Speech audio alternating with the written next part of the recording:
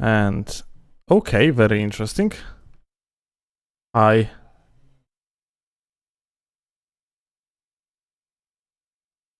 For whatever reason, my microphone wasn't working like at all. I don't know why. Hi.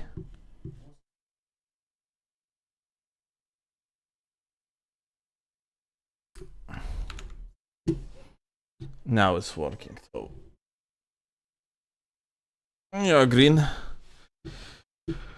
Who we have here actually?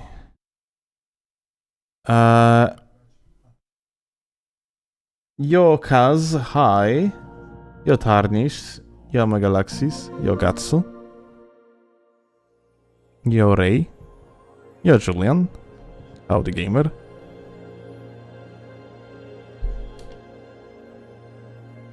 Does YouTube have lower bitrate on purpose? Well, how to tell you that? YouTube has much higher bitrate, actually. I don't know if that's matter of technology, if the Twitch live stream looks better, but overall, way more power is being poured into YouTube rather. Boże, co takie małe literki? Jakie małe literki? A, nie, ja zawsze zoomuję później. But yeah. Like, YouTube is always super grainy when I watch streams on YouTube. Maybe I'm gonna look into the optimization ways of how like to optimize the live stream on YouTube, because yeah, YouTube stream looks bad compared to Twitch. I wonder if it looks bad all the time or just getting better over time. But yeah, when it comes to like the settings on its own, then YouTube settings are much better.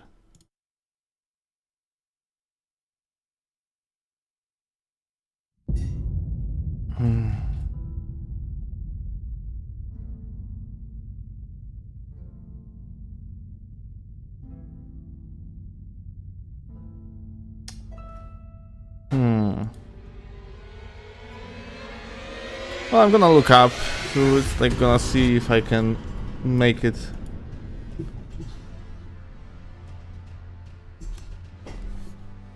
Look overall better. We're gonna see.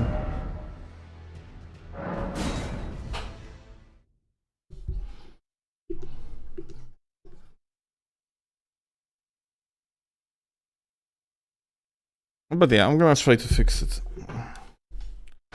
Technically though, I used to stream on YouTube on like 30,000 kilobits per second of bitrate, but I lowered it to 12,000 because of, well, sometimes the streams started like choking, yeah.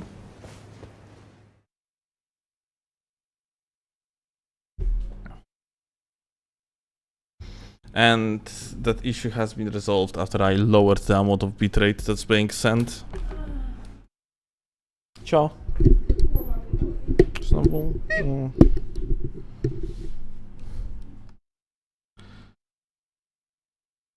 But yeah. Well, as I said, if YouTube stream looks worse than Twitch stream, maybe I will try to start streaming in 1440p. Because technically, like, different codec is being used for 1440p. Okay, what we have here?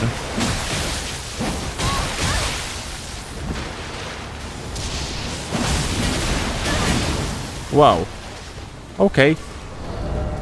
Okay. I already tell you that I gotta have to go with a little bit different approach in this invasion.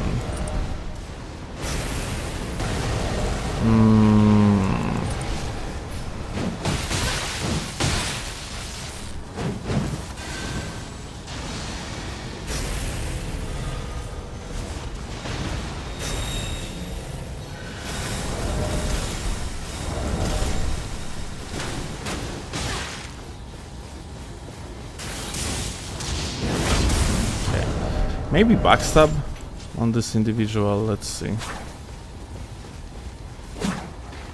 And 3, 2... Nah. Well, the plan was good, but the guy just stopped running.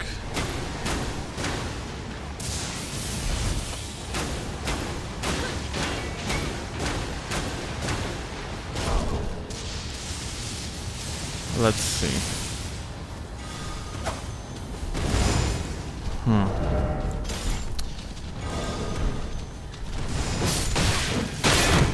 Alright. Oh, I'm not gonna kill him with it. Or I will. Okay, we're good. I just like, yeah, I clicked the R1 instead of like swapping. Oh. Okay. Instead of swapping to the dagger. Thankfully it was enough. The gamer didn't have 60 vigor, it would appear so.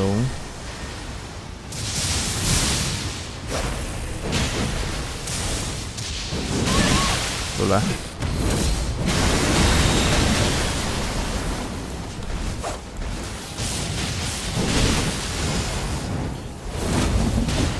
Wow, that actually has way better tracking than I thought. Lol.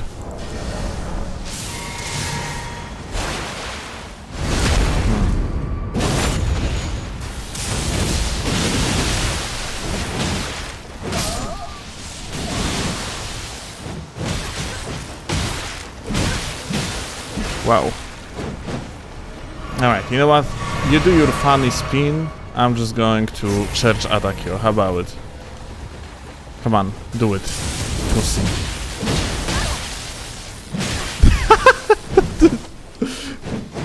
They're fucking unhinged. Why does... Okay, I don't know what to tell you. This is ridiculous.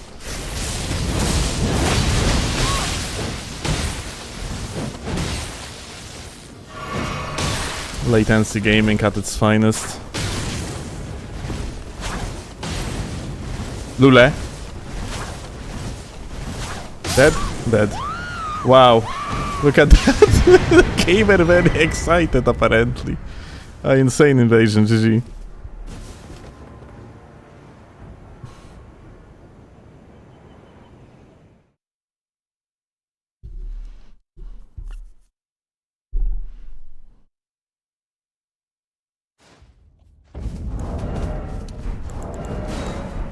Dziękuję, kochanie.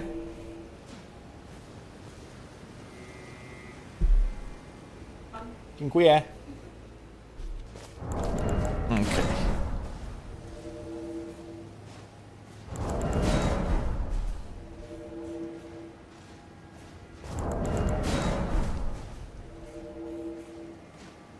When you duel Woodman T guy, so I think we are going to duel the gamer once he's going to reach 1,000 days at the very least. Like, you know, that's the problem. There is a gamer in our YouTube comment section that's actually counting up days of for how long he's actually requesting a duel. And he's currently at 160 day, I think. And yeah, this guy generally, like... It's not like he's asking every single day. But... When he does, then he notes like that he's asking for X amount of days. And he's currently on day 160. It's very impressive dedication. And the problem is, if I am going to just give him the duel, then he's not going to be asking anymore.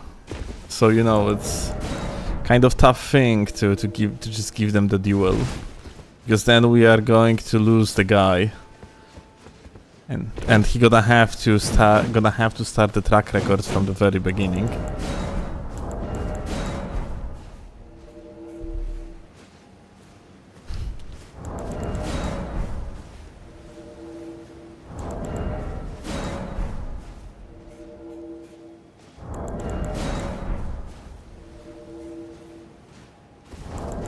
Won't the game be dead in 1,000 days? I don't think so, frankly.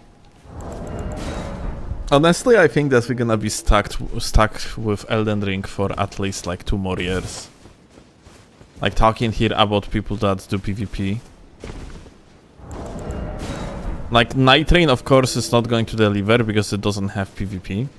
Duskblood is essentially, well, Duskblood must be a masterpiece. Otherwise, anything else, anything below being the masterpiece, and the game just simply not going to live up to the hype. Oh well, what hype in the first place? People are not hyped about it at all.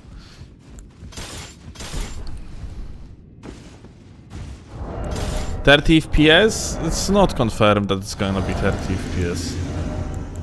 Digital Foundry just analyzed the trailer, yeah?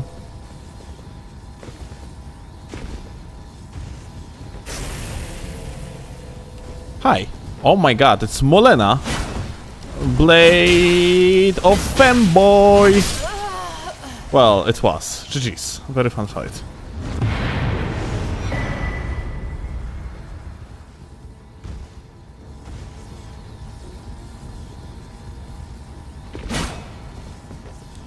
Switch exclusive ruins it for me. It kind of ruins it for me as well. That's why I'm saying it's either going to be a masterpiece or it's going to flop within like 2 weeks, yeah?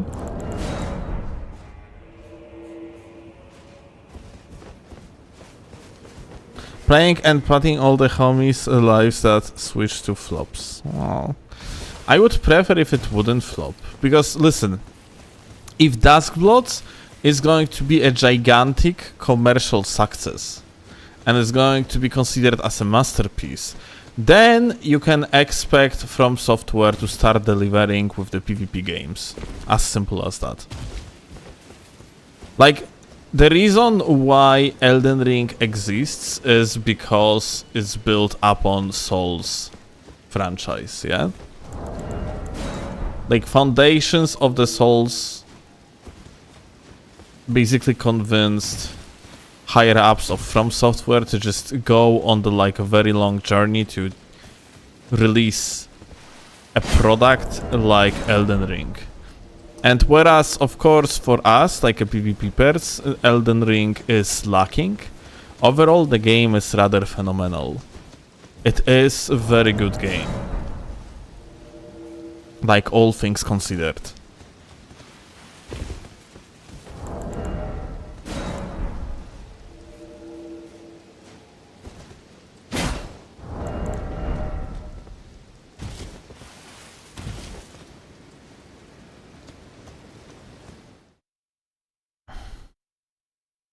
What do you prefer, PS5 to PC Elden Ring gaming? Dude, I prefer PC to PS5.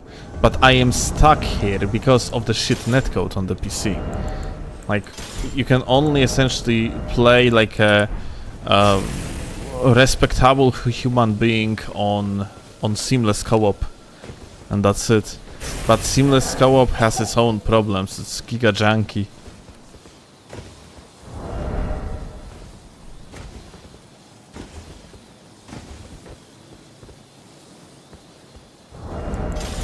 Hey, look.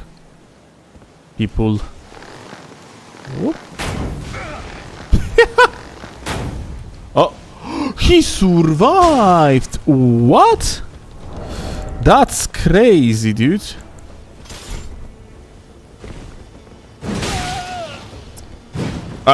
He just...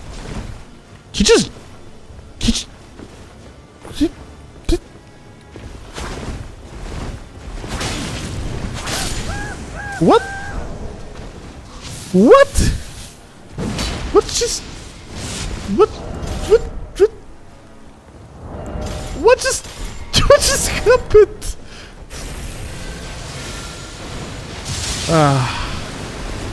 Oh.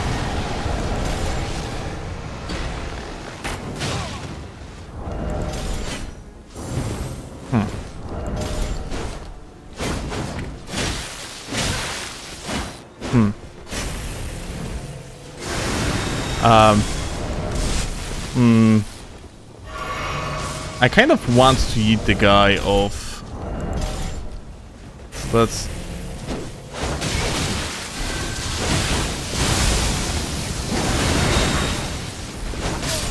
all right. Oh.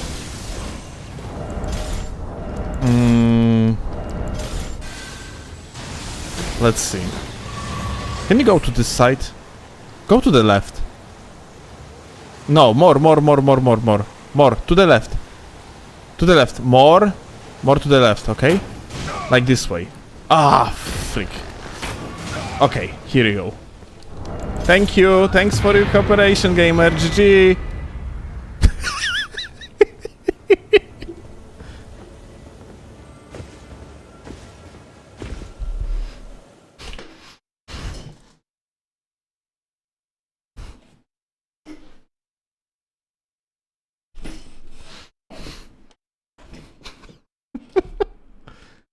Dude, what can I say? I can control the mind of average PvEer. Let's go.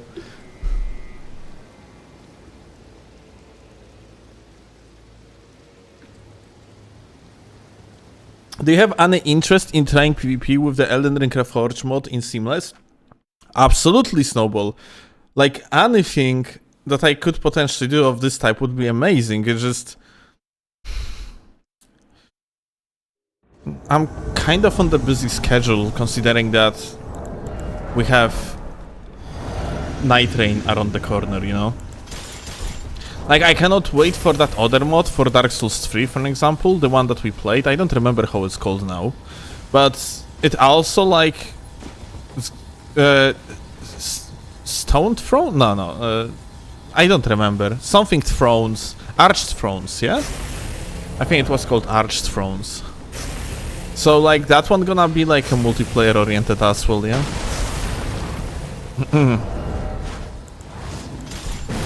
Hi.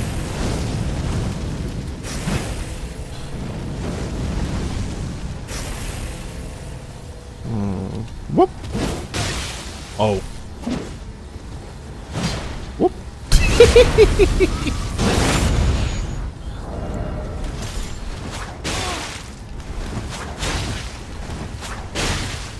Please die, thanks. Jesus, that lag though, insane.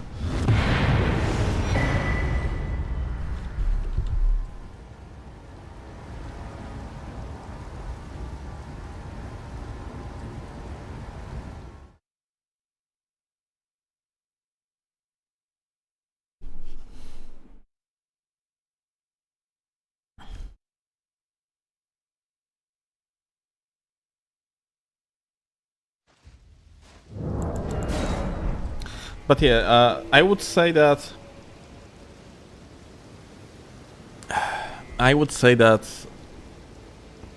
any deviation from the norm would be really appreciated. I would love to do some PvP in like unique mods and shit.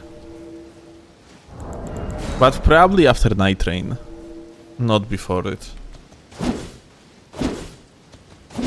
Like right now, I want to mentally prepare for becoming the PvEer.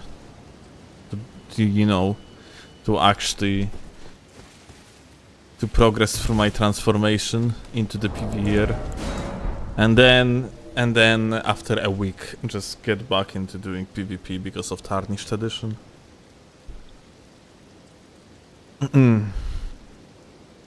I am very interested in Night Rain, but I frankly, like from the content creation perspective, I am more interested in Tarnished Edition. Although it's probably not going to bring anything special.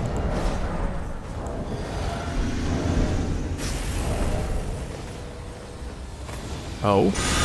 Hi gamers.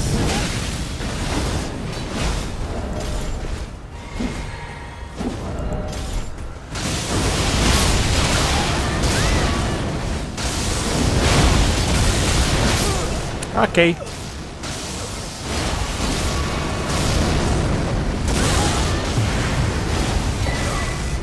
Well, good fight.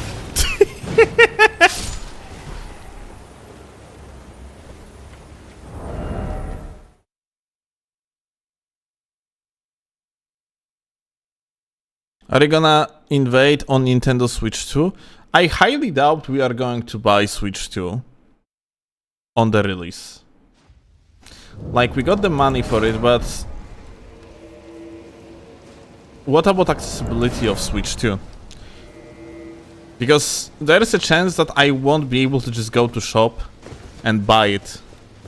Because there's probably gonna be shortage of the consoles, yeah? And so, like, and also, not gonna lie, I would prefer to buy Switch 2 when there is going to be a Pro controller available. Because I really don't want to play on these fucking Joy-Cons. Like, it looks so fucking ass.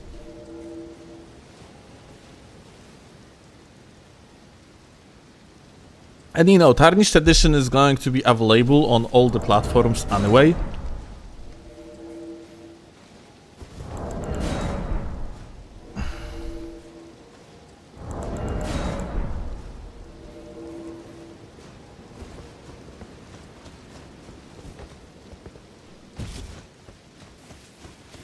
Unless they are going to troll all of us and Tarnished Edition is going to be time-gated on other platforms.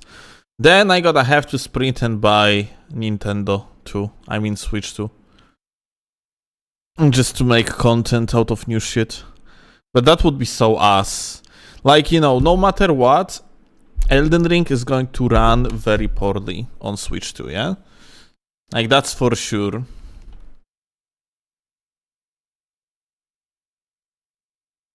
It's probably going to be like, you know, like, I assume Switch 2 is going to be like... Okay, wait. Let me actually kill them.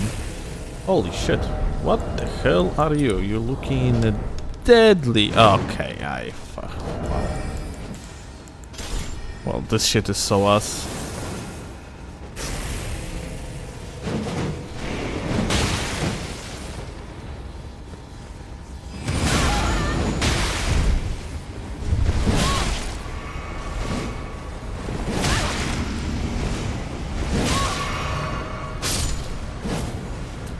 Interesting.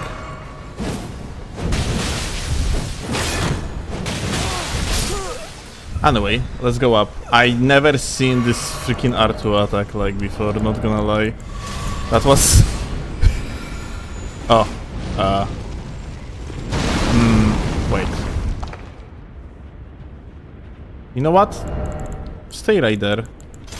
Like, you embarrassed yourself already enough, okay? We are going to do it like that.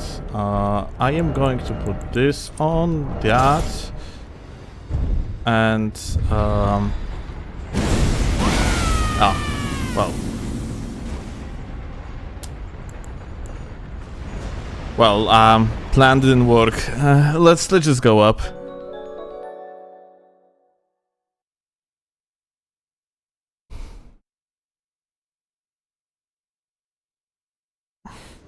Yeah, Joker. Hi. So, like, let me kill this guy first. How about it? What's up? Is he like trolling, or am I crazy? Actually, not sure. I wonder if the other guy is coming. He's not. He's just standing up there. So you.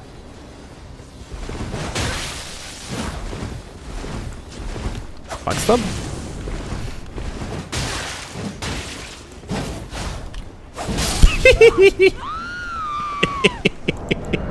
Dude, today's invasions are so ridiculous. What the fuck? Okay. Hi.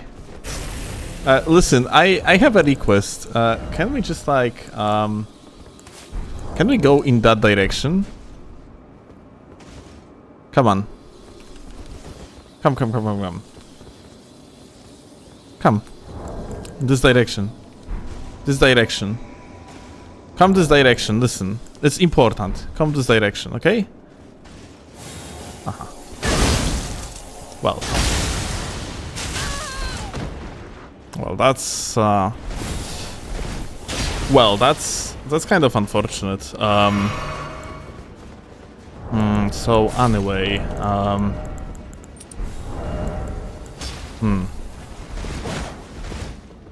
let's keep on luring this guy.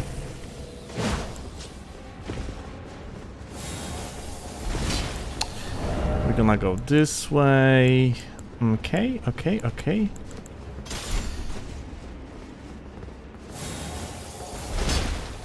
Let's go here.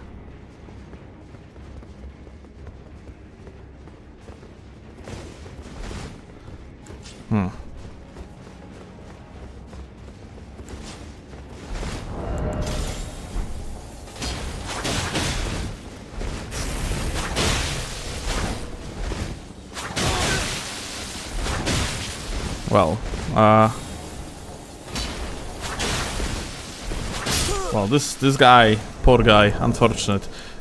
So anyway, let's go this way, okay? Let's go this way. Come on. Hey, guy, hello, this way. He doesn't want to come. So like,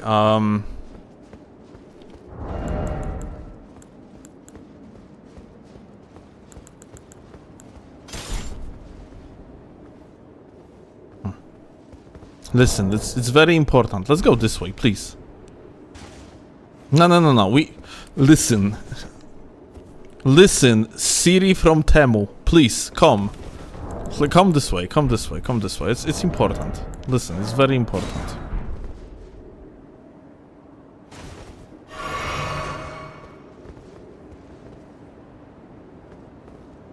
Come on. Oh, blue. Okay, anyway.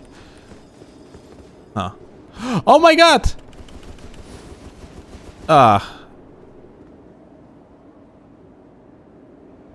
Unfortunate. I knew this gamer. Well, anyway.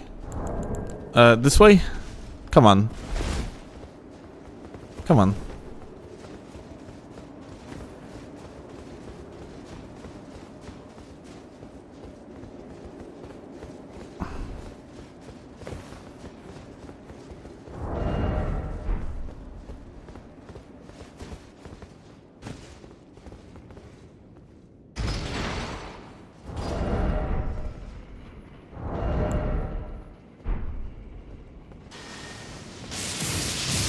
Why he keep on summoning the same guy? Oh, it's actually hit.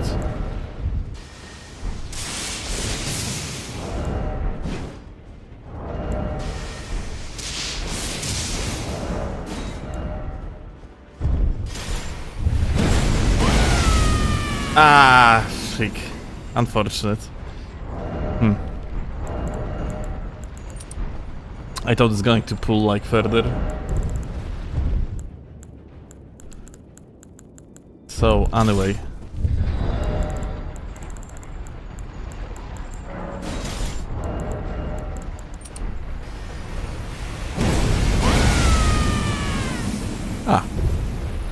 Okay. So I see it like that. This guy is gonna try to do funny auto gaming. So I'm just going to kill him when he's going to try to do so. I think it makes sense. Like, trade. Oh, what the fuck?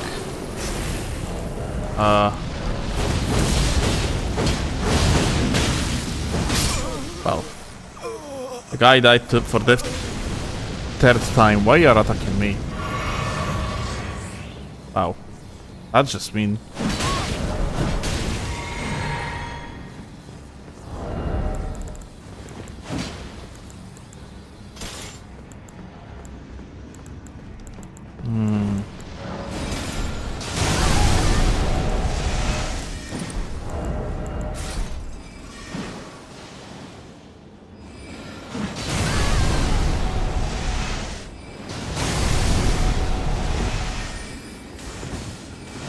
Come on, gamer, lure that host to me. Lure that host to me.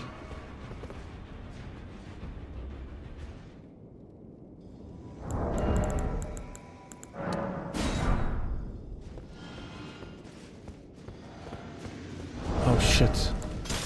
Teammate needs our help. Oh, I just killed the red.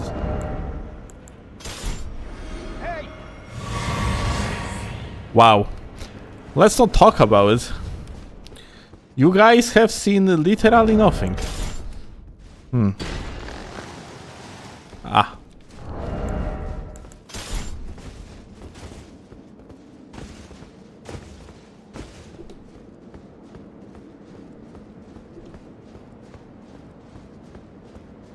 So, hi, would you mind to come with me? This way? Come on. Coming?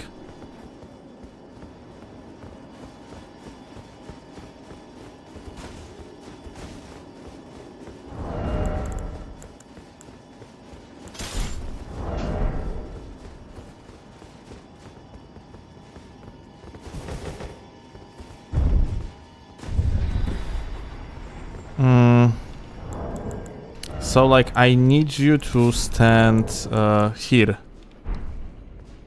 No? Hello. My mind control skills do not work this time.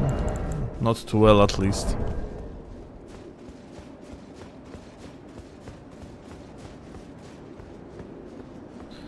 So, like...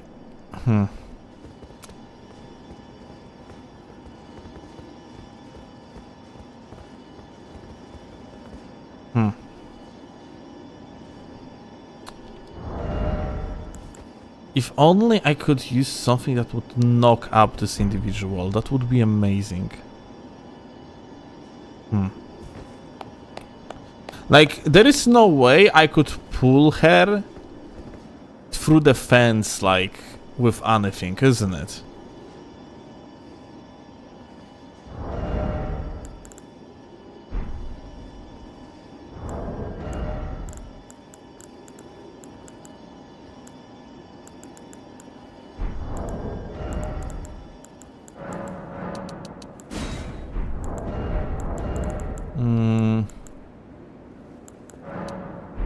Hefty furnace spots are the one that knocks up, isn't it?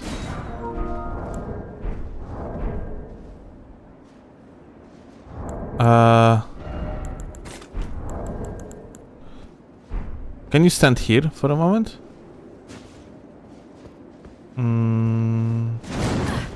This way.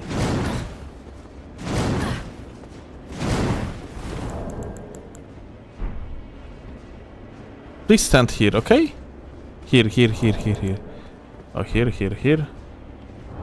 Okay. So, like, I want to see something.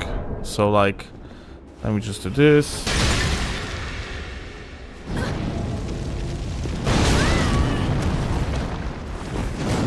Fuck. Well, close enough, I would say. Oh, hi!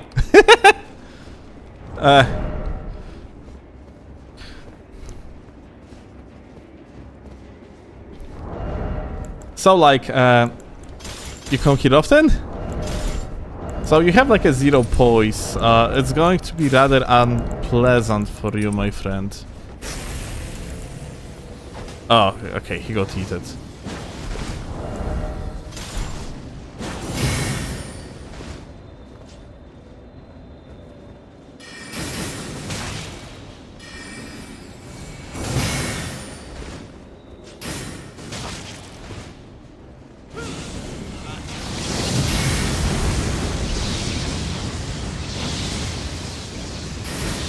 Oh, my god. I didn't mean to.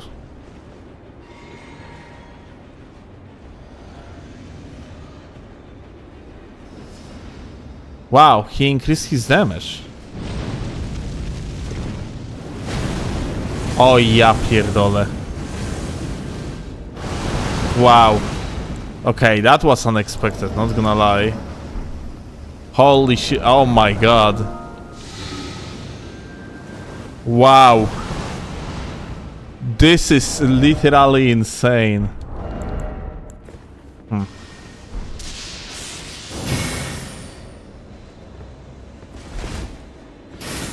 Oh.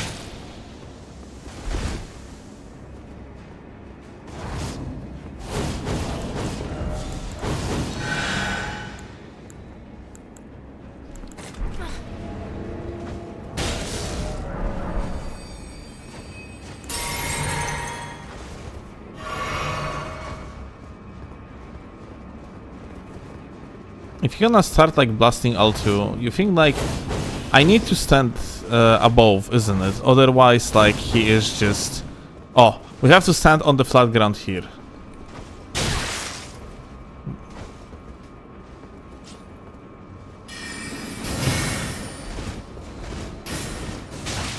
Poor guy. He's still got roll cut.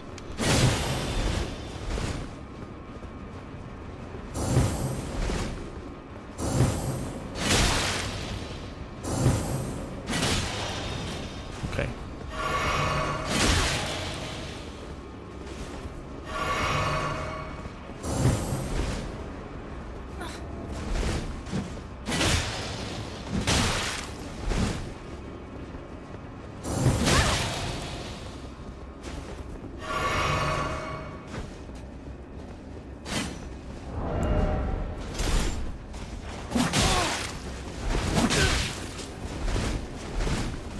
Do the fun.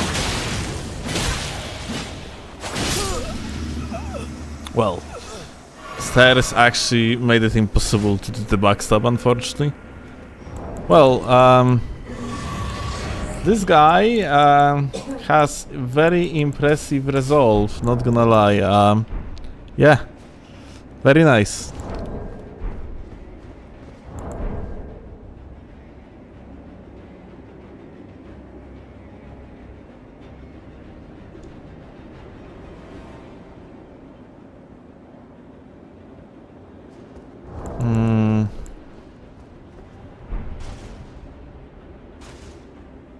Do the funny.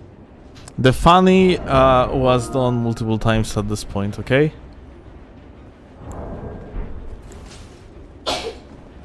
Na zdrowie, kochanie.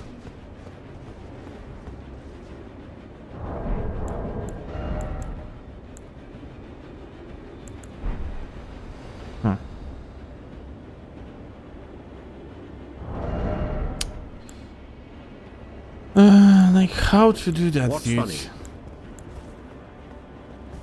Crazy funny. Why there is like no freaking ping sound again?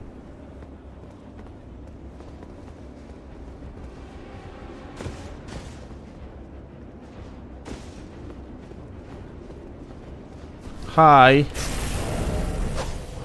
So like, I'm actually curious about latency. Oh, whoa, whoa, whoa, whoa, whoa. We are dealing here with absolute gamer.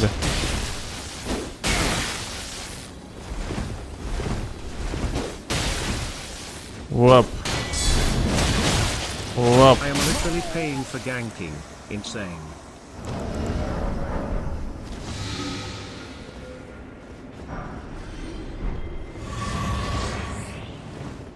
That was beautiful. Absolutely beautiful indeed.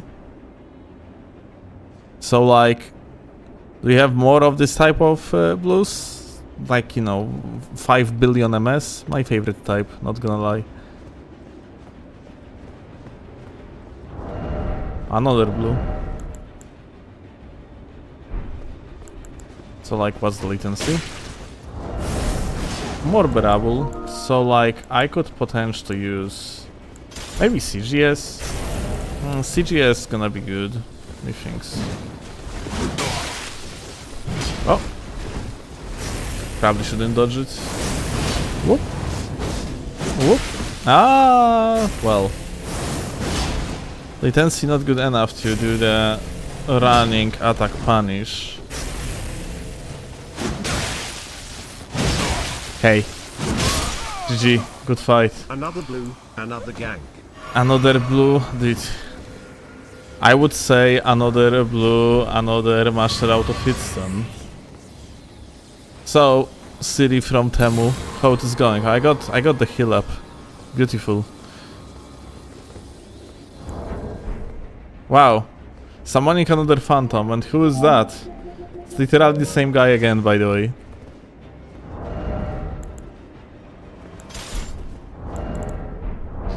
I just realized it's the host that sends these messages, apparently. Ah. So like...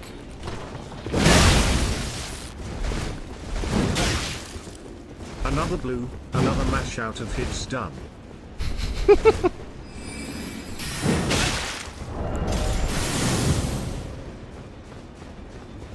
So like... We're planning to do what? I think we just can kill him with this. Like that.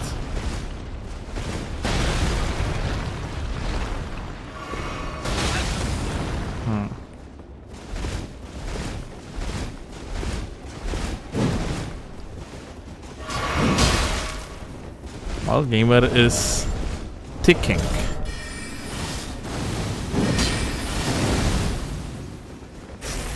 Oh. Oh.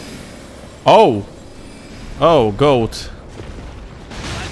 So,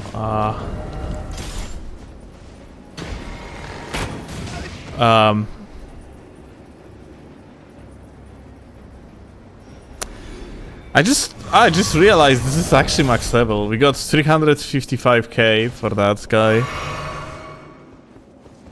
So, I'm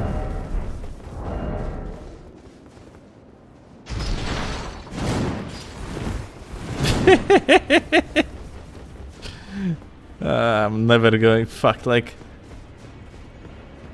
He solos Mantis man. Truly.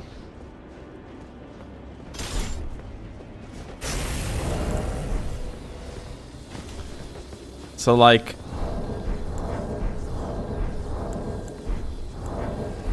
Wait a second, I need to craft myself funny pots. Furnace pot's going to be actually better here, methinks. Is he typing to me? He might be typing to me. Okay, that's our chance.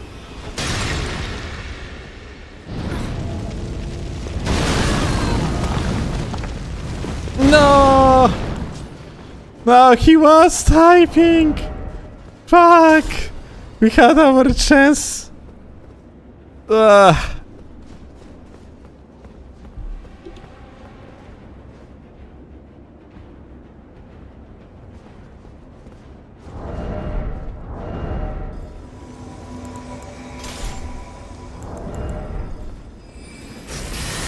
Wow. This gamer is Mudge. Moonveil. Whoa. Whoa. Whoop. Whoop. Whoop. GG. Very fun fight.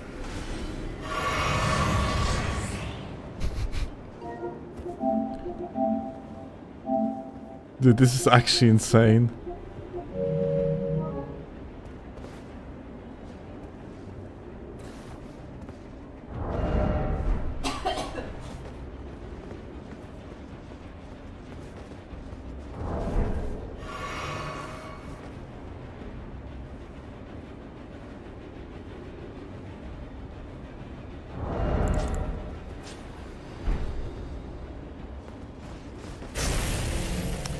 I think I will surrender at this point. Let's fight.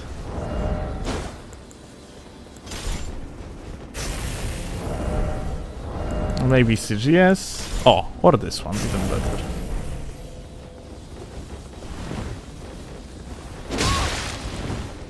Look at that. So here is a problem. Okay, now there is no more problem. Essentially in this game, it's much better to be on the low ground than the high ground. Because being on the high ground makes it so like that thrusting attacks usually going to miss.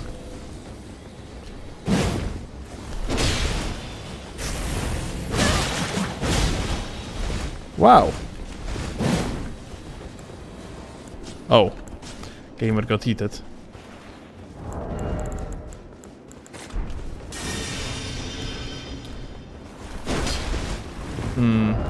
But with this lad, I think the best thing that we can do potentially is just to put him on the clock with the poison.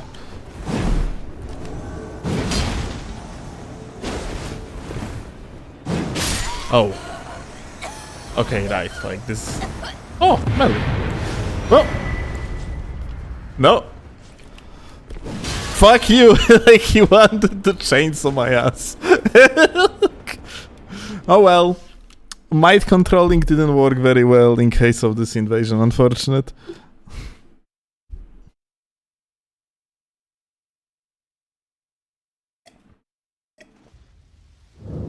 Oh my god.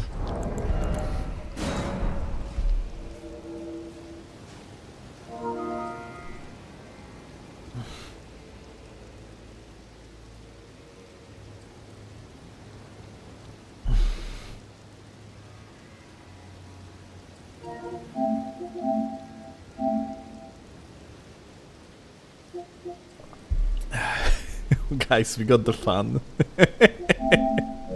Insane, GG.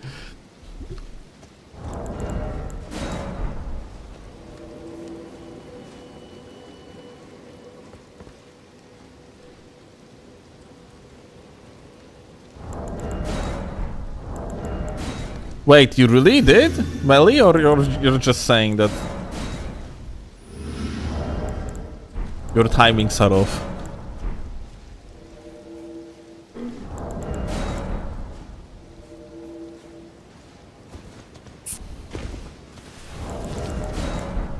Because if you really broke your wrist, then that's fucking dog shit, dude. Broke it for real? Fuck.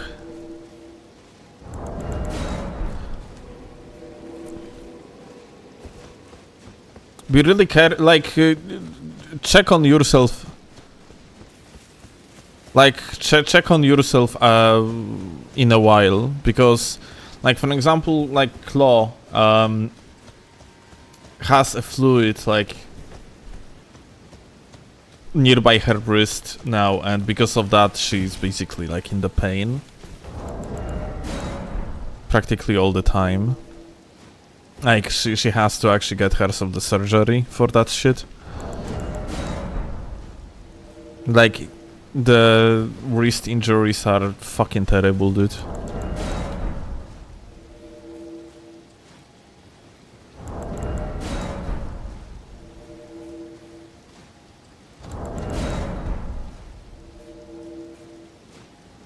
What you think about offhand dry leaf?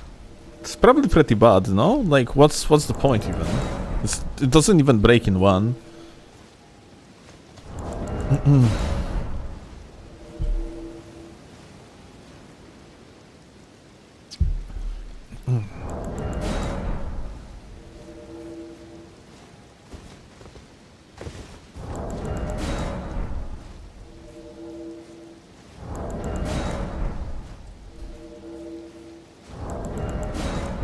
We need more visionary gankers, preferably Jeanine.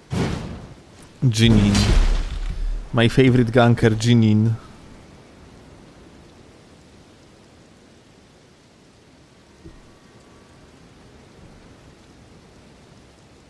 But anyway, Joker, thank you a lot for... Wait.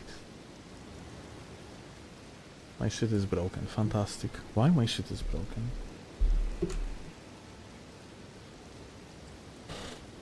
What the fuck?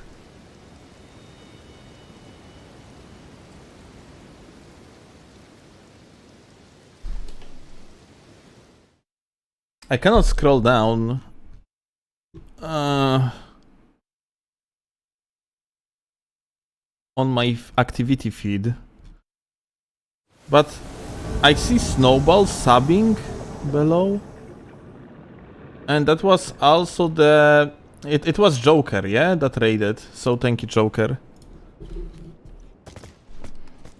But my feed is completely overtaken by Scooby and his super chats.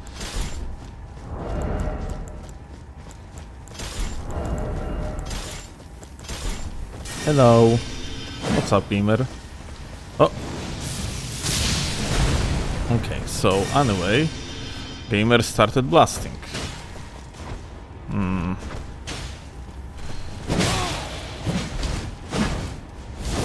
Oh.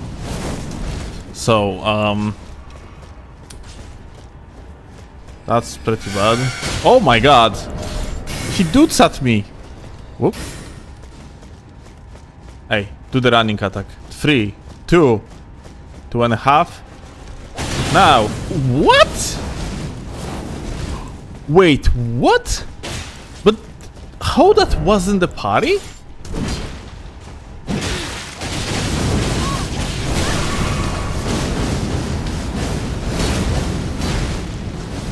Anyway, well, I am kinda surprised. So, it's gonna be one of these cases when I just gotta have to click endure and hope for the best. Well, maybe not exactly hope for the best, but we definitely need to click endure.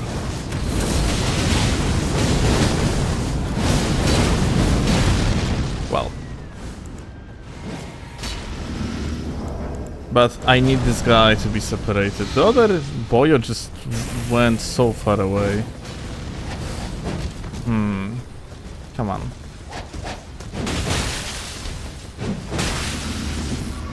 Come on. How the fuck I missed?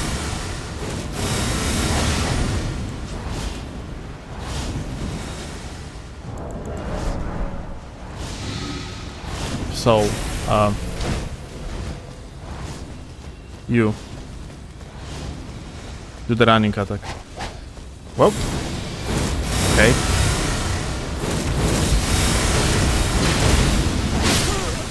Well, oh, you. I thought like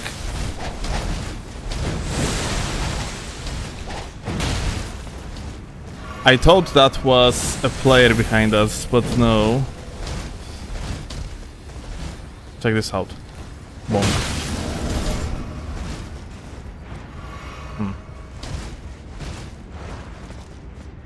I have expected the guy to mash all 2 out of hit stun.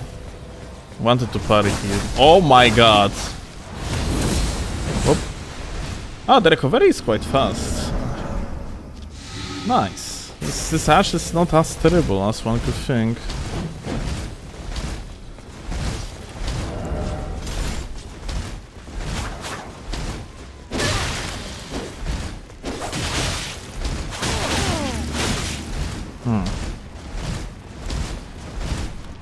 Well, good rolls. Anyway, the host went to resummon, methinks.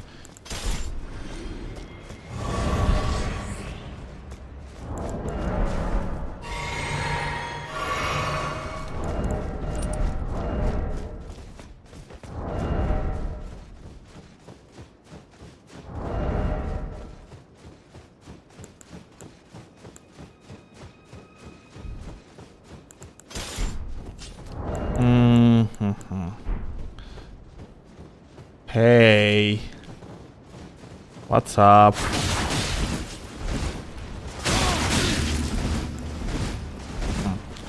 Well, I could kill him, but I much rather would wait for the blue. I'm actually very curious what type of blue we are going to have. Like, today's invasions are very special.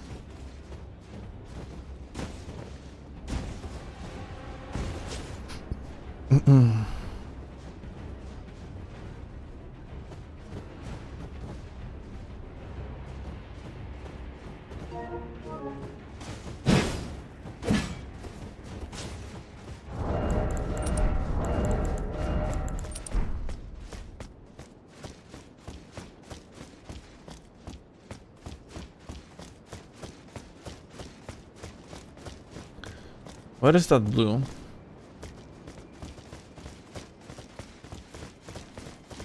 Hey. Lead me to your blue friend. As a host, can you see blues on the radar? I actually am not sure on the compass, that is.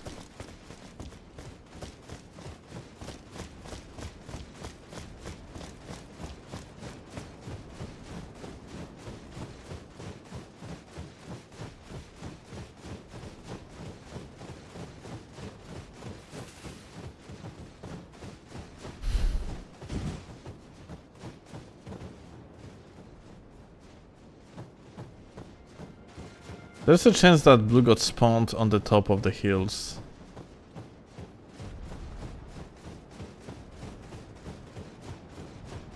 Yes, you can. Why is this guy running around like a headless chicken then? We got another hunter, but they are nowhere in sight. Which makes me believe that they are all spawned probably on the top of the hill.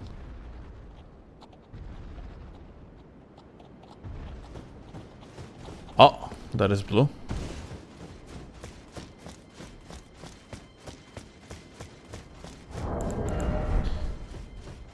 Look, there is blue. The gamer was running like a headless chicken, but now he is interested in fighting, it seems like. Whoop. Aha. Aha.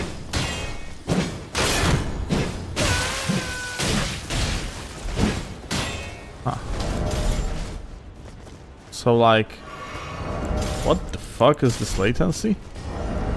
I'm actually quite curious about one thing. Can I break the guy's posture? Or like shield with just one RKR?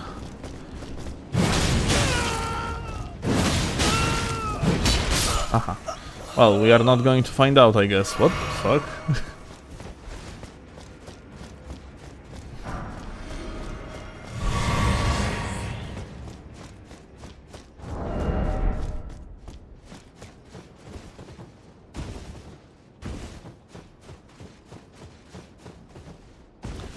R1 spam out of hit stun against gags. Well, you know the gamer was the GOAT after all, isn't it? Like, it was quite obvious. So... oh my god. Another one. Well, I'm sorry, I didn't know. I am dealing... like, now we are building up the confidence of the guy. Now he knows that he just has to click Alt out of hit stun, and that's about it. So we are just going to parry him. That's the plan. Look. But like, oh wait, there is actually a player here.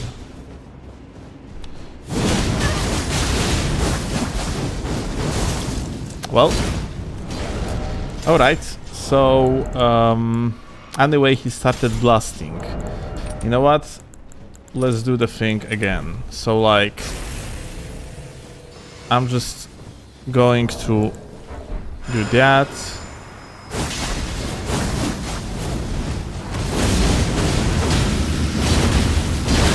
Oh.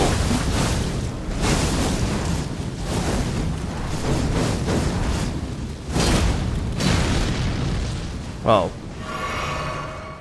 unfortunately, it seems like we cannot one-shot this guy. Like, the fully charged attack didn't really do much here. Interesting. And it was also, like, kind of double boosted, no?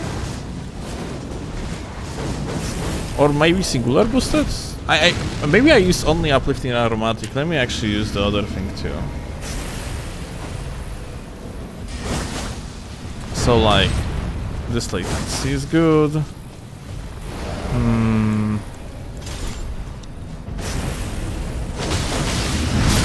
Oh, okay. I mean, well, wombo combo. Happy feet.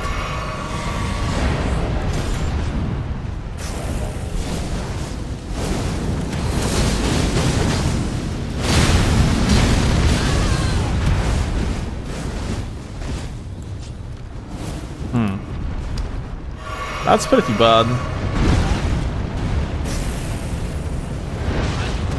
Do you think, like, the mob's just going to kill them? I might be pretty safe here. Oh.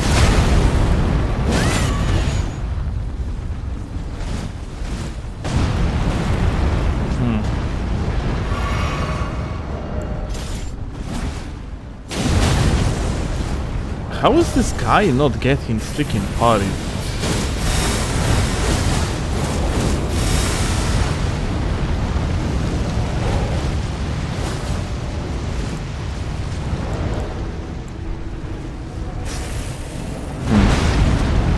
I think he's going to die. Oh my god.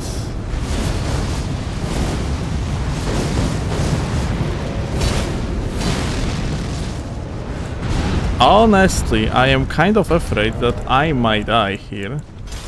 So like... Let me just refuel real quick. Let's knock them up.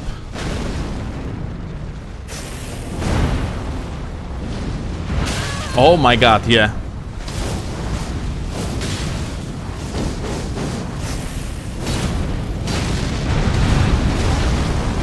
Bleh.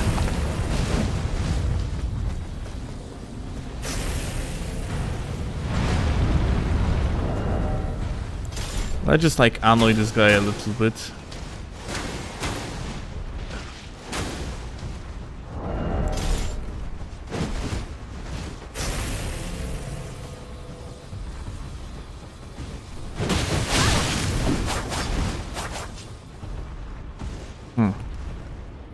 Come on, friends, protect me. But honestly, it's kind of dangerous what's going on here. I'm just gonna kill him with things. And this one too. Yeah, it's... I was out of healings and stuff, so... Probably not worth of risking to die.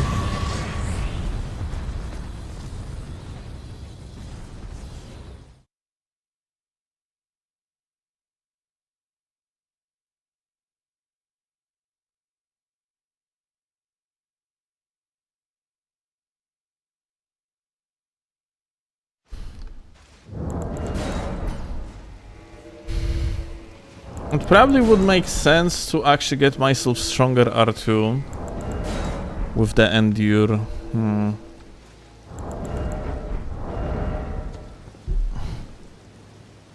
Like the Starfists. Maybe if I would add the... How much damage the charge attack talisman actually gives to the charge attacks? You're chilling, thank you a lot, gamer. For the prime. Kasia.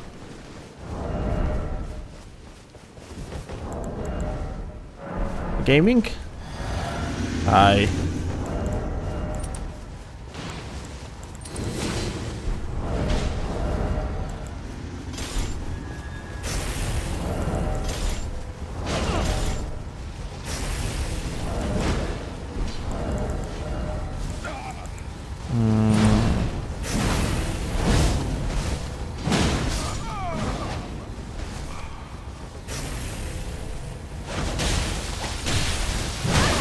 Oh. What? That's crazy. Holy shit.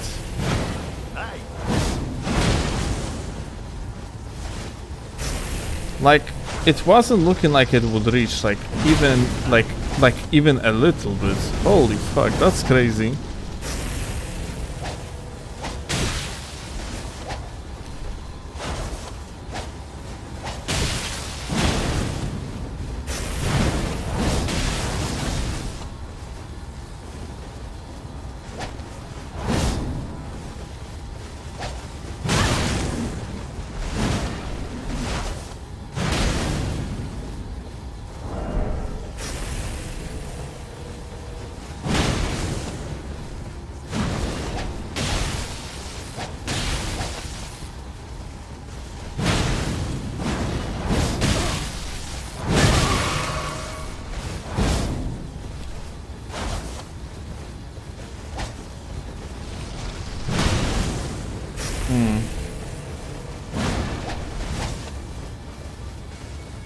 Well, it's kind of unfortunate. It's just because of these hyper armors. I think like the best we can do is just to use something else at this point.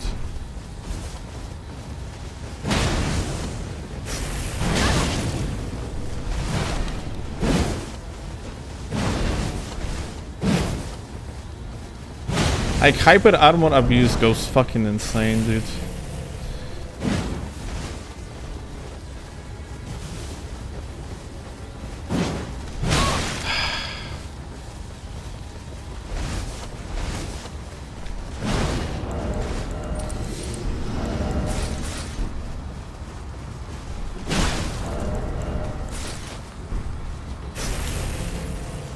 It's just like high latency gaming over here, unfortunately.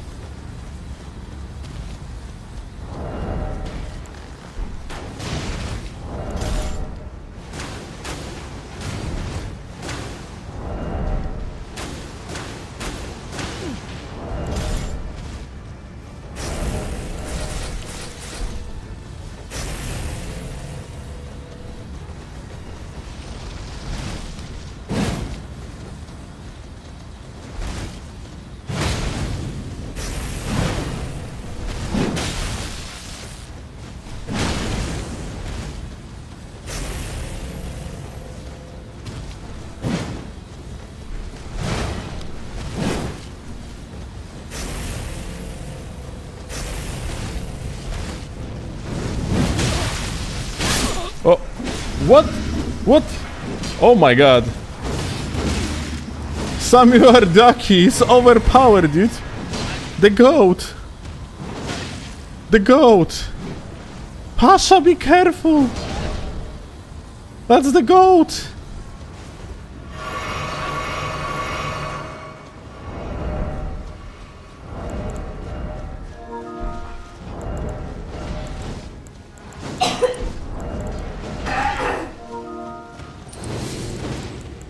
GG Alpha.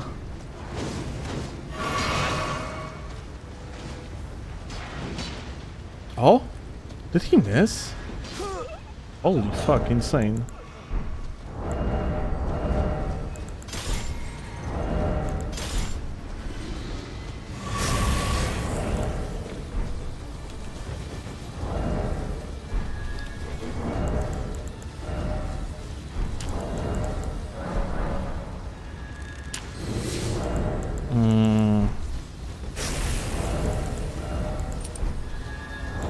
No, we need this actually.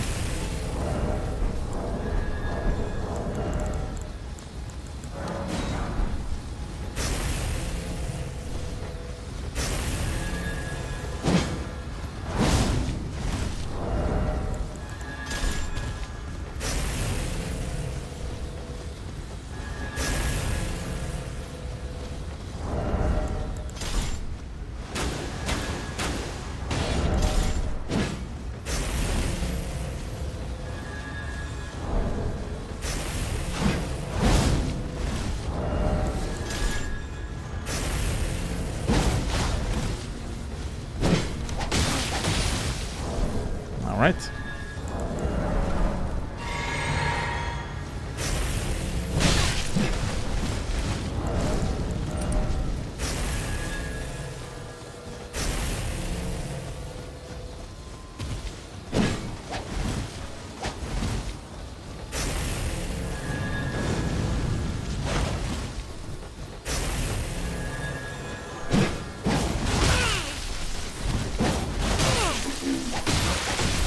All right, that works.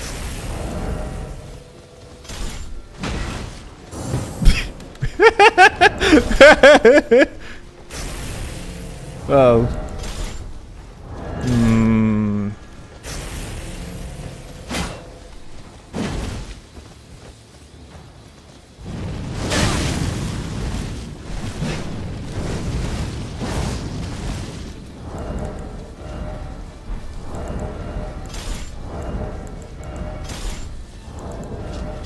Oh, I know what we're gonna do.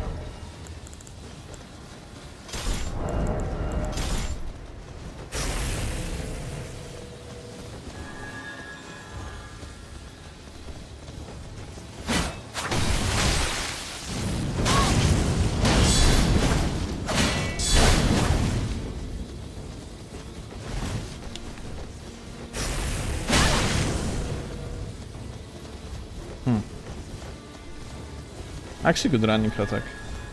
I need to...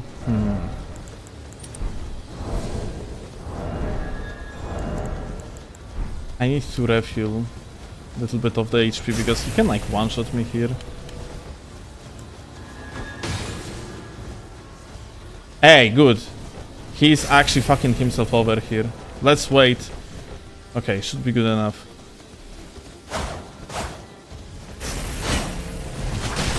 Here we go. Oh, what? Oh, that wasn't a kill.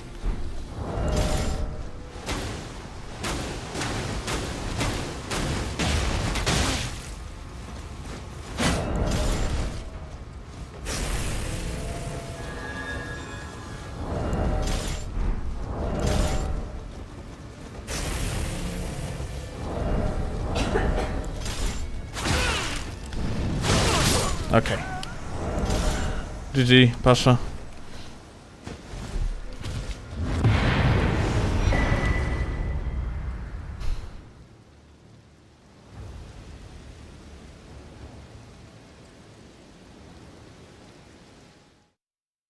No, Pasha, yeah.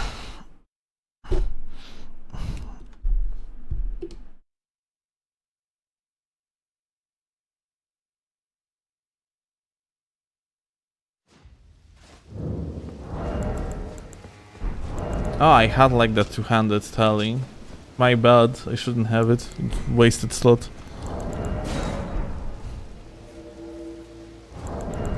You play on the PC rarely, but yeah, I do, of course. You just player on the content creator player.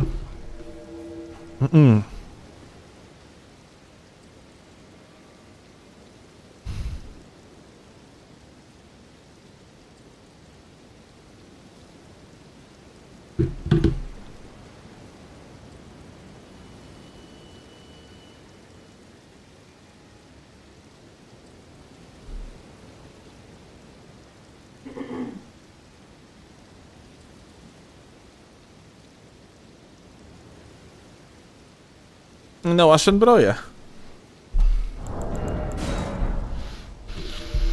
Ashen Bro used to do some video stream and so on, like even at the release of Elden Ring. I remember him from the times when I was doing, for example, ladder. I'm pretty sure we fought on the ladder, or at least I have seen him like posting on Elden Ring Discord, PvP Discord.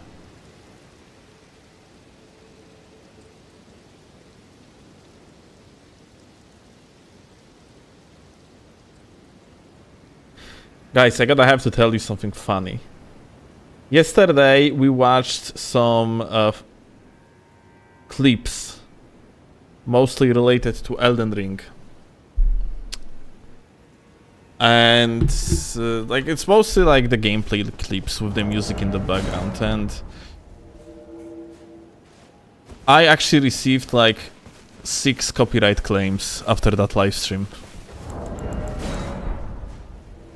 Pretty cool, huh?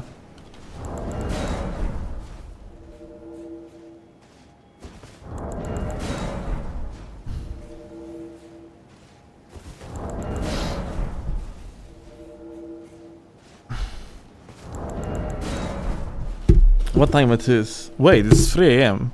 I need to message.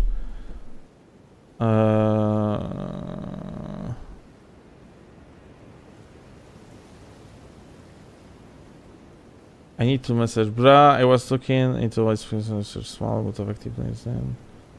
Oh. Why? Also. Where? Fuck.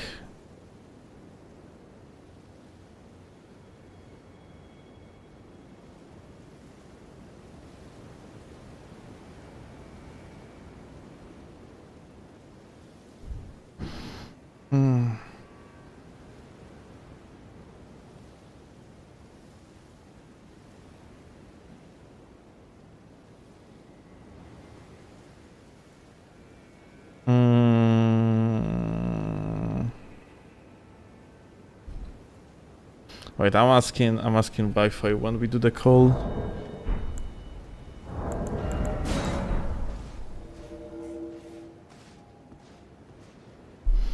Well, I guess we are doing it now.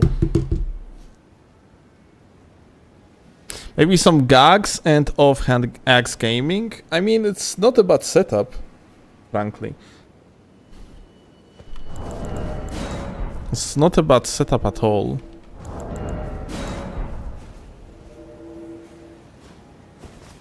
Did you ban the annoying people in chat? It's so peaceful now. I banned one person that I am like annoyed that I had to ban. Like there was a regular called Megan, and she literally said that she doesn't care if I'm gonna actually get demonetized or not. When I asked that, guys, please stop doing the thing. Yeah, Megan got banned. I perma-banned Megan. Like, I basically asked on the live stream, guys, like, you know, I have seen what the fuck you are doing on the YouTube chat, and it cannot be like that. You know, you cannot have, like, people in the YouTube chat being like, hey, please fuck me in the ass. Do it right now. Haha, funny joke. Sexual context on the live stream, because it's literally going to ban me later afterwards, or like they're gonna demonetize me like in the videos afterwards, yeah? So I explained that it cannot be like that, yeah? Like if you guys gonna be doing this type of fucking humor, then well, it's better if you're gonna be doing that, let's say on Discord, yeah, when there is no restrictions of such, yeah?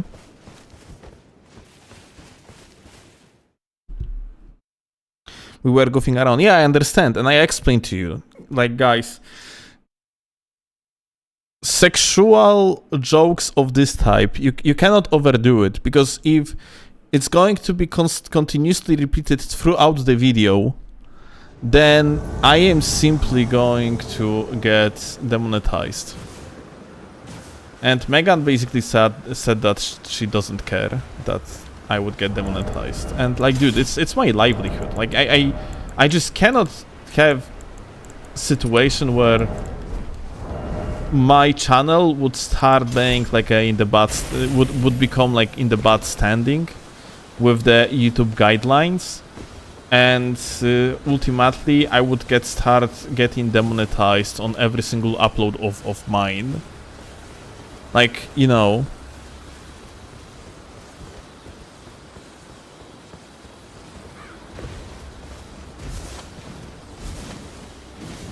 I'm sorry you had to do it. It kind of pisses me off, frankly, because like I kind of expect, you know, from regulars that are just chilling in the chat to not be as retarded as regular fucking moron that just comes in here out of absolutely nowhere, yeah?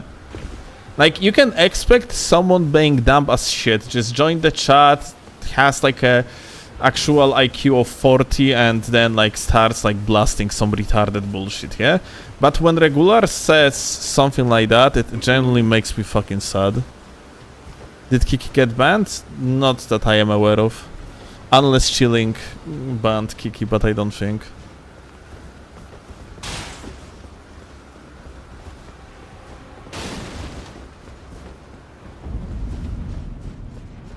Like, you know, it's not only a matter of money, yeah?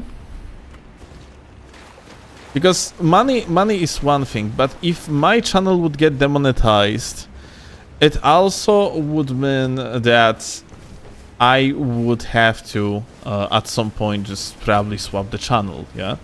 Because demonetized channels not getting promoted, lack of the promotions means lack of the new viewers, lack of the new viewers means channel dies.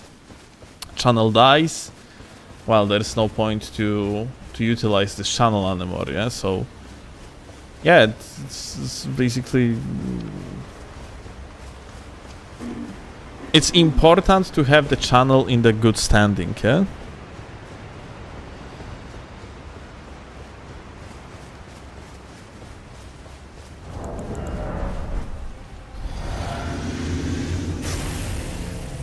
And I also ask, like, it's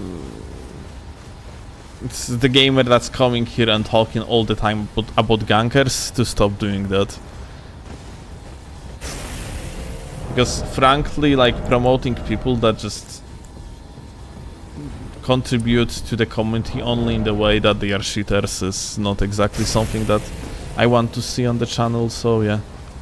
I guess these two things made a difference.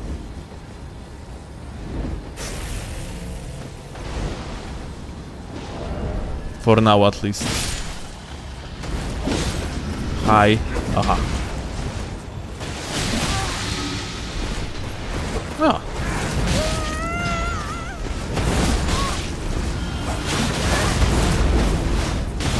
Okay. So, it's gonna be one of these.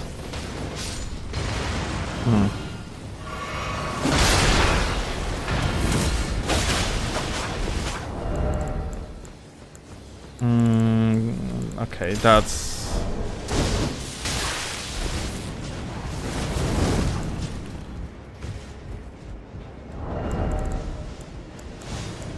definitely a work for a different type of tool.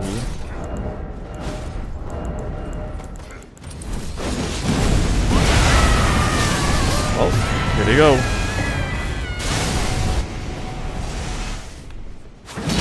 That worked. Insane.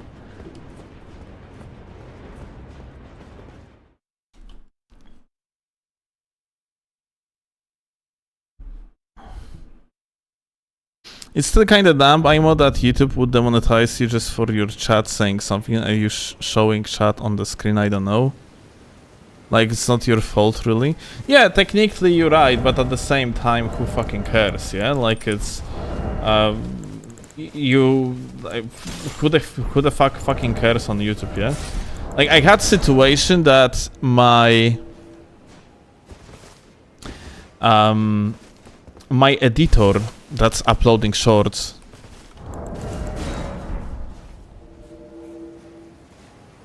she uploaded shorts that YouTube was considering as inappropriate for advertisers. And she, like, uploaded the short once. YouTube said, no, this short bad, and she actually filled up...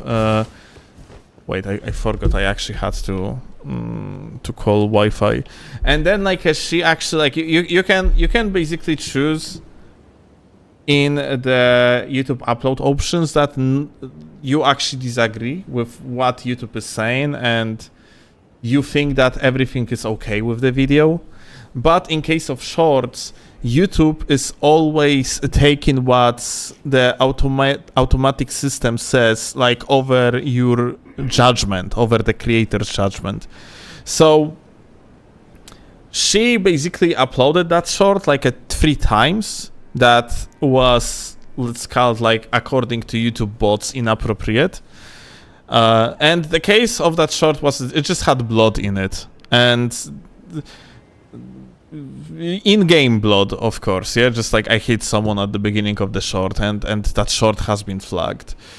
And unfortunately, because of that, I can actually show you it. YouTube from now on believes that my channel is not trustworthy when it comes to self-judgment. Like, check this out.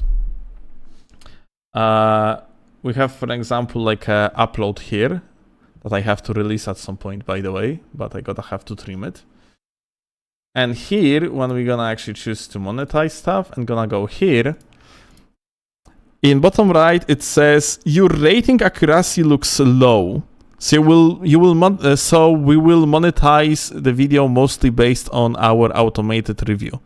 If you're gonna click on it, it says that in the last 90 days, YouTube rated 3 of your videos as limited ads. You gave none of these videos the same rating. And then, because of that, like, these videos are not even there. Those were like shorts that were not even published. But because of that, for the period of 90 days, I actually in case if YouTube is going to judge particular upload as inappropriate, then I am not going to have any saying against it. The video is going to be automatically demonetized, or it's going to have limited reach. Like, you know, you see like these green dollars, yeah? I don't have limited ads practically anywhere, yeah? Like maybe on the singular videos. If I would start having like demonetized videos, it would actually hit the wallet, which, and like I cannot let myself to have like poorly standing channel, because I am not fucking XQC or any other big name in the field that has like a shit tons of money. I'm just a regular guy that makes quite okay money, but nothing extraordinary out of what I'm doing, and yeah. And that's about it, yeah. Loss in the income from YouTube, for an example, would cause a big issue for me, yeah? As simple as that.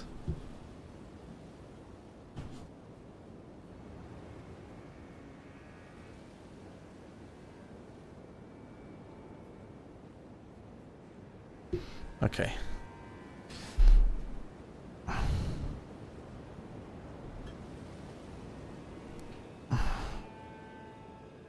Hey. Yo.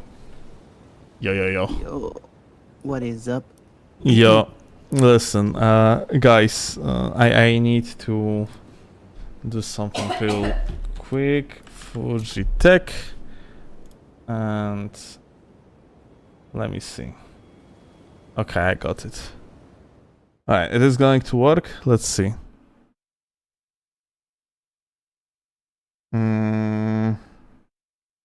Okay, waifu say something. Something. Nice. It does work. Cool. Let's go. Okay. Let's go. Alright. That's our VTuber models. Let's go. You reached a new low. Yeah, I am VTuber now. PNG tuber, that is. GIF-tuber, if you think about it. Gift-tuber will be more accurate. Yeah. Yes.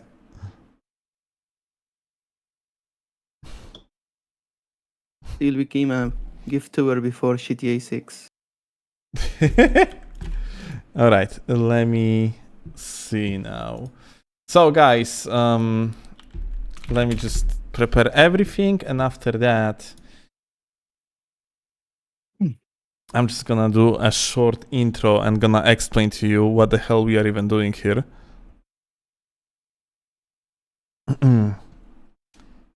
Alright.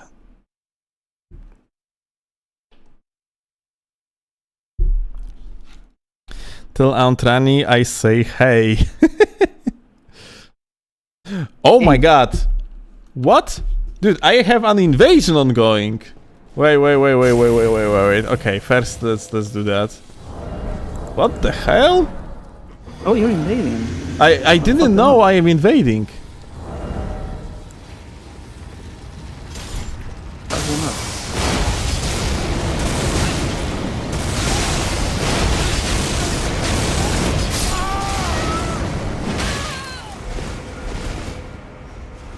Well.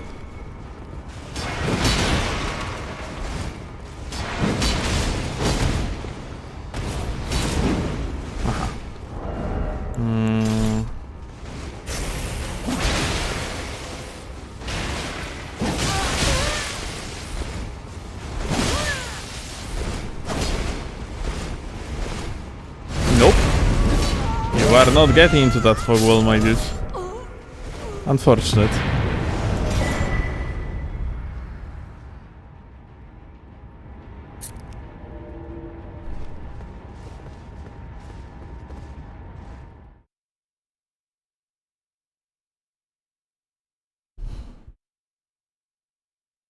Alright.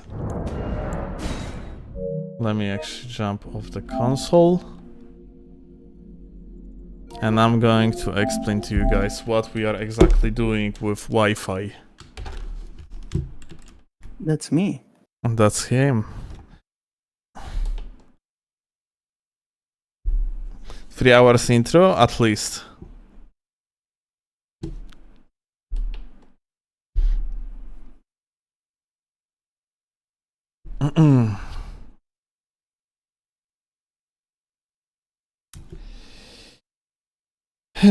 Okay, here we go.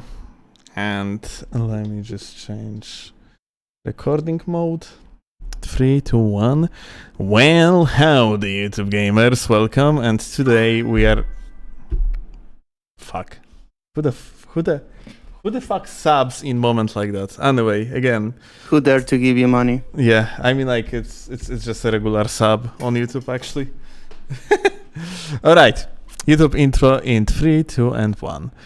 Well, howdy, YouTube gamers, welcome. And today we are watching a beautiful channel of an individual that is known as Least God, or at least that's what we see in his description. I actually want to watch this particular video, ranking the worst Elden Ring weapons in every category, and I have Wi-Fi with me. Yeah, that's him. Yeah, so like we got Wi-Fi. We're gonna watch this video. A big disclaimer because people probably gonna be upset, or Rusty's fans might be upset. We are going to take it little bit more seriously than we probably should. But yeah, we're just going to judge the video and that's about it. And maybe we're gonna talk a little bit about overall the idea of tier lists and rankings of this type after we are going to finish watching the video. Maybe you should say why we are tackling this particular video. And then tell us. I don't know. I don't even remember, frankly. So you can tell us. You don't remember. Yeah, I don't remember. Well, here's the thing. This video came to me unrecommended, and I clicked to see what he thought the worst weapons were. And I saw in the YouTube bar, since it's split into chapters, that one of the chapters was the Qatar, which was really weird to me because he's saying that this video is supposed to be the worst weapons of each category, right? Of each weapon class, if I'm not mistaken. I think I'm not mistaken. Mm-hmm. So he says the Qatar is the worst. Okay, why? That's fair. You think the Qatar is the worst. Fair enough. Let's see why. So I click the chapter to see what he has to say, and he says nothing. I'm not being hyperbole. Not literally nothing. There's words coming out of his mouth. But he says nothing. The only thing he says is that the Qatar was nerfed. He doesn't say which nerfs, at which point, what the changes were, nor why is it bad now. He just says Qatar is bad. Okay. Some people wait a second. Say that... Wait. Give me a second. I need to bring the chat in because it turns out that there is no chat. Okay. Let me actually do that. Let me see. Okay. Here is the chat. Okay. We got the chat. Okay, you can continue. Okay, so some people say that the point of a Rusty video is not really the information he conveys, but the way he conveys it, or the humor, or the jokes. And maybe I'm boring. Maybe I am a boring person, but I genuinely do not know what the joke was supposed to be if that was the case. If he really thinks the Qatar is the worst and he wanted to convey that, I don't think he did a good job at it because I left out not understanding why the Qatar is supposed to be the worst. So, and I read some of the comments and it seems that some of his other choices were a bit controversial as well. So that's what we're going to do today. Okay, so yeah, make long story short, we are going to take this video overly seriously. We're gonna be tryharding reacting, and going to judge this entire list as if it would be the most defining thing in the world. and we either going to agree or disagree. Well, No, I don't think that's the best way to like put it. Like what we are going to do is try to not dismiss his opinion based on nothing or based on he doesn't play like us, so it doesn't matter. We are going to try to listen to what he says and see if he actually makes sense or not. Not from a disrespectful point of view nor anything. We're just really trying what to see you mean what not he's actually- disrespectful? Oh, come on. You ruined the fun. Yeah, we are not going to be disrespectful. That's Bueno, lo true. podemos putear si querés. What? What that's supposed to be? You will never know. Like, chat. What did he say? Spanish people, I need you. I'm here for disrespect. You see, you ruined the fun. You don't want to Okay. know. It's fucking disgusting. Everyone against me. Okay, so Okay. I guess we jump into it. Yeah. You Oh, are- yeah. are you I'm going to stream it for you. Okay. Okay. And all right. Do you see the video? Yes. As a matter of fact, I do. Oh. Wait a second. My gift, like, after I actually. Oh, interesting. My gift started lagging. Yes, I saw it. The stream started lagging, actually. It says that YouTube stream died. Oh, now it's back with super low quality. Yeah, period. Um, Okay, so I think there's a. you go- look, you- I think there's we- a page. That I think. Wait, I think there's a YouTube page called YouTube Watch Party or something like that. We can use that if Mm, Discord is fucking up. Okay, This is the work of Rusty. He doesn't want us to review his video. that's interesting though. So it seems like. Holy shit, dude! I'm still have like the encounter and okay, I think it's good now, but yeah, like Yeah, I think now it's fine. opening two streams, like opening the stream for you, like fucked everything up big time. All right, Want me to share it? you can either share it and then we can watch it from your perspective, or we can use like a website, actually. As you want. I think there's a website called YouTube Watch Party or something like that. YouTube watch.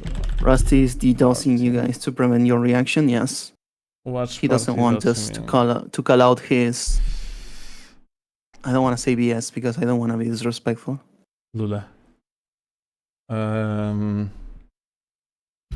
All right, I think I actually got it. Let me just provide you with the link, kind of off stream. Okay. So, All right. So, a link for you. How do you send the link here? Invite friends. Copy. Okay. Okay, let's see. I'm opening. It's open. Okay. Can you click the play? And I want to see if it's going to work. Okay. so I'm a little. Oh, and now you can close. Okay, fantastic. All right, we can actually. So scroll it back to the beginning. Okay. I'm trying. Wait, can I go back 10 seconds? Yeah, there we go. I think. scared. Well, it's not working, but it's fine. Oh, there we go. 0 seconds. Okay. All right. Good podcast. And we can start with things. All right. Let's go. Let's do it. Okay, you control it from now on. Okay. I do?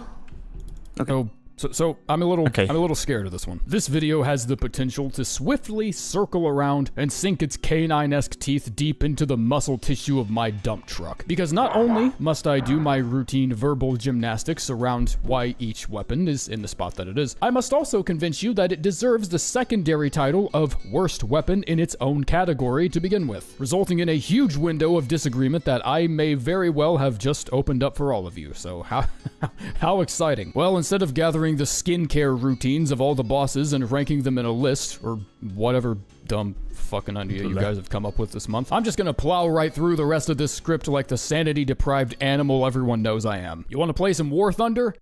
No. Ah, sure you do, you miserable fuck.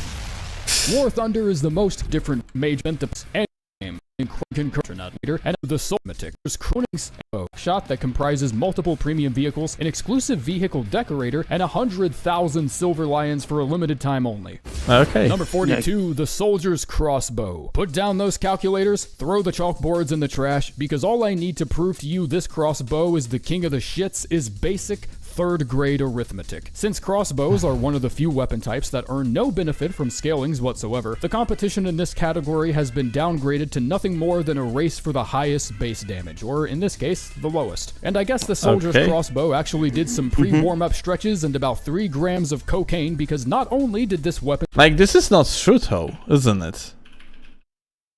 I'm not familiar with crossbows. Like, I mean... It's not true at all. Like you might have a supportive crossbow, at least like from the perspective of the PvP, and like I'm not sure if that works the same in the PvE. It might not, but like if you actually gonna look at the crossbows, overall, then. Okay. Let me look them up. It's not only about the damage on its own, it's also about the utility that it can provide. Like pull a crossbow, for an example, can allow you to actually sleep people down, and then like you can execute, let's say like for example Gag's combo, in the PvE. I'm not sure if you can use like pull a similarly, but I assume you probably can. Like, but his wait, I'm trying to think about something he said at the beginning. So he's not only ranking the worst in each category, he's also placing them as which one is worst to use between the worst weapons ranked. Like first he said, okay, these are all the weapons that are the worst in each category, and then he ranked them from worst to best. Is that what he's doing? I think that's what he's doing. As far as I just understand that according to this guy, like this weapon is just among the worst. It's just that like I don't understand the premise, because he basically I believe the premise is that not only he's saying that that the soldier crossbow is the worst of the crossbow category, he's also saying that it's the worst of this list of bad weapons. Okay, all right. I just continue. It doesn't matter though, because like there is nothing interesting about this crossbow anyway in this particular case. And sweep the entire race, but it's also one of the only crossbows that requires actual farming to get a hold of. Farming what, you may ask? Only some of the dullest, most monotonous replaceables you could possibly shove a sword into. Soldiers.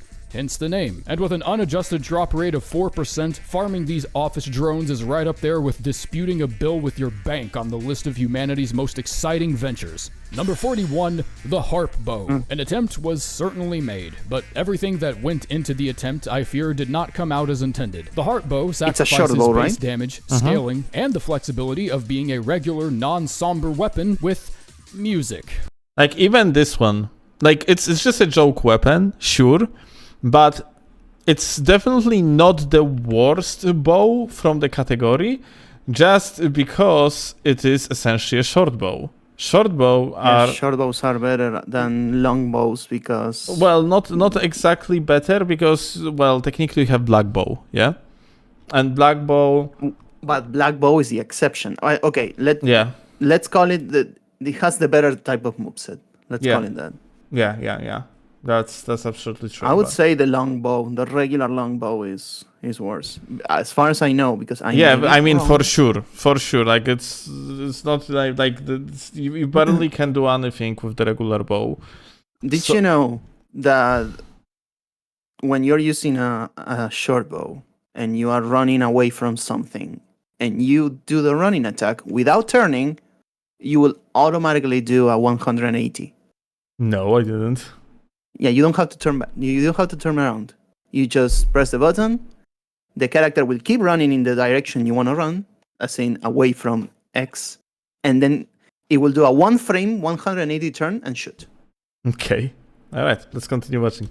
And it's not even entertaining music to listen to, like it's just a random strum of something vaguely resembling a basic chord that fires off in tandem with the arrow. A gimmick that I'm assuming is supposed to be fun and quirky, but honestly incites immeasurable malice and frustration. Yeah, the But okay, so like What? he basically, I understand now. So he separated the bows and light bows in the separated how that's called lists, because this is how it's considered.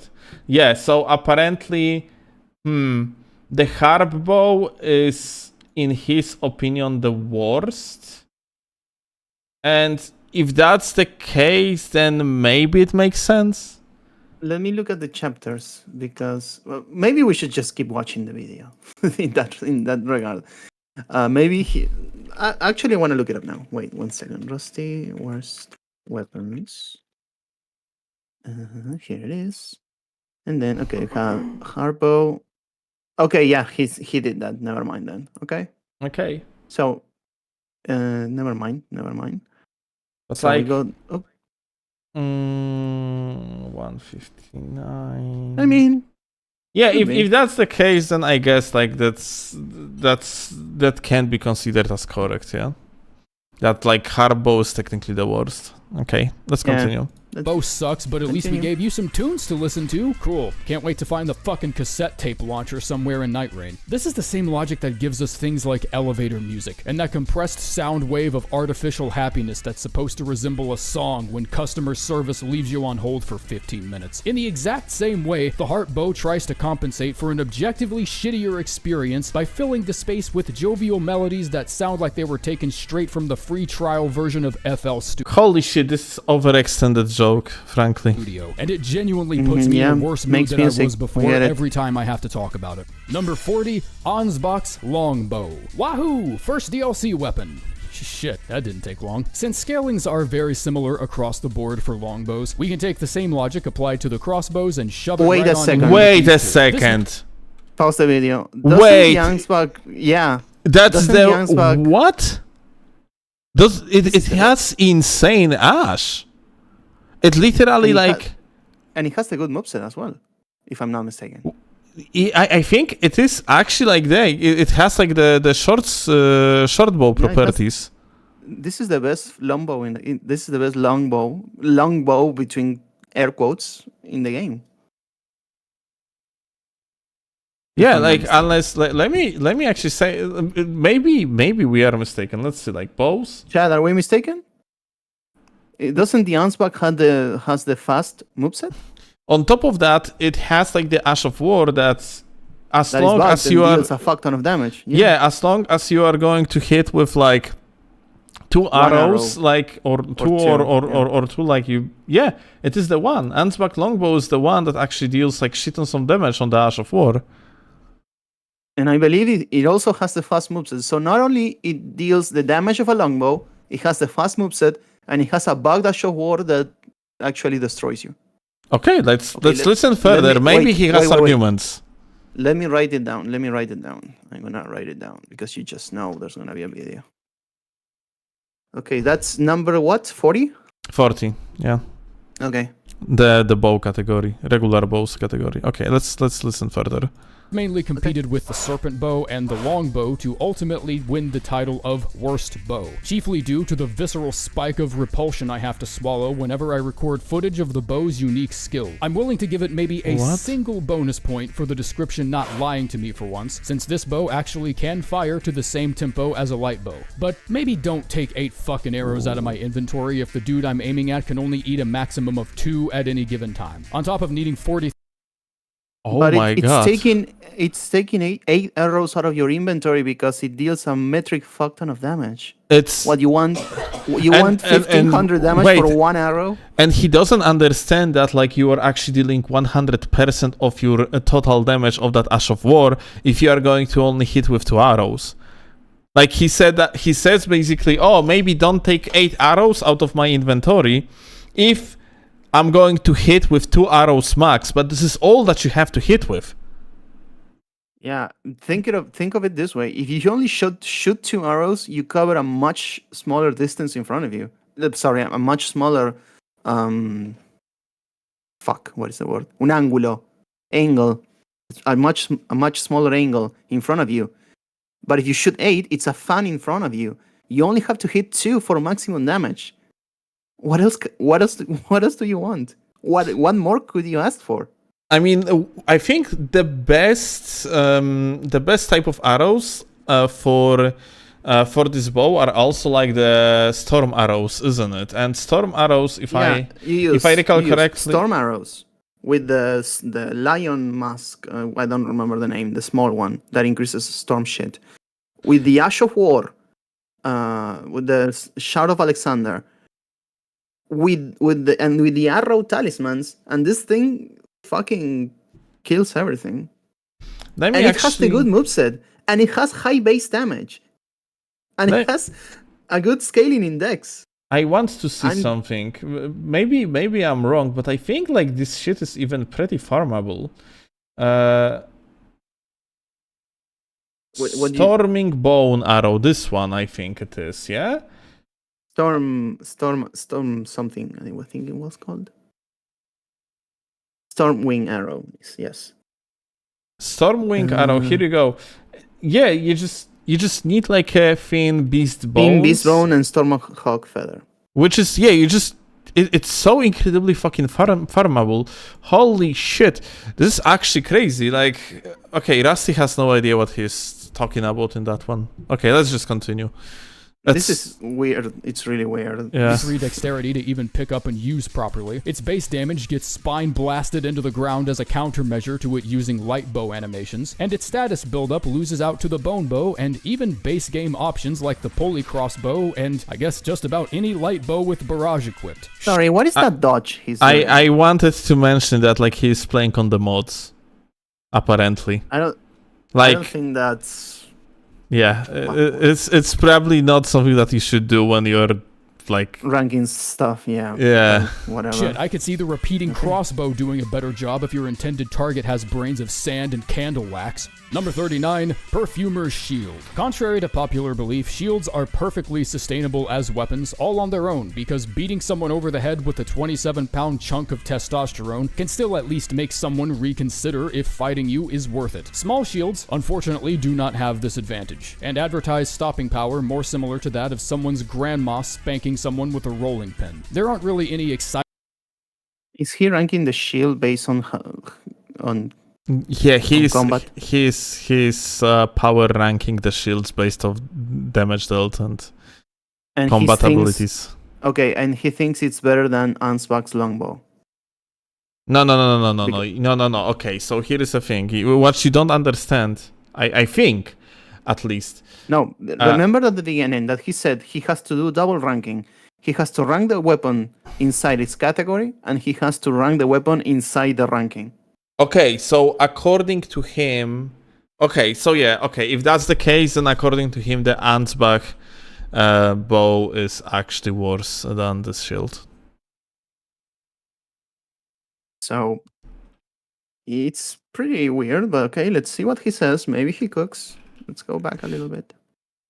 Wait. Shit, No. I just realized, mate, this ranking is probably the other way around. What do you mean? In the meaning that the furthest spots are the most useful ones, and number 1 is the most useless one. Could be. It could be. Actually, I'm not sure. So which was the first? Number 42? The number 42 was, I actually don't remember already. I think it was. It was the crossbow. So the crossbow is better than Ansbach's longbow. So the crossbow is better than the Qatar? It doesn't matter which way you go. It's yeah, it's- I mean, I'm going to spoil myself a little bit. And the number 2 is a great katana. Number 3 is a dueling shield. So, Okay, so no, then I'm okay. guessing, So I'm guessing- no, it in such case, like it must be in the way that number 1 is the best weapon out of the worst weapons. okay, then Because like he otherwise thinks- it doesn't make sense. then he thinks that the perfumer's shield is better than Ansbank's longbow. Yeah, apparently. All right. Well, let's continue. Okay. See Sorry. the repeating crossbow doings all on their own, because beating someone over the head with a 27-pound chunk of testosterone can still at least make someone reconsider if fighting you is worth it. Small shields, unfortunately, do not have this advantage, and advertise stopping power more similar to that of someone's grandma spanking someone with a rolling pin. There aren't really any exciting deviations from the basic attack string of the shield type you're using, since I'm sure they didn't account for an uncomfortably large subset of the player base to start assaulting fuckers with oversized lunch trays, but that makes my job easier, so the lack of variety is certainly welcomed. Since there's little difference outside of base damage, this ultimately poises the perfumer shield to be the ideal recipient of not only worst in its class, but it's also scratching its nails against the carpet in agony trying not to get dragged down to the very bottom of this list. Number 38, the Beast Man's Jar Shield. Okay, so that was a small shield. He Yeah, was, now it's a medium shield. Okay, and he's ranking them as if they were weapons. He once made when he made the weapon tier list, he didn't include shields, but now he does. Oh, okay, that's all right. That's what he wants to do. I swear to God, I have such a big urge to skip over it, but let's just watch it. Yeah. Do you ever get tired of me repeating the same points for a different entry? Surely a collective of people out there have noticed it enough times to where they could pretty accurately formulate exactly what I would say about this shield, for instance, and its potency as a weapon. So because I'm lazy, we're gonna play a little game instead. You guys get to write this paragraph for me. 3 sentences or less, must incorporate the following arguments. The one I think is written the funniest gets a free month of my highest Patreon tier. I am so dead fucking serious about all of this. Number 37, the Ivory Sickle. I think the way this dagger was made offers a rare and valuable insight into the philosophy behind a lot of the game's balancing decisions. Mainly the fact that at least a few people on the balancing team apparently thought guard penetration was just the shit. According to how this knife works, that single advantage by itself should be enough to outweigh the flexibility of being infusible or buffable, the convenience of leveling with somber stones, and an amount of base damage that, if you're under the influence of enough substances, one The Ivory Sickle can go through shields, Yes, it has penetration properties, and and it gives you runes. I Yeah, guess it gives you runes. It does. I just saw. It gives you runes. Okay, why is it worse than the Crystal Knife? Let me actually see what is Crystal Knife doing. So Crystal Knife has the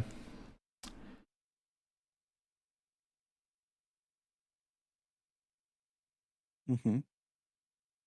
200 base damage and 129 plus of the magical damage. And now I'm Okay. actually curious. Let me jump onto the game and see. It has a B scaling on intelligence. What about the Ivory Sickle? I want to see I want to see the moveset of Crystal Knife, because if it has like a good R2, then it's Also- better. The Ivory Sickle is the third longest dagger, and the Crystal Knife is the second shortest. Very important. Let me see.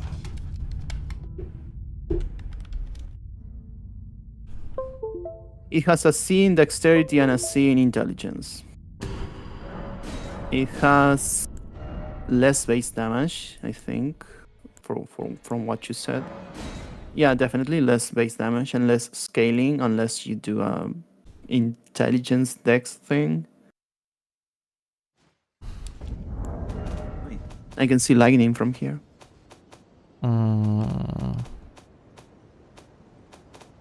Let me just turn off the music altogether.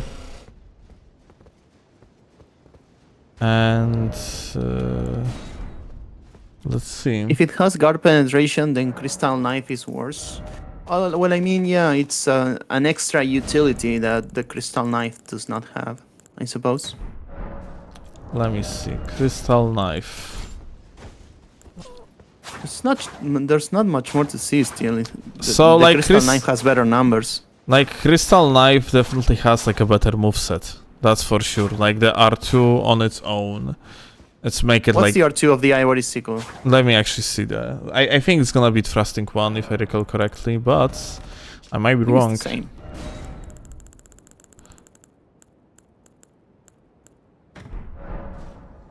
But then again, he wait, doesn't it's mention ivory his or celebrant sickle? ivory sickle Okay. or celebrant sickle? Oh, now you made me. Now I don't know. It's I think the celebrant because it gives you runes. It's the celebrant. Or maybe. Enough to outweigh the flexibility that at least a few people on the ivory sickle. I think the Ivory. Ivory. Wait, ivory? way this dagger was made offers Yeah, a rare it's ivory. Ivory. So it doesn't give you runes. Okay, never mind. It's Okay. ivory. It's... The celebrant sickle is the one that gives you runes. Never mind. All right. Well, it's easy to But confuse wait. It doesn't matter though. Why? I just realized something. So What? the ivory sickle actually does have like the same moveset, like the That's the crystal. crystal knife. And if it has the penetration ability, if it actually goes through the shields, then It's longer as well. it's actually, honestly, I might actually start using it. Because Yeah. like the shield with the, especially like a Dorito shield setup, with this type of move is, you know, like this is literally competitive setup. This is like one of the best setups that you can have in the duels. It's insanely good. What do you know? Thanks to Rusty, we discovered some new competitive setup. Yeah, apparently, Lule. Rusty's goated. Thank you, Rusty. Sebastian I didn't appreciate mention that. Rusty And he thinks it's the worst dagger. Wow. Well, let's continue. Well, that's something nice. Even when looking at really questionable things, you can learn new stuff. Yep. So, okay. Valuable insight into the philosophy behind a lot of the game's balancing decisions. Mainly the fact that at least a few people on the balancing team apparently thought guard penetration was just the shit. According to how this knife works, that single advantage by itself should be enough to outweigh the flexibility of being infusible or buffable, the convenience of leveling with somber stones, and an amount of base damage that, if you're under the influence of enough substances, one day, God willing, might make a tinge of fucking sense. But instead, it gets invalidated by the crystal knife, the glintstone Chris, any magic infused dagger. Continue. So he's okay. Sorry, let me let him finish. Might lose a damage race versus a pair of chopsticks if you're dedicated enough. Number 30. Okay, so he's just looking at the damage it deals, not the utility. Yeah. Okay. Like ignoring utility is just giga fucking brain dead. Yeah, Not I don't gonna think it's lie. good to ignore utility. Okay. From worst dagger to optimal weapon. Okay. So the sentry torch. Okay, so if the logic is that the further into the list, the better, the sentry torch is better than the Ansbank's longbow and this weapon. Okay. Okay. Let's go with Sentry. Let me. Okay, sorry. Wait a second. Let me do a thing here. So that was 37, right? Yeah.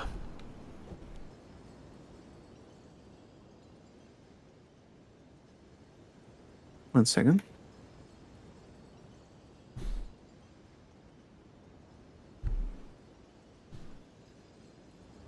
It's really weird to see a tier list where the crystal knife is not the worst at something. But okay. 36, Century's Torch. So, funny thing about torches, despite the reputation they have, torches by themselves offer pretty okay backup damage if you're just offhanding one in a cave somewhere. But this torch in particular has quite an unpleasant set of attributes attached to it, even for a torch. First, it's the only torch that deals holy damage, already making it less enticing right out of the gate. But it's also the only torch you can't detach the default skill from. So if you're using this to fight the Black Knives in the Ordina Everjail or the Sage Cave, your ass is stuck with that torch attack business unless you can stunt on them while they're invisible. Additionally, it needs to be purchased from a merchant, and 7,000 runes is a remarkably steep price for a weapon I'll only ever use twice. Neither of those involve using I'm it sorry. as an actual... Let's actually wait a second. Like, why, though? Why would you use the torch in such way? Because, okay, let's make it clear. Torches can be pretty goated. Let me actually show you real quick. So, torches are in the shields, yeah?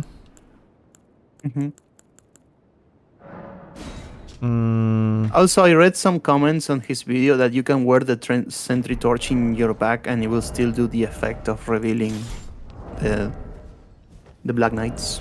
Oh, interesting. So, like, if you're gonna be using it offhand like this, yes, it's going to be bad. But if you're going to take it in two hands, and you're gonna start using, like, for example, running attacks, the crouch attacks, it turns out that, like, it has, like, a much better moveset. It's still pretty bad, but it's definitely not fucking terrible, yeah? Like, you can still, like, you have actually very good recovery on the jump R2s. The neutral R1s are pretty okay-ish, yeah? I'm looking, of course, from the, like, a standpoint of the PvP pair, yeah? And that's, like, the main way how I think about things overall, but it's not terrible whatsoever. You do not suppose... It's applicable to... Sorry, it's applicable to PvE as well, so the moveset, how the moveset works and stuff. Yeah, so. it's what essentially Rusty is doing is he is taking a weapon and presents it in the shitty way, because, dude, if you are playing, actually, let me actually spawn myself the fucking lamp real quick, yeah.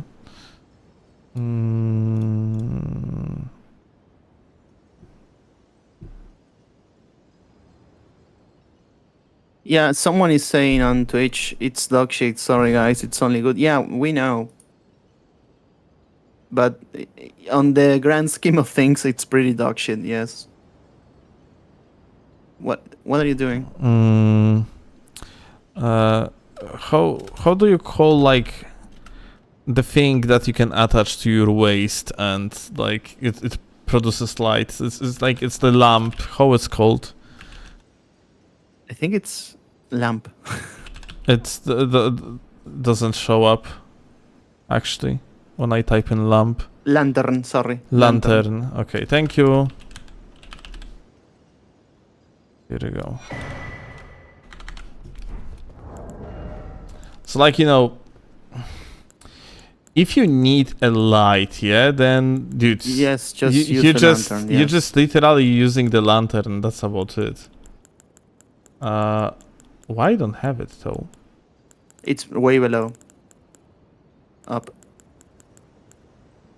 Should be here in this row, and it's not here at all. What the fuck? Who yanked my lantern? Chat, do you have my lantern? It's... Yeah. Aha. Inventory full. Dule. Insane. Okay, let me actually do this real quick.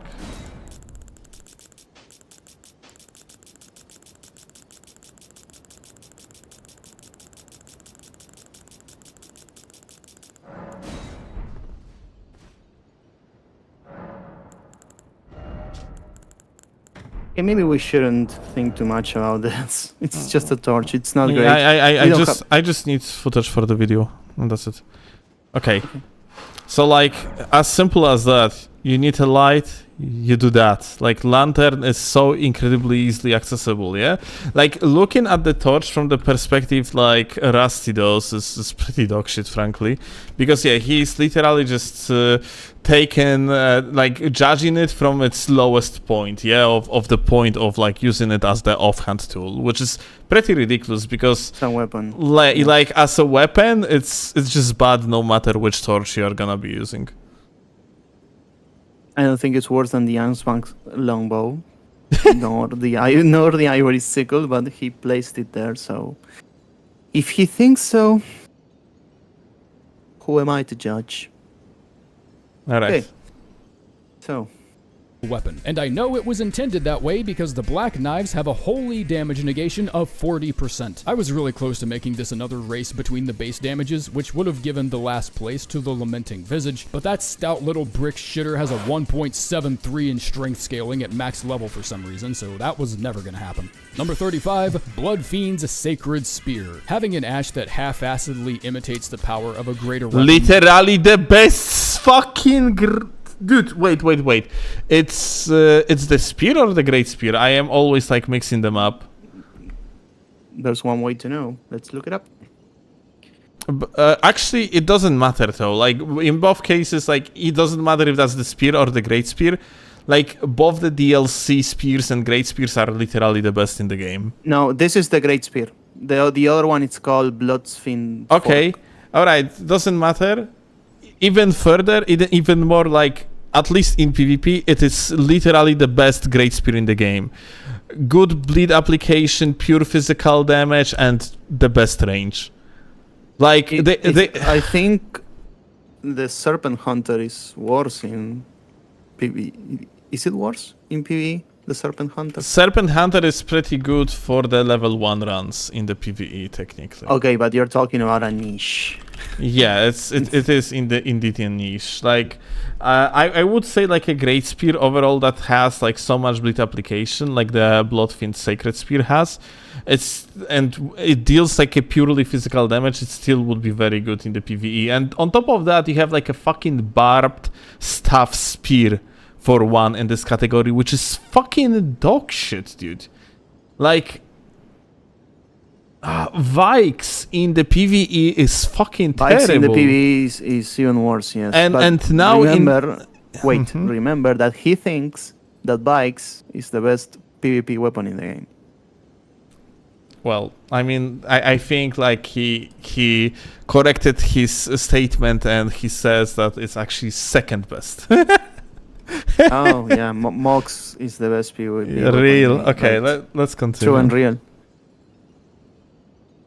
Sorry, but we need just one small point. If you use these power stance, like you know, with the crouch poke, these are fucking insane. I think that's something we needed to mention. Like with wave dash and crouch poking in PvP, it's great, and I don't think they're bad in PvE as well, because the crouch poke is still super fast, and you have even pure physical damage for the counters, and you have the retaliatory tree talisman to increase the damage of the crouch attacks. I mean, like, let me actually see it real quick. Like, how that's called again? Bloodfiend's. Just Bloodfiend's Sacred Spear. Sacred Spear. So, even if you use it two-handed, yeah, like it's still a very long spear, and in the PvE, I am pretty sure you can.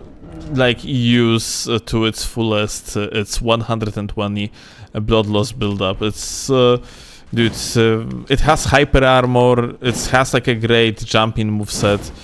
I am pretty sure like it is very good spear, not only in the PvP but also in the PvE. Even like when you two-handed, it's actually good in the PvP as well. It's actually very good because of its range, for one. I suppose he's thinking, if Mox exists, why use this? But there are worse great spears for PvE. Okay, let's continue. And there are worse great spears for PvP as well. And also anyway, from now on, let's see what he says. Wait. From now on, I think we're supposed to implement one rule in the particular, because we are getting heated up the moment he starts speaking. Let's from now on just watch everything that he says about particular weapon. And only then, like, starts actually judging it. I think it's gonna be better. Okay. Both isn't a bad idea, and has actually been done before, multiple times, successfully. The Blink Bolt Ash, for instance, has two separate counterparts that can each be found on their own exclusive weapon, and then there's the two variants of Rancor Slash that can be found on their own set of weapons. The two Frost Stomp Ashes exist, and even Millicent has a unique curved sword that allows her to do only the first set of Waterfowl Slashes during combat. So it stands to reason this weapon should have at least turned out with a degree of competence. But the hit bullet is somehow fat enough to get caught on around random walls and rock formations a good 5 feet away from where you were actually aiming, the standard R1 chain fails to measure up to other infusible great spears like Mesmer's Soldier Spear, yet still not having the flexibility of being infusible, and it sacrifices that infusibility for whatever gawkish nonsense the office intern submitted for the unique skill. Sorry. He talked about the R1 chain. Is it different than other great No. spears? Then what is he talking about? I don't know.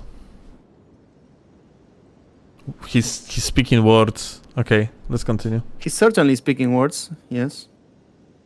Skill. Number 34, the Rotten Okay, Crystal let's go back a little bit now. Staff of being So like, Sure. I don't think that we already said what we wanted to say about that one. I just couldn't fucking disagree more. Like it's ridiculous to consider this great spear as like the worst one in the category. It's actually just like, on top of that, of course, if you're gonna be playing like this, every single great spear is going to be dog shit. You cannot just stand here and mash the R1 like a moron, yeah? Like, great spears are actually amazing when you're using the jump R1s, when you're using the R2s at the correct moments, the crouch attacks. Like, this is where the power of the great spears coming from. And when you're just, I don't know, like, even Yeah, though, for both PvE and PvP. For both. even purely if you are just like mashing R1 like a moron, then I still think like the barbed great spear is actually much worse.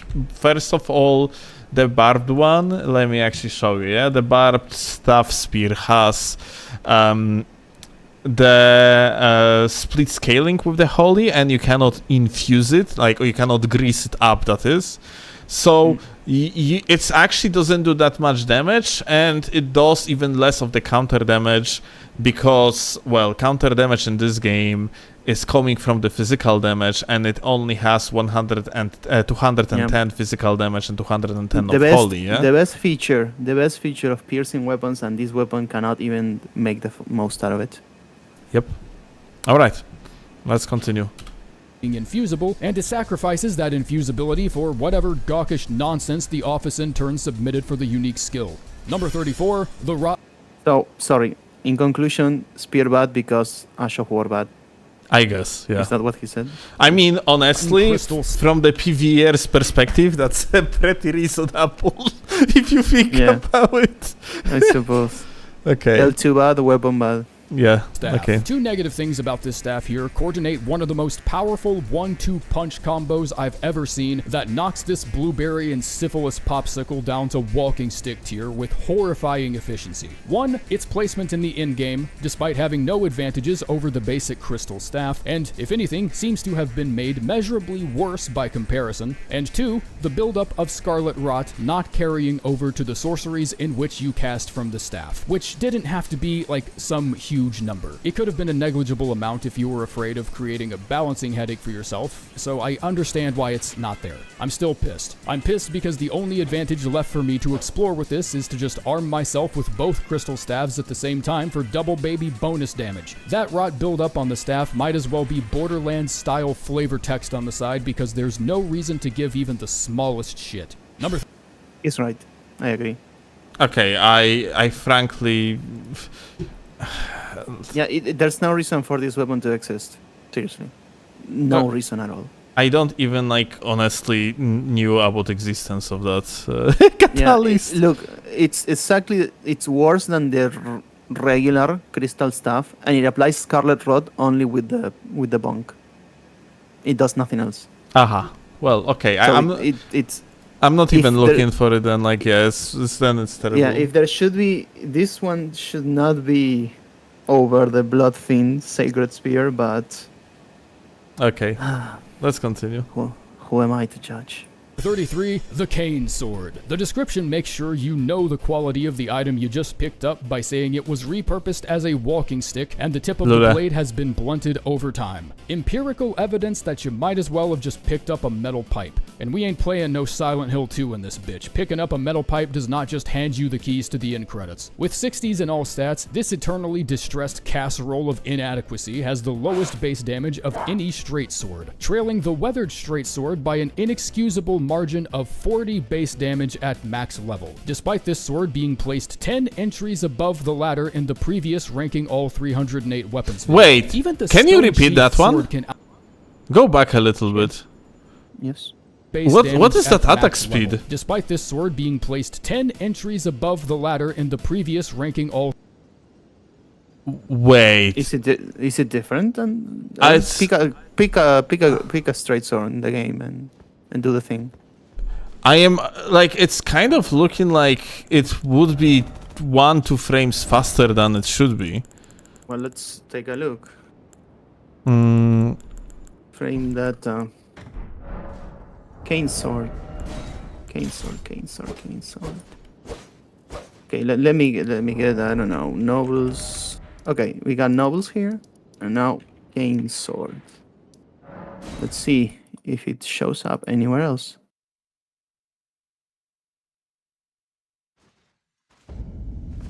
maybe he sped up a little bit the video. Let me actually see. The same, the smaller stick, so it looks faster. Okay. So it's the same as all the other ones. You broke your to be commentary the same. rule already? I'm sorry, but I really need to check this out. Okay, I think it's the same. Attack with it.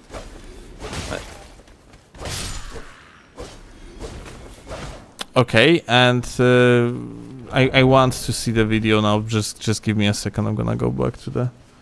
It's exactly the same still. Yeah. Okay. In your opinion, it's exactly the same. Okay. Yeah, if there is a difference, it's extremely unremarkable. Okay. Okay, so 308 weapons video. Even the stone sheath sword can outpace it with a little bit of strength. The affinities are shit, the range is shit. It is one of the rare cases that might truly be beyond saving. Number 32, the flowing curved sword. It was Okay. between Let's this stop and it. the show Just to mention something about the cane. Yeah. I think cane might be considered the worst straight sword. So I guess it's fair, no? yeah, I agree. Okay. Okay. strength. The affinities are shit, the range is shit. It is one of the rare cases that might truly be beyond saving. Number 32. Oh, but actually, I just realized something though. It's worth to mention that that's purposeful game design by From Software. That certain weapons are just bad. It's Because irrelevant still, but yeah. It doesn't just matter why. It just I mean, just worth to mention. Yeah, I think that it's because it's from the perspective of the game. Yeah. That's why making tier lists, the power rankings doesn't really make much sense, because if, for an example, shit version, example of the spiky bolas and regular bolas, yeah. Technically, Starfist is better than In every way. Again. in every way. Yeah, Than the regular bonus. Yeah. The Starfist is better than regular bolas in every way, and this is just it's true. It's a fact. But you have access to regular bolas in Lurnia, whereas you have access to Starfists in the Lim, in the Jesus, how that's called, in the capital city. Then Technically, technically, the Sacred Relic Sword is the worst weapon in the game, as well as Marika's Hammer.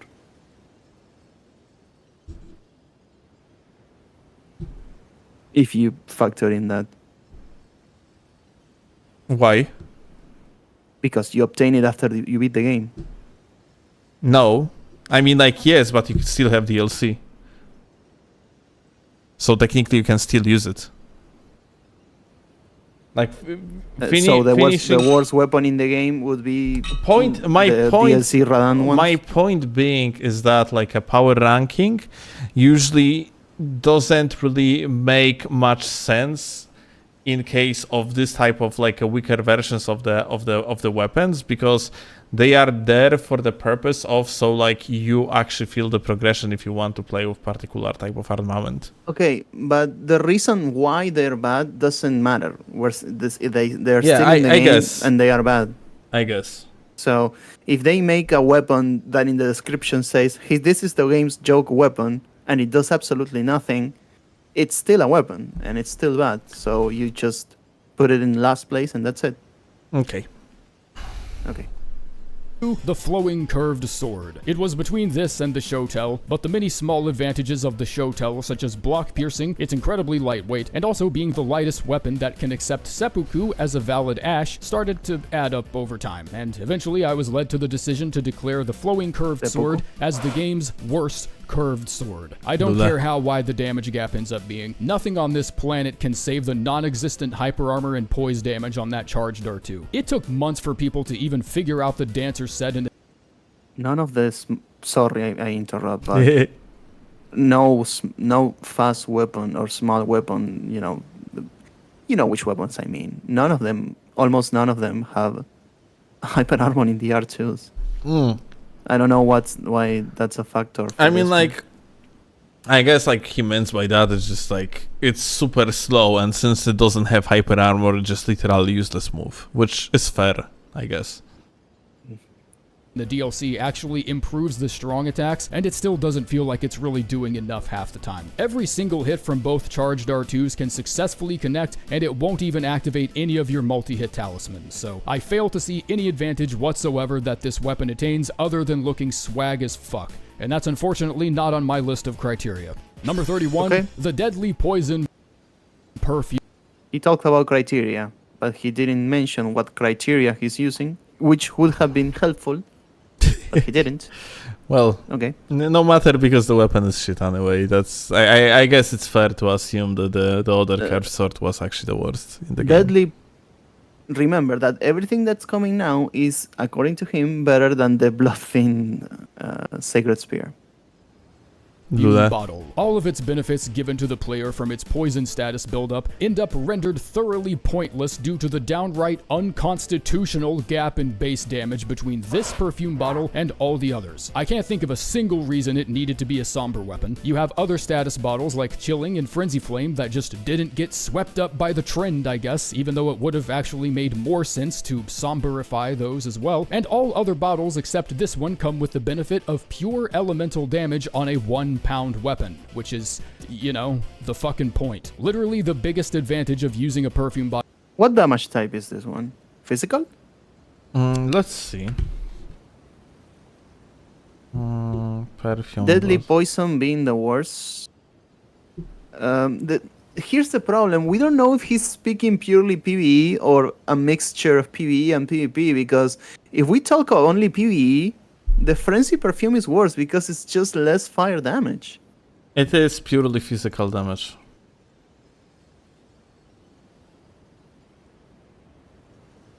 And this one builds poison. And the Frenzy Perfume one builds nothing. And it has, 50 more AR? Only 50? And also, like, this gimmick that he mentions, ability to poison yourself, is fucking amazing. It's a great it's great utility tool. You can trigger like the triple stacking of the kindred tally, like the mushroom hat, and also like the deadly poison hands, or however it's called. The poison hands thingy. It's going to increase your damage by, I think, 28% in total. And this tool just allows you to simply activate that power boost, just like that. Poisoning, there's a comment here on YouTube. Poisoning yourself as an Ash of War is trash. But no, because it has this utility. Okay, there are other ways to trigger poison on yourself. Yes. Eat a raw meat dumpling, use the shit pots. That's true. But if you don't have those, you have this. And you can trigger up to 3 different buffs with this. And it can also poison nearby stuff. In PvE, it's great. It's not that bad as a utility tool. If you think purely PvE, which I assume is what he's doing, but you can never know with this guy, the Madness one is worse. Because it only deals damage. I overall have feeling like whatever Rusty is doing is ultimately just a playground to make corny jokes, and that's about it. Like I have feeling like the reason why people actually like watch these is mostly because they find his humor like engaging and funny. And like Hey, but you can have both humor. You can have both humor and actually make something that makes sense. I mean, nobody would say he's less if he were to actually, you know, rank but that's things honestly, accurately. I don't want to start ranting about the tier lists and rankings and shit of this type. But in my eyes, channels like Rusty's and also like who else, like Yowie, yeah? Yowie is also like the tier list guy. Like Maybe sorry I interrupt you, but maybe we should leave this reflection for the end. yeah, we definitely Like- need. I that's what I wanted to point out. I just want to mention that like these channels are just the biggest source of the misinformation in the entire community, and they are like overall as objective source of the knowledge pretty dog shit places to basically figure out like what's actually legitimately good and what's not in the video game.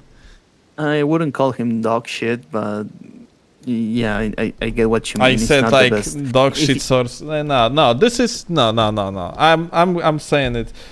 Both channels like Yowie and Rusty, when it comes to the pure game knowledge, when it comes to informative content, when it comes to taking like freaking like power ranking of the weapons and tools in the game and considering them as seriously like one being better over another, these channels are fucking terrible.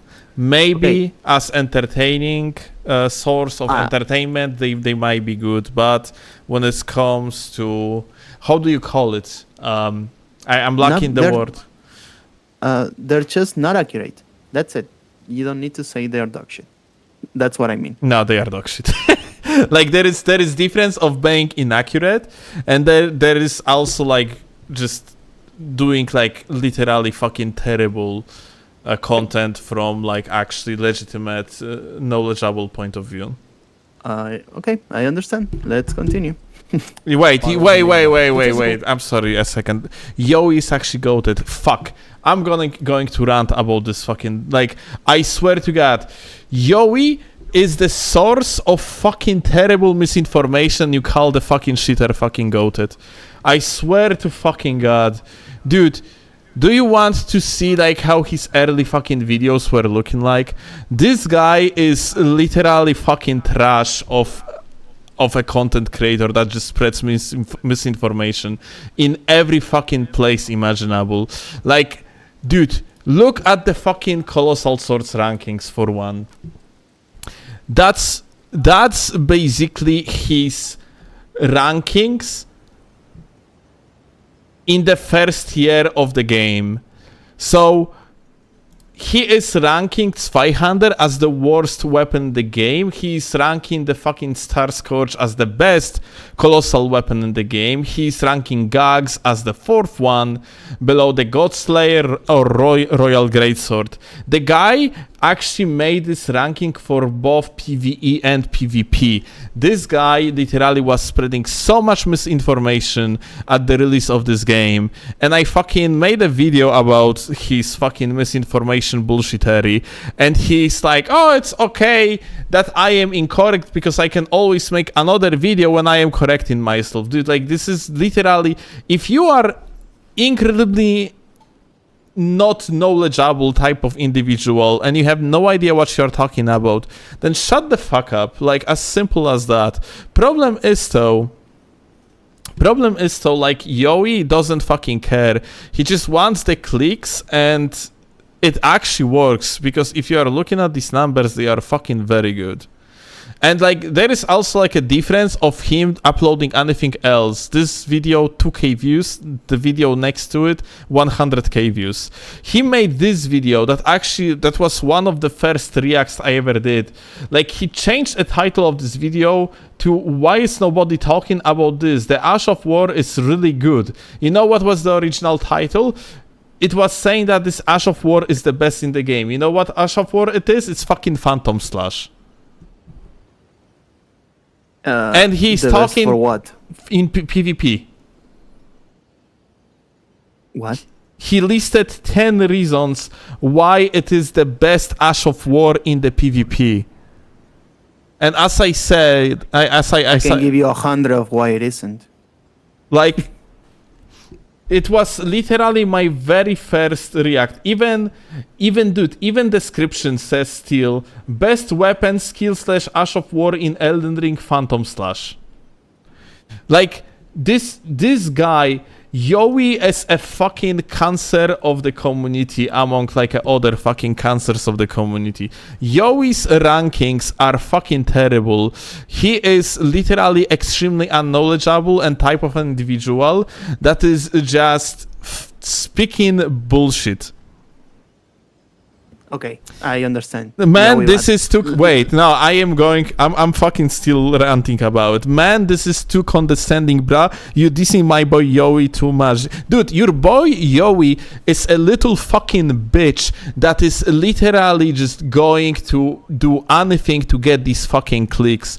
He's not going to provide you with unreasonable fucking knowledge. This guy is going to fucking sell you bullshit because he's fucking trash content creator that cannot fucking do anything else besides the tier lists because he's never going to fucking do any numbers outside of this fucking clickbait bullshit. Regular good player is going to fucking avoid doing tier lists because regular good player is knowledgeable enough to understand you cannot do fucking rankings like he does because you are literally going to spread fucking misinformation and bullshit.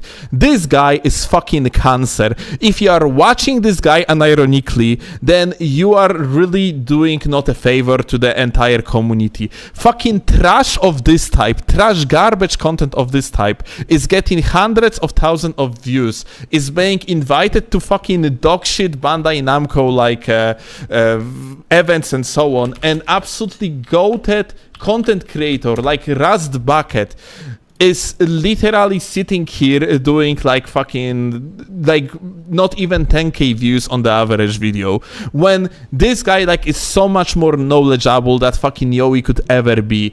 Or on top of that, like, dude, Amir for one, like Amir has so much fucking worse numbers than Yowie has, even though he is also so much more knowledgeable than Yowie ever was. But because Yowie is doing like basically a clickbait of fucking tier lists and retarded community is watching these shit videos of his, then Yowie's videos actually getting views and this type of amazing content is simply not.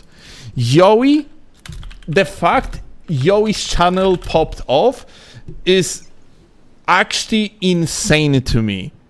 It's unbelievable that people are so fucking stupid to watch this type of garbage. This is literally the worst content I have fucking seen in a while, and it gets hundreds of thousands of views because average person that watches YouTube is literally retarded. But he corrects himself. So what that he corrects himself? Like, he's not verifying information in the first place. He's a fucking cancer, dude, of the community. As simple as that. Yeah, but he corrects himself. Yeah, right. If he's good, wrong, he's just... Good boy, or like he's correcting himself. Fantastic, Okay, dude. I think... Okay, like it's the rant is over. Okay, we can continue with... Okay, Yowie, if you watch this, still doesn't think you're out of word and shit. I fucking hate how this motherfucker actually responded to me back in the days to one of my videos when I show like the example of the reason why like his power rankings are pretty fucking bad, and he was like, oh, if I am wrong, that's cool because I can make another video. Oh, that's cool that initially I'm going to fucking spread misinformation because then I can make another video. Haha, fucking bitch, dude. I swear to God, like literally fucking bitch ass. Dude is fucking terrible. Bro is gonna commit evil acts of mischief. Da, bruh, Anyway. this is some elitist shit. What you mean elitist shit? Kurwa. Still, let's Dude. just go back to Rusty's. Okay, alright, enough. I'm going to get back to this topic later. Damage not only feels like a step backwards, it feels like a deliberate decision made to flush the weapon's competency just because they were afraid they added too many poison boosting tools in the DLC. Or at least that's what it feels like to me. I can't like prove that, but that's what it feels like to me. Number 30, the Katana. Oh, and this is the one I was Well, talking about. Listen carefully. Yeah, Sorry, I but wanna yeah. say- Firstly, about the previous video, I think we already said what we thought. Yeah, about we said everything. The Yeah. frenzy one is worse for PvE. If this is supposed to be a PvE list, I don't see anything PvP related, so I am assuming it's PvE related. It will be it will be really helpful if he actually mentioned his criteria, but he doesn't. So we have I to think- go off by what we are seeing, and all we are seeing is PvE. So we assume it's PvE, and in PvE, Madness is absolute dog shit. I just want to mention that he really it's so bad he doesn't take utility into consideration. That's the Yeah, first thing. he's not taking utility. And on top of that, I you mentioned if that's like a PvE based, then how the fuck the Frenzy Flame is Not better worse. than Yeah. And on top of that, worth to mention that Ansbach Bow or the Blood Feint Great supposed to be Spear worse. are worse than the Poison Perfume apparently. Okay, next. Pay attention to this one. He sort of mentioned why the previous weapons are bad, right? Now, pay close attention to this one and try to find a reason of why the Qatar is bad. Okay, Other but than wait. the nerfs. Before you're gonna start, I am going to literally do one explanation No. about we are getting back to the topic. Guys, YouTube chat, chill, I am getting demonetized. Also still retard. Well, you have a point, Chilling. I got heated. So, loose cause. Dudes, it's a video game. If you have issues with him, hash it out with him. Doing runs like this makes you look immature. I don't give a fucking fuck about an idea of me looking immature. Are you fucking crazy? The guy is selling you misinformation and you're like, dude, it's a video game. What?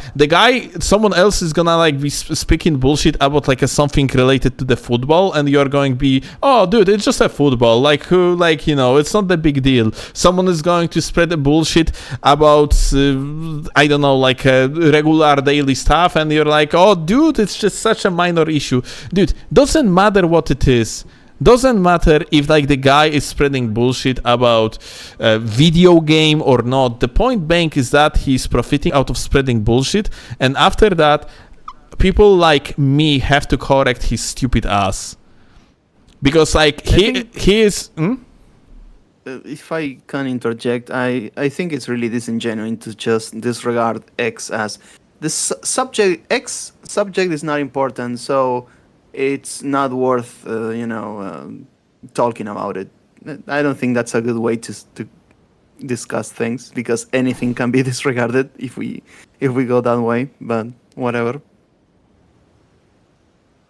Basically, what you are saying. It's just fucking crazy, dude. That's the point. Yowie has some following, so automatically he's actually getting people that become his fans. Even though, in my eyes, this guy is just fucking ridiculous. I remember how he actually made a tier list of the Great Spears. He, there was, at the release of the game, I think there was a 6 Great Spears in the game, yeah? Without the DLC ones. So he made this tier list very quickly, and he proudly, he shook his hands on the webcam, and was like, wow, that was so easy. I did it so fucking easy to rank these. And then his ranking was ranking all throwing daggers. And Jesus fucking Christ, that ranking was so bad too. Holy shit, if I recall correctly, this guy this guy put like a as an S tier. Fucking Vikes or something. Like doesn't matter. Like, yo, is chill. People insult him and he lets it roll off of him. Very respectable. Holy fuck, Gedo. This guy, if he actually, like, if people insult him and he just lets it roll off, the only reason for why he's doing that is because he's aware that his content is literally a fucking cancer of the community, and he's just fucking spreading bullshit for fucking idiots that after that watching and fucking clapping because they have another fucking tier list that they literally just watch because it has the word tier list to it. Like, you literally, dude, it's a channel that has how much fucking thousands of subscribers? He has like a 150k fucking subs, dude. Like, if you're going to look at his live streams, like, he has currently 130 fucking viewers on the Lies of Piran, yeah? Like, every single live stream, if you are going to look at these numbers, are fucking terrible because, like, people are only watching his tier list because the only thing that he can rely on are these tier lists. Like, people not fucking watch this individual whatsoever because, like, like, this fucking tier list clickbait is the only thing that keeps his channel alive. Okay, well, I mean, I suppose that's what his public likes to see, and he experiments with other things. Well, I mean, he does experiment with the other things, but, like, when Gedo gonna be talking here about, like, his personality, dude, there is no fucking personality. This individual is 100% tier lists. That's about it. The powerful clickbait. It's just not about him being so smart, it's about him being so shameless to rely on it. Like, it's no one that is knowledgeable about the game not fucking doing it because it's shameless as shit. As simple as that. Tier list is the lowest of the fucking low that you can fucking do. It's a giga easy clickbait for brain-dead people to watch. As simple as that. You realize you're saying this on what's going to be a Rusty video, right? Yeah, but I'm not going to put it on, yeah? Like, it's of course I'm gonna cut it off in order to, like, I might upload it as separate part, yeah? But yeah, it's... Anyway, let's go back to the... Goddamn. Let's go back to the Rusty tier list, and remember, he's about to say why the Qatar is supposed to be bad. Let's see what he says. Of all the nerfs and patch changes that have caused mass disagreement over the few years, this has been the only one that I felt was, like, legitimately malicious. Remember that time EVE Online started getting resumes from longtime players of the game, just so they could make changes and shit that would directly benefit the clan they were in? Because, like, this actually happened, and I feel like this could have been what happened with the Qatar. Some turbo loser in PvP got a little too embarrassed by this weapon, and made it his lifelong mission to uproot the epicenter of his suffering. That is the only sensible explanation I can come up with for why they drowned this in nerfs only to make room for the exact same balancing problem in the DLC with a completely different weapon. Number 20. Okay. So, now, like, if I were to ask you, he made a point about Pata, yeah, at the end. Like, yes, Pata outperforms it in every single way, yeah. He says the nerfs. What nerfs is he supposed to be talking about? Probably lack of the running R2 into R2 through combo, which is basically PvP exclusive. Yeah. So, okay. And not sure. I think that's about. I'm not sure if you have anything first, else. He only says the nerfs. He doesn't mention what nerfs. He doesn't mention what's the weapon's performance right now. He doesn't mention what it was before. So the only thing he says is, oh, but Pata is like what Qatar used to be before. Okay, and what was Qatar before? Like, because you are including this on a video where you are ranking it as the worst. You didn't tell me why is it the worst. How does it compare to the actual worst fists in the game, which are, you know, the Dragon Fist for PvP, and the Madness Hand for PvE. So, please explain. There was no explanation at all. See what I mean? I just worth to mention, yeah. Like it's so the category is called fists, yeah. That's the name of the category. In that category, you have Golem fists. You have Toiler's hidden needle, however, like the guy's name is. You have poisoned hand. You have like Kesty. You have spiked Kesty. Yeah, and for one, the Kesty itself, yeah. Well, if we are going to just like purely power rank things, yeah, and we are not going to take into consideration at which moment of the game you can actually get particular weapon, then like Kesty is in every single way worse than Spike Kesty. As simple as that. So like, I kind of don't understand how could you put Qatar as the worst among these when Qatar is literally the best piercing type of fist weapon out of all of these besides Pata.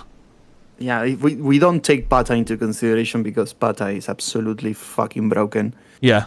But if we take Pata out of the equation, Qatar is the best. It's literally the best. And it's what many people used in the Twitch Rivals tournament because of what was available. Grafted Dragon being like Grafted Dragon is one of the weapons, worst. yeah. It's one of the worst weapons in the game. And it's also it's the worst fist for PvP. I think it has some uses in PvE. So in PvE we could argue that the Madness Hand, which has a useless effect, is worse in PvE.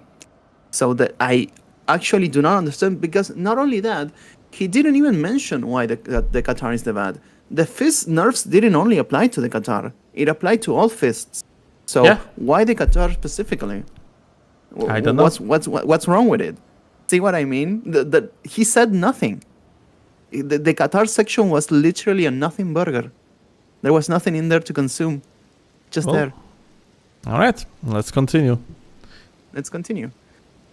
Wooden Great Shield. The Wooden Great Shield. Once again, the numbers tell all, and whenever I have to spend the next 45 seconds doing math, I feel a tinge of anxiety that it might cause some people to be immediately disinterested, even though this has been my MO for over 2 years at this point. Now, maybe the Wooden Great Shield didn't actually receive the letter of acceptance welcoming him into the Great Shield Academy, or maybe he just got lost somewhere at a Ren fair, not completely sure. But if you ever had any qualms about this shield being in the category that it's in before 1.14, those disagreements have been amplified to such an extent that they've taken over the conversation completely. This factory grade piece of plywood isn't worth the runes you spend on it, and you find this bitch in a scaffolding somewhere.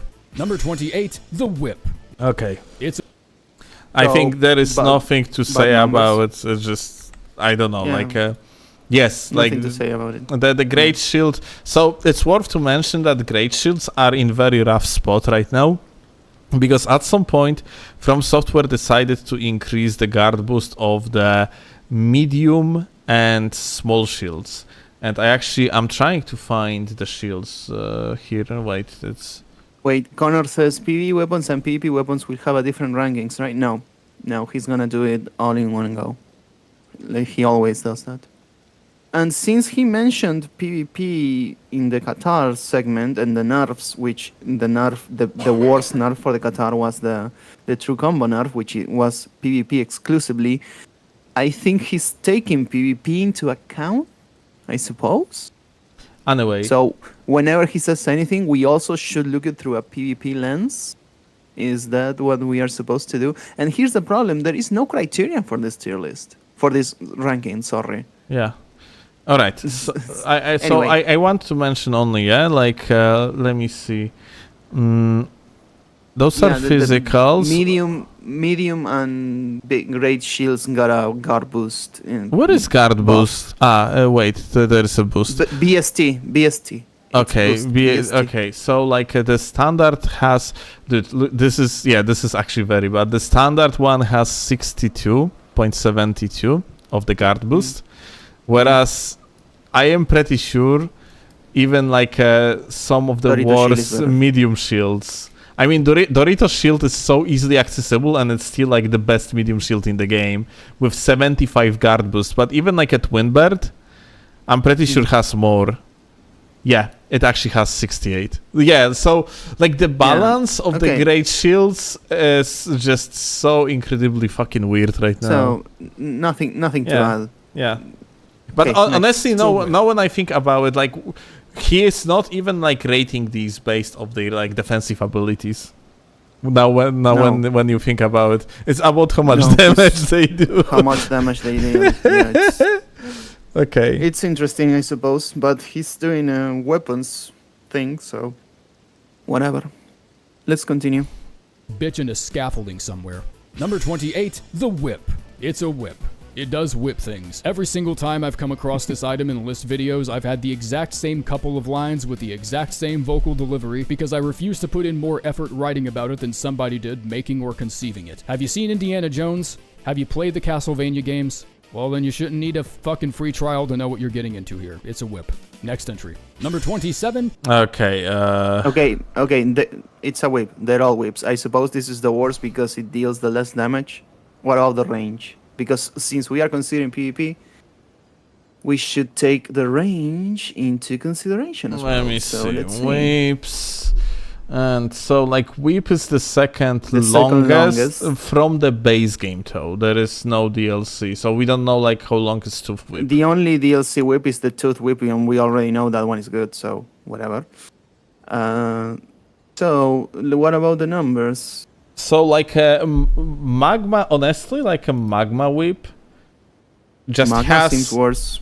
has the funny L2 that is, like, at least in PvP it's terrible. In the PvE it's probably also terrible. Sea of Magma. Let me see because I don't fucking know what it does. You don't know what magma whip does? And it's so you go forward, it shoots magma. I don't know the No. numbers on this So thing. look at the live stream right now. I'm just going to show you how it looks. It's Okay. fucking... I it's- just saw how it looks in the wiki. Okay. But yeah, if anyone yeah, wonders, I don't know the numbers. This is Let me see. how it works. Yeah. So it scales B on Dex and C on Faith. Yeah, I mean for PvP it sucks. What about the poise damage of that thing? So We would have to actually dig in. Like I would have to pull off the stats, or like actually I could do it like this. Let me see. only Hoslow and Urumi and good. Yeah, we are used to Hoslow and Urumi, but I mean it's it's shorter than the whip. I don't know if the Ash of War is so the only consideration we have here is if the Ash of War has some sort of utility. So it has no hyper armor, does it? Magma whip candle. The numbers on the regular whip are okay, I guess. Like it has a B in strength. You can infuse it with Ashes of War. So they all do exactly the same amount of the poise damage, about the same amount of the stamina damage. So, like, frankly, I mean, from my We need perspective, the magma whip is just fucking worse. As simple as that. Less customization, less range. You are stuck with the fire damage, which in PvP is not really the best option. I mean, for PvE, I guess the Ash of War, we will have to see how much poise damage the Ash of War deals. Because if you can, in PvP, if you can just walk right into it, I mean, it's kind of dog shit. Just by looking at it, I don't think it would be good in PvP. In PvE, I don't know. I mean, in PvE, almost anything works. But anyway, I think we should continue. We can leave it at some sort of gray ground. I don't think the whip is like worse than the magma. in my eyes, the regular whip is definitely better than magma one. That's range for alone. sure. Yeah. Okay, let's Okay. continue.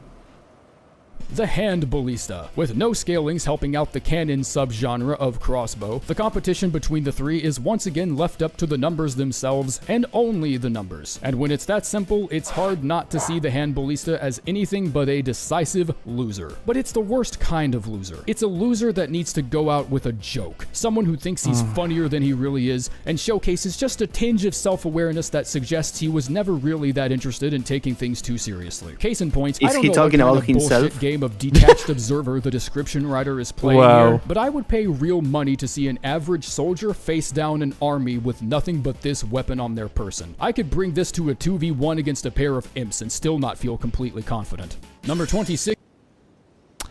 Anything to add?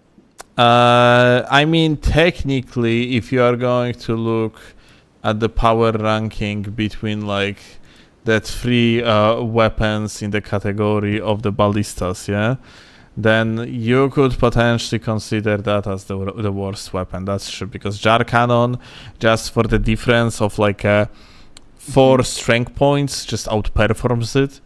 And the Rabav's cannon, if you're going to use proper ammunition, is just outperforming it like by a lot as well. So yeah, in my eyes, yeah, it somewhat Where makes do you sense. get the ballista? Because he's taking into consideration where you had it. Let me see. So the ballista you are getting on the top of the Forest Lookout Tower, southwest of the Bridge of Sacrifice on the Weeping Peninsula. Okay, so in the Early aim. Okay. in the Limvale, and the jar cannon you are getting in the Volcano cave in the you Gelmir. can access it earlier. Yeah. So I like suppose. you can access it earlier, but technically you cannot access earlier the ammunition. Okay. So like Okay. It's the worst. yeah, Continue. I would say that it's the worst. yeah. Oh my god, you're gonna hate him for 46. For number 26. All right. 6. The Great Bow. The Great Bow gets thrown in last, not exactly because it's the least damaging. If that was the only criteria for the list, the Erdtree Great Bow would have already had a platinum record-selling diss track written in its honor. But the Great Bow is the only bow that doesn't really have anything special going for it. Igon's Great Bow has What? synergies with Igon's Drake Hunt and the Igon Special doesn't mean useful. I think that can be applied to many things in life. But okay. Good shot, but continue. Harpoon. Then there's the Lion Great Bow with the Radon Spear arrows. The Golem Great Bow is the highest damaging out of all the Great Bows if you're just looking to take your business to normal dudes without a lot of fuss. And even the Erdtree Great Bow has a cool synergy with Golden Great Arrows that can buff allies that are present. I'm sorry, I have to stop here for a second. I just want to mention that I absolutely hate that he got giga lazy with editing here and just doesn't show visual examples of what he is talking about. He's just saying words, and the gameplay shown in the background has nothing to do with that, like at all. Let's continue. Yep. At the point of impact. And I can't in good confidence say that's worthless on single player runs because I've used it on Spirit Ashes before. The Great Bow doesn't give you anything. No fanfare, no 17% extra damage against Disney adults or some shit. It's a big ass clothes hanger. But you can use Rain of Arrows on it. Holy shit, like I wonder if he is aware that Great Bow has a different spread to the Lion's Bow, because that's You think actually he's aware? he, probably not. It doesn't matter though. Like, so here is the thing. Let me actually show you guys. So you have something called Erdtree Great Bow in this game, and it's pretty fucking bad. Like, just the fact you can put on the regular Great Bow Rain of Arrows, and on top of that, that Rain of Arrows Ash of War is working differently. Working differently to the Lion's Great Bow. Lion's Great Bow has less of the spread than regular Great Bow, which means that ultimately there is a chance that you are not going to hit as many hits with the Lion's Great Bow as with the Great Bow. On top of that, because like there is like actually less of the spread, and overall less arrows being dropped on the rain of arrow attack, I think that the Great Bow can ultimately even outperform at times the Lion's Great Bow. Yeah, The thing on the is Ash that itself. the regular Great Bow is a mixture. What about the numbers? Sorry, I think the regular Great Bow is like a mixture of. Okay. I'm sorry. I have to actually to say it because it's worth to mention that I didn't precise it. You are not going to outperform on singular punch, but you are going to outperform the damage in the long run because the amount of mana that regular rain of arrows uses is actually less.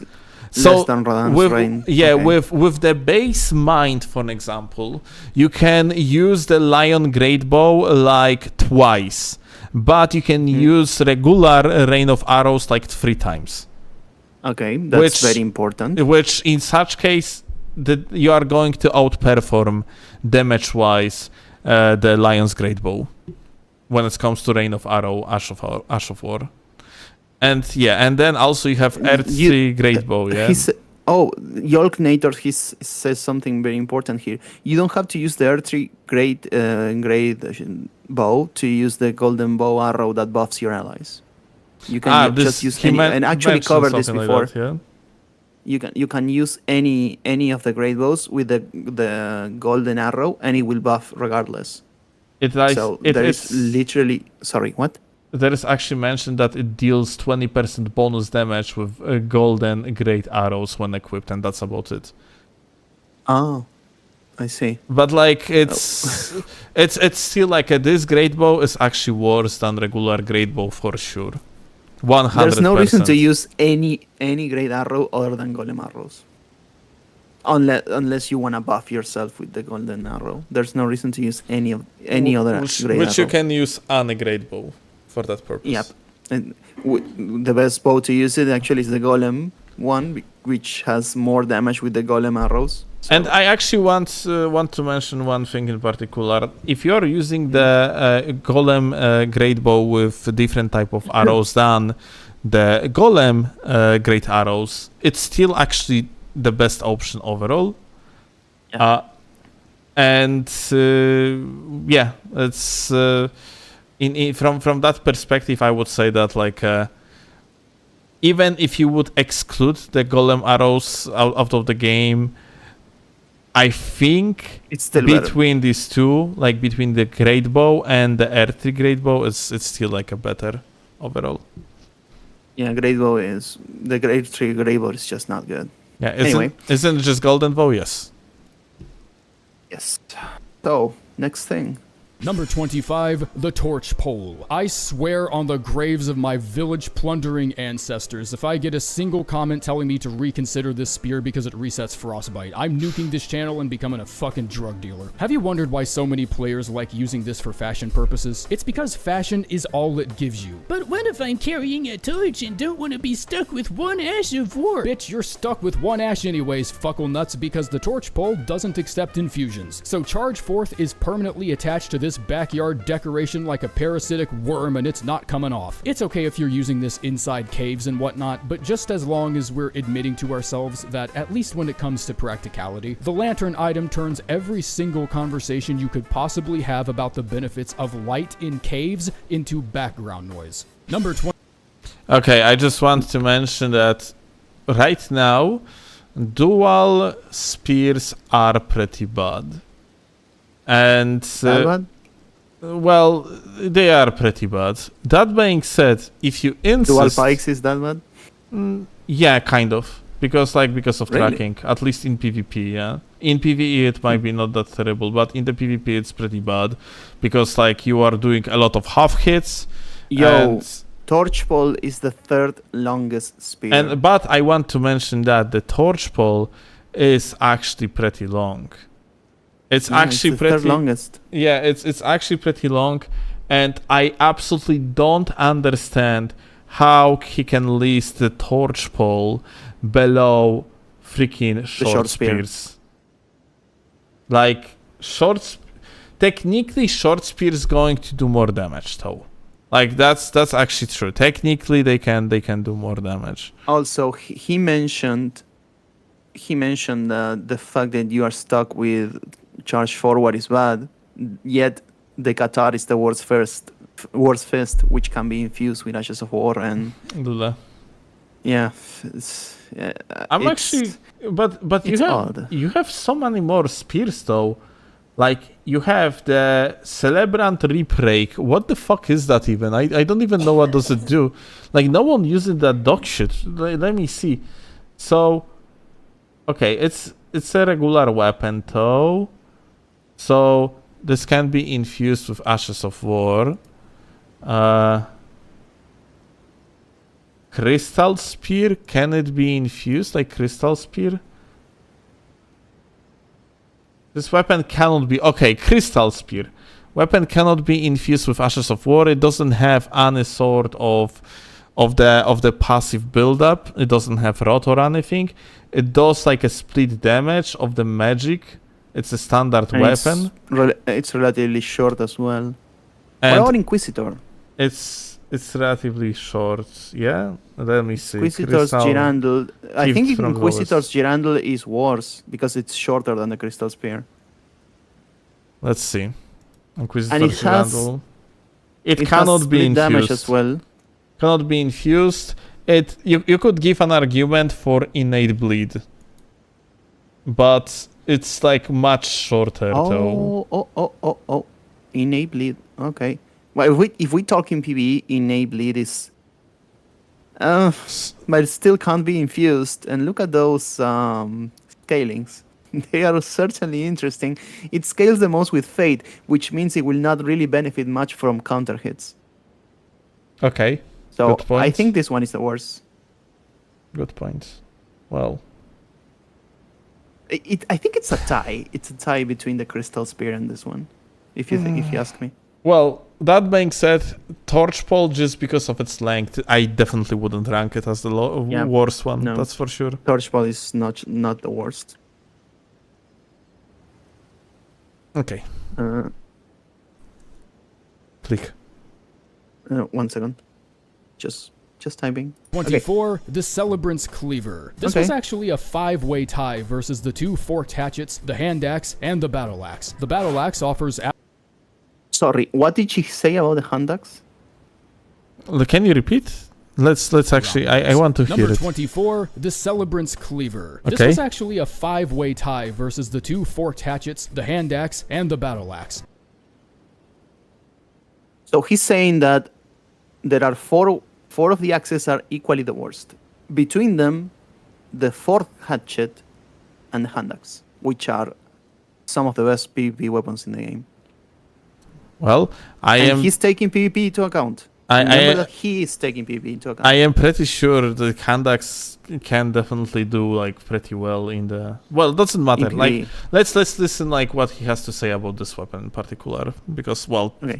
The battle axe offers absolutely nothing of note, including less than ideal base damage that's so low that it can be fully replaced with the Highland axe before you've even completed the first legacy dungeon. But the 2 forked hatchet weapons have faster movesets and additional bleed, as does the hand axe, to compensate with its extremely low damage. Hand axe doesn't have bleed. Or does he mean the moveset? I have no idea. It's like from that sentence, I would understand that he says that hand axe has bleed. It doesn't. Yeah, from that sentence, it makes it makes it look like he's saying that the hand axe has bleed, and it doesn't. Okay. But he's saying it's one of the ones. Okay, let's continue. Save So- me. Damage. The Celebrant's Cleaver has it has an alternate moveset, but it's not exactly faster. In fact, the alternate animation of the Celebrant Cleaver is actually slower than the base moveset. The other 2 Celebrant weapons don't have this issue either. It's just the base moveset for the hammer and the rib rake. So what gives? Is the rune acquisition gimmick on the Cleaver just too powerful to handle? Were you afraid of making the 3 god cards of rune acquisition and unleashing the power of Elden Lord Elon Musk on the innocent public or something? What is the point behind this decision? Number 23, the forked great Okay, sword. so at least the joke was okay. So I give him that. As for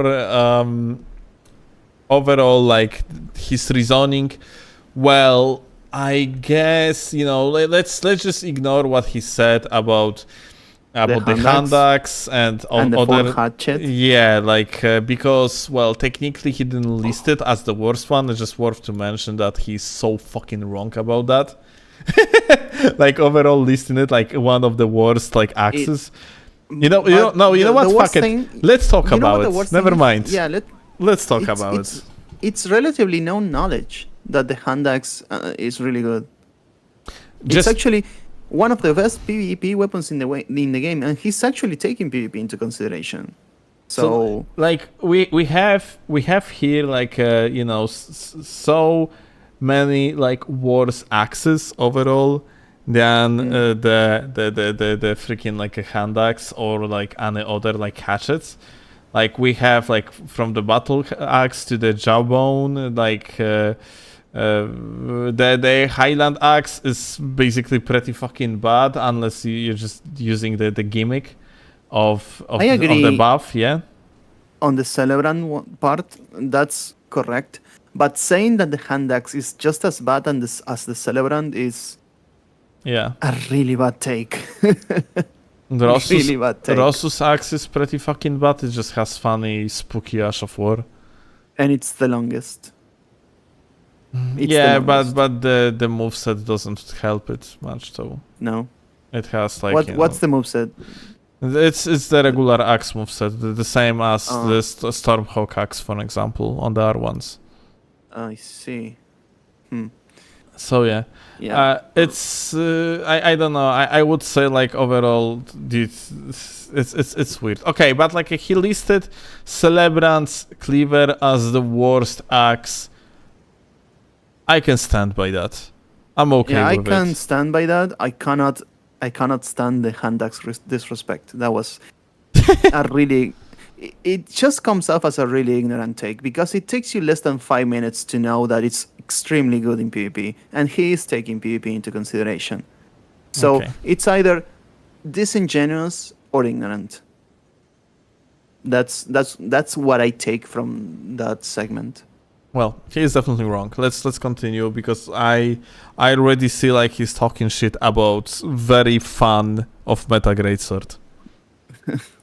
This greatsword I decided on being the worst because it's the only greatsword that directly competes with one that is buyable from a merchant despite needing to be farmed from imps at a 2% drop rate. I'm talking about the Flamberge. Similar scaling, base damage, and additional bleed buildup, also an advantage of the forked greatsword. And even still, the base damage on these two greatswords are noticeably lower than what's considered average. In fact, the forked greatsword falls tremendously below the average, leaving a damage gap of around 20 to 30 between itself and the Flamberge. Oh my god, voice would crack. He's talking about the Flamberge as if it were as bad as the fork greatsword, and the Flamberge is the 4th longest greatsword in the game. I just want to mention that like forked greatsword is inferior Flamberge, I guess. So like that's kind of true. But if you are listing all the great swords and you take Bastard Sword as something that's better than Forked Greatsword, or the Gargoyle's Greatsword that would be potentially better than Forked, then I don't understand. Or Alabasters as well. Like, there is... Wait, I'm actually not sure, guys. There is that one greatsword. Isn't that actually Alabaster? Alabaster has very good charge attacks. There is one broken greatsword that has insanely good charge attacks. It's Alabaster, yes. It's Alabaster. So I guess you can use it in charge attack builds in PvE. Yeah. I'll take that. Yeah, it's actually... Wait a second, I cannot find it. In PvP, Alabaster sounds really bad though. It's the shortest, you cannot infuse it, the Ash of War is pretty doo-doo. Yeah, Luba. Okay, so... Let me actually see... Gargoyle, blah blah blah. Yeah, Alabaster's. Yeah, Alabaster's Lord Sword is actually like kind of goated in the PvE because of the motion value on the charge attacks. Actually. Yes, that's true. So like, yeah, it's. But yeah, Okay, it so still doesn't I change wouldn't the fact. say. Yeah. Yeah, the fort is not the worst. The fort is definitely not the worst. Yep. I don't think so. Definitely not. Bastard. Inseparable. What about Inseparable? Gargoyles is pretty doo-doo as well. Although Gargoyle in PvE has that fucking flaming effect, so the black flame effect. Wait, no, it's not the Gargoyle, is it? The Gargoyle's Black Blade. There is not another Gargoyle Greatsword. Maybe confused. No, wait, here's Gargoyle's Greatsword. There is Gargoyle Gargoyle's Greatsword. Black Blade. There is Gargoyle Braids. Oh, this actually wait. Gargoyles can be infused. Gargoyle according- can be fused, yes. Okay. And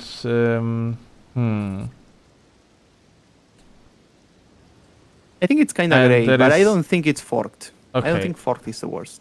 Okay, so just because Forked can use the Ashes of War, it's definitely better than Gargoyle's Black Blade. Like, without a doubt. Even with the black flame effect Yeah, or PvE. for PvE. Okay. PvP, no doubt. PvE is another issue. Okay, you actually... Maybe I'm going to refrain from the statement, and maybe I'm actually gonna change my mind. Maybe I will even agree with Rusty then. So it's worse than Bastard Sword.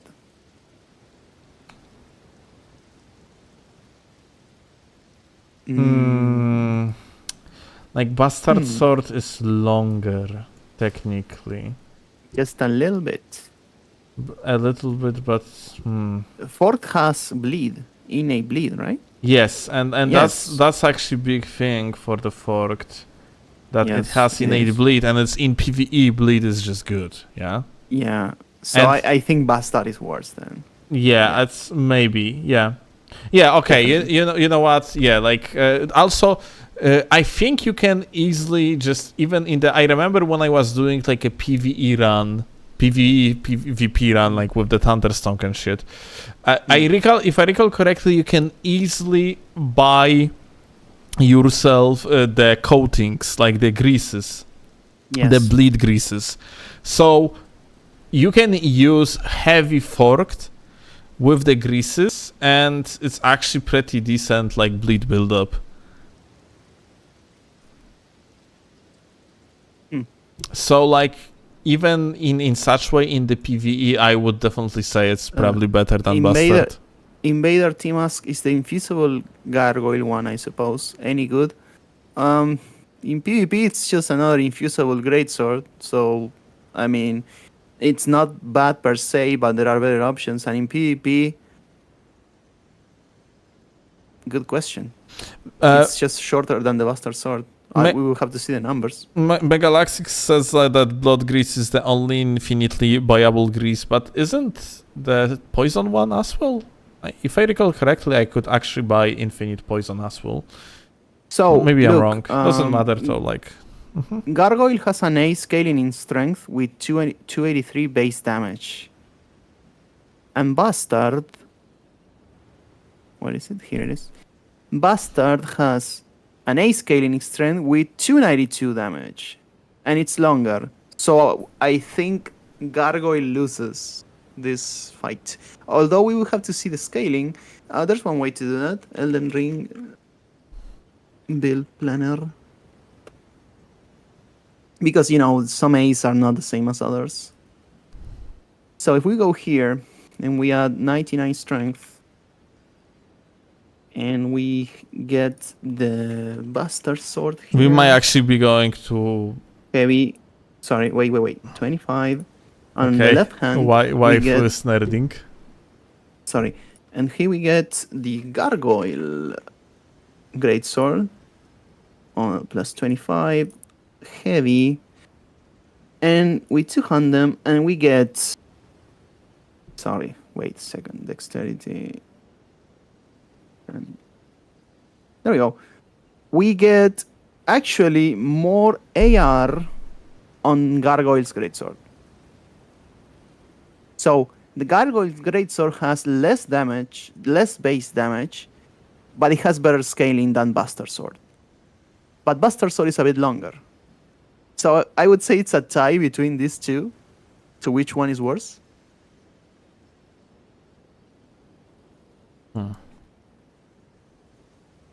I'll send you the numbers so people can see them.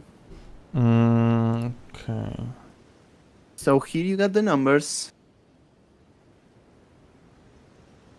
And Bastard Sword is a tiny bit longer. So which way, Western boy? Kick.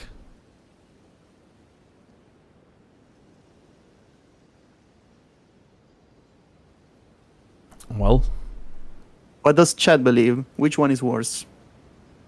That's 33 more AR against a little bit of range.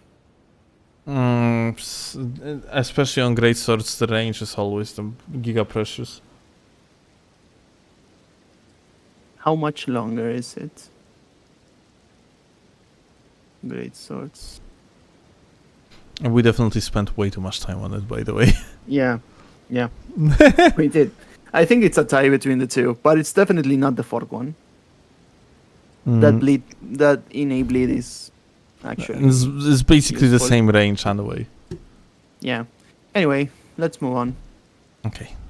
All of these negatives, on top of having to farm it from some of the most alarmingly frustrating enemies, just amalgamate into this massive red flag of a weapon that can only compete with a weapon that still isn't really that good, if we're being honest with ourselves. It's like stepping in dog shit and trying to scrape it off with an older, harder piece of I just realized he had it non-infused, so he's basing the numbers on standard. dog shit. Uh-huh. Number 22, the flail. There's really The flail is better than everything else we saw up to now. Okay, let's remember about the rule that we broke with the no great competition sword with anything anyway. on the list here. It can't even compete with the other two basic flails in the lineup. The Knight Rider flail is a better option for dex, the Chainlink flail is a better option for strength, and one of them is a guaranteed drop from a Knight's Cavalry that can be found less than 5 minutes away from where you first start the goddamn game. This flail could be the only weapon of its type on the entire list, and it would still find a way to get left behind by like a shield or a sponge or something. It's also incredibly jarring Why seeing what lightning? an actually historically accurate flail looks like. I don't know how I didn't pick up on this, but I guess I just watched some episode of Tom and Jerry or some cartoon or whatever the fuck and saw a cartoonishly oversized flail of some kind, and then without realizing it, I must have just internalized the shape of that flail and assumed it was accurate. It's not, by the way, for anyone who needs to like hear this. This is what an actual flail looks like. Yeah, I feel like most people knew this already. Hope you guys enjoyed the No, new I Rusty didn't. lore expansion that just came out. Number 21, the Smith Okay, Script Deck. okay. That's the Swift Script Dagger gonna be funny one. Yeah. But so I just want to tell you why a flail. You cannot ever say that flail is bad. None of them is bad, and it's because of the historical impact. Oh. Cute. Oh yeah, I understand. Flails had a unique use before. Yeah, it seems. they definitely had. One unique use we want to forget about, but Wait. Anyway. Wait a second. I need to find it.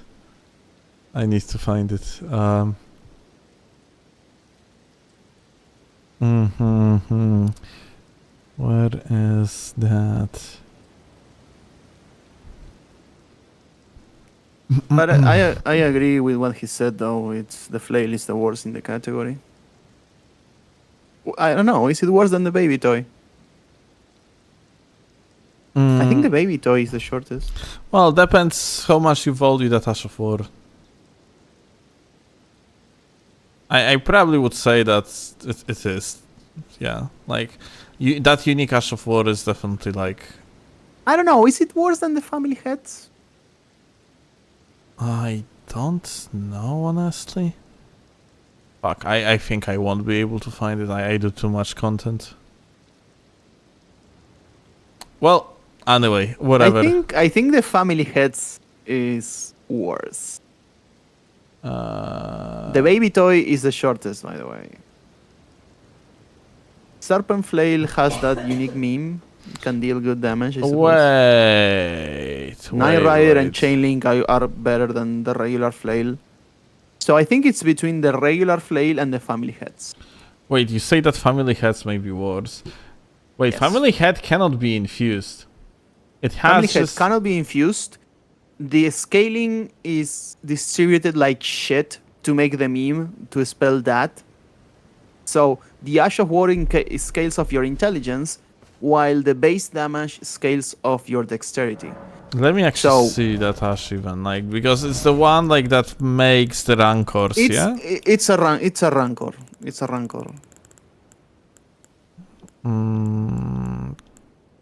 a rancor. There's nothing out of the ordinary.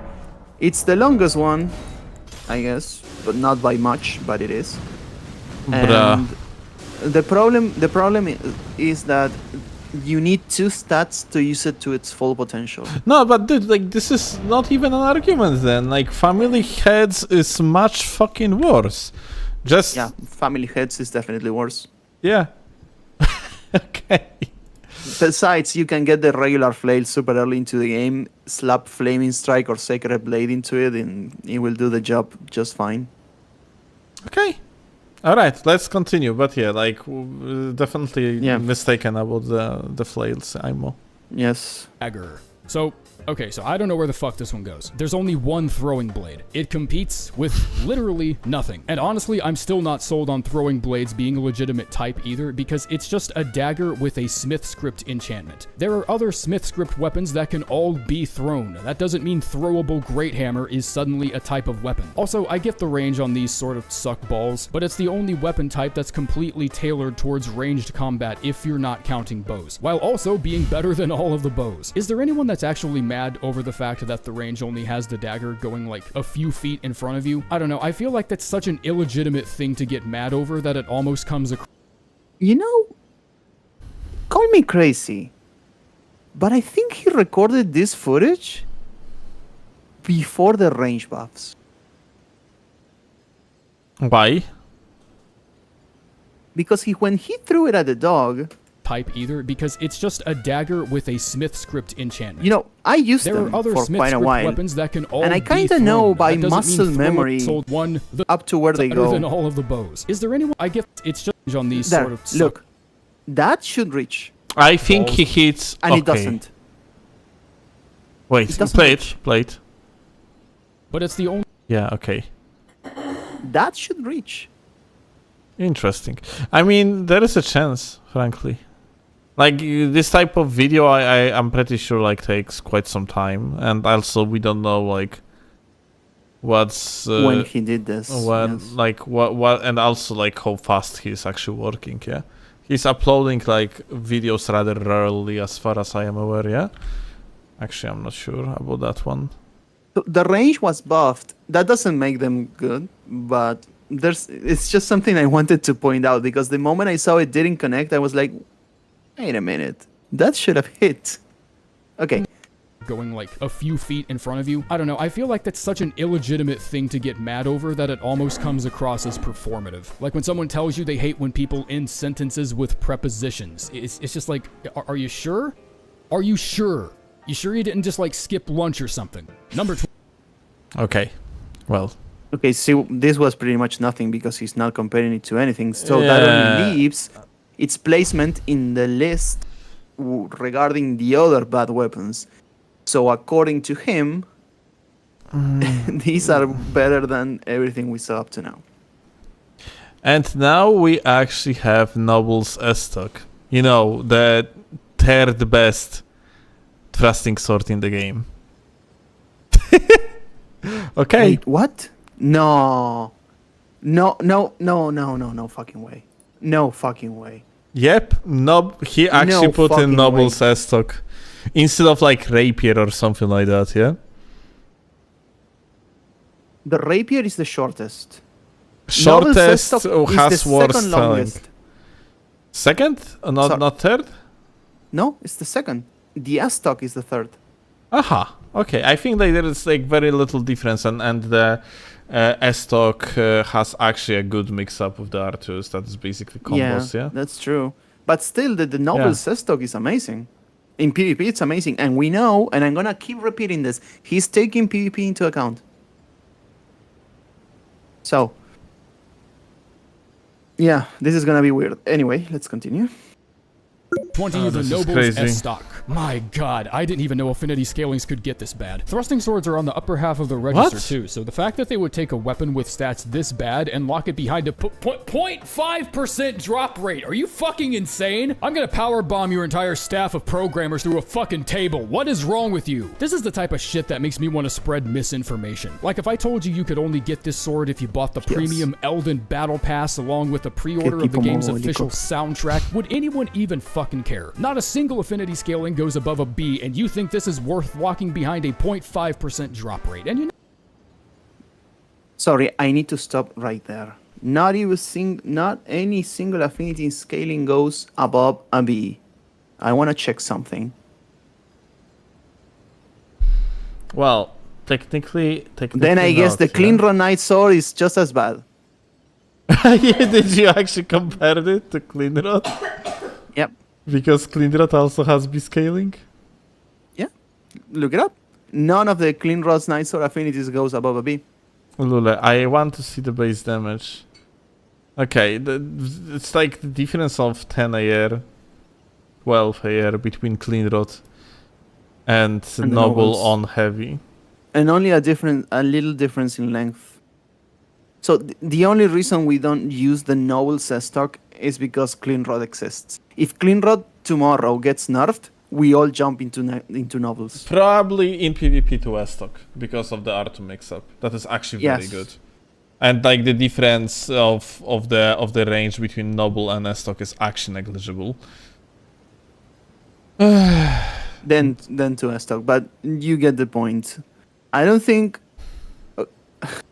So if it is an issue with the affinity, then Clean Rod is in the same place, and I don't know. I will never put into consideration how hard it is to obtain, because it doesn't factor into the performance of the weapon. But whatever, it's his tier list, and he's saying that the way you obtain it matters. So I guess.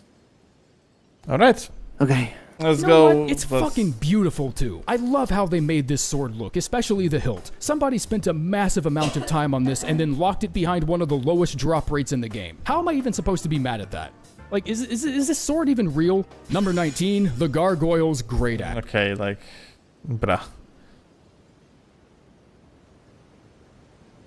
What? Bruh. I don't know what to say like about this. Like, About the S-Stock? yeah, it's just yet again, just, dude. Frozen- Meliodas says, you cheaters just cheat your stuff, not like us. We farm shit, legit. The True real, and real. like, frozen needle does exist, yeah, and Alright. Which will be the worst S-Stock? The rapier? The frozen needle? Frozen Needle still has like a good gimmick. It's definitely Rapier, yeah, Rapier. Like 100%, like Rapier is just the worst out of all of them. Which, funnily Yeah. enough, it's still fucking great. Maybe you Yep. could say that Karian Sorcery Sword might be considered like the worst. The worst one. Yeah, Yeah. because like this, you know, people die It's on the so hill. bad. People die on the hill of but this gimmick is you can shoot spells. It's giga fucking dog shit. Yeah, It's awful. yeah, it's Awful fucking spell terrible. scaling, awful damage, awful range. It's literally the worst thrusting sword in the game. Yeah, it's definitely worse than the rapier. Definitely. Yeah. Anyway. I guess Karian. Yeah. Okay. Axe. Holy shit, this axe just pisses me off. This axe could have earned a spot on the How front that's- cover of a sorry, how it's Supermodel called? magazine. Had someone not Gargoyle axe? real. Number 19, the Gargoyle's great axe. Okay. Continue. Sorry. Gargoyle's Great Axe. Holy shit, this axe just pisses me off. This axe could have earned a spot on the front cover of a supermodel magazine had someone not used it to make a fucking sandwich. I have never seen a bigger waste of an S scaling in my entire career doing any of these lists. I can say with the utmost confidence, bravado, and finality, that heavy affinity has an S in scaling because that's what it needs to be worth a shit. And it still fails. Measured up against nearly every other great axe in the game, it comes up short. With 60s in every stat, 6 of this weapon's affinities appear at the bottom 10 when sorted by total AR. I don't care how light this weapon is. I could bicep curl 6 of these in each hand with number 13 wedged in between my balls and I'd still empty my pockets looking for something else. Number 18. Okay, wait. Let's get back to his damage comparisons.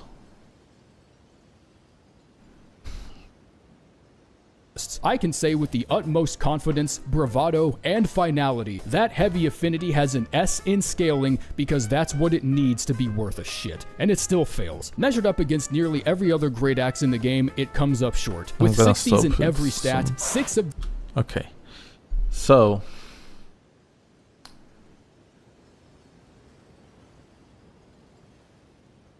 this weapon's affinities appear at the bottom... Oh, wait. I'm like... So, this is called Gargoyle's Great Axe, yeah? It has a scaling. 639. Interesting, actually. But, like, I don't understand. Like, it's... The rapier. What? Now because somebody typed in YouTube chat, the rapier. Anyways, So... I don't understand. I'm pretty stupid to understand. So, what are these supposed to be? Like So the scale. So this S scaling is worse than what exactly? I need to see something real quick. Because I am kind of confused. I want to take that axe and actually... because it doesn't seem like right to me. I actually wonder if he is not measuring the AR in while one-handing them. You think so? Uh... No, that would be really funny. I'm just gonna say it. I'm just gonna say it like this. The black axe is worse. It's straight out. There is no contest at all. The black axe is worse.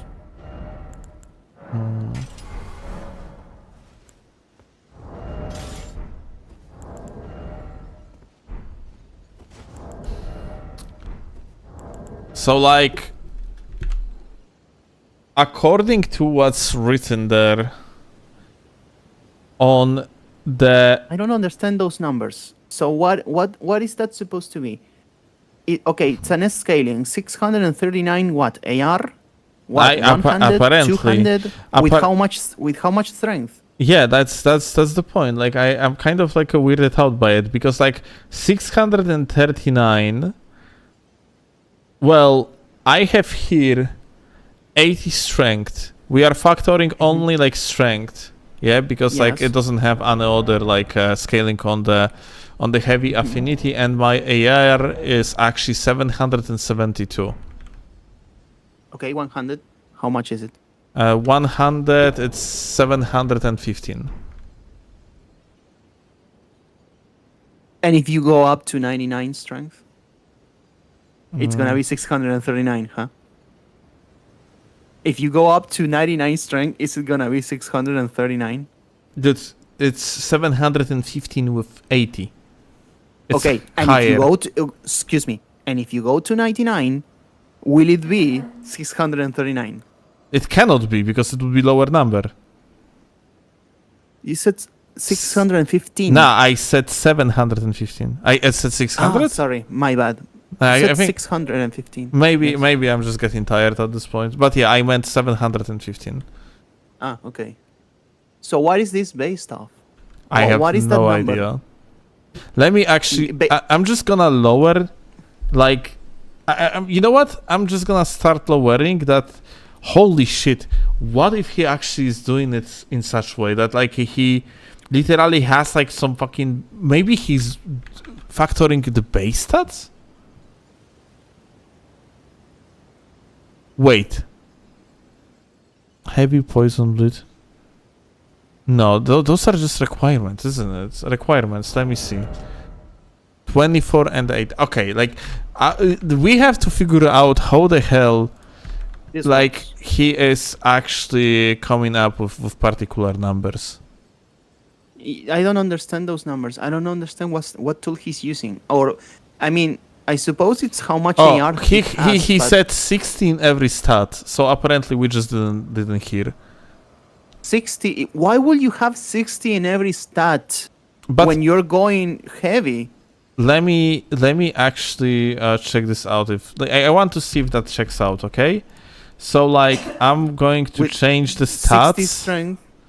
I'm going to change Then the 60. attributes. We're gonna put 60. I put 69. Haha, funny number. Okay, I have 60 now, and it is indeed 639 and 39. Yeah, that's the number. So it is indeed 60. But dude, the entire point of using the heavy affinity is so you can use the weapon in two hands.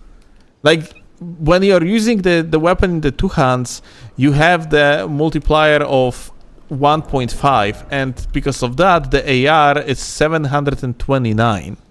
So let me get this. You have an A scaling in strength. You can go up to 99 for strength for a lot of base damage. You can infuse it with Ashes of War. You can buff it with consumables. And this is supposed to be the worst one? But dude, You know which will be the worst one then? The black one, Gargoyle Black Axe. Because you cannot infuse it with Ashes of War, you are stuck with Warcry, and the affinities are garbage. Look at the affinities. I want to point out something though. Like, What? dude, he is inflating damage of the kin affinity by a lot because What do you mean? because it has, if he has like strength and dexterity like set at 60, if he's like, Oh my god. if he is not mimicking builds separately for every infusion, then he's inflating these numbers. And dude, every single of his like conclusions based off the stats of the weapons are incorrect, because he's not using two-handing on the like heavy affinity. He is inflating damage on, for an example, like stuff like occult infusions or like other elemental infusions, because he is actually using 3 different stats on triple scaling affinities or double scaling affinities. And I bet that it didn't tick him off at any point that on these lists, the bleed ones were gonna be all over the top. My god. This is worse than I thought. This is really bad. Holy I didn't realize this because I didn't listen or I didn't pay attention when he said that he had 60 in every stat. It doesn't make any sense. Jesus Christ. Oh my god. I'm looking for that one word, like guys, I'm looking for a word that describes something being, for the lack of the better word, like proven by facts, being authentic. Like there is a word for that, and I'm kind of lacking this word right now. Like jeszcze raz? No, not Give me a second, empirically still. studied. Yeah, Still. sure. Give me a moment. Factual? No. Like I'm looking for the word like, because you can approach topic from various sides. Yeah, you can, for example, just like approach something from the point of a joke. Yeah, and for example, like use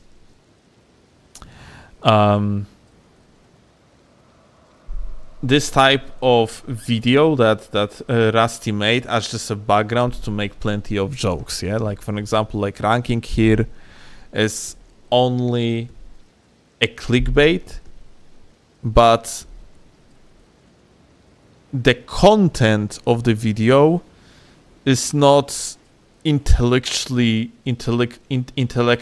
proven or like disingenuous. No, I'm looking for the positive word that would describe, like, and I'm sorry, it's almost like 5 a.m. methinks. It's actually almost 6 a.m. so like my brain is barely working at this point. I'm back. Welcome back, gamer.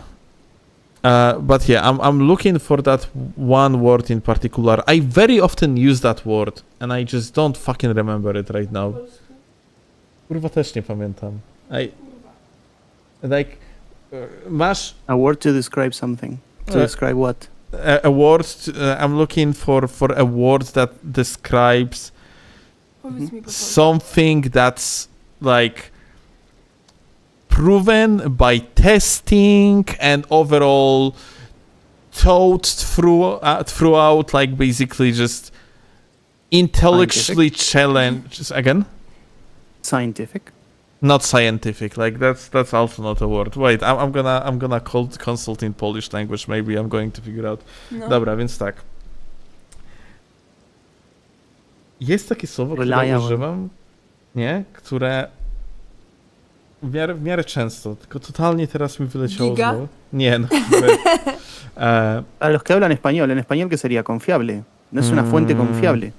No, Methodical.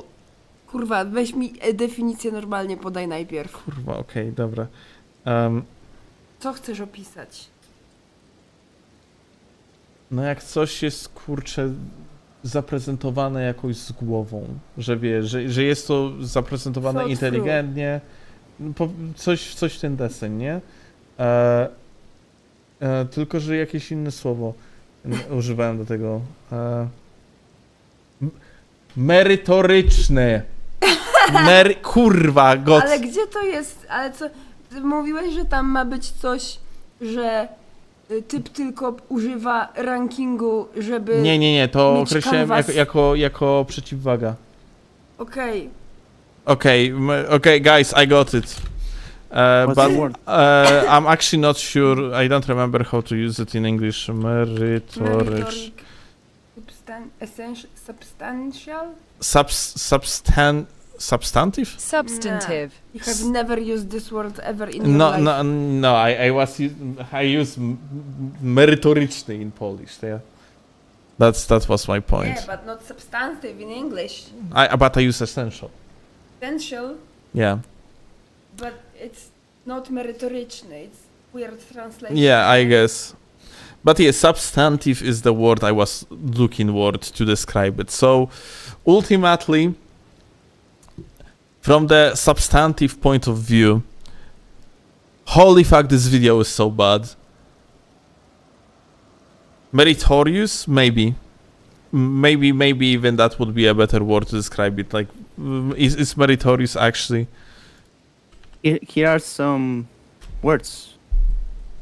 Well, Deserving Questions. reward or praise. No, that's not it. So it lacks substance. So in Polish, merytoryczny comes from meritocracy. oh, here you go. Like, substantive have like a proper like description of it. Having a firm basis in reality and so important, meaningful, or considerable.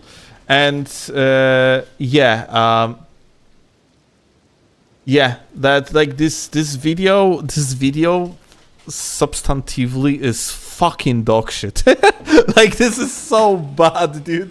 Like, I honestly, I think that's why he didn't take into consideration, say, Crystal Knife or Family Heads, because they have multi-scaling. So he just look at the number and say, oh, look, Family Heads really good. It yeah. has big number.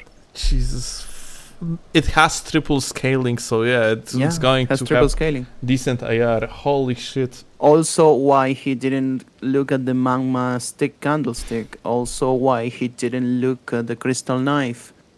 And what others we have here? Let's continue with the video. I want to be done with it because I already know like most of The frozen needle.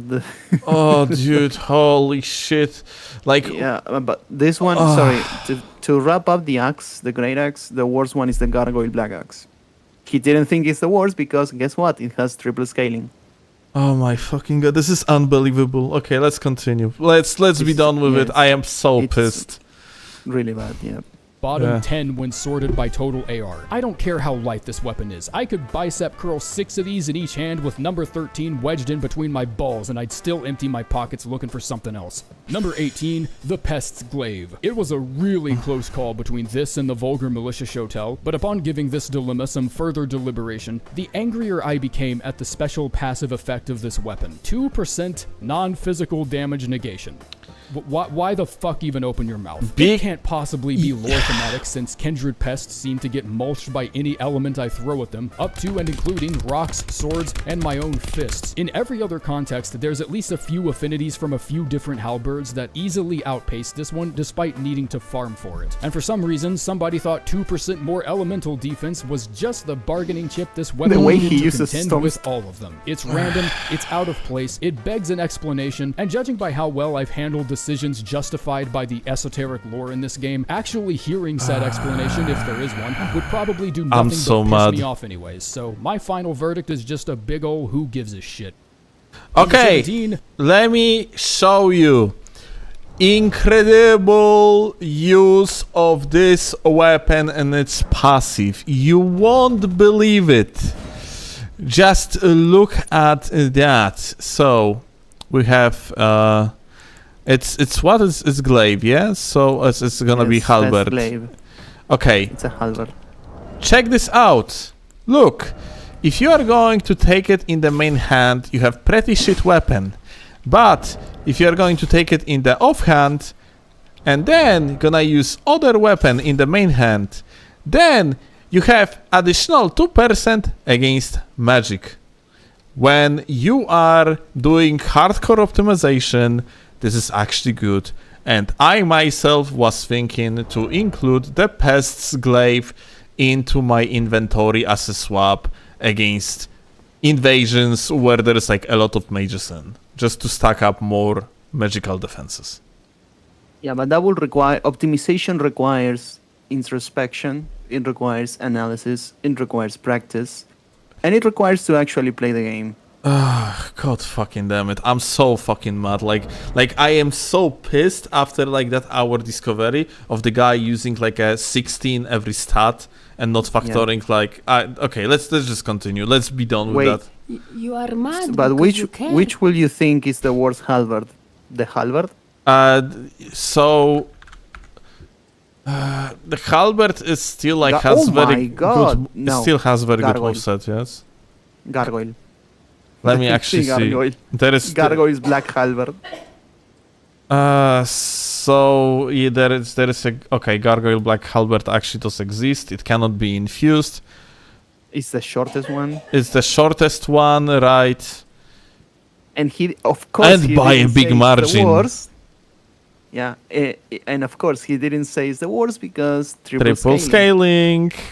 Ja pierdolę. Okay, let's please continue. I'm so mad. 1 second. Oh. I mean, all of this stuff is pure content for sake of it. They don't play the but game, the viewers don't either. Yeah, I know that, Luber, but like the idea of what we are doing today, what we are doing right now is like we are taking it seriously, basically, yeah? Like that's like we are giving it actually legitimate judgment, yeah, from the tryhard point of view. And this guy still, like, you know, he offers explanation and he bases his explanations on his testing, which is just so incredibly subpar. Ace the God would not be mad. All right, let's continue. Okay. I mean, like Number it's 17. It still creates fucking retarded players afterwards, yeah, like when they are going to watch this type of ranking. The Scythe. It's a fucking scythe. Gets left behind by all the other scythes in the game. Can't even reach an Eth scaling with the keen affinity. I do not trust anything of what you say regarding this. So Yep. Even though its base damage, I would say, more than justifies it. I think the only reason a select few players fall in love with its simplicity is because the other options all have noticeably higher stat benchmarks that take some time to level up to. So it stands to reason the double 14s on the basic scythe look pretty attractive to someone just looking for a Grim Reaper cosplay, or someone who hasn't found the Grave Scythe yet. The Grave Scythe, despite scaling with strength, still has higher performance even with dex-centric affinities like Keen and Lightning. that's because you have 60 and 60. Okay, Sorry. yeah. Aren't that many of them, so if you feel like you've slept on the basic scythe, then that probably means you've also slept on the scythe weapon type as a whole, and you should probably devote some time to checking out the others as well. Okay, so everything I'm going to say is that Scythe is fucking goated on arcane builds, Yeah. for example, and it's like longer than the Grave Scythe, which also allows you not only for just potentially catching your opponents off, like talking It's the here about longest. PvP. It's actually Like the longest. like with, for example, running attacks, like especially if you are going to aim the camera downwards, you have insane reach. With the Grave Scythe and with the regular Scythe, it's only better. It makes actually true combos in the PvP much easier when like the weapon is longer and Scythe is the longest in its own You think- category. Which one do you think is the worst? Obsidian Lamina or the So Halo Scythe? It's between the Obsidian Lamina and the Halo Scythe. Halo Scythe still can be used as the cheese stick in the PvE and PvP alike. It's okay. like it's actually the range attack after all, yeah. Yeah, And that's true. Winged then? no. Winged is amazing because you can just use it to force, like at least in PvP, so people actually won't heal. In PvE it's useless. In PvE Like, it's the useless effect is though, yeah. useless. Yeah, that's So I a guess good point. Winged. Winged or Obsidian Lamina, I would go with the Obsidian Lamina. Although on the I would say other side, Obsidian is the worst. on the other side, Obsidian Lamina actually... okay, never mind. I thought Winged doesn't have the innate bleed, but it does. Yes. So I Yeah. would say Obsidian Lamina. From my Definitely personal like Obsidian Lamina. perspective, yeah. Alright, let's see. Although you could argue it's arcane weapon though. But regular Scythe is probably better arcane weapon. I don't know. Hard to tell, I but think- yeah. It's between those two. Definitely, okay, no One matter. second. No matter, definitely not regular Scythe.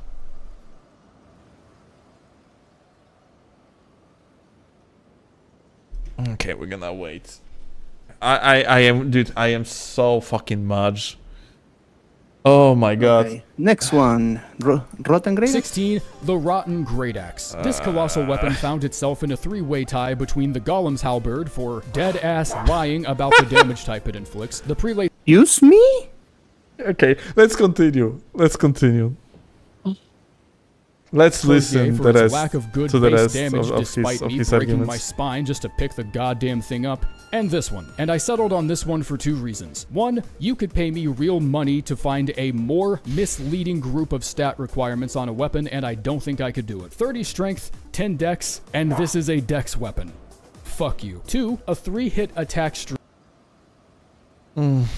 with animation speeds this slow is incredibly hard to make work for status builds, and the one hole in that argument being the absurdly high build-up numbers on the colossal weapon affinities this weapon doesn't even take advantage of. Worse yet, it chose one of the only 2 status ailments in the game that can't scale with arcane. But even still, at least Frostbite gets an affinity. No, we had to land on the one status that doesn't have its own dedicated affinity, nor can it be improved with arcane. 65 better be your favorite number, because you're not getting rid of it. Number 15.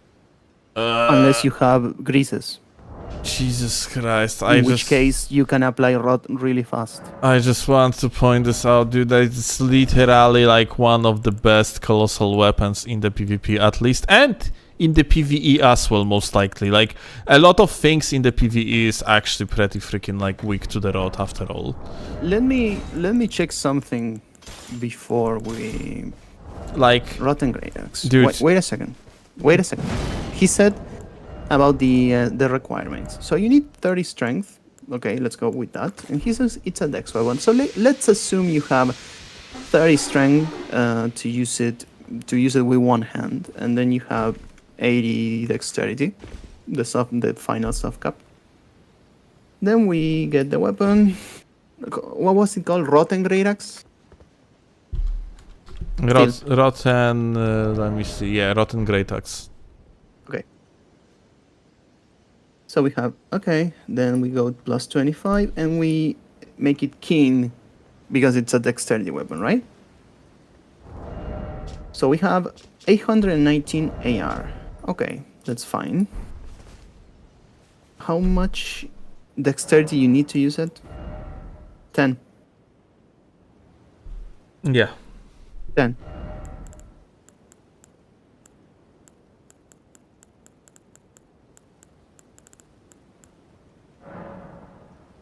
$99 strength, 200. No, sorry, this is not even 200. 99 strength, 100 has 822 AR. And with 200, it has 888. So even if the scaling index is an A, as he puts it, that this is a dex weapon, infusing it with strength, it's better. It's better. And it has I mean, less while stat 200, consumption. Yeah, of course, you're gonna use it 200. And I mean, it has you can less- use it in the most efficient way, at least in PvP, is going to use it power stance with the wave dashes. Even if you use it power stance, 99 strength has more AR than dex, than 30 strength and 80 dex. It has more AR than that. Well, So look at the importance of actually spreading your stats correctly. Because he wasted, let's assume he's a vagabond. So he wasted 15 points in, no wait, that's 14. How much? 14 strength. How much? What's the strength of the vagabond by default? It says in here. Vagabond. well, That's 14. doesn't really fucking matter. Like this weapon is fucking amazing. Like I mean, it's one But of the. Someone said, I don't remember who. Many people said that Rostis is a numbers guy. That he looks at numbers and makes decisions. Then he looks at numbers terribly. This is absolutely insane. Lol. If this is supposed to be the numbers guy, then I don't know. Numbers guy, dude. Okay, let's continue. I'm going to puke. I'm getting Well- after the great access, I'm so fucking mad, dude. I just fucking can't with this guy. I just want to be done with this video. This is literally another Yowie. It's really bad. I didn't think it was gonna be this bad, because I was thinking, okay, it's his opinion on PvE stuff, but no, this is objectively terrible. Okay. The finger seal. There existed one single niche that Before we continue, isn't this the best one? One of the best? Aside from the R3 seal, depending on what you want to do. this seal I was frankly don't able know to much about seals. Okay. fill perfectly, and that is providing sorcerers, warriors, and other non-faith users an easy medium in which to cast basic, low-level support incantations that don't ask for your weekly church attendance and the deed to your house just to cast it. And now, with the addition of Staff of the Great Beyond, that niche has shriveled up like the stink bug I sprayed with Raid this morning and died. When looking at the raw numbers, it's hard to see why this would be considered the worst seal, since no matter what your stats are, the finger seal seems to fall comfortably somewhere in the middle of the lineup. But you'll notice all the seals below it also have a valuable passive boost that improves a certain type of incantation by a significant percent. As soon as you're able to level into what's considered mid Sorry, I'm looking. Why the fuck this bitch is killing my game brothers? faith, you should absolutely start looking for something else. Number 14, I really have nothing to say. I actually personally don't really know much about scaling of the seals, and definitely like I have zero interest in the bad ones.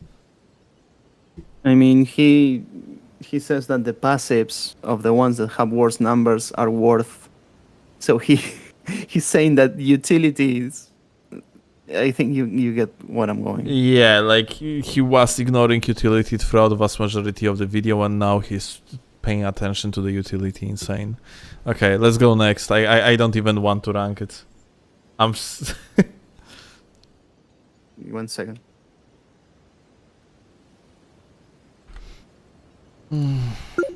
The Monk's Flame Blade. Almost put the Dismounter and the Beastman's Cleaver here, but the Beastman Cleaver had a high strength scaling on the heavy affinity that I couldn't ignore, and the Dismounter had a few really easy farming spots that increase its likelihood of being found. The Monk's Flame Blade has affinity scalings and base damage very similar to the Dismounter, but with the added disadvantage of being one of the fussiest stuck-up bitches I've ever embarked on a farming expedition for. The drop rate itself is a 4%, which is fine, but it can only be dropped by the specific fire monks that use the CGS in combat, and I can maybe think of like 2 off the top of my head. So if lighter weight and salvageable elemental infusions are things you consider priorities in your build, then I hope you're prepared to spend actual real-life hours getting your hands on it, because the scarcity of this enemy type positions this weapon to be one of the rarest in the entire game, and subsequently one of the most disappointing.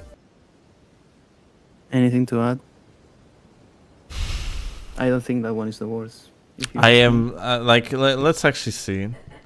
CGS, we have great swords here, and so what? Like Monk's great sword. So Monk's Flame Blade is the 3rd shortest. He said he was gonna put the Dismounter, which is insanely funny. yeah, the longest one in the entire game. The longest besides Morgoth's, but yeah.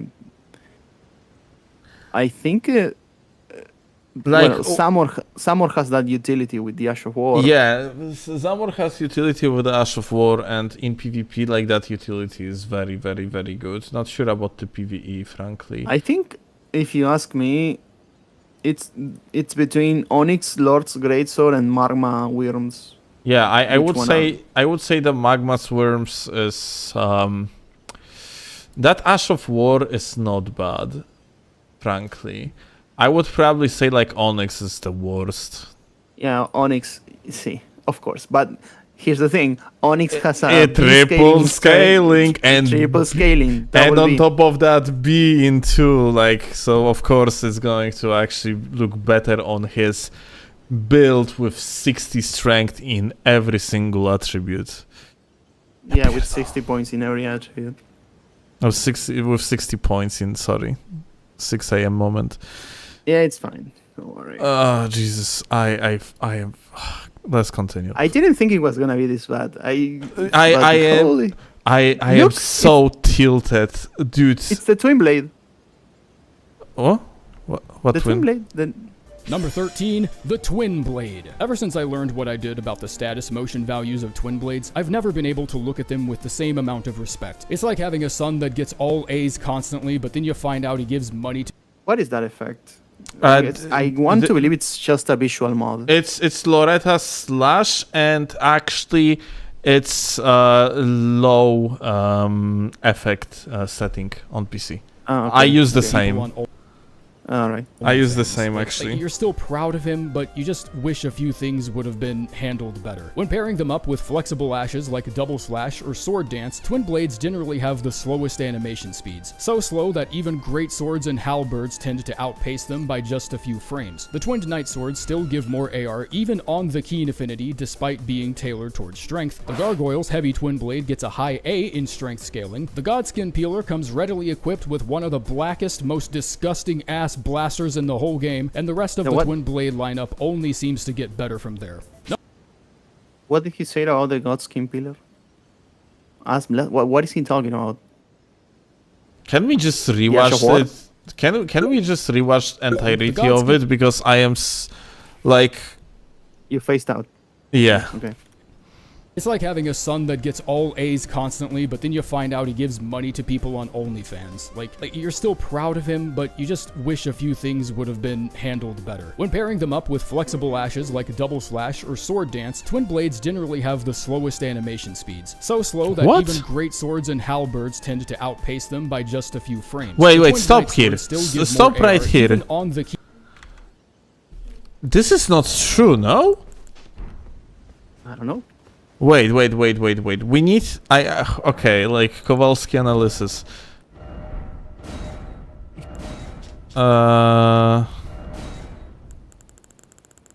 Where are twin blades?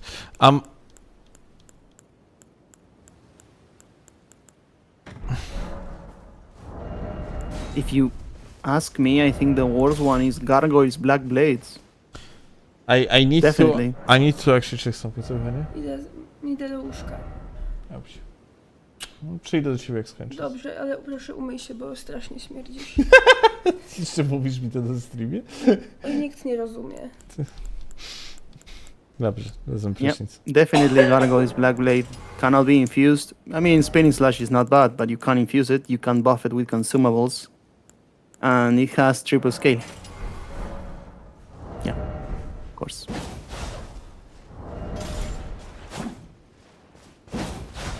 Okay, so... It might be a little bit slower. Okay, no, wait.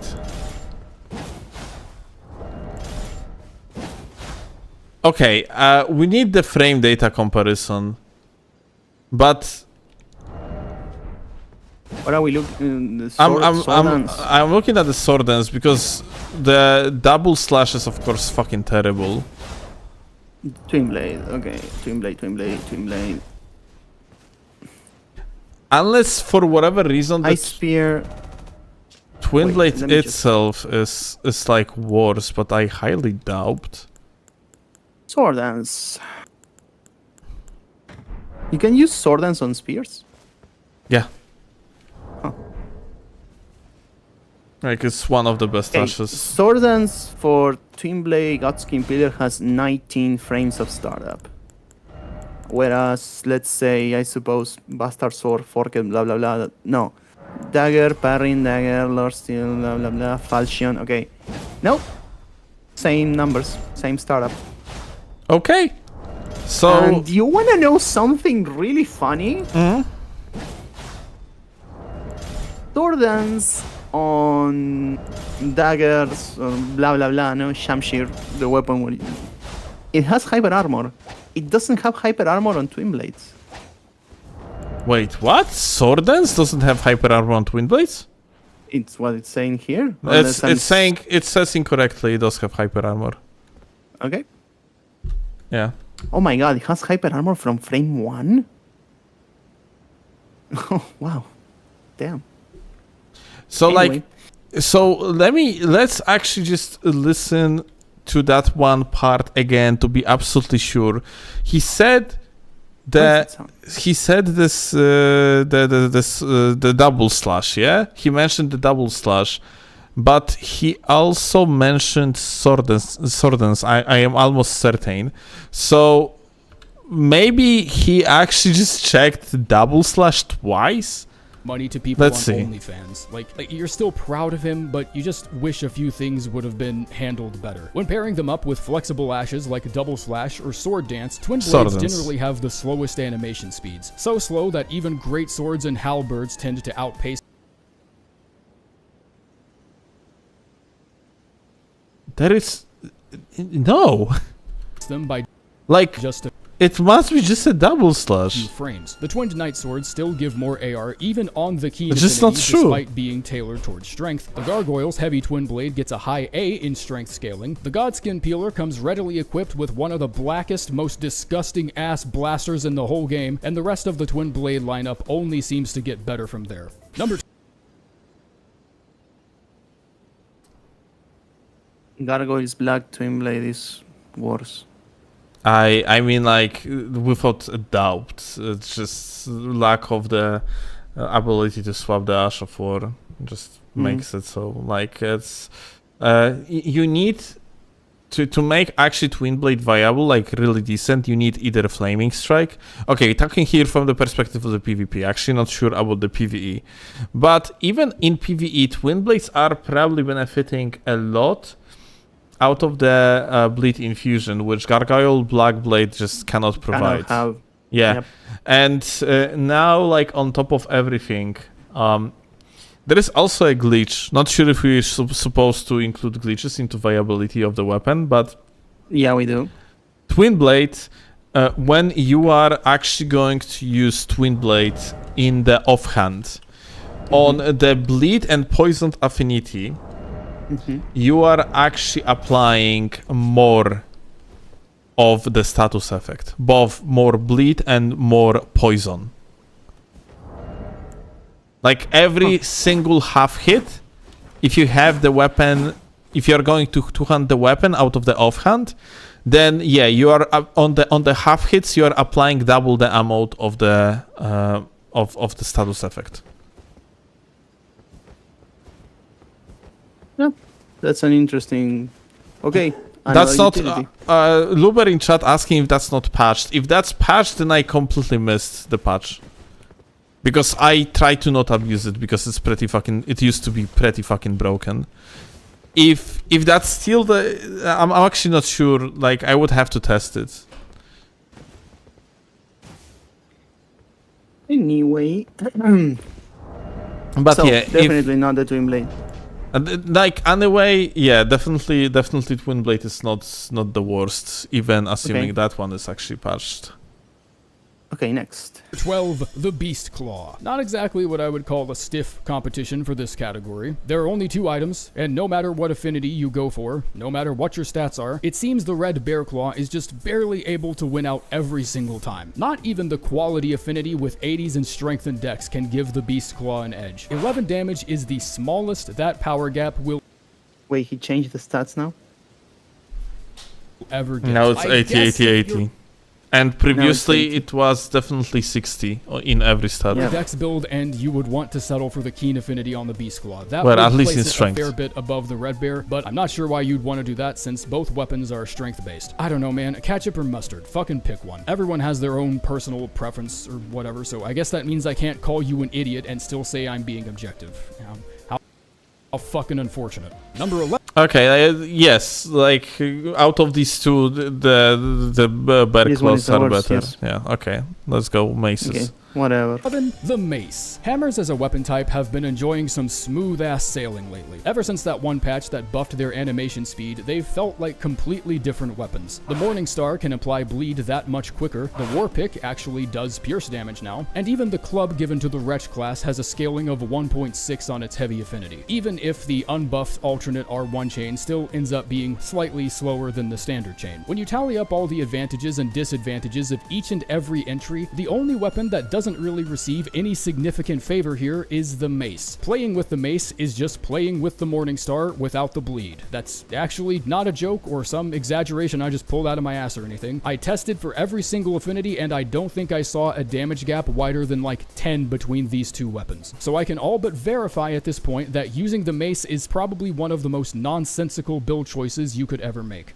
Number 10. Okay, The so Envoy Horns, I think, is worse, but it has a C in 3 affinities. oh, and Envoy Horns. Wait, Envoy Horn.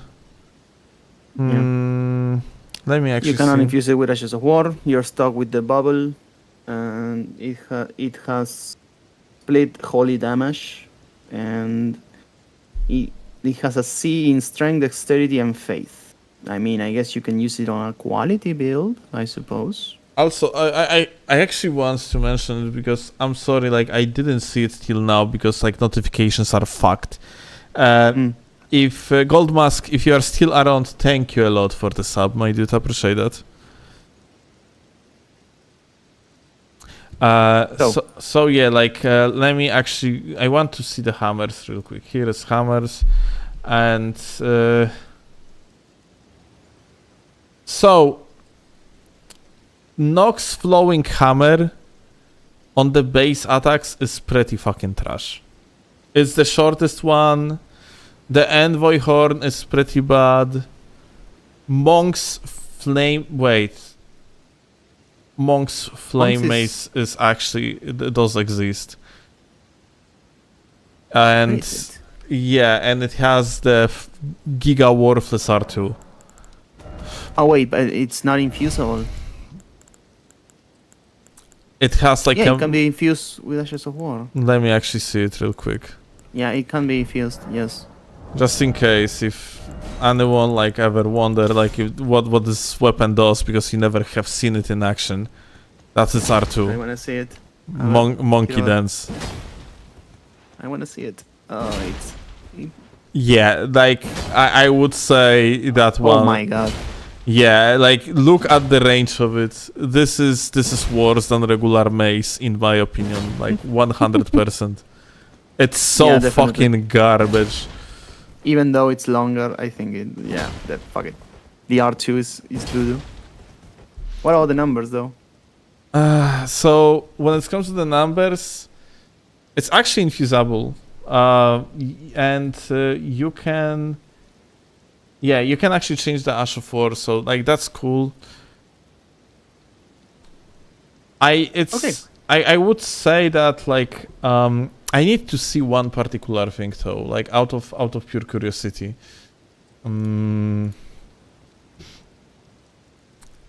Monk. How that's called? The monk what? Monks. God fucking damn it. I need Monk's Flame Mace. Monk's Flame Mace. Was this number 11? Yes. I need the R2.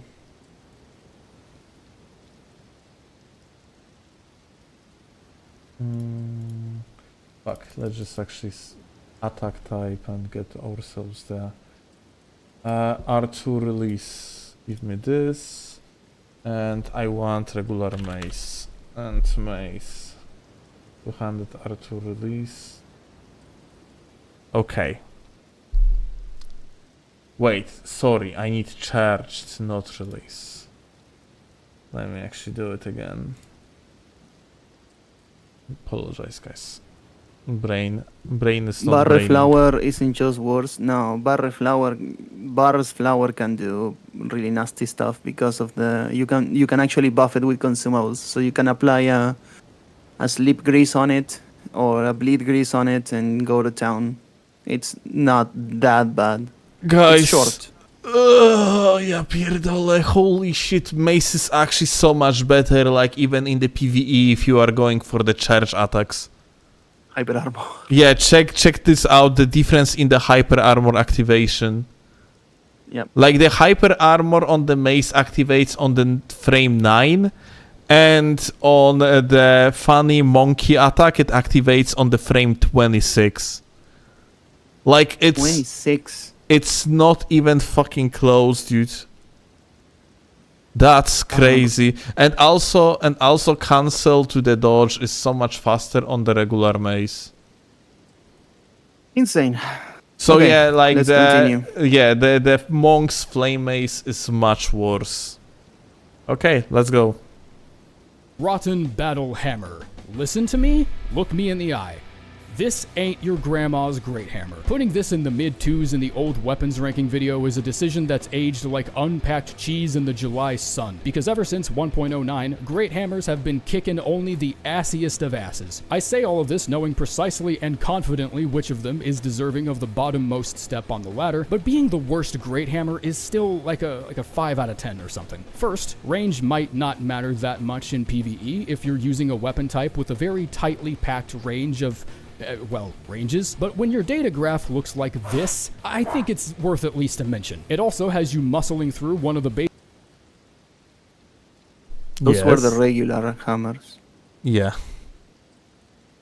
weapon type with a very tightly packed range of, ranges, but when your data graph looks like this, Finger, Those are the regular stone. hammers. Yeah, those are regular hammers.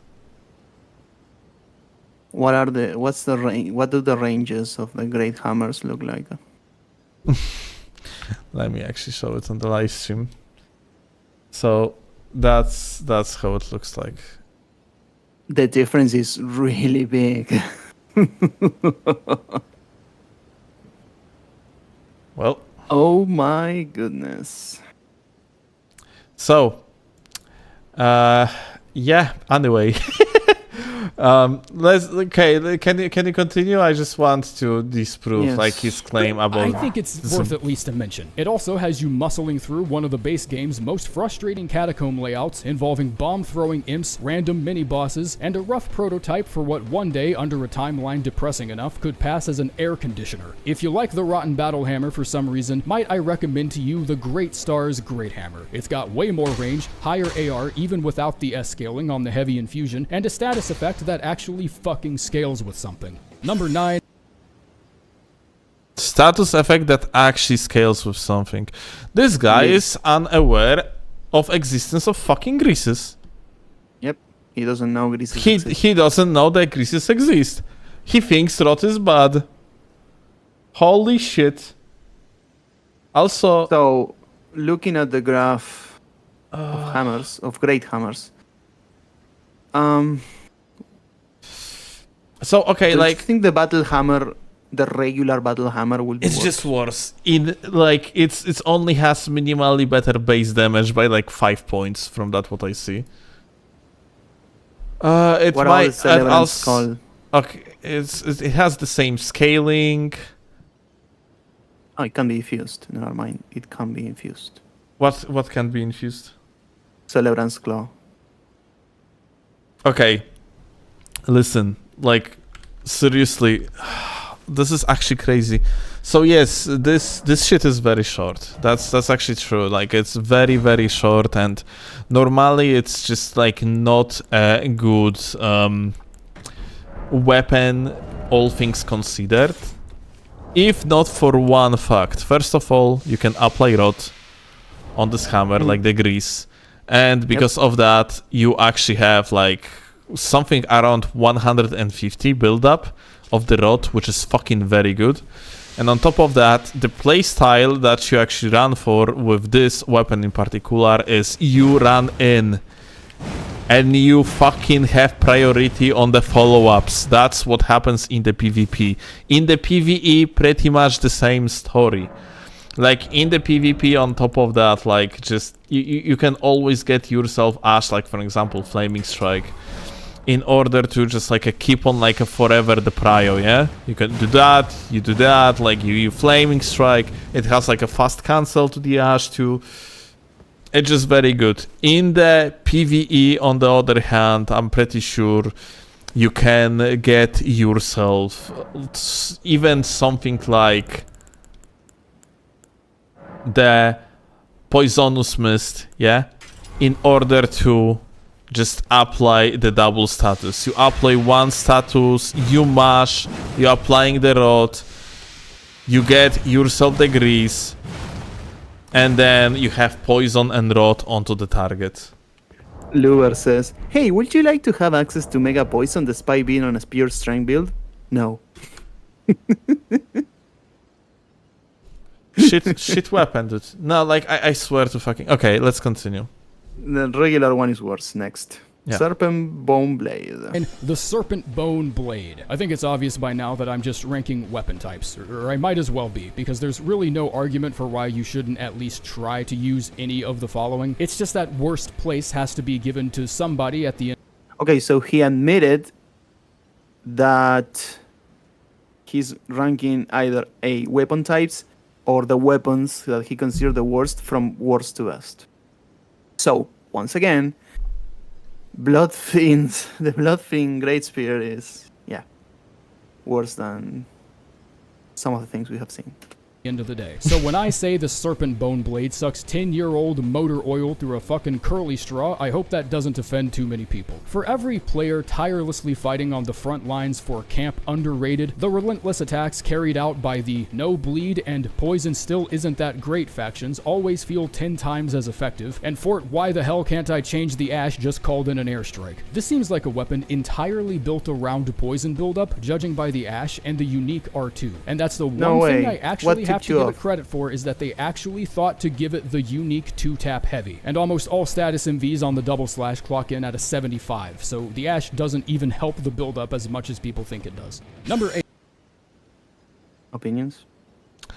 When it comes to katanas overall, I would have to take a look at the katanas, but like, frankly, the problem with katanas is that, like, the main issue with katanas overall, the biggest problem of the entire category is existence of Nagakiba. Like, Yeah, but since the Nagakiba same as Pata. exists, Same as Pata. yeah, like We this, don't take into consideration. yeah. So,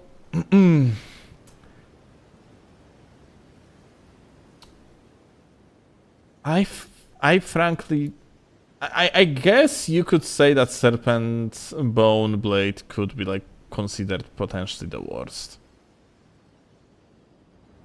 Maybe. Dragon Scale Blade. Could we make an argument?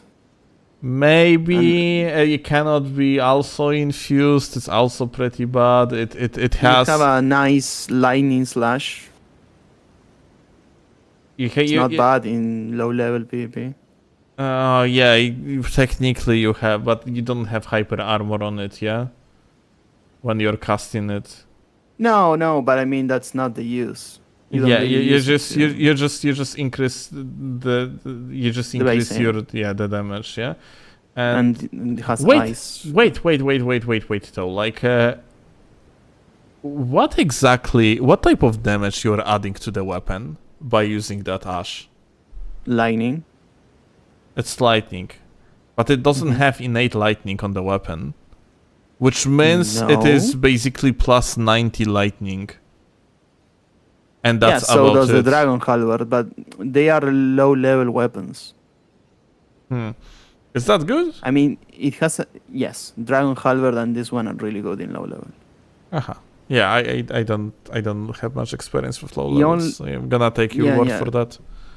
Wait, Yeah, it's Ice not as Lightning good Sword. as- Okay, sorry. There is some information. Ice Lightning Sword imbues the weapon with the additional lightning damage of 160 and Frostbite buildup of 80 for 45 seconds. Okay, it's actually good. I can see why it's good. yes. So the Dragon's Clave It's not even 90. not. It's not 90. It's 160. So it's basically better than like the DLC Grease. Because it's 135. So it's between Dragon Scale and Meteoric Ore, which is the shortest. And you cannot infuse it. And it has Gravitas, which is Meteoric Ore Blade has the unique pretty good mix up on that R2. But it's not really good though. I would say this one is worse than Dragon Scale, just because it's very short compared to the other katanas. Well, compared to Nagakiba and Malenias, I guess, but it's definitely on the shorter end. But it's the shortest katana. So you And think it cannot be Meteoric infused. would be the worst? I think Meteoric is way worse. Yes. Okay, I will take your word for that. It makes sense. Besides, Serpentus Blade. Dragon Scale still has in PvE anti-dragon effects. It has a different type of poison, which is stronger, right? I mean, it's stronger on the short run. It's less strong on the long run. It deals more damage per second, but it deals less damage overall than regular poison. The thing is that I could say that if you're on low lat, you could, catch someone with poison moth flight and deal a lot of damage because it deals a lot. And the poison is always good to have on high lat, so I would say the other one is worse. Okay, let's continue. I already can see, like, I'm not sure if this is the weapon that's... Okay, let's just play it. I have something to say. Script Circ. Throwing 2 projectiles at close range instead of 1 ends up being unexpectedly strong, even if the range on the actual projectiles still feel like they could use some work. It got a range buff on 1.12.3, and I'm not sure how this even happened, but the throwing attacks on the Smith Script Circ somehow flew right under the sweeping nerfs to backhand blades in 1.14. Just sidestepped right around that. What? Is this Chad? Is this real? Is it real that it actually... What? Really? It does more damage than others? Like, it doesn't have, like, 10% nerf? No, it's actually not even, it's 27% nerf.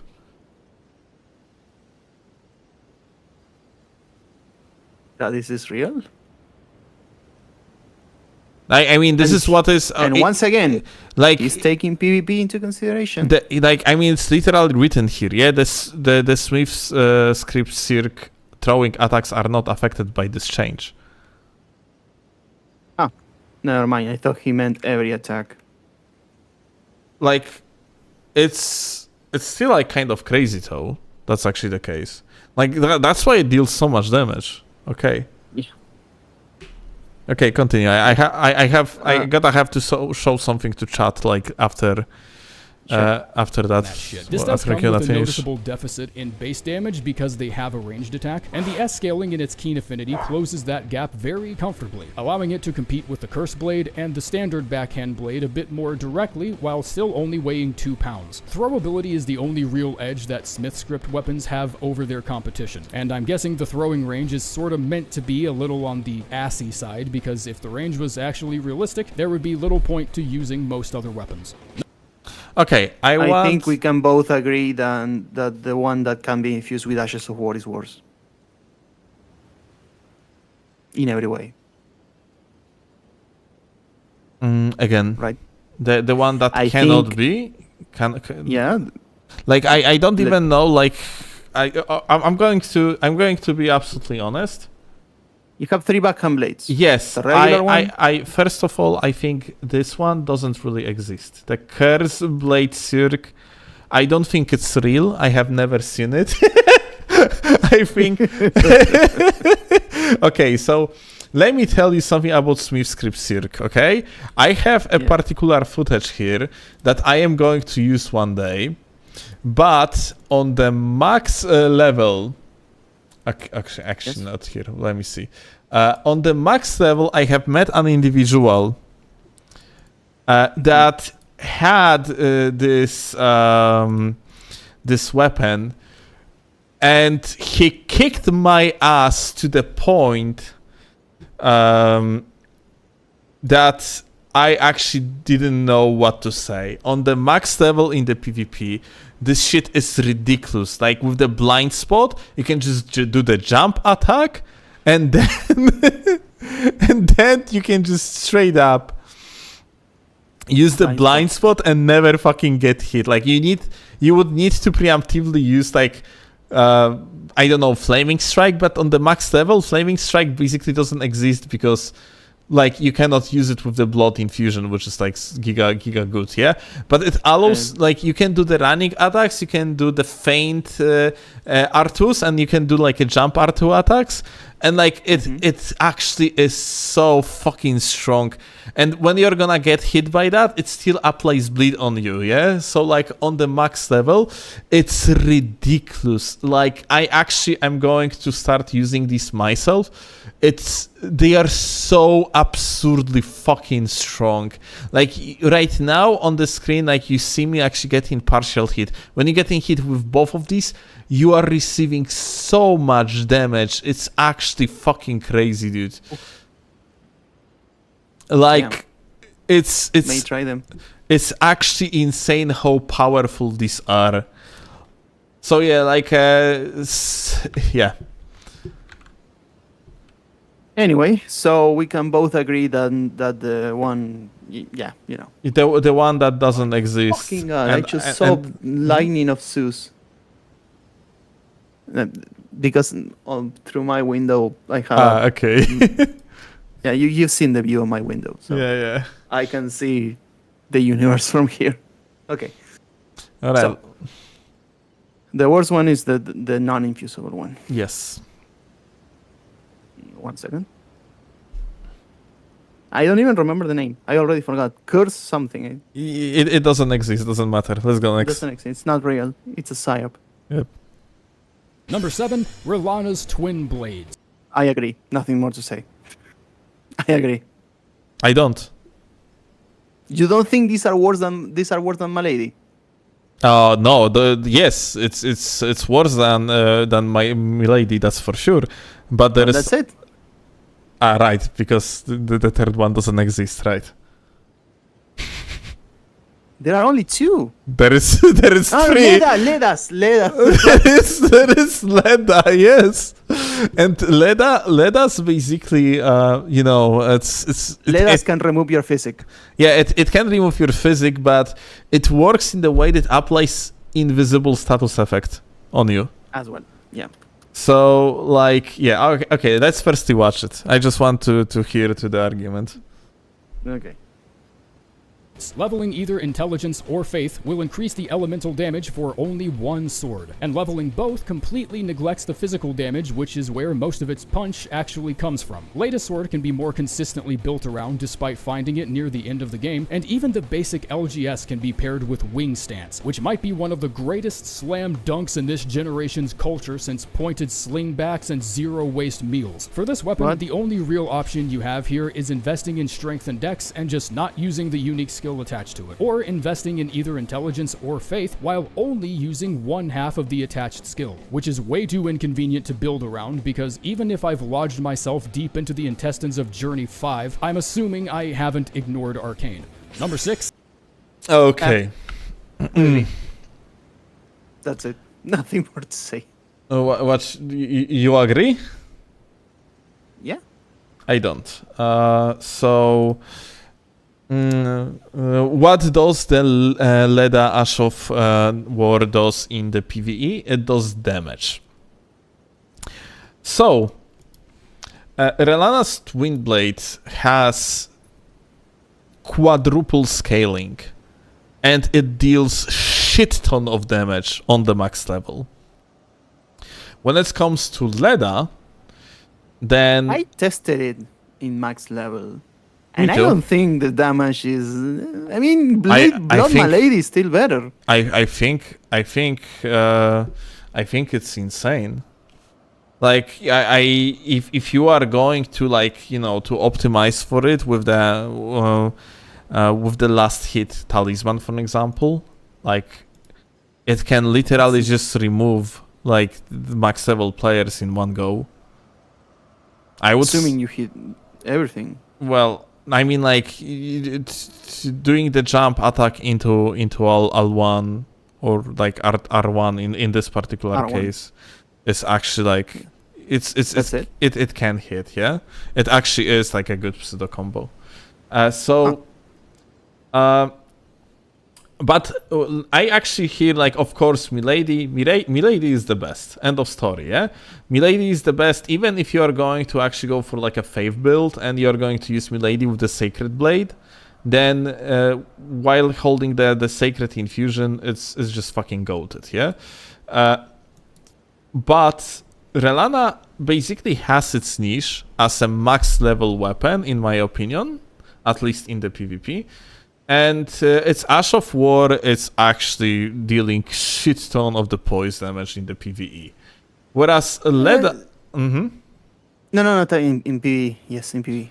Whereas Leda, on the other hand, it is actually like... It has the best scaling on the dexterity, which is just like better to go with the Milady in such case. The only thing that is good about or unique about this weapon is just like a Ash of War, but that Ash of War scales only with Faith because it's purely Faith damage, and on top of that, it doesn't hold like anything unique outside of it, and like Milady is just better as a regular weapon in every single way, even if you would go for the dexterity build or Faith build, and on the max level, like it's still better to either use Milady or Relana, because Milady gives you blood affinity. Although like a bleed affinity is kind of iffy on Milady because its R2 like applies only half of the status effect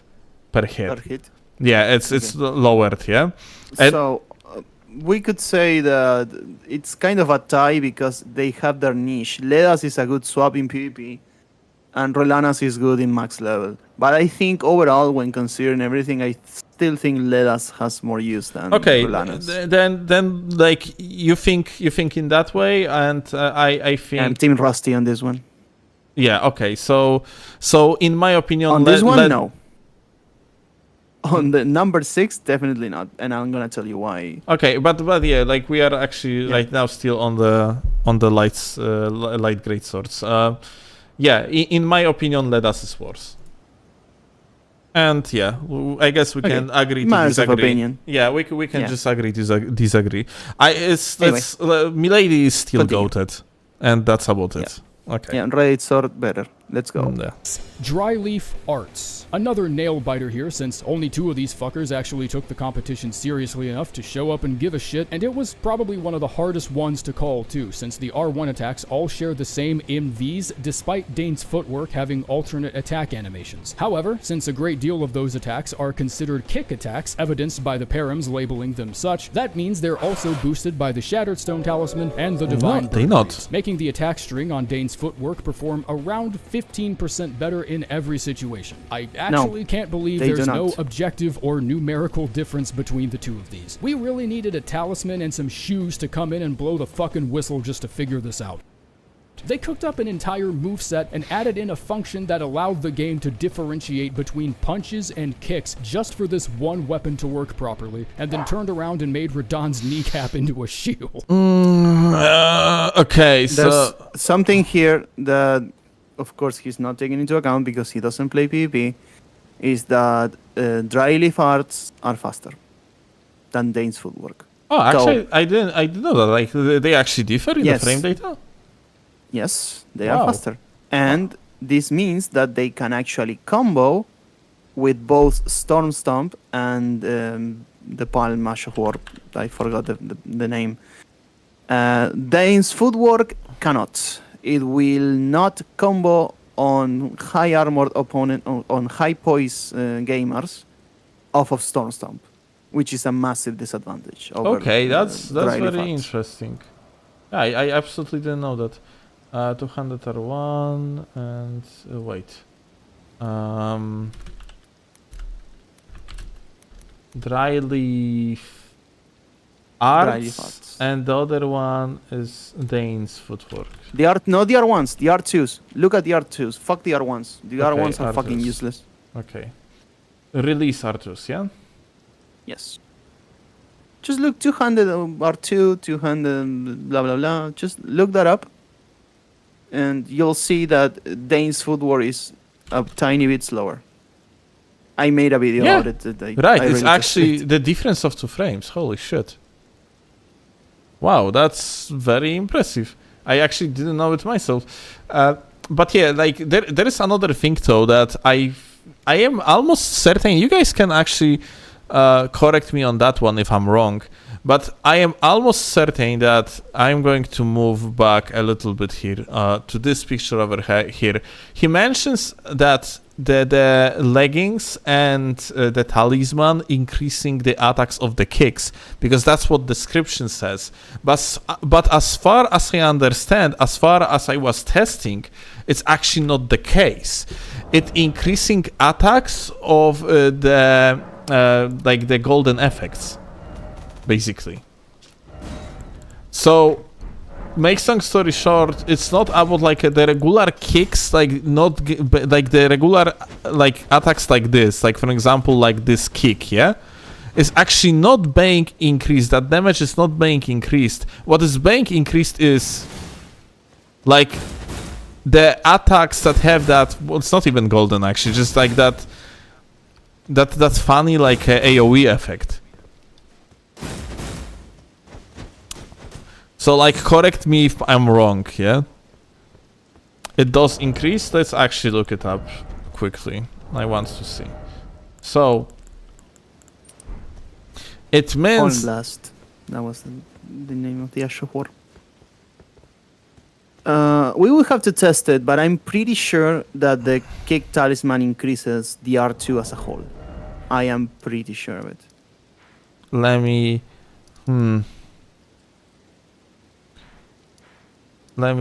see.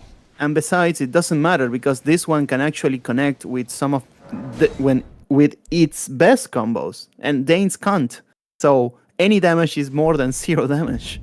Okay, like good point, but let me I want to go somewhere.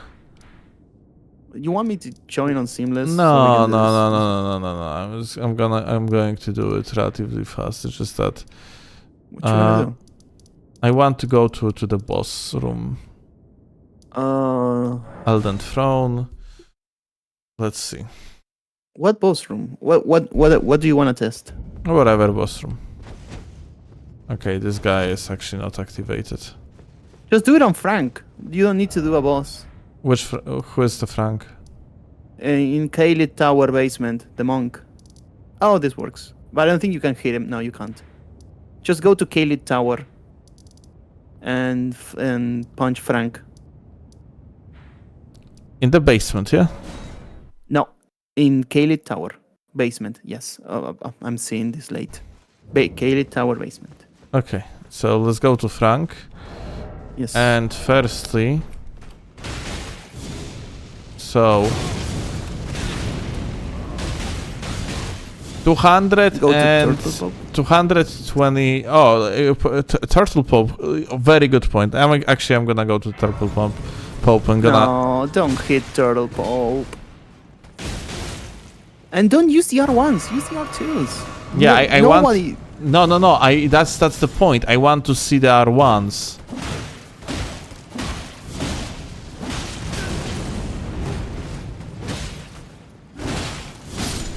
Let me see. That's the point. I want to see the R1s. If the regular attacks, if the regular kicks are like if the damage is being increased by the tally and the other thing. It's here. Church of Vows.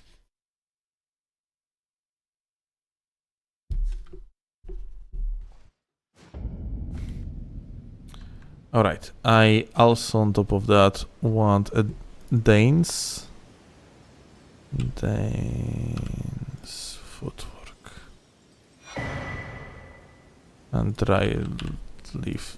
Now when I think about it,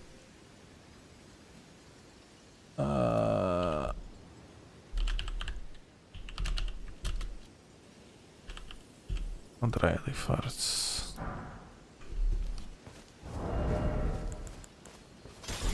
Okay, so let's see Dane's footwork. The kick. Stop it, please. My flesh cannot be 744.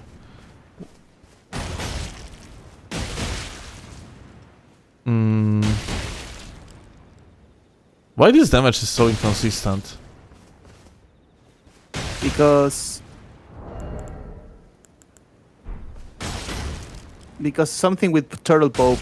Don't attack Turtle Pope. Just go to Frank. Yeah, I guess that is, yeah. This damage Leave is Turtle Pope inconsistent. alone. Seriously. All right.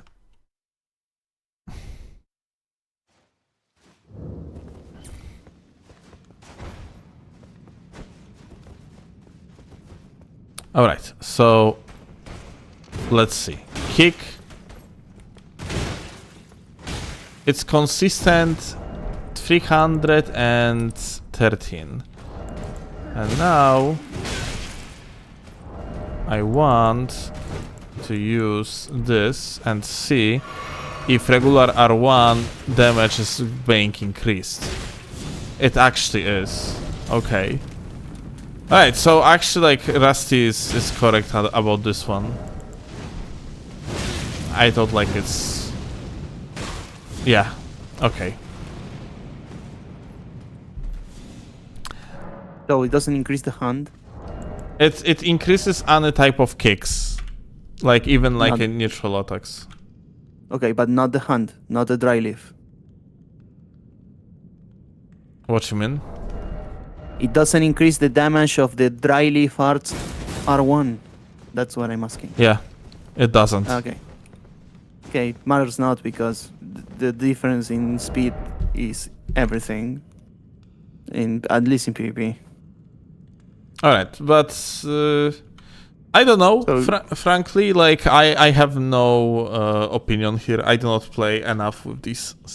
So yeah, I basically I don't know. Make a build around them and use Storm Stomp or Palm Blast. You can use non-charge Palm Blast into an R2 and Storm Stomp into an R2. You can do both with Dry Leaf, but with Dane's Footwork, I don't remember if it's not Stormstop or the other one, but one of them doesn't work. Okay.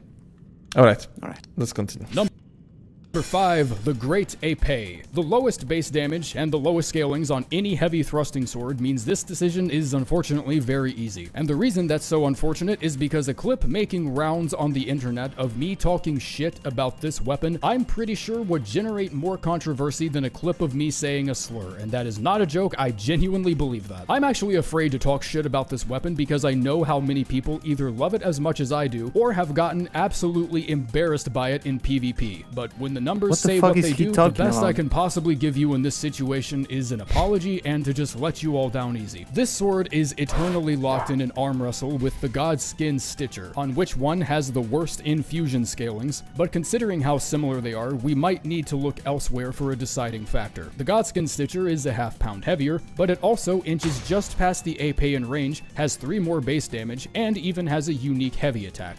Number 4, the Dueling Shield. Okay. Yeah. So.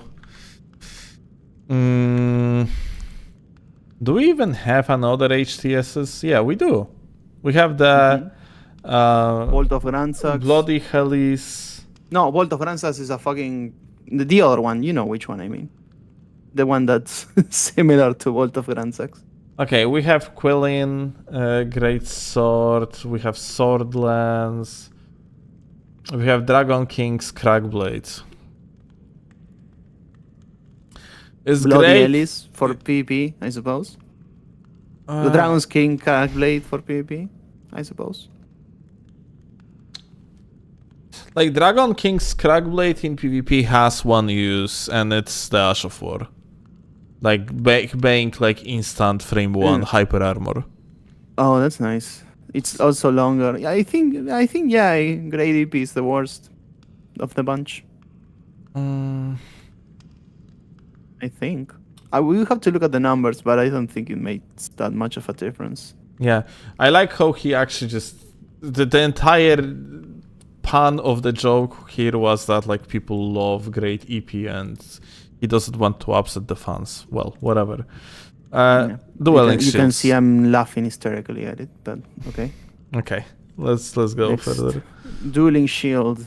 I want to see this. Speaking strictly on the weapon type itself, Dueling Shields are the 3-in-1 men's anti-dandruff shampoo of Elden Ring. As long as you have one, even the shitty one, there's nothing else you really need to chase after. No matter what the affinity is, the Carian Shield soars far above this one by at least maybe True. 50 points. And the Carian Shield also has an entire 3rd stat that it can scale with, but without any noticeable compromise to physical base damage. You find both Dueling Shields in roughly the same place too, which leaves the varying limitations on the plain Dueling Shield feeling very confusing and mostly just unnecessary, because choosing this over the Carian Thrusting Shield means sacrificing improvements to literally everything. But that doesn't change the fact that building around it properly still lets you abuse one of the most tyrannically heavy-handed guard counter strategies introduced in the DLC. Probably not that great if you're not in line waiting to join the cult of counterattacking, but even as a basic R1 machine, it's still like, it's not terrible. Yeah, I mean, yeah. Yeah. Yeah. You Yeah, didn't mention the guard boost, but yeah. Let's make it clear that Dueling Shield, the regular one, is still broken as shit, but Carian is broken as shit plus. It was very hard for him to fuck up this one. So. Yeah, but now he fucked up the Great Katanas, because he actually Yep. just picked... Oh my fucking god, okay, let's go with it. Let's just roll with it. Yes, let's go. 3, the Great Katana. I got unusually frustrated when I looked this up, but the Great Katana's infusion scalings are like some of the most disrespectful numbers in the entire DLC. The Keen Affinity can't even find it within itself to give 50 points of scaling to Dex. It jumps from 75 to 123, which is bad.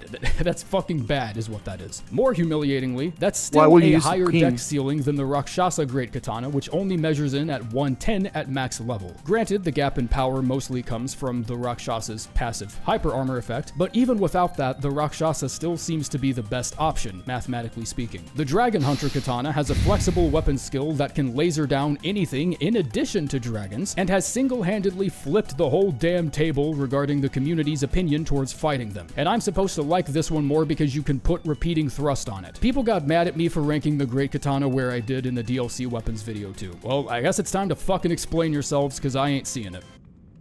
Oh, don't worry, I'm gonna explain myself when the time comes.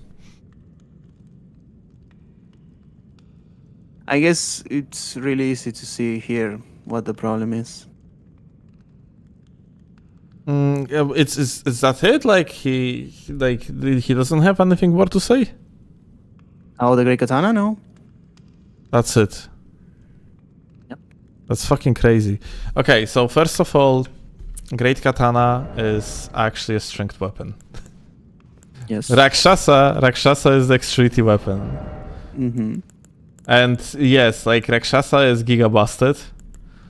But Rakshasa is broken. The Great Katana is good. It's also the longest one. You can infuse it. You're gonna use it heavy anyways because it's best infusion. yeah, You can actually buff it with consumables.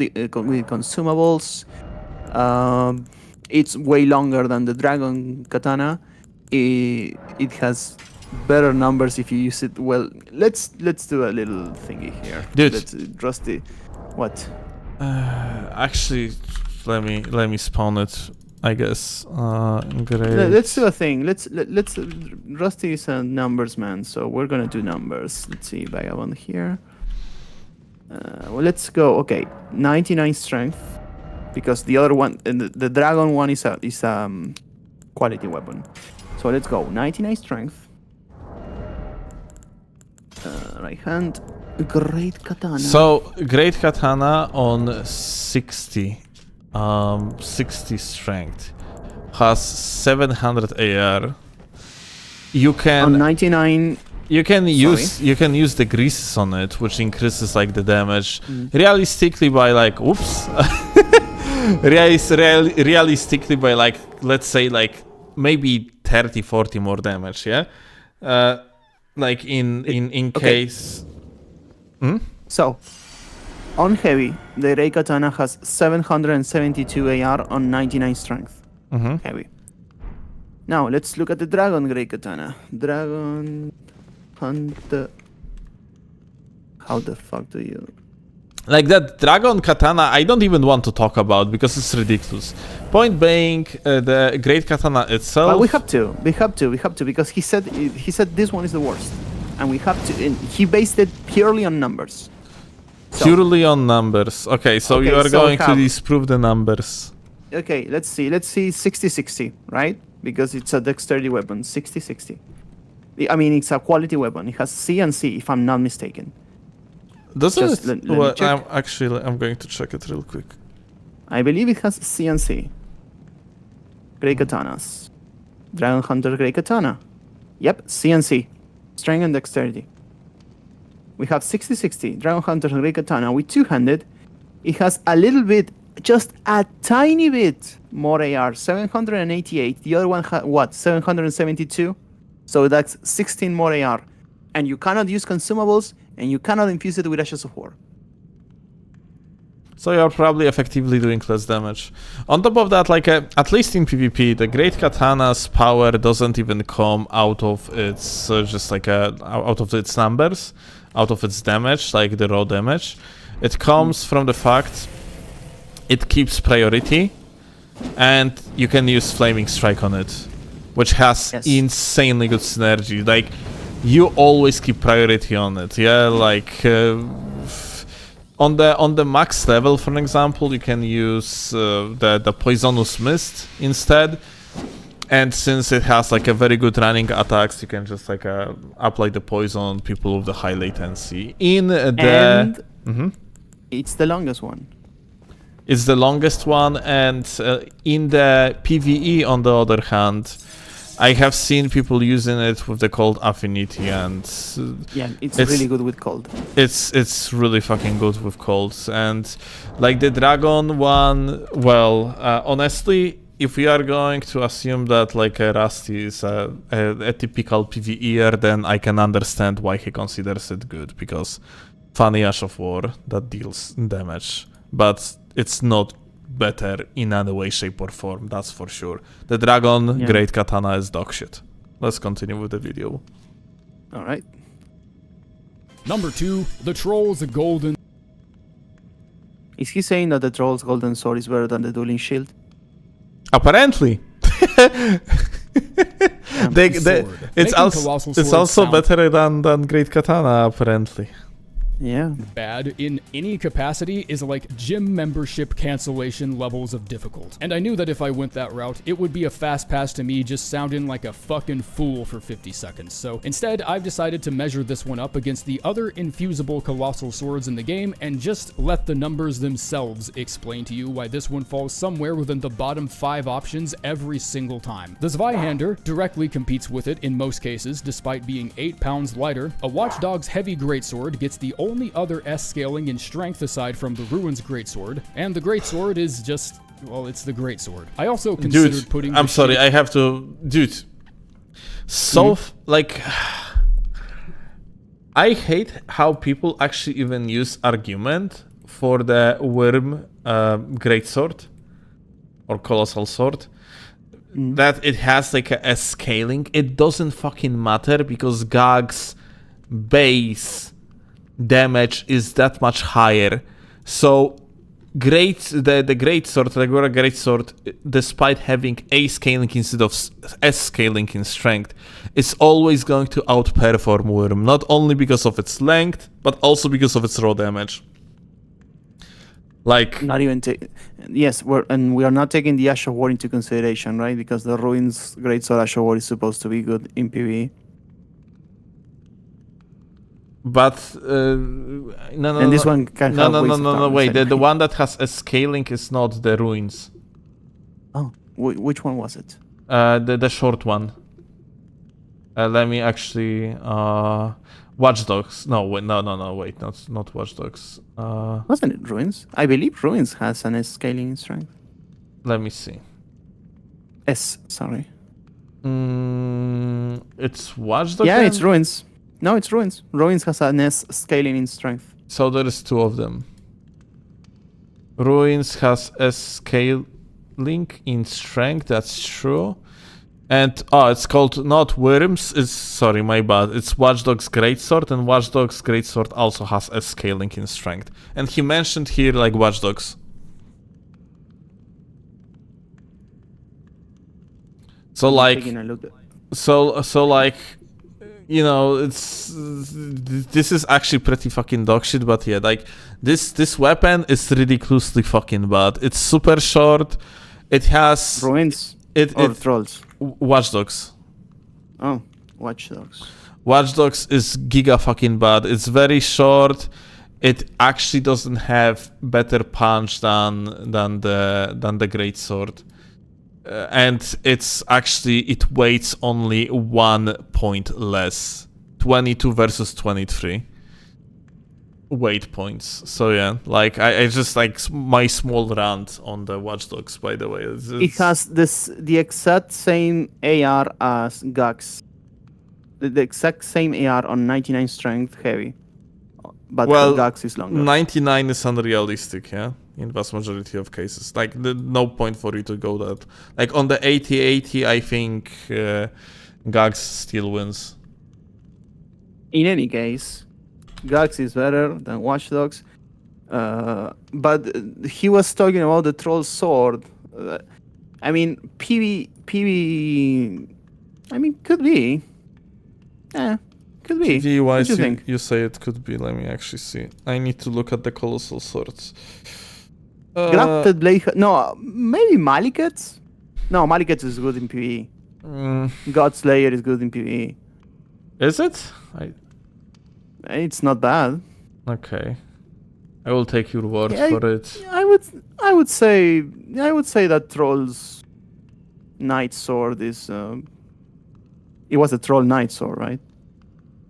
I believe it was. I think it was Troll's Golden Sword, not Knight Sword. Great Sword of Radahn up here. No, it's not Troll's Knight. It's the other one because of the thingy. It's Troll's Golden Sword. Yeah. Yeah, I'd say it's about right. Okay. Yeah. I can But agree I with ultimately that. settled with the giant golden toothpick, mostly because I've complained about in-game rewards being too underwhelming, and I've also complained a lot about in-game rewards being pointlessly powerful since you just beat the game. And I don't know, maybe in-game rewards just like shouldn't be a thing. Maybe as soon as you kill Radon, it should just boot you right to a menu that's like, congratulations, fuckface. You want to start a new game or pick up from before you beat the last game? Or you can play PvP. Number 1, the hook clause. So, claws fuck. It's no secret that claws fuck. It's not even an open secret. It's just a rudimentary law of the world we've all consented to being a part of. Barbaric Roar is stupid. Bleed infusions are stupid. You could tether these weapons together with a piece of old twine and start flinging them around like nunchucks, and you'd still get work done if you don't accidentally slice your balls off. Even still, the hook claws have a lot of trouble catching up to the rest of the group. Raptor Talons get a much higher dex scaling on the Keen affinity with a difference of almost 20 points, and they even get a spicy little unique R2 attack that advances the player forward. The Bloodhound Claws and Venomous Fang have worse scalings, but the base damage is torqued enough for it to just not matter. In addition to the Bloodhound Claws coming out of the box with a verifiably broken 7-ton atom bomb of a weapon ash, Which was nerfed and it's not as good anymore, but it's still good. Oh, actually, in And the the claws in of- the PvE, it's almost unchanged. Ah, never mind. It's you I have was like just- 4 more frames in the PvE Okay. of the iframes. far It's ridiculous, yeah. ahead of everything else in the race that even calling it a race exudes the same dishonesty as putting ghost hunting documentaries in the non-fiction section. The moveset is fluid, the status gets applied like 5 times as quickly as most other weapons, and I think that using any non-infusable weapon with that special quick step that he has modded is not really fair. But Yeah. okay. I almost put the Great Katana at number 1 here, but there's not a single Great Katana in the DLC that even gets an A scaling on anything, that's just fucking What does- preposterous to oh me. my So I guess fucking- we can give a round of applause to the Hook Claws for being the best of the worst. I spent 30 minutes trying to Photoshop How the fuck is that better than freaking Dueling Shield? That you just apply the shield grease on and you can just turn off your brain I guess and PvE. yeah, in PvE you can apply the freaking shield grease on the Dueling Shield. That is like, I think, like a top 4, yeah, if I recall correctly, or top 3. Yeah. it And you was can top just 4. shield poke over and over, and you're never going to fucking die. Like, Dueling Shield plays the game for you. Like, as simple as that. And I am in this fucking belief. How is that potentially like the best of the worst? Because I don't know, it can apply somewhat reliably bleed, but I don't even think that it can apply the bleed faster than other options. Like, it is short-ranged type of weapon, kind of. They are the longest claws. In PvE, I don't think that the hook claws are worse than the Raptor Talons, to be honest. At all. I may be mistaken. Let's continue. Let's listen to his other arguments. There's nothing else. That's all. Wait, okay, let me actually, a let's... trophy shaped like dog shit before realizing tons of other people had that idea because I found hundreds of them on Google Images. Someone on Etsy is fucking selling these for like a level. So yeah, that's it. Doesn't matter anymore. Okay, let's watch Anyway. the video till the end then, before like... Oh, I closed the page. Okay, I'm gonna watch the War rest. Thunder is free to play on PC, Okay, he just started promoting War Thunder again? PlayStation, PC, and find my comment and video. Okay. And that's So, it. I guess the video was flawed from the beginning because of that stat distribution he was using. And he was which also changing the stat distribution across the video, apparently. Remember? At some point. Yes, He was he testing changed on the 8080s. Yeah, he changed the criteria as well because he didn't consider utility at some times. He considered utility at some times. Jesus Christ. I fucking hate tier listers and power ranking like gamers in Elden Ring community. Like we have two of them. It's that basically have influences called that way. And it is Rusty and Yowie, and both of them doing terrible job from the essential point of view. Like I love that he somewhat takes PvP into account, but then he doesn't. I guess he does it whenever the weapon has something PvP related. It was really funny when he said that many people got mad at grade EP in PvP. I mean, like, why? Why would people get mad at grade EP in PvP? I don't know.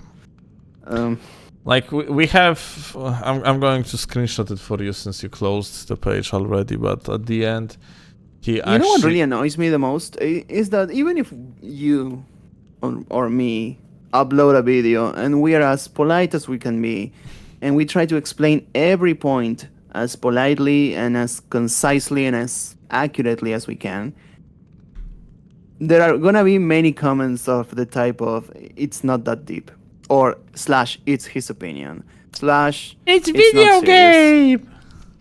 It's a video game. It's a video game. Like, criticism will be just disregarded. Oh, that's interesting. Nice, thank you. So you are doing essentially a tier list or ranking of something in particular, yeah? Like to do this type of shit, you need some sort of let's call it scientific approach. You need a methodology of proving that something is better or worse, so forth, and so on and so forth. So according to Rusty, if I fought myself and one of my versions was using, say, the Qatar, and the other version is using the finger seal, the version of me using the finger seal will win. Like, if you would fight against yourself and you would have Qatar, and the other version of you would have Finger seal. hook claws, then you actually win with the hook claws, apparently. According to Rusty. Or According with to the monk's Rusty. flame blade as well. Actually, good point. They had like the monk's flame. Wait. Yeah, with the monk's flame blade. Or with the flail. Like mace. Or with the hand ballista. Mace is destroying you when you're actually using Qatar against yourself. Yeah, the hand ballista. I really hope my other self lands every shot because it's gonna get a bit A question. a bit weird. I mean, like, considering the fact like you would have 0 latency against yourself, then you cannot just double roll the shot. So That's true. Here I would have is 0 that. latency. But yeah, like, well, let's even bring something else. The Sentry's Torch is actually superior to Ansbach Longbow, apparently. It would seem that way. Ja The pierdolę. flail is superior to Ansbach's longbow. The finger seal. I'm guessing he's saying that if you use incantations with it, I want to believe, but what incantations? Because it really depends on what incantations I'm using. Because the version of myself using the finger seal is using only, the regular heal. That version of me will have some hard time trying to beat Everything the that other I version of have me. to say here is methodology is of ranking these is so fucking ridiculously It's questionable. terrible, It's fucking terrible, and it pains me. It genuinely pains me that people like Rusty or people like like Yowie have so good viewership, and then you have people I want to see like in the comments.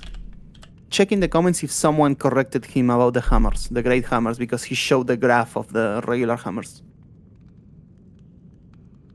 Well, I don't really want to look for it, frankly. Like it would take a while, yeah. Point. But At some other point. But like you have that guy, for example, yeah. I mentioned earlier Amir. I mentioned earlier like Rust Bucket, yeah. But for example, you have Craig, yeah, that is also doing Elden Ring content, yeah. Mm-hmm. And Craig, let me actually. What's Craig? Okay, Craig. Here we go. That was his name. This guy, dude. Oh my god, such a good. Like right now, he apparently swapped to Monster Hunter, but he was doing like Elden Ring content, and this is such a good, freaking substantive type of content. It's amazing how good of a content this guy produces. Like according to numbers, Rusty is better. But like the methodologies, everything is just fucking amazing. This guy is a math guy. This guy is a numbers guy. And it pains me to see that this guy is doing, let's say, like a 30k views on like a video of some sort that explains in detail basically everything that you would need to know about this game. And then Rusty makes fucking terrible tier list or like ranking that's so fucking dog shit, like methodologically wise. And the only difference is that there is basically no substance, but the presentation is better. And this shit like is currently on 300k views. What pains me is that any sort of discussion or criticism will most likely be shut down by the people who need to listen to it. Because my fan base will probably agree and they will probably take a look and shit, but the people who actually think that his ranking is accurate will probably not listen, or will probably say, yeah, I know it's not accurate and I don't care, which is fine. It's fine if you're watching the video because of his snarky remarks, and if that's the value you get out of it, that's perfectly fine. But there are some people who outright shut the discussion with that argument. Like, why do you criticize Rusty? He's just making it for the memes. He's just shitposting. He's just trolling. Funny rankings. Jesus fucking Christ. Okay, you don't. Okay, but I fucking can't. What is the meme? I am so tilted. The meme is that like he's saying quote unquote funny things in between like the another entries. Yeah, is the meme that he says funny things? Because if the meme is that he says funny things, he can make a good ranking and say funny things as well. Well, he cannot because he's fucking lacking, and like the tier list or ranking in his case, or like he doesn't do really tier list. He is doing ranking, so the ranking is just a clickbait. He's using it as kind of a background to make a comedy content, I suppose. And Jesus fucking Christ, it irritates me so fucking much. Same story with Yowie. Although Yowie is, I think, more serious about the power rankings. And like Yowie is probably like Yowie when it comes to the substantive, or like when it comes to the substance of the videos like he's producing, like he's probably way better than Rusty. Like I'm pretty sure that Yowie is more knowledgeable than Rusty. But it's still like, holy shit, it's still pretty fucking bad in both cases of these content creators. But Rusty, like what he presented here is just fucking unacceptable. Like it's like I don't know. Maybe people are watching it for the comedic value, but I highly doubt. I think like what people do is they are typing in Elden Ring ranking weapons, and then they see Rusty channel being promoted as the main one, as the first one, yeah? And they see his videos, and then like they are actually just subscribing to the guy because he's the rankings person. He's the rankings guy. And then like ultimately you have just like a new player that's just like started playing Elden Ring, listening to these somewhere in the background or on the side, or actually even deliberately watching these. And they are honing pure retardness because I wouldn't say pure that, but I will say that. I'm saying it. It's okay. Like these rankings are fucking stupid. They are retarded. They are like this. They are certainly very inaccurate. The methodology is garbage. The arguments are garbage. Understanding of the game by an individual that makes the video is garbage. The guy is using fucking mods while playing the fucking video game. And even though like he might actually think that, oh, I am not using the mods that are altering the gameplay. That makes me believe that I should be more careful with that, because I usually use the transmogrify mod. I always show the armor I'm using in the menu, but you know, people can get confused, I suppose.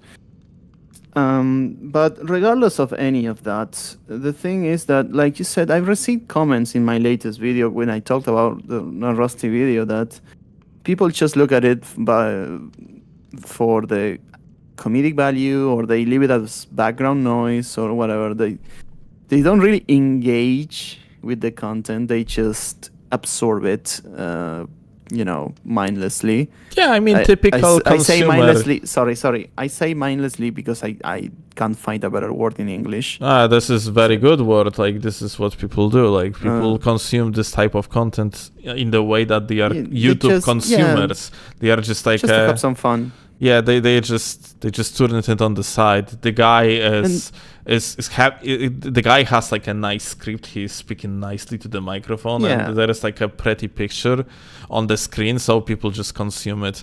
And there's nothing wrong. I think there is a lot wrong with that. Wait, no, there's nothing wrong with consuming something just for fun and not caring about the details if what you're looking at is what entertains you. It doesn't matter. It doesn't matter in the end. What does matter, though, and really annoys me, is that you cannot discuss it. You cannot criticize it. You can't scrutinize it. You can't deconstruct it and analyze it and say, yeah, okay, it's fun to you, but it is very wrong. It's wrong information. It's not accurate. And that type of discussion gets shut down in favor of, it's just a meme. Don't think about it. It's just a meme. So I don't think it's a meme. That's why that's the point. Like, that's why I, for example, when I started doing like a content in Elden Ring, from the very beginning, I purposely kind of limited myself to the tryhard audience, because, like, you have your channel, you have like that only waifu channel, and it's basically like. That's basically kind of a creation. You created universe when basically you're using characters that have their own personalities to present, let's call it, some sort of video essay to the viewers, yeah? And that's fucking cool as shit. But I like the thumbnails lately. I'm working with an artist, and he makes very good job. They are actually super good. Actually, that's true, yeah. But I am so personally, from my perspective, I am so fucking scared of reaching to the so-called casual audience. Because this is something that is basically like actually allows you to reach casual audience, yeah? Because like the content that you are doing is basically a tryhard content. Like you do tryhard analysis and PvP tryhard analysis. And if you would be doing that in the way, like, without these, let's call it like clickbaits, for lack of the better words, which in your case is that universe and so on that you have created, of characters that have different like approach to things and they have different personalities and so on, then like it would be way less interesting for like average casual viewer. And that's like a genius move that you have these things, because it allows you to reach these casual viewers, yeah? But holy fuck, I would be so scared of doing that for my own mental fucking sanity, because having viewers, having the casual viewers, having the casual fan base creates opportunity to have your comment section full of fucking retards. You know, I haven't really experienced that. All the people that comment on my videos seem to actually engage with the content and actually see what I'm talking about. I've even had people say, hey, I've never played Elden Ring before, and after watching your videos, you had me interested in it, and I started playing PvP, and I'm winning. So, casual audience can be reached. You can actually speak to these people. You can actually make a change. You can actually make them get interested in the most important or the most niche aspects of the gameplay that involves fighting other players.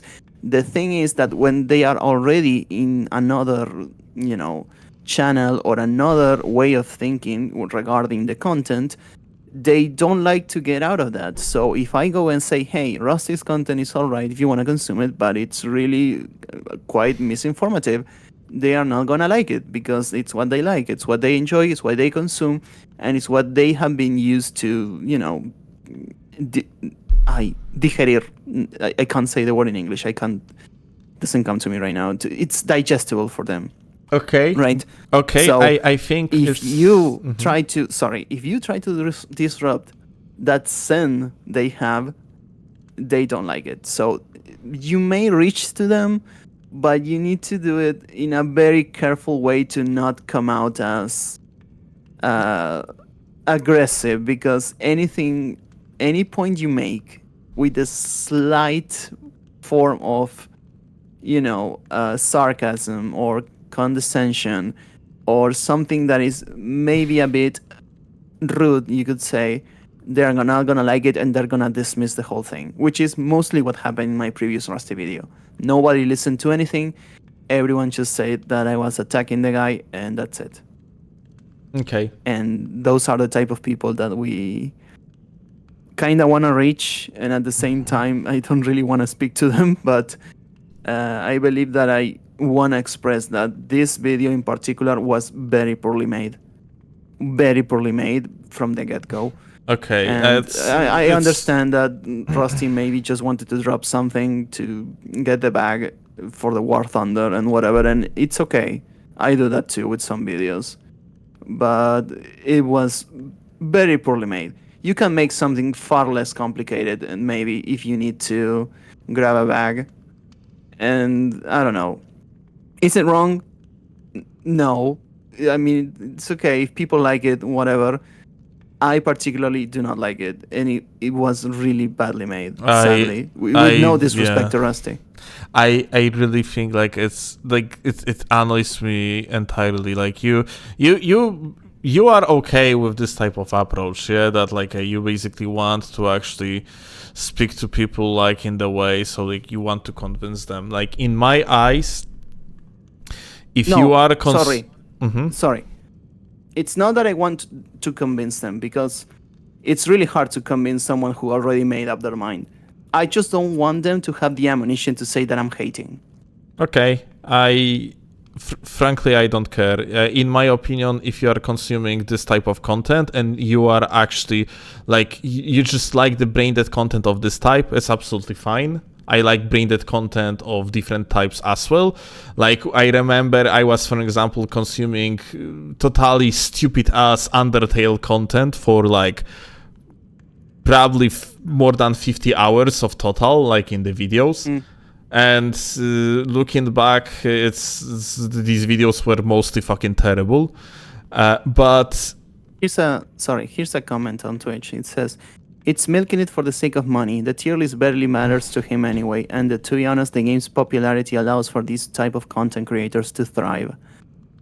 Yeah, I'm not against making things for money, But the same way he can make things for money, I can scrutinize them for money and for my own sadistic pleasure of correcting someone. I'm not gonna lie, yeah, I like to correct people. No one likes But elite- anyway. Like, okay, but look, like, Gedo here in the chat says that no one likes elitists still, but what's an elitist? Elitist is an approach of I am better than someone else without actual, like, without actual reason, yeah? Just pure belief. I think Rusty has... I don't think Gedo. Sorry, Mhm. I've been seeing Gedo's comment from today, and he's definitely not for real. He's taking the piss on you. I don't know. Yeah, I've seen it. He's taking the piss on you, so I would say you should not answer him. I mean, you can like make an argument that he's being a spokesperson for the kind of people that would say those things, but he particularly is not for real. I think Gedo particularly, like, at least argues. He was arguing a lot about Yowie, and he basically was making the serious argument of like Rusty is worse than Yowie. I guess. I don't know. So I like haven't seen Yowie's videos. him right now can like even like agree with you because of course you gave him ammunition now, and like he gonna be like, oh yeah I was taking the piss. No, it's like, I mean, there is some truth behind like whatever one is saying, and make some story short, what I'm doing is 100% not elitism. It's I just don't think it's elitism either. it's But okay. what they are saying is like what people like Rusty for one are saying in his videos and naming these things tier lists and so on. It's just pure misinformation, and also just it dumps down the community.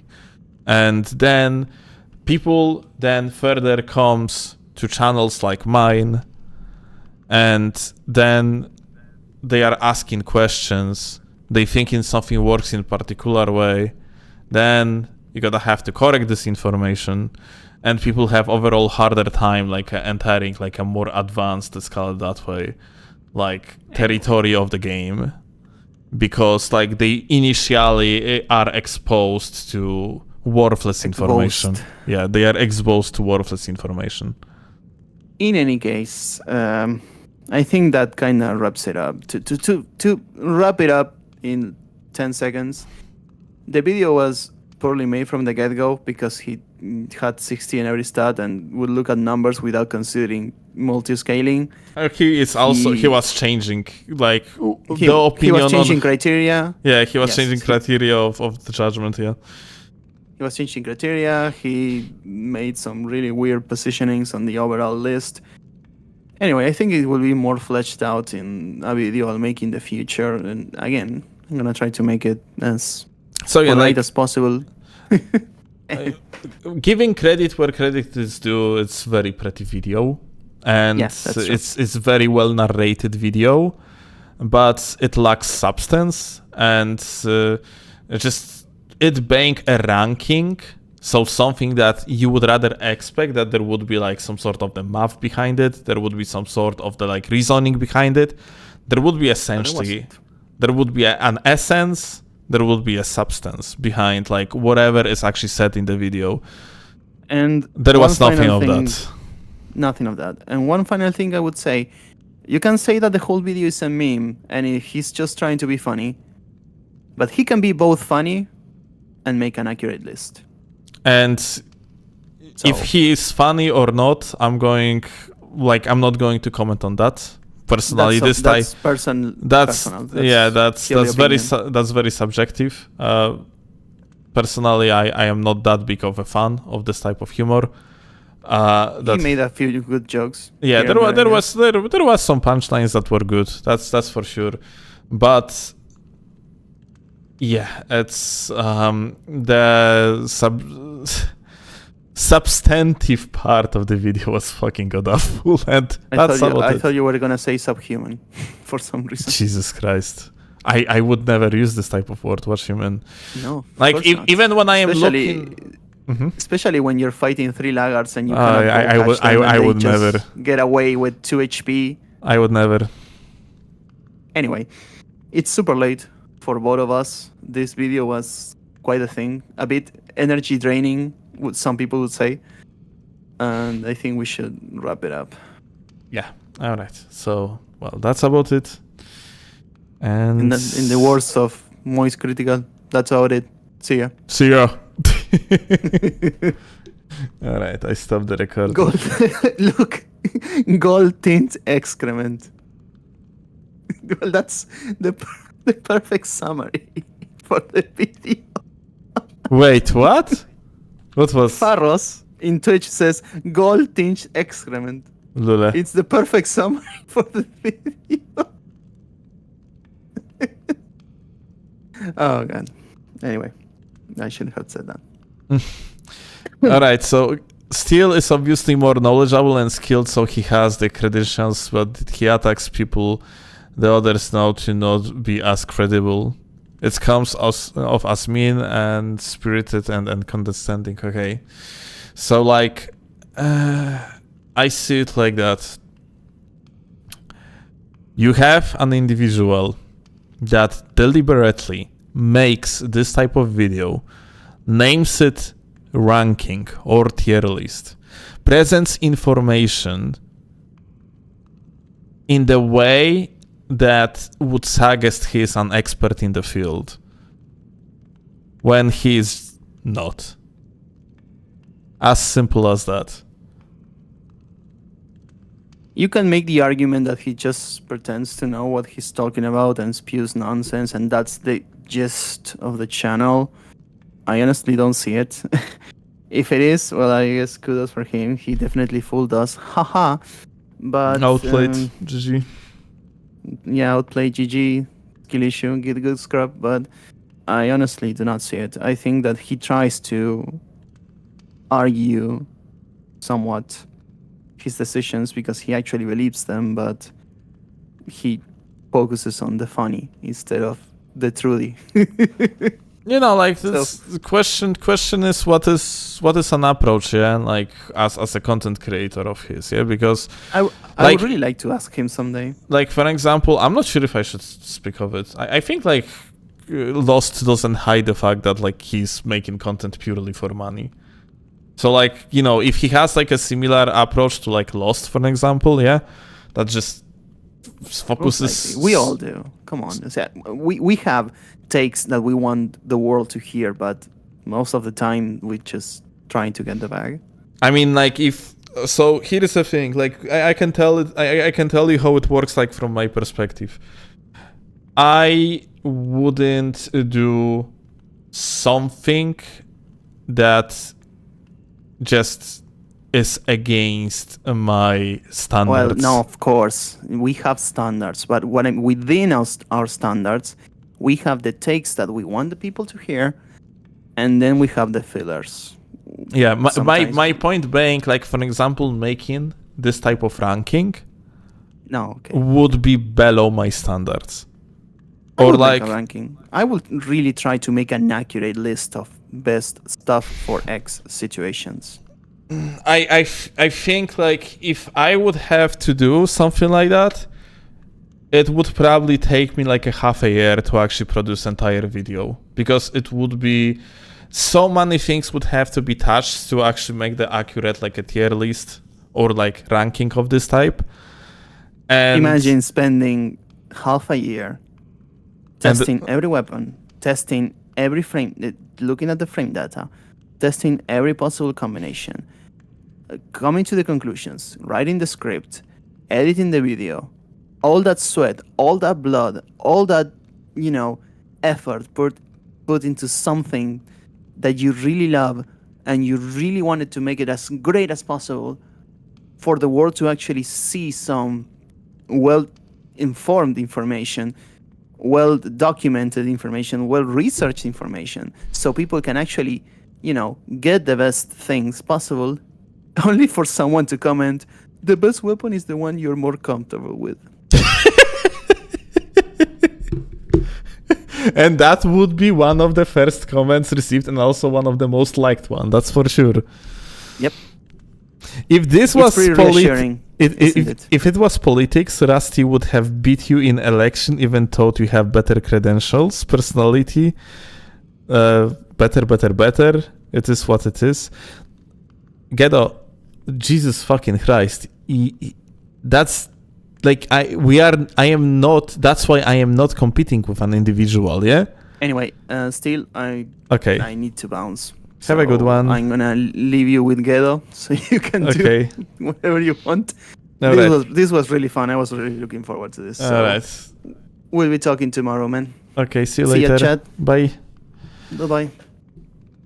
It's like, it's basically the same story, like why, for example, like usually people that end up in the politics are of the very questionable quality, and usually you do not see legitimate intellectuals, legitimate people with something very impressive, something that they have done, like that would be very impressive from the past. I don't know, they would be like very good at army related shit or whatever. People like that do not really partake in the politics because it's usually a fucking cesspool. And this type of content I also consider as cesspool. I don't want to participate in this type of shit. I might actually consider breaking it though, and actually like, and I might consider doing. I might consider doing. Minutes. Okay, I might consider doing a tier list at the release of Night Rain, just in spite of fucking this type of content. And I'm probably going to do the tier list. It's gonna take like, let's say 20 minutes to rank all the characters with like very minimal knowledge I will have. And then at the end of that tier list, I'm gonna start ranting about fucking tier lists and how useless and stupid they are. Especially like when the game just released. Badly researched tier lists. Because there are Well, tier lists you cannot do decent research when Night Rain just going to release, yeah? So it's gonna be a joke video. Yeah, it's gonna be a joke video. Or differently, I'm gonna make like a serious tier list, but after that I'm gonna start ranting. So, like people that come in to watch garbage, not going to be thrown off by negativity at the beginning. Look at this. There's something funny that I want you to see.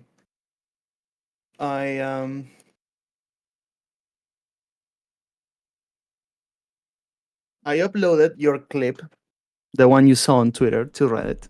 Mm-hmm. And take a look at that comment. If you can show it to the chat. It would be You sent me? Okay, here we go. yes. So it's that clip of you, using Carian retaliation on some Kevin that is constantly using that one spell that sucks balls. This comment says, yes. Okay. Some people just like using cool abilities. I wonder, what does that have to do with this clip? Is he implying that he likes using that ability so much that he doesn't care if he's clearly losing? Apparently. I mean, dude, casual audience, I fucking hate casual audience, dude, with passion. There is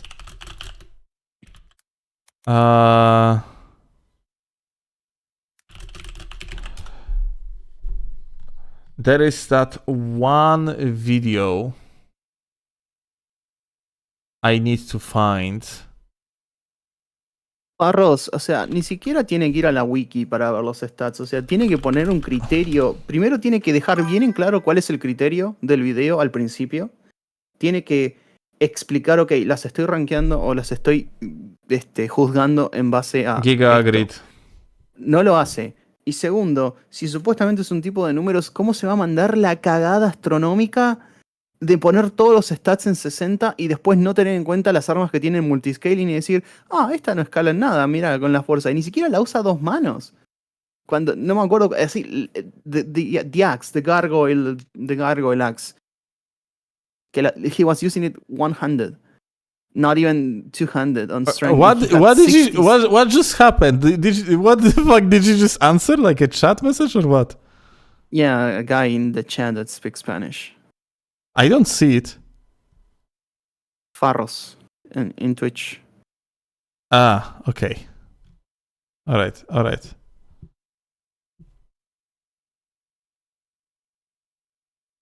Okay. Yeah, he's just farming views. Yeah, and that's fine.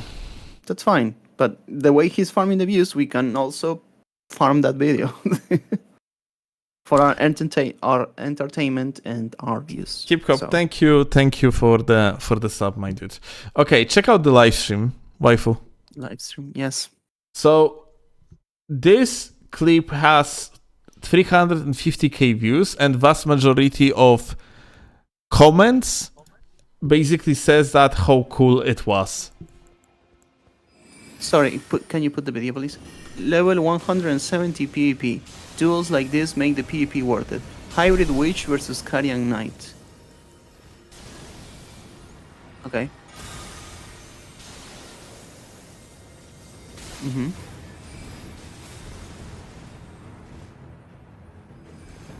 He's gonna eat that fucking... Oh! Oh! What the hell happened there? Did his moon eat his moon? Yeah. Nice. I didn't know that. What the fuck is he doing?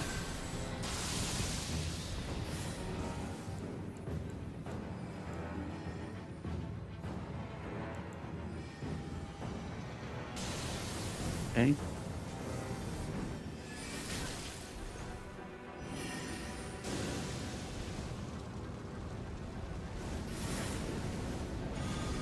They are just cycling through their spells and they're throwing shit at each other.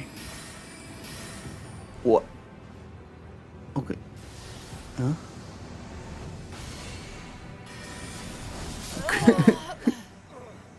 Well, cool cosplayers PvP. Alright, like you're going to see the finish of the video relatively soon. Meanwhile, like Yeah. I'm gonna go to the comments. 1.2k likes. This was actually awesome. What was awesome? They were just throwing spells with no rhyme nor reason. 1.5k likes. This shouldn't have ended another way. Probably one of the best duels I have seen. 800 likes. Crazy to see stuff like this from my near solely PvE style point of view. Love watching it. 300 likes. Mad respect for the off-meta builds. The Carrion Knight cosplay was pretty good with his timing. Your different spells will catch people the fuck off guard, to be honest. What an ending. That was sick and exciting as fuck. Damn. This one time I was summoned as blah blah blah blah. Yep, whatever. That what comment from Sax Slave Gael. Outstanding duel. Excellent display of spell casting from both. Wow. Wait, that's a content creator. What the fuck? Yeah. He doesn't like me. He has a huge rage boner for me. The fuck is...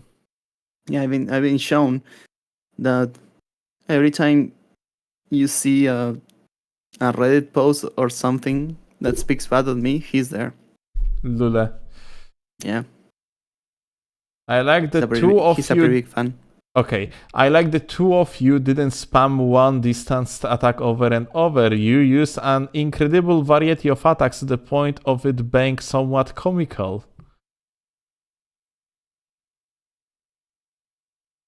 Ja pierdolę. You know, Like I swear to God, I hate fucking casuals. It's being excited about this whatever the fuck this garbage was is so ridiculous that you looking at two morons just pew-pewing at each other with the fucking spells, and you come to the conclusion that it is actually like fun. And then Yes. retard of this type like comes after that like to videos of any of us, doesn't matter if that's like me, G, or even you, like even though like your channel is the gameplay is not the main thing in your channel, yeah, and they are going to be calling you a fucking disgusting tryhard, and you're supposed to try some variety in your life. Well, people have weird standards for when it comes to And I PvP. think their standards are retarded. Okay, but listen to me. I understand. And they have weird standards. They have weird preconceptions of what a good duel is. I don't even think they know what a good duel is. They just see something that meets a criteria of not spamming and not using what they consider to be the broken stuff, and they're gonna say, "Oh, that's great." And I understand if they are entertained by that, if they like those type of things. You do understand, and you just hate it. That's normal. No. I don't understand an idea of what we clearly see here as just like visual clutter being fucking entertaining. It's like two players that have literally no idea what they are doing. They drop like the random shit. They make like, oh, random shit go. Like, they just try to click fucking buttons without any thought process whatsoever. And you have a group, actually sizable group of people that look at it and being like, wow, that's so cool. That's because they don't spam thing and they bowed before the duel. That's it. They don't spam the same spell more than once and they bowed before the duel. That's all that some people need to call it a good experience. That's fucking ridiculous. Yeah. It is, but it's what they like. That's fucking ridiculous. You know, what's a comparison to this? Maybe not, because... No, it's not a good comparison. I was going to say that it's equal to, grab a chessboard and just move the pieces however the fuck you want and say, hey, but this is how I have fun. But that's not it, because they're actually playing the game, so... It would be just akin to playing bad, but... by the way, what I sent you before I entered the stream, the thing about the Dragon Ball game, it was relevant to this. Did you see it? No, like I asked you why and you never answered me, or I didn't. I did. You did? Okay, let me see. Yes. If we go back up. Why and you, okay, you... Yes. Read that, please. Okay, so context for you guys. Wi-Fi... Bra said that, I was looking into why Sparking Zero has such a small amount of active players at this moment. Take a wild guess, and providing information for you. Sparking Zero had insanely good start for the fighting game. It actually peaked on 122k players at one moment on the PC only, and now it actually fell from the grace quite heavily. And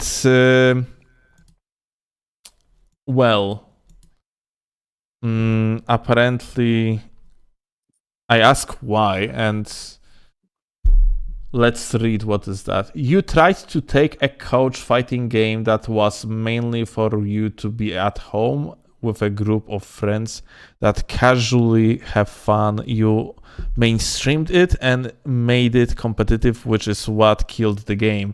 This game should only be competitive with your friends, not with people who are going to master every single frame.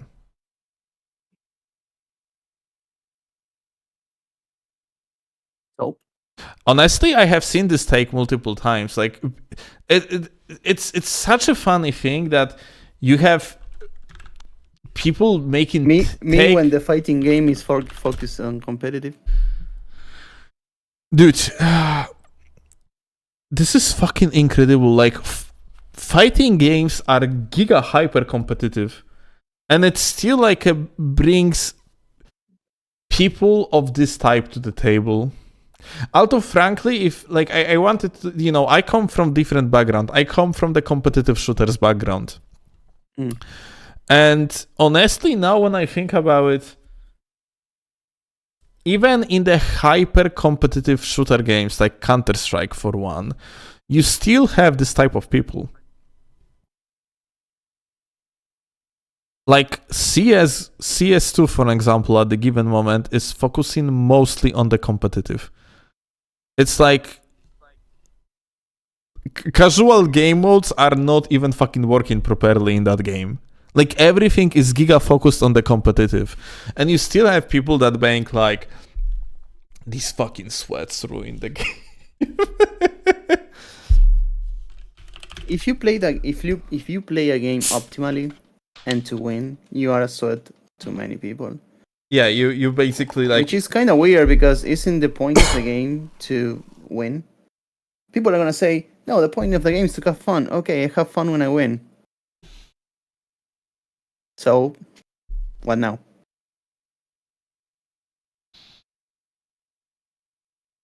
Which one is it? I mean, I have fun winning. I have fun mastering the good stuff. I am starting to learn Chizuru in KOF 98, which is the most broken character in the game, without being a banned character. And it's amazing the things you can actually do with her. My win rate was already high. It skyrocketed once I started playing Chizuru. It's fucking disgusting. And I have had people actually tell me, hey, can you not use Chizuru? And I was, why?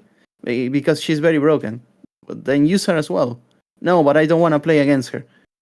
And I'm like, yeah, sure, why, fine, whatever. But it feels so weird. People don't want to learn. The only way to learn how to fight a character is to fight the character.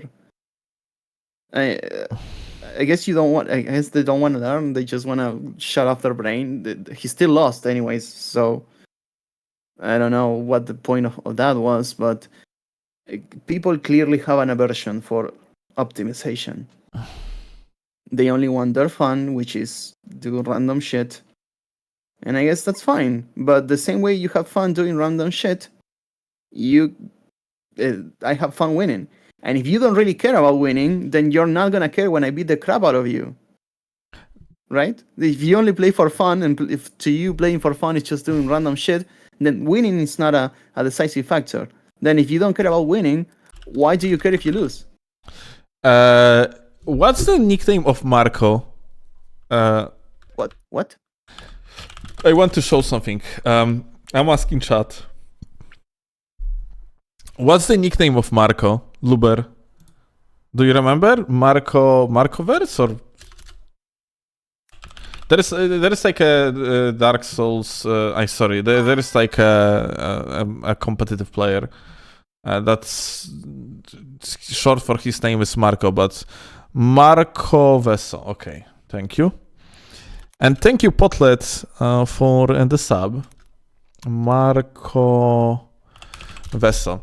So I actually want to point it out that the coolest fucking moments come from you being good at the game. If you are good at the game, there is a higher chance you're gonna actually do something very cool. And something like, even like eclipse like that, yeah? Like where Marco was dueling Luber here, yeah? And he just started spacing out freaking thrusting sword like this. Like, if he wouldn't be very good player, it wouldn't happen. It's such a cool moment, dude. Okay, if you are dog shit at the game, you are not going to have this type of clips. It's so cool to have like this type of moments, yeah? That's absolutely phenomenal. Yeah, but here's the thing. To the people that saw that duel with the mages, they're gonna see this and they're not gonna understand the complexity of it. They're just gonna say, okay, he's running back and forth. Since it doesn't have shiny lights and it doesn't have cool spells and they didn't bow beforehand, it's just gonna be unamusing to them. They don't understand the depth behind the play. They don't understand the complexity behind the and that's why, yet again, I'm saying that I fucking hate casuals. Like, I hate what they represent. I hate the fucking thinking process. I remember that we have a friend, I and my cousin. We have my cousin, yeah, has or like actually, I'm gonna refer to the guy as a brother, yeah, because like this is how we call cousins here in Warsaw, in Poland. So like I and my brother have a friend, and that friend is essentially rather a casual gamer, and we were playing Apex Legends together as trio. And the guy started getting upset at me and my brother because we were looting too fast. Because he likes to take the game slowly. And, you know, like, instead of actually running from one point of interest to another, and because of that having like more opportunities to engage into the action, to have more opportunities to shoot each other with other players, and basically like, well, engage into as much of a gameplay as possible, the guy was genuinely upset at us because we were looting too fast. And it's just so, like, I just cannot understand this type of logic. I cannot understand how you actually really weird, just play video game, especially competitive one. And like Battle Royale, like a PvP games, they are just competitive by nature. You're playing competitive game, and your goal is not to improve and take the most out of the game by actually improving. I just don't fucking understand this logic. It's fucking ridiculous to me. I can see that happening in Night Rain. It's probably gonna be the case. You're probably gonna be receiving the hate mails in Night Rain that you actually looted this particular place too fast. Because of that, the other player actually has only scraps, and that's your fault. People gonna be rage quitting. It's something similar to some of the arguments the YouTubers from those Dragon Ball videos made, because they say that people were hating the online because everyone was using the same characters and the same quote-unquote cheap strategies. Whenever someone says, oh, people just spam or use cheat strats, I just roll my eyes, because I could bet my hands that you don't know, you, particularly you, not you still, that those people, right? Talking about cheap strats and spamming. You don't know shit about optimal play. And you're trying to make an argument that the other guy is being unfair. It really grinds my gears when people talk out of their ass like that. And there's nothing worse than when someone complains about spammers, because I don't think there's any type of player that's easier to beat than someone that does the same thing the whole time. If you already know what he's gonna do, what's stopping you from beating him? Just skill. Gedo, I am, by the way, on your side about saying that like a mage is not brain dead by default. That's true. I'm just going to quickly address it. That being said, it's worth to mention that like magic in Elden Ring is designed very poorly. Because, like, for example, in the days of Dark Souls 2,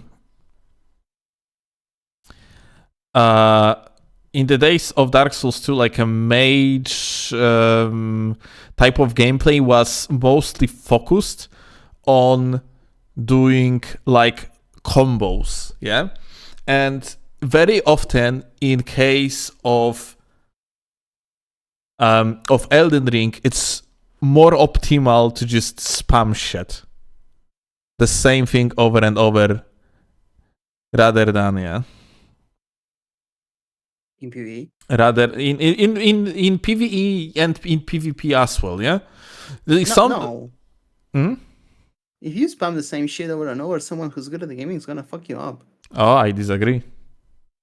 I mean, like, using the Carian Slicer is like the way to go. If you mindlessly spam Carian Slicer, a good not mindlessly. It's just my point being is your winning condition is not outsmarting your opponent to force them into the roll catch. your winning condition is just keep on poking them with the swift glintstone, and then like when there is opportunity, engage with this carrion slicer. But Whereas there's a reasoning behind it. There's a strategy. I'm talking about mindless spamming. nah, I mean like mindless spamming never gonna give you a win, like in any way, There's shape, people or who form. complain about that. There's people who complain about other players. Remember when Guilty Gear Strive came out and the whole Totsugeki meme, what with May I don't with know the what is dolphin? that. Wait, Sorry, let me explain that. When Guilty Gear Strive came out, everyone was molding a move from a character in the game called May, called Totsugeki, that she will do like a slam forward with the dolphin. And yeah, the move was good, but it was far from as fucked up as people made it out to be. It was actually really easy to play around it. okay. If you against someone who was spamming it like an idiot. But right? If people someone- were getting upset because it probably had like BKOE and that's it, yeah? No, they were getting upset because you had to actually think what May was gonna do. Uh-huh. Because it had two versions. The slow version of Totsugeki, like the C version I like to call it, had a slower startup but had much faster recovery. And the other one was the opposite. So people that didn't know how to play will just mindlessly spam those, and once you see which one they used, you know if you can punish or not, right? Okay. People that don't know how to play, didn't know when to punish, they will get fucked up and they will complain on Reddit about it instead of actually trying to see, okay, I failed, but why? They don't care, and I could bet my ass that those people don't play Guilty Gear Strive anymore. I could bet that they didn't play any more Guilty Gear Strive the week after the game released. This is, by the way, this channel, Assassin for Life, like this guy is another like a comp player from Dark Souls 3. That's actually is a perfect example of how like fun being good at the game can be. Like he has plenty of cool clips in there, yeah, where he's basically like ending up having like a cool moments just because he's very good at the game, yeah. Chicken. Or like very good at the game, like among just like other people that are good at the game, yeah. Just here's a comment you may wanna read. Scott Junt is a monster at mage combos. He carried a 3 versus 3 tournament as a pure mage. I think he's talking about Twitch rivals. wait, what? In YouTube. Ethereal? No. What Super is? Beer Feast. No, Super Beer Fest. He carried 3v3 tournament as a pure mage. Scott Junt in the like it was absolutely a team effort. Like the reason why they won 3v3s is a team effort. Scott Junt was definitely the most annoying guy, but like to deal with just because like it's a mage that pew-pewing from afar. But the reason why they won 3v3 is because it's 3 gamers with PvP experience versus everyone else having essentially like one PvP guy at best and the rest being PvEers, or like not even like playing the game actually, like at all, being like no. So like Scott Junt being so-called like a monster at combos and so on. I don't know about that, but like I for sure know that when he was like I was playing against them, yeah. Yeah, I played don't against them as well. I don't remember Scott doing anything, frankly, but like just standing like far away and I'm gonna tell you. and then I'm just gonna tell throwing you. the fucking pots Yes, exactly. and stayed just far one-shotting away. people left and right, yeah. He stayed far away as Odds and Oro were applying pressure, right? And he was casting either magic pots with the Terra Magica or spells, good spells, right? And they will hit for a ton. So he was a dedicated mage, and it was really hard for me to close the gap because Oro and Odds were paying attention to me, not that much attention to Girl DM or Syrup. And every time I closed the gap on Scott, I could not roll catch him. So it's yeah. Every time I managed to close the gap, it was either I pretty much double roll, and that's it. we had pretty much the same strategy. It's just I had like two players that had absolutely no idea what they were doing, and actually and on top of that, like they were doing not that bad throughout the entire tourney, but they never actually met like mage player. Yeah, they didn't have like a overall like a battlefield awareness, so they got fucked by Scott, like because he was just changing the target and pewing at them, and I was like a fully focused on Scott myself. I was now when I think about if I would actually do the Twitch rivals again, I would probably tell them to actually try to rush on Scott. Now when I think about I actually told that to Girl and Syrup, please try to keep up Starva and Oro of me so I can focus on Scott, but Oro will just beat them. And it was like, I see. okay. Like my teammates were fucking goated as people. They were fucking amazing. They were actually like professional Valorant players, so they had proper mindset, but there was not enough time to prepare.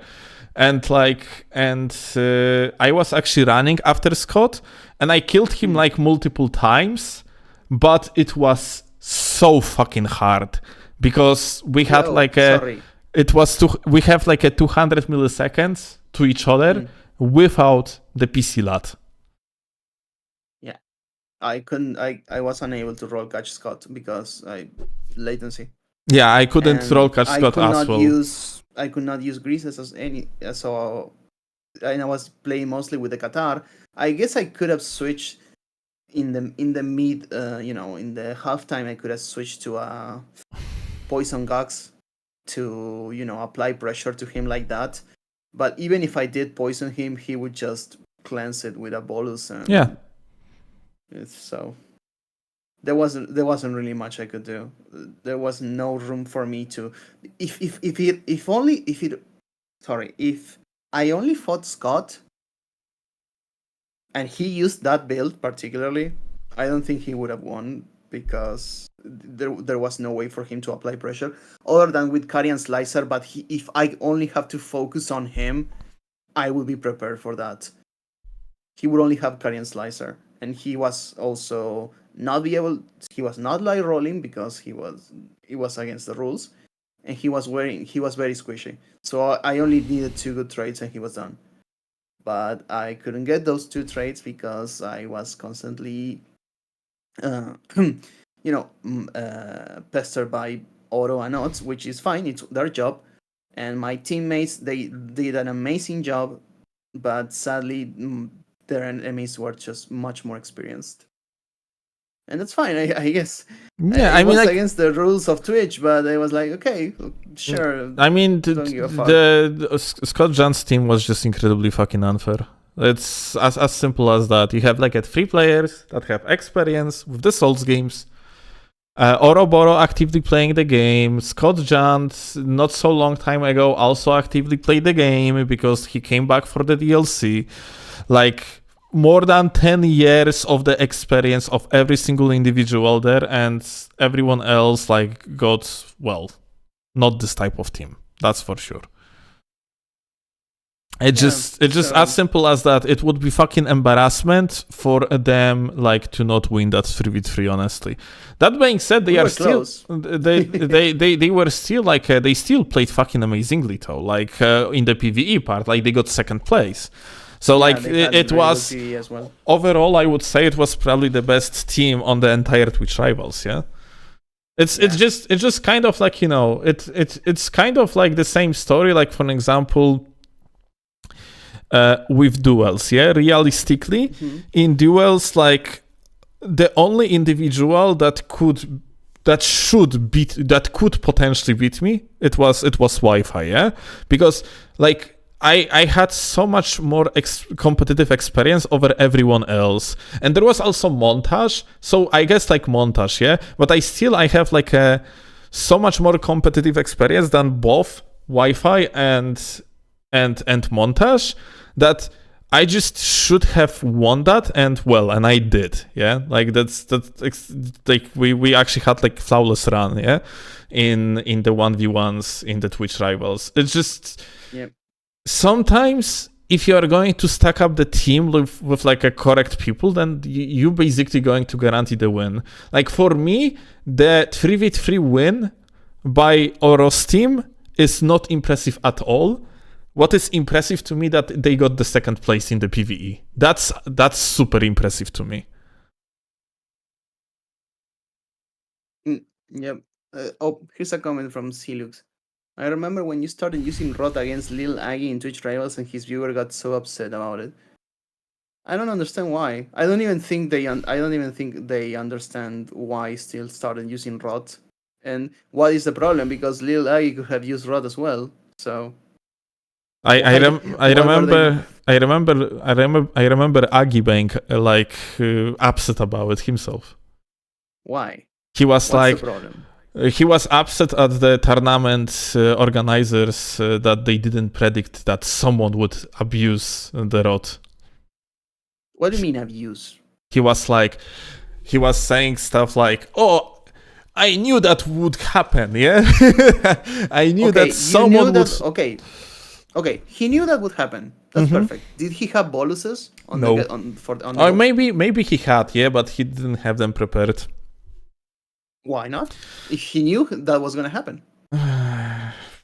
Well, good question. Did he though?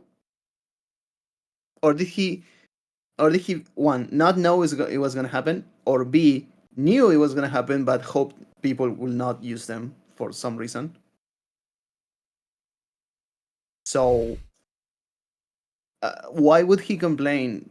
And he's a player. He plays PvE, and I assume that when he does, he tries to play optimally. Why would he complain that you're using an optimal strategy against a laggy opponent? Well, not laggy, latent. Against a latent opponent in a tournament setting where you need to win. What's the problem? I just want to point out, Wi-Fi, that laggy is a correct word because we were playing on vanilla.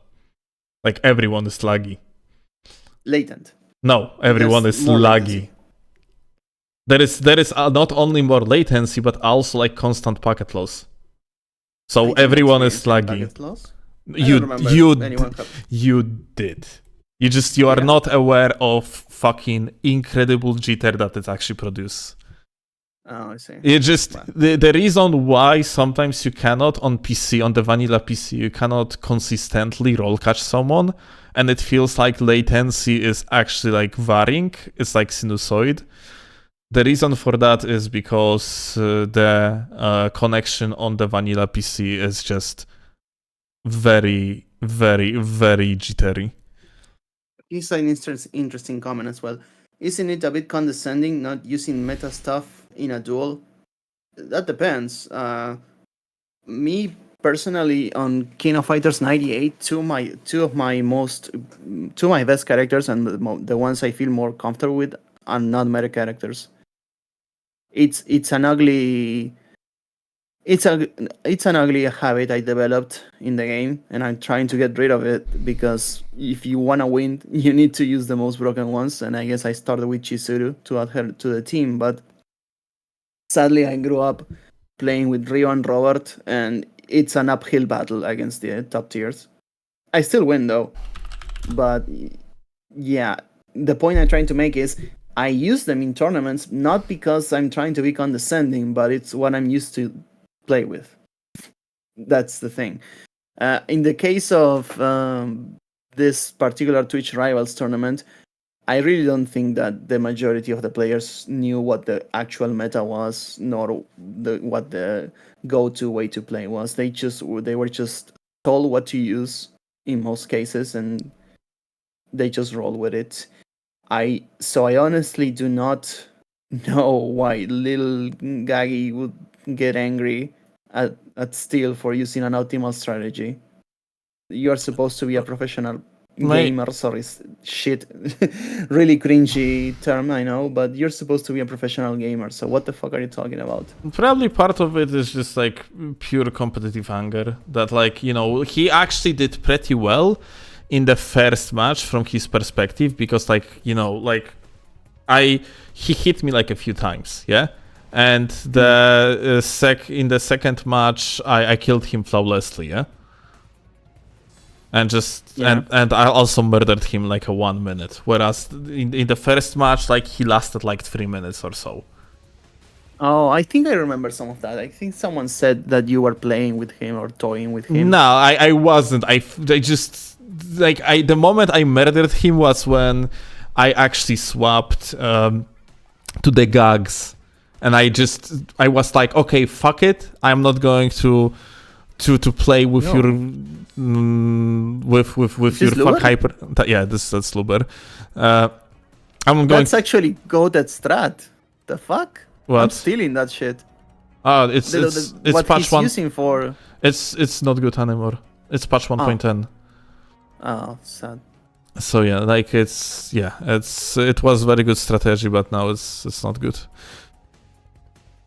But yeah, like when it comes to Dilgagi yet again, it was the matter of me. The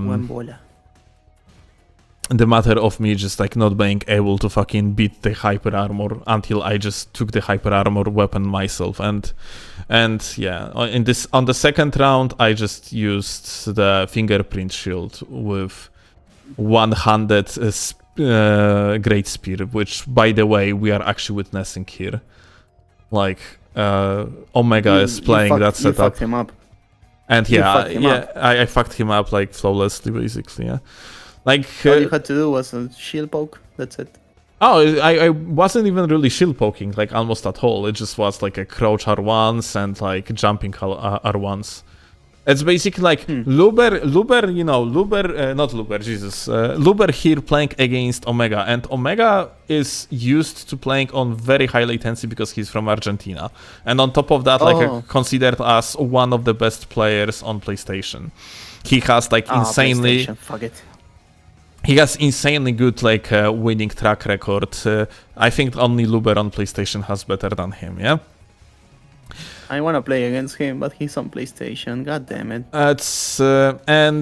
Luber, like this setup, that he's using, it's pretty fucking trash on the low latency, but on the high latency, it becomes insanely good. Like 100 lance, 100 great spear with the great shield, just fucking goated. Because why? What's aggressing on the high latency, aggressing with the jump attacks of the great spear leaves like basically no way to counter it practically. It has very good tracking. It just allows you to freely engage and then like eventually roll out, and you have always like safety measure in form of that great shield, just in case. So yeah, like it's basically I just yoinked that strategy from Omega, and I'm like, okay, I'm fighting the laggard. Let's just use the laggard setup. Like my latency against Lil Gagi was so god fucking terrible that I could have outspaced him perfectly, and I still didn't have ability to punish. You know what setup I was really hooked on, which when I saw you using it? Dorito plus Wakizashi. Oh, that one is fantastic, but it's also is terrible on the highlight. Yeah, I know. Would be nice if this guy was on PC. Would really like to fight with him. I'm very competitive. I come from fighting games. I enjoy hard matches. Yeah, Omega. I don't know how good Omega is as a player on the low lat, frankly, because like you basically never actually see him like playing on the low lat. I never even played him myself like on the high lat. But like Omega has like an approach of that high latency is it's not an excuse, and no, like he says that like it's actually he says otherwise. It's like it's the same game, you just have to space ahead, which is just not true. It's not true, because at some point you have to space ahead. Have you never spaced ahead? Well, you can space ahead, but at some point, if latency is high enough, it's not going to actually do anything. You can space ahead, and your opponent's still going to have enough time to ultimately just like run off, roll out, even though you're going to do the perfect spacing. That's why playing on the high latency is mostly about just throwing the random attacks and hoping for the best. There's still a rhyme and reason to it. You can still outspace things. On your screen, it looks very funny because it looks like you are facing through the opponent's weapon. Has it ever happened to you?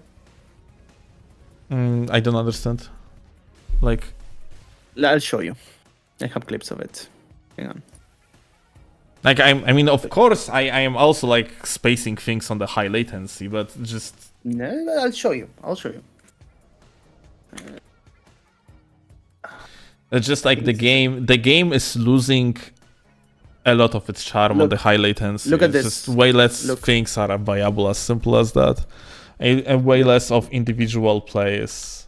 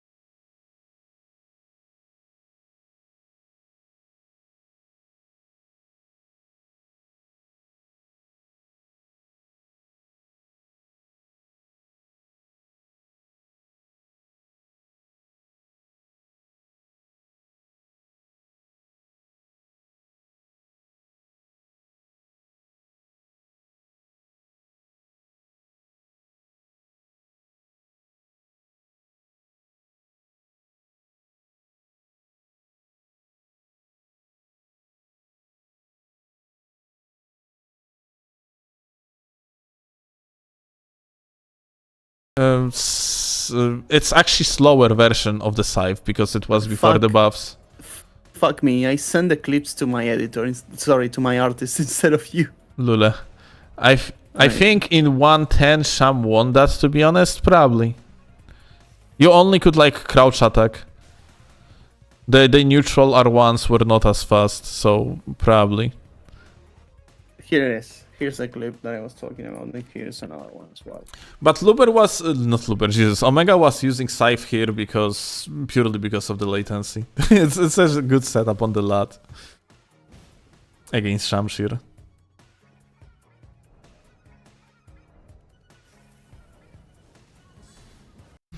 Let me actually see. I mean, like, yeah, this is just negative spacing. Yep. I fucking love PC. It looks so good. Yeah, I mean, that's why I never touch vanilla again. I mean, like, this is negative spacing, but negative spacing is prediction reliant. Prediction, yes. It's prediction reliant, and yeah, it's dude.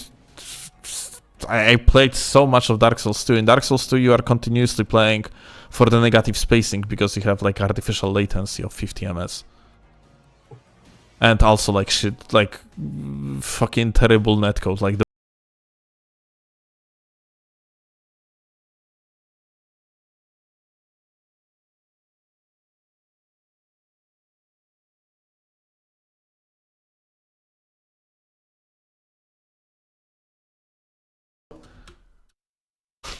Okay, listen.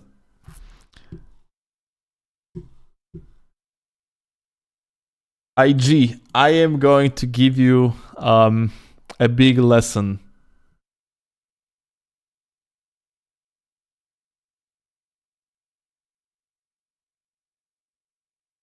Ah, okay. I didn't read it.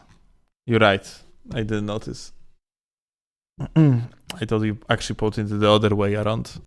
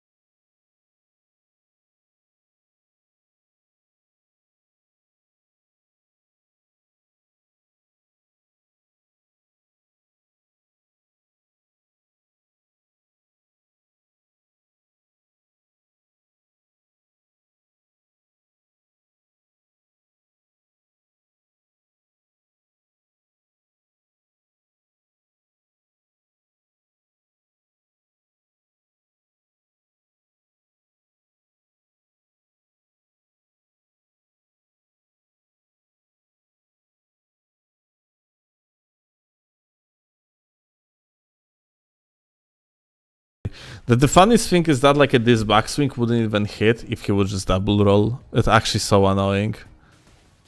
Like he was already like in the frames after the recovery frames.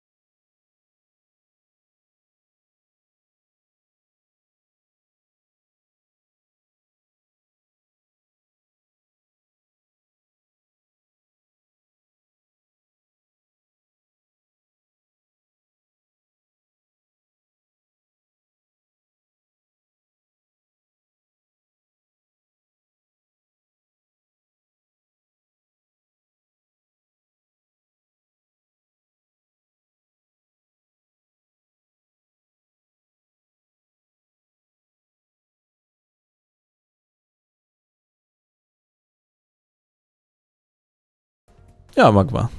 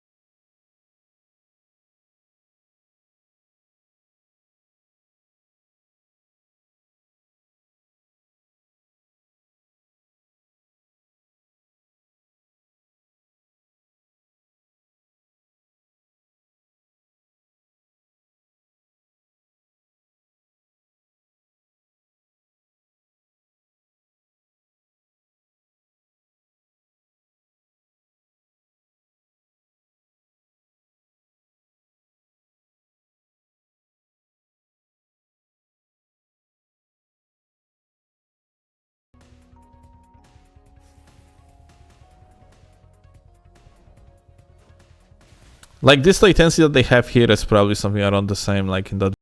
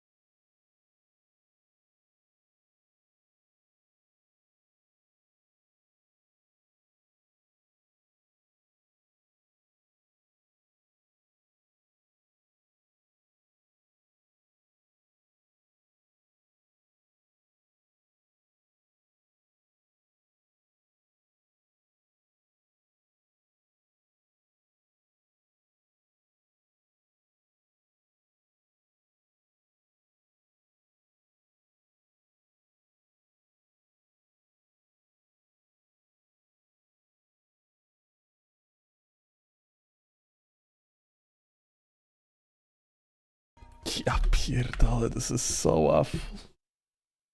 My god.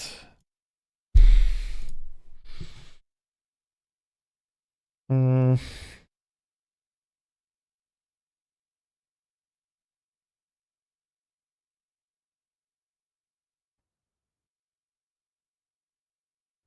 Which one was the PSGS? Oh, yeah, that's what I was looking for. I wonder what is this guy doing nowadays. That guy that Luber is fighting here was fucking weird as heck. Ah, it's okay, it's the finals, yeah? Yeah, it's entire finals. Oh, wait. That's Frosty?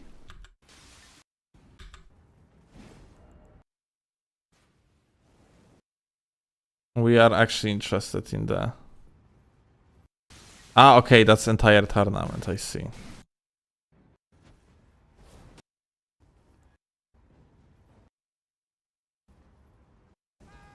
Alright.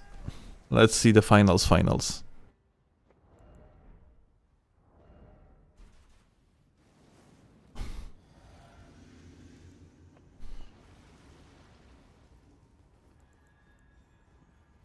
It's winners finals.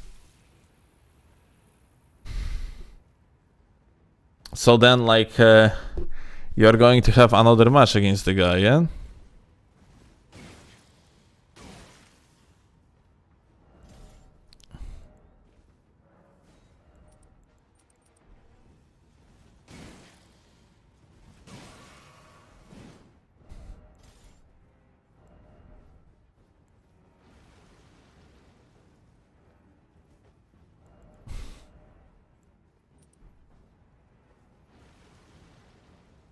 You played so bad back then? It was different game, Luber. Like, I wouldn't say that you played bad. It was different game. For an example, like back in the days of like pre-patch 1.10, I used to be very careful about any sort of the movement deviations because of the input drops. So I tried to not turn camera like too roughly, like to not make like rough turns or anything like that. Just so like I wouldn't end up like having like the input drop. On Castiar too, it was that like, I guess it still was like a good R2.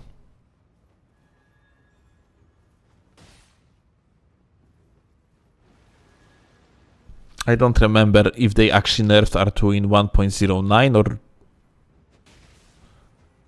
or 1.10.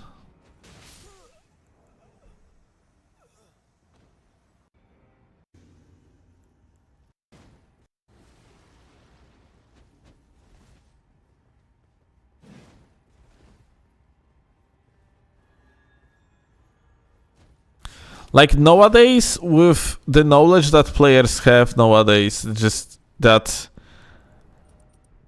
Kesty setup would be so much worse. Because all you have to do when you're playing against fists is to use the... like you just have to strafe to the right, a little bit diagonally. And you're essentially like, you are not getting hit. Nerfed in 1.09, okay, so the Kesty was only good for literally like one patch.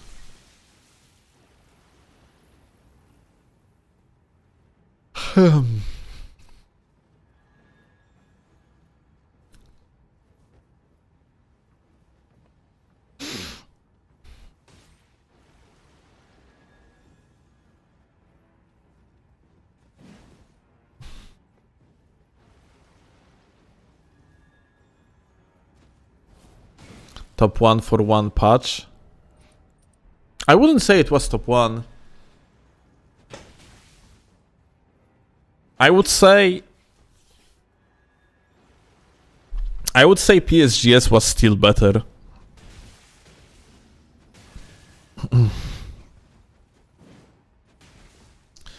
Like what we have here, yeah? What we are witnessing here, yeah?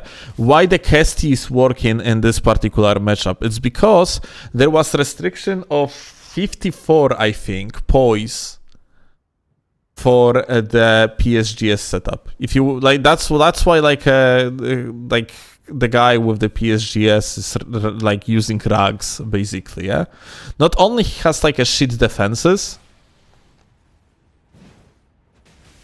but also on top of that, like he is actually getting poise broken like way easier with the running attacks. Like 2 hits is enough. Normally on the full poise, I think it was like at 3 or 4 hits to break someone poise with this setup.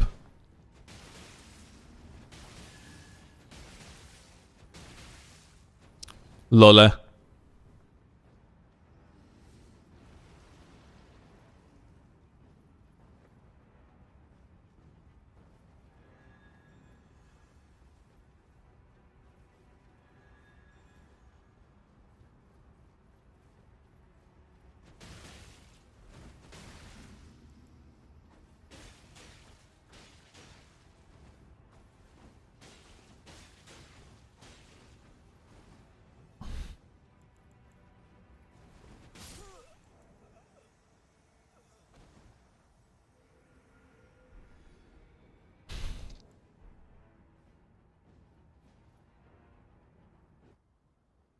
But yeah, like when it comes like to the hard meta of the game, then of course another setup that would be just so much better. It would be like dual spears, yeah.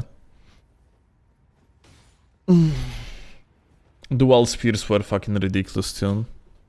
Although you could make an argument that PSGS was better. At least in the matchup of the dual spears and PSGS, PSGS was rather winning.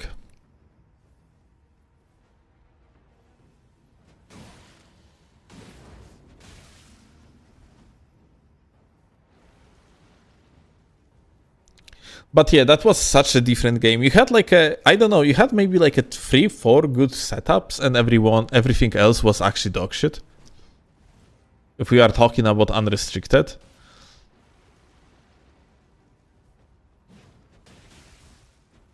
Like it was clean rod with the BHS.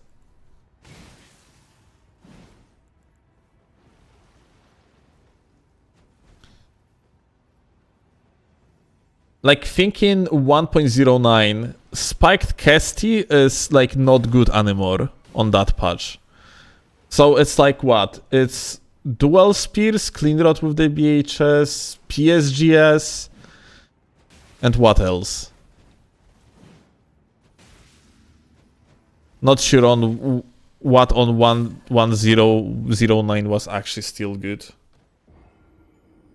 Halbert was breaking in 1, I think, no?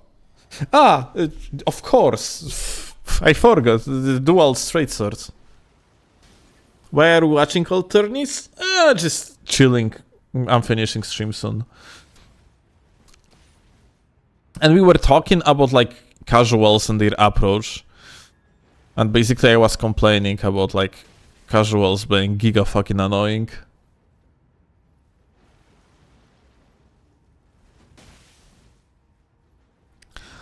But yeah, like PSSS dual straight swords were fucking great on patch 1.09. Just passive poise being way stronger was a very important aspect of why PSSS was actually fucking goated. It's because just trading against your opponent and monkey mashing in them was a huge part of the PSSS gameplay. you had like an instant poise break on the jump attacks, which was dealing 150 poise damage, but the neutral L1 was dealing only 75 poise damage.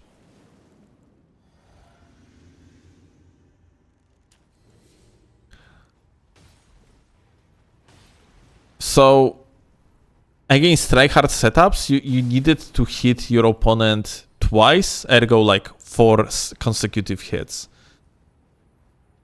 And there was no damage penalty of any sort. So it allowed you to just simply like mash in them. Unless someone was playing something like PSGS, usually you wouldn't actually get broken in one, yeah? So just mashing with dual straight swords was dealing nuclear damage.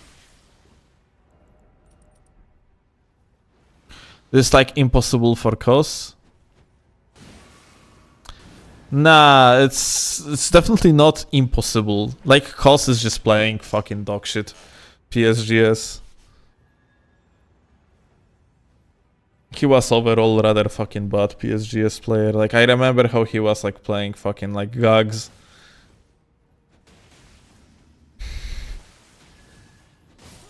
It's probably still winning matchup under the rule set for the spiked Kesty, but the individual play is also problematic here. It's probably the main reason why this matchup actually is rather one-sided. He's still like, you know, even though like there is a pretty big like skill gap between players, like Kos still like absolutely annihilated Luber in one round. Just because PSGS deals nuclear amount of damage and like...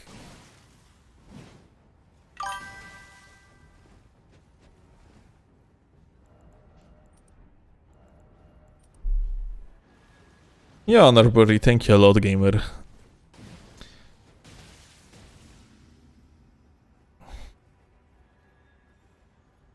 For the membership, appreciate that, my dude.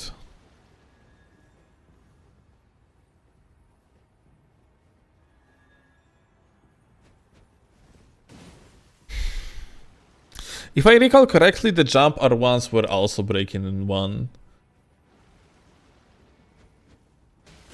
Like, whereas Kos is not using these. And here you go.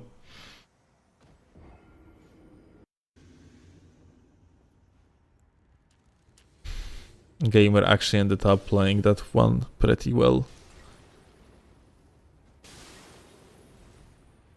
And kind of... I would say that Luber's decision to use the crab over here is not that good too. Yeah? Because the damage output on the... on the 3 spears, it's like... mostly actually holy, yeah, still. I mean, it's like 50-50. It depends per build, yeah. But there's a lot of holy damage, yeah. So it's probably always better to punish the crab rather than like trade crab for crab.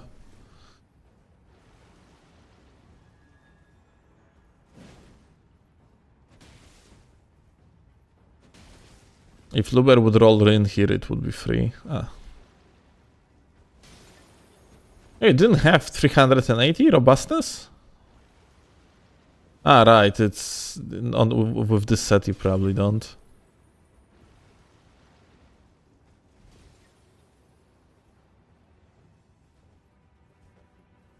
Is 3 spear worth using after Mesmer spear dropped? If you want to use PSGS, then yes. LOL. Oh my god, that's so Jover. Bye. Oh!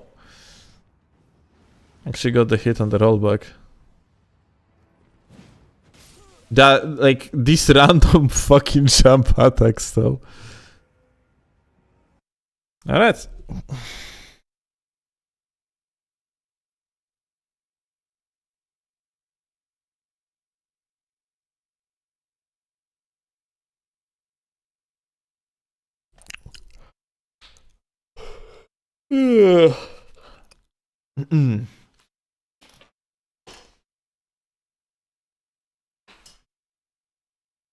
Mesmer is just long as fuck.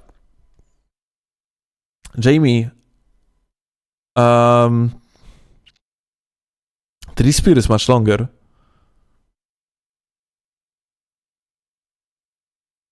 Unless you mean like the unique weapon.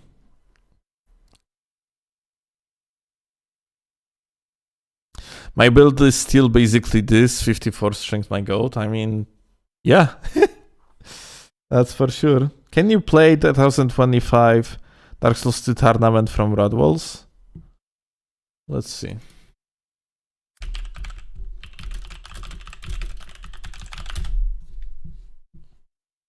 A month ago. Oh my god, this production quality. Coming to you live from Drangleic. It's Radwall's DS2 PvP tournament. Wow. Fresh here. This is and just all around extremely consistent play. Trans Lifeline. We are half and half sponsoring this tournament in.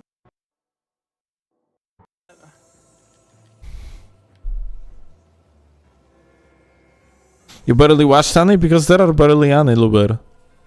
Dark Souls 2 is extremely non-competitive game when it comes to like people's dedication to the scene. Let's call it that way. People just chilling, doing funny tech and playing in the arena all day.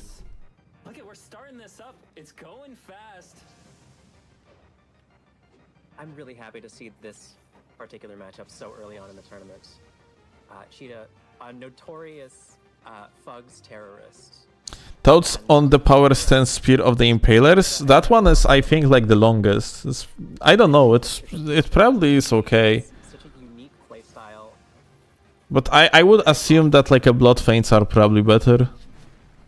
I just realized I forgot to start the tournament. Let's actually just watch the finals. How about it? Yeah, what? Why gonna take this? Ride the wind. Okay, wait. Yeah, big volleys. I think the magic burr is doing work here, and that is a buff that you can use to basically get the magic damage a little bit less. Hobotem rolling right through that now. This could do. I remember this guy, Upsetty Spaghetti Vulture. Like, it's like some sort of a fucking like new guy relatively new guy that basically was shit talking me. But frankly, I'm pretty sure I would fucking freak him over rather easily. I would gladly actually do so. Hobotem rolling right through that stairs. A bit ahead. Rolls the bow. Yeah, he's like Jigsaw. But yeah, overall, like, the Dark Souls 2 players didn't advance much. Because yeah, they don't have like a proper competitive scene. He wants to play a game. I want to play a tournament.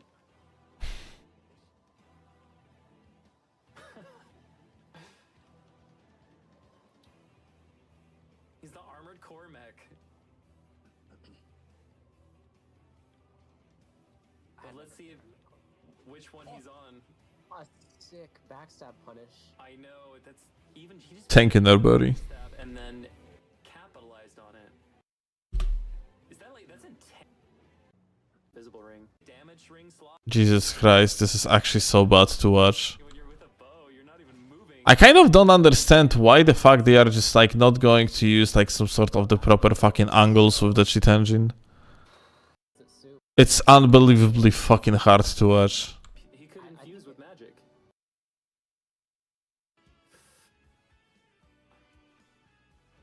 What? is there some problem with the game's mechanics that don't allow for competitive play?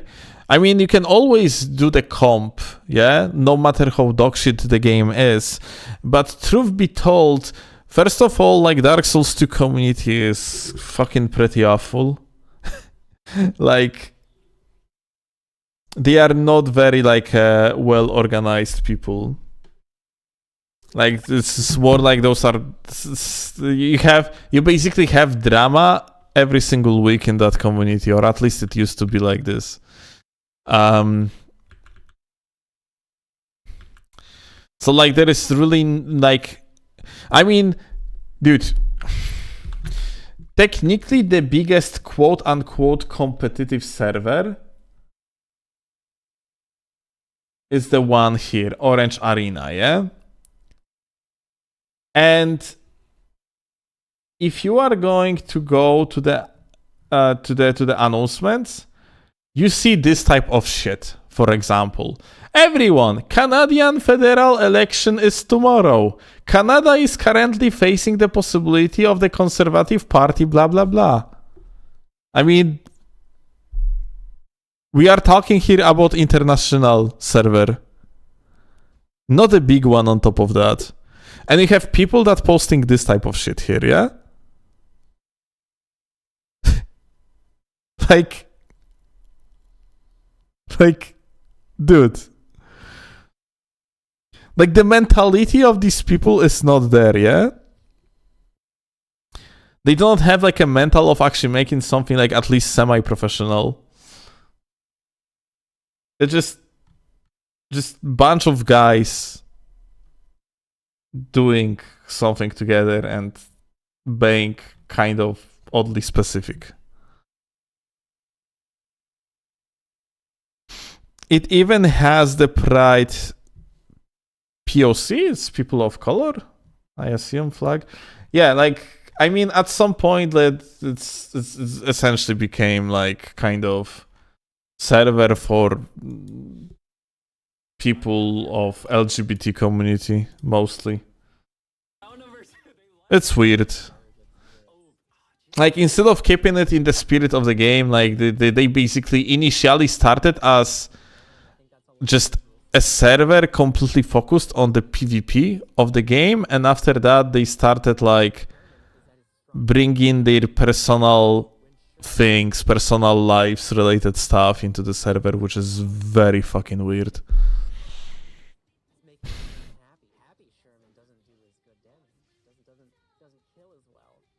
And, you know, we are talking here about, like, very small community.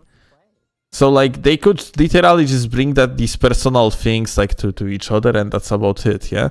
They could literally just message each other, hey, dude, listen, there is the Canadian election, go vote, yeah, or whatever. There is, like, it's, you know, imagine if Elden Ring PvP Discord, for example, would send a message of the type, attention everyone, there is a chance that Trump is going to win elections. Please go and vote against Trump. Thank you. Like, it would be so ridiculous. And it would still make so much more sense in case of Elden Ring PvP Discord, because Elden Ring PvP Discord has at least, like, some, like, you know, some reach, yeah? Whereas Orange Arena is basically a server for, like, pure enthusiasts, and that's it. It's just extremely fucking weird to do this type of shit. Maybe he knows the bows are actually in his... Yeah, the bows are actually coming in his favor. Oh, Jesus. There is, like, probably maybe, like, 10 Canadians on that server, so, like, out of 1,000, like, potential, like, users on the server, you actually, like, just a small percentage has any relation to the so-called news. Maybe do it as a joke parody? No. I acknowledge enough these people to know that they don't.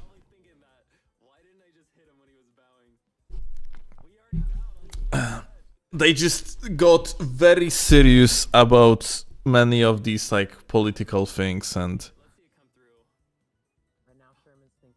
shitos of them are actually also transsexual, yeah. So from their perspective, it is important matter, and kudos to that. I respect that. It's just that it's looking very fucking bad when you're sending this type of messages on the like gaming servers. Like, dude, I mean, let me actually show you this. What's their name? Bloodborne. Okay, wait, I just realized it's Twitter. I probably shouldn't. Let me actually see that, yeah? Real quick. There was... Maybe they got already banned. But... Oh, here you go. Check this out. I found it. So...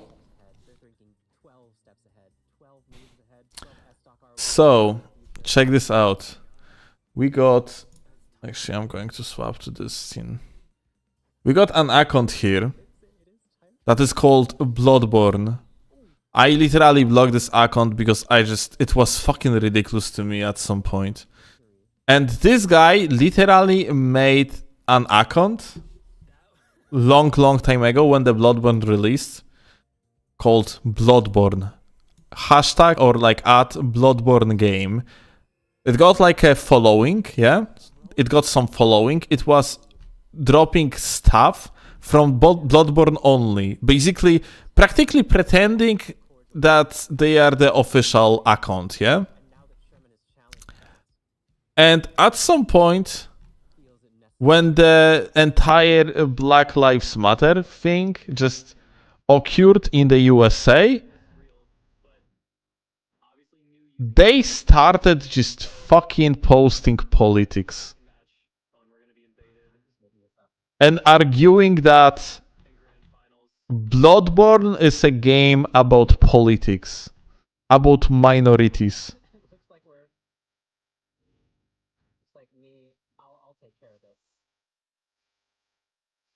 Because reasons. Like, you see like what we are fucking witnessing here. We are watching fucking Bloodborne account, dude. It's really... First of all, it's extremely ineffective. Second of all, it's just so fucking ridiculous. To all hunters, remember to vote in the next Canadian elections. Hell yeah. I can't believe a game about surviving night in a town full of angry, hypocritical racists is tweeting about political issues, dude.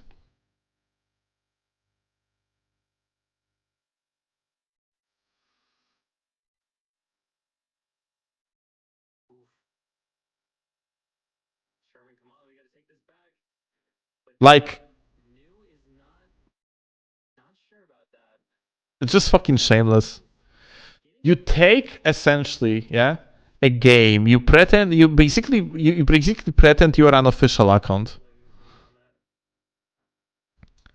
and then you are just using such account for your personal like political reasons, which is just fucked, dude.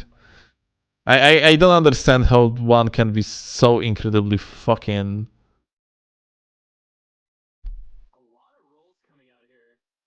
shameless. I guess that's the correct word.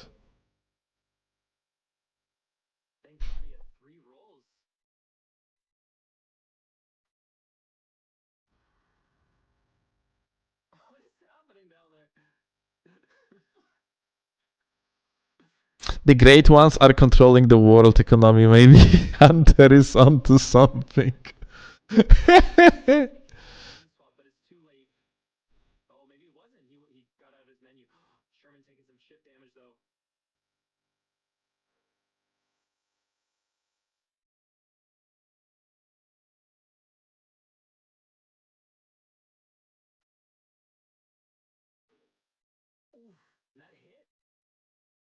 But yeah, like, so you're asking, by the way, like, you gamer were asking about what potentially prevents this game from, like, being actually competitively viable, yeah?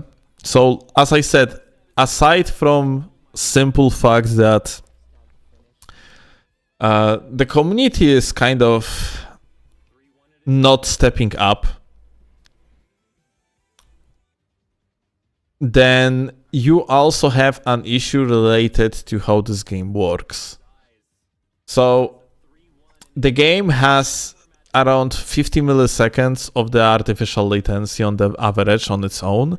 And on top of that, when two players, for example, going to run into each other, the game is going to desync. And it's going to occur every single time. It is just how it works in Dark Souls 2. Like, the game is very prone to desyncs. Like, if, for example, this running attack, yeah? Look how it looks like.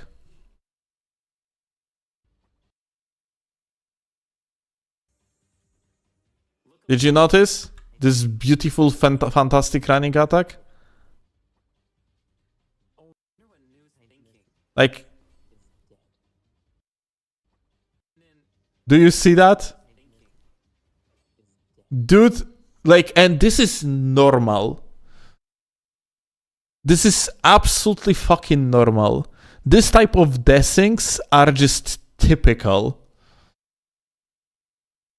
Like, this guy over here that just got hit, called, like, Turney Sherman, yeah? This guy is one of the biggest offender of the fucking desyncs on the 180s. He's like... if I recall correctly, like, Chile player? He has basically 250 plus MS to everyone in the world. And because of that, he cannot really, like, space out his attacks or anything. Spacing out attacks in Dark Souls 2 is way harder than in other games and requires even less of the latency than in other games to do it viably, because you actually have very good horizontal tracking in Dark Souls 2 on practically everything. So you can only space things back and forth. You cannot really do much of angles. And even if you could, then usually, like, if you are playing against someone without, like, any restrictions, then if someone is going to do, like, running attack, that's actually going to miss you, they can still just animation cancel their recovery, because that's how it works in this game. Because you can cancel the startup of the animation. What you can do is, for example, you can do the running attack, you missed, yeah? Then you click R1 into dodge, which is going to cancel ultimately the recovery of the initial running attack. Good thing there are iframes on backsteps. I mean, iframes on backsteps are, like, one of the biggest offenders too, frankly.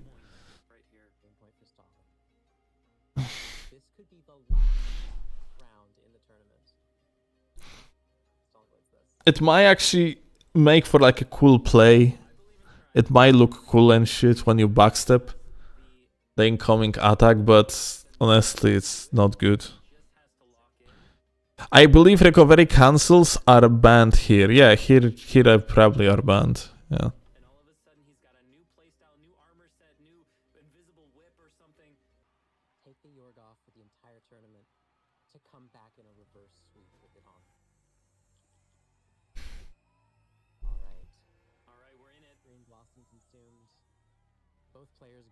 But there is, like, a big discussion in the community when the recovery cancels, for example, supposed to be banned.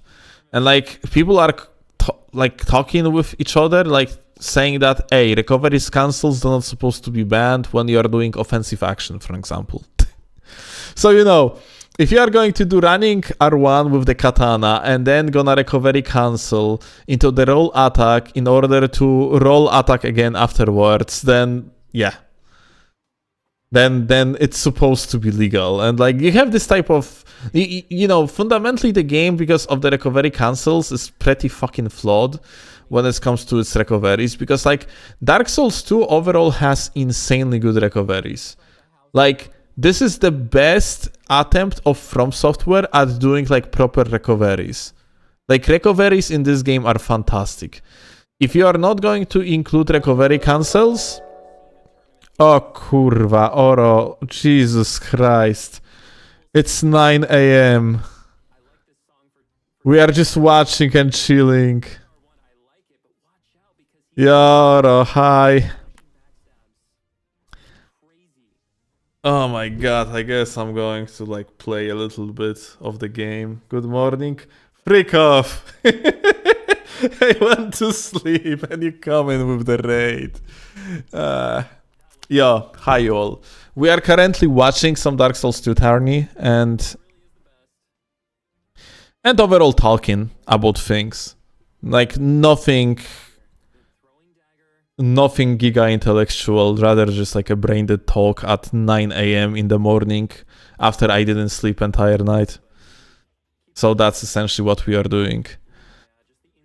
We are currently on the topic of why Dark Souls 2 is pretty bad from the competitive standpoint, why it is actually a flawed game in many aspects, why it actually never actually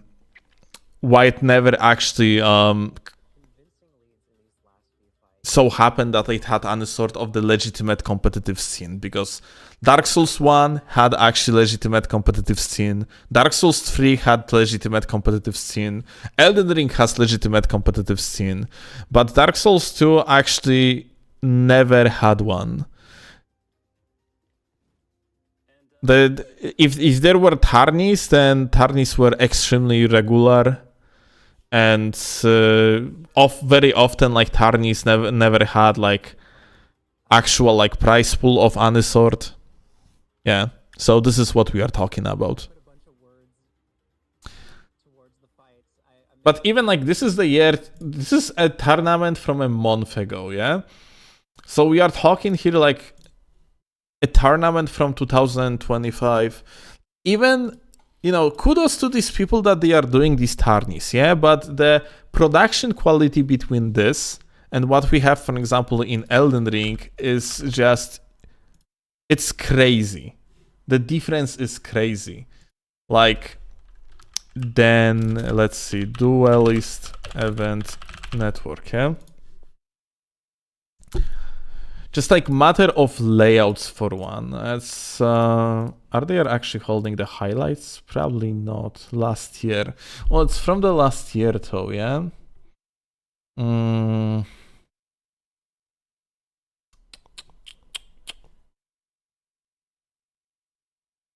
I guess last year is fine, yeah? Ladies and gentlemen, welcome to the But comparing the production quality, yeah? Interesting choice. Is maybe going to try and yeah, it's completely different level. Getting a little bit of early damage off with that dagger. To be honest, was Dark Souls 3 tourneys any better? Yes. Usually, like, you know, on console, maybe not so much. But on PC, it was better. That guard counter, and that is quite a bit of damage. Although Slans is still sitting at a pretty comfy, I think, 450 health lead or thereabouts, as Bossy Ace makes the swap to all the stock. But yeah, Slans goes for the hyper armor trade. Very smart. Although he is still going to be taking a lot of damage from those holy tier clean rots. Maybe not the wisest move to come on, someone please win. Beautiful. Manages to roll out of that guard counter. He's got to be super aware of the fact that he's just going to do that. Wait, is that the round with the party? Absolutely. Actually, it might be not. I think if I recall correctly, that's Slans has got an opportunity to there was a big upset about this final in particular. drop his tier, brings him down to Because one of the damage. Saucy Ace is on the one of these players, or to be exact, Slants, the one with the PSGS, was about to win, and then just like that, Slans finishes off Saucy Ace, okay, securing a reverse sweep, and Slans will move on to the grand finals. The grand finals, and then we got losers. Just Okay, and then we got like a Slants versus Sassy again, and I think there was a big upset here. Let's see. Saucy has gotta make something happen. We have seen him actually had some really. Hey, all right, grand fight. Very nice. Was that this one? The side of Slam. But we do see the crowd show one. Saucy tries to mash into it. It was the run. This is your. Or maybe that one actually. No, Slants wins this one actually. Oh well, no matter. Then let's actually jump onto Elden Ring and play a little bit of the video games. Or maybe Dark Souls 2. Yo, let's jump on Dark Souls 2 for shit and giggles. Let me see.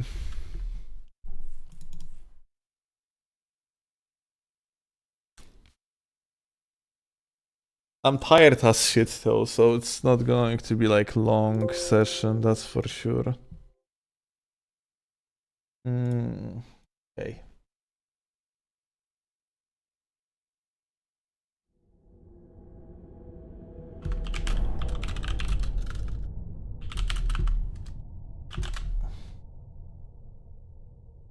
Okay.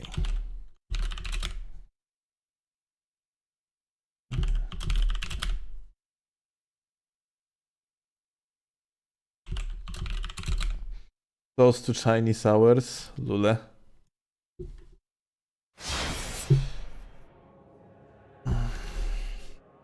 You are not tired, dude. I'm fucking dead. Oh. Lol.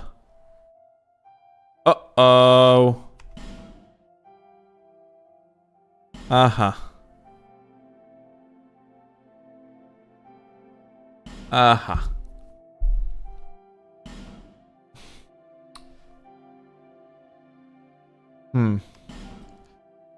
Well. So, anyway. Servers are down. We are not playing shit. I don't want to turn on PlayStation right now. I'm just too fucking lazy for it.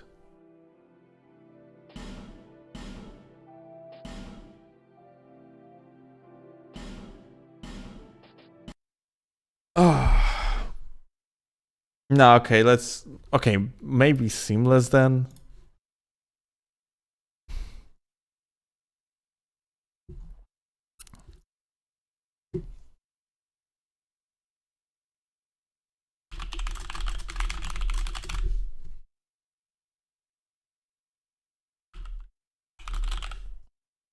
Load the cartridge, Lule.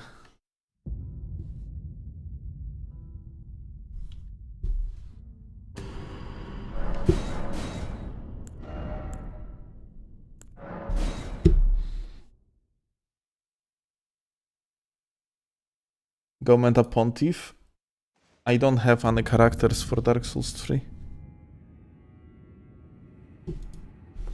Okay. Come on, game.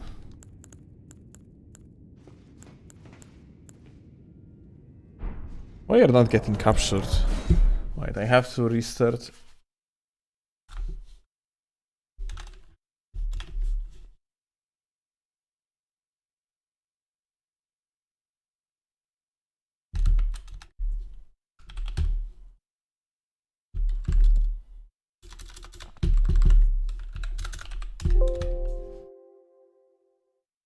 Okay.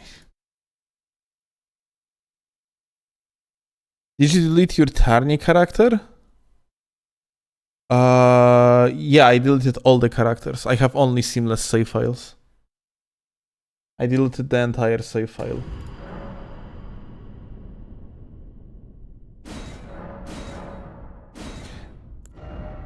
And like the one on Seamless are not like a finished.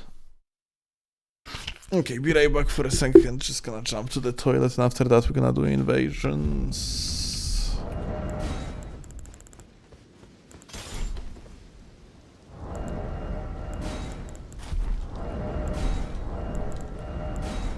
Okay, momento.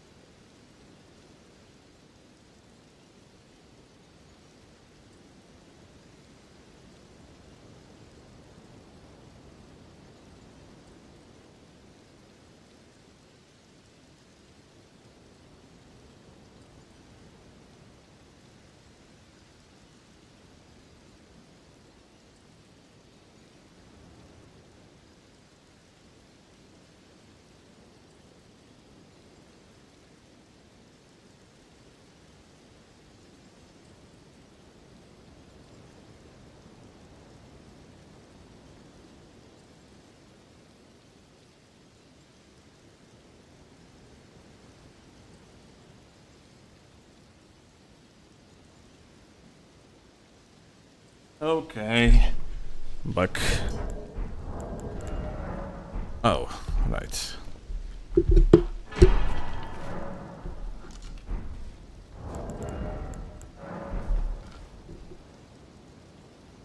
Oh, a wrong thing.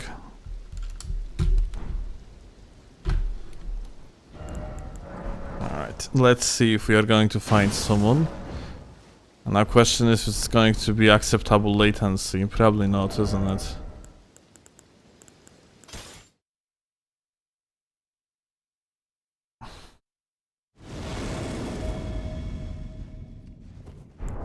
Well, insane.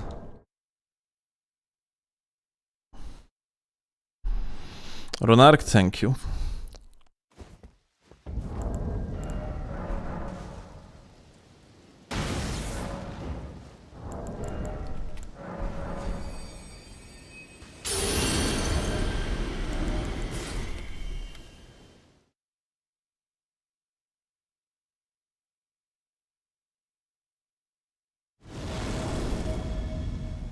One PSGS invasion for the sake of all times. I don't have it on the setup. Oops. Accidental button click.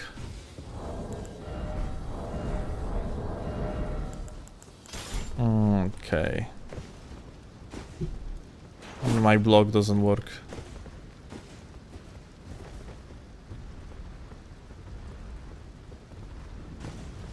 Okay, now it does.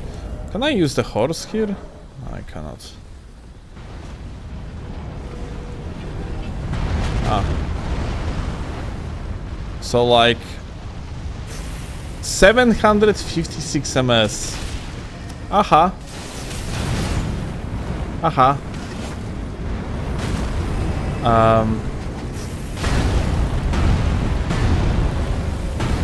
Aha.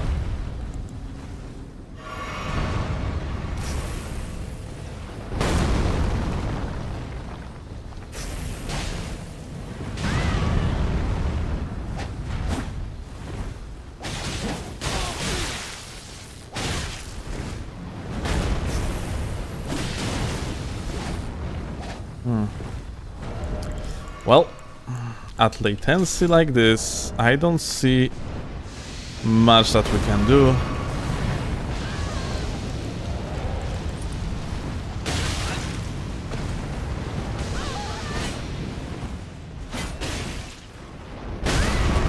Wow.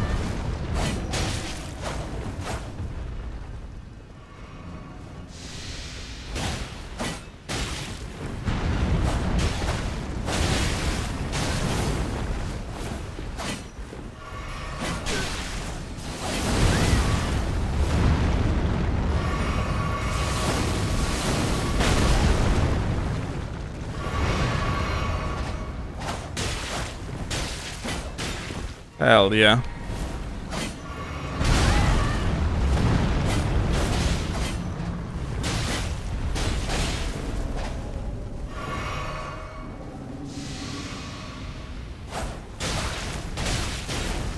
Aha. Wow. Absolute cinema.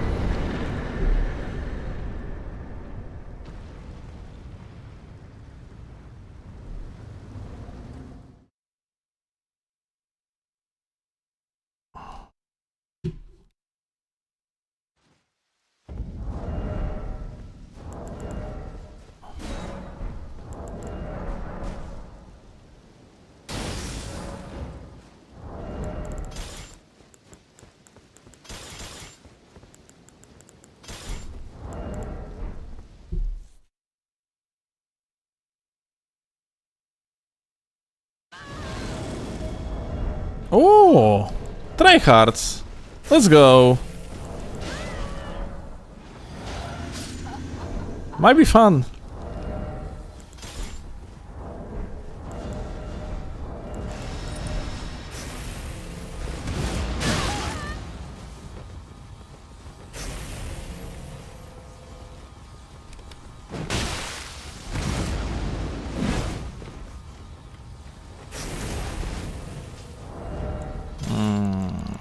Okay.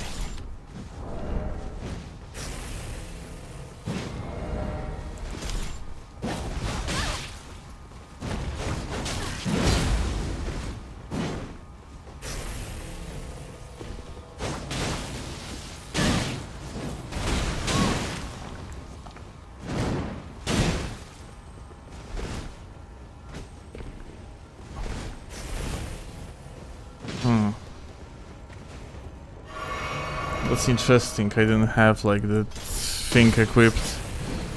Okay, here we go.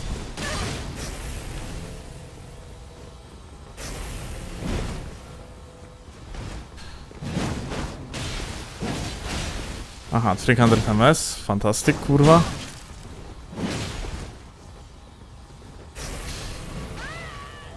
And this guy is not getting hit.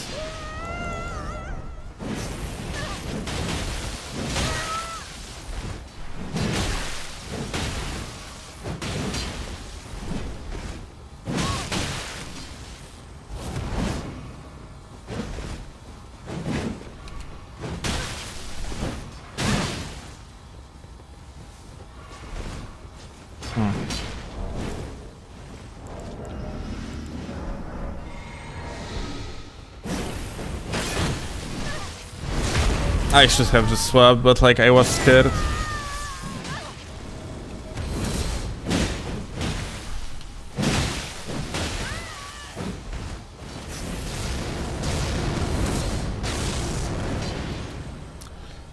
Dude, oh my god. Hello. Hello, that's a teammate. Retard. You fucking moron! Wake up, it's a teammate! A ja pierdolę.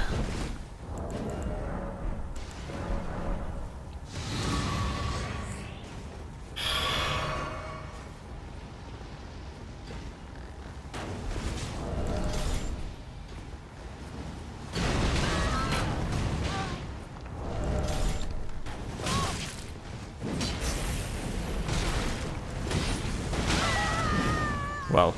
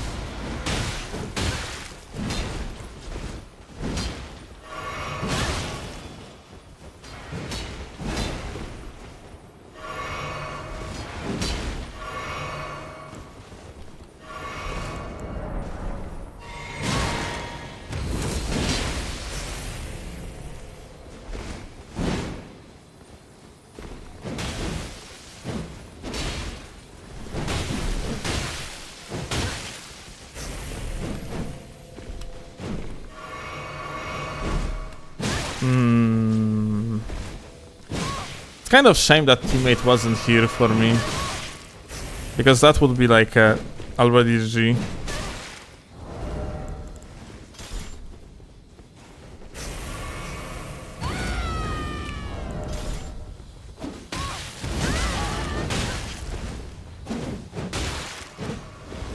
Come on, teammate, kill him!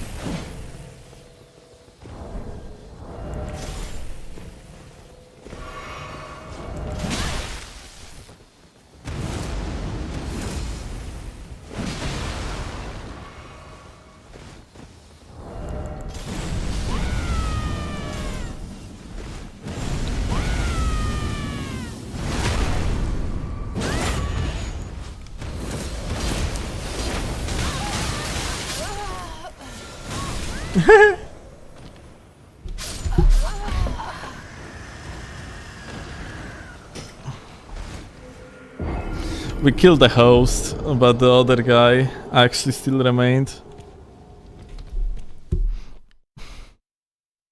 Was that the same guy, by the way?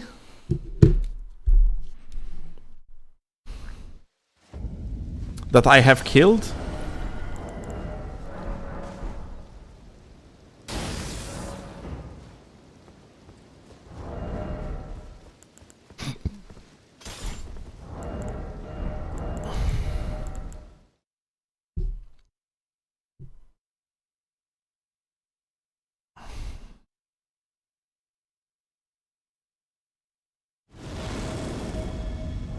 Oh.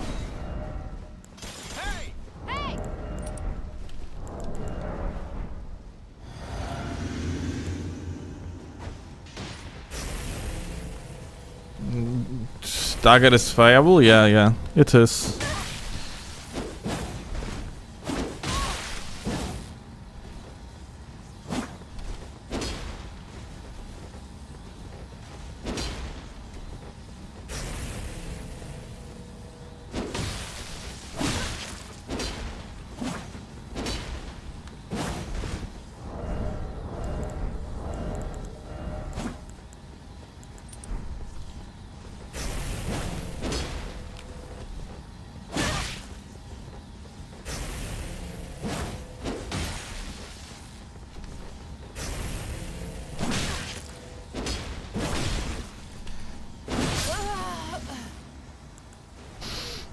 Took 100 MS gaming.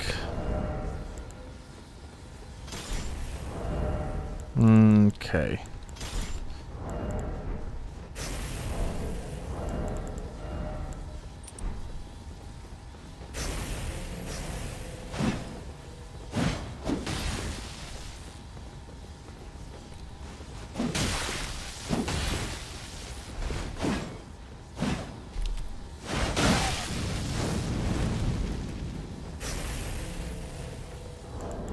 I just realized.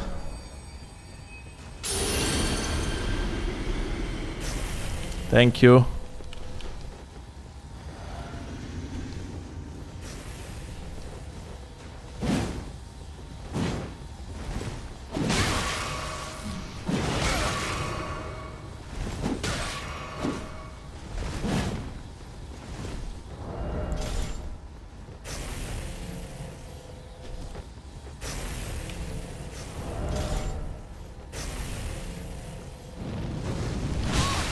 Oh.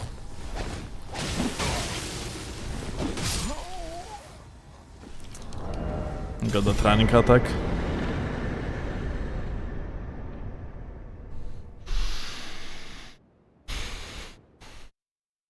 But yeah, like dagger offhand, great. Wait, you say great sword plus dagger. You mean like a great sword as gags, or mean like a great sword as a great sword weapon class?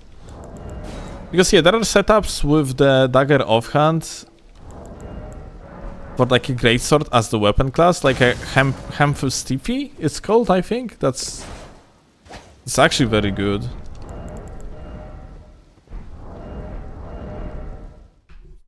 Class? Yeah, that's 100. You need a proper moveset, yeah? But yeah, it can work very well.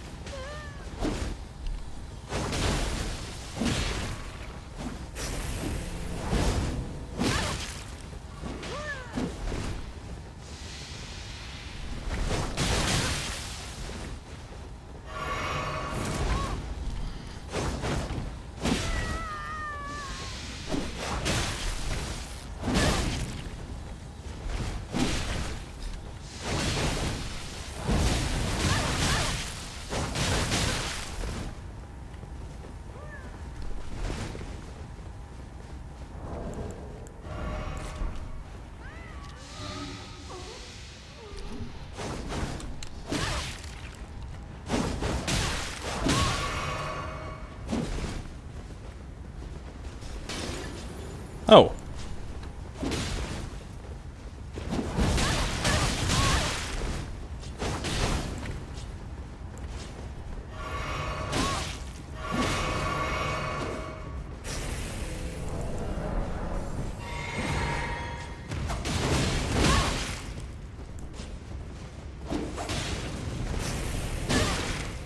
Lola. Aha.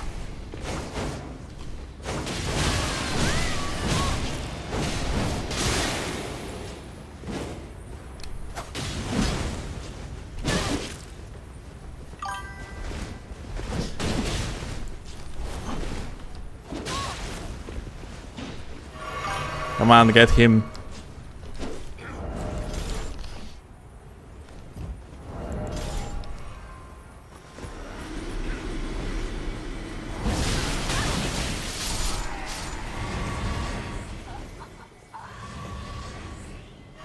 Get fucked.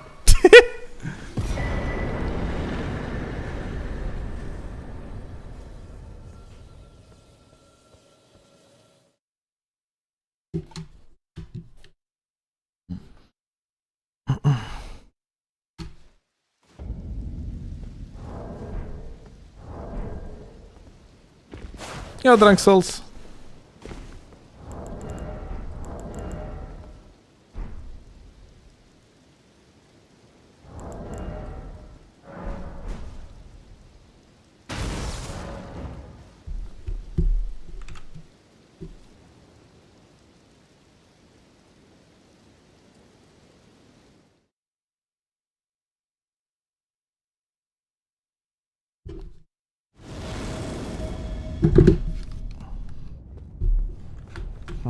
Okay.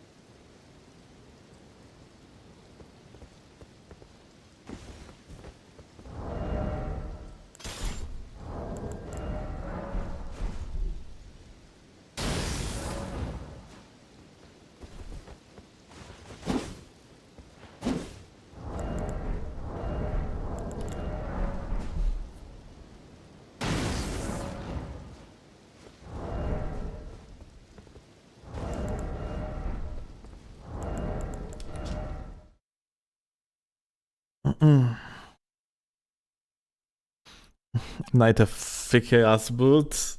I mean, well. Lola.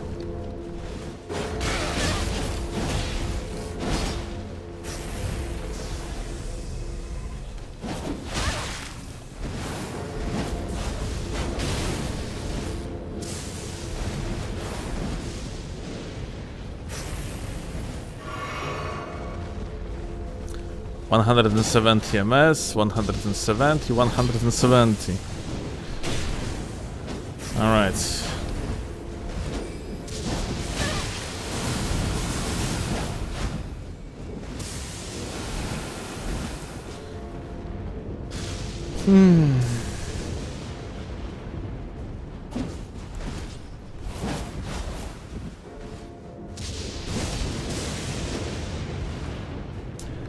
Wait, I just realized. No, okay, I'm just missing. I'm like, maybe he's, maybe he has the hitbox turned off, but no, like, I tried to hit him too early.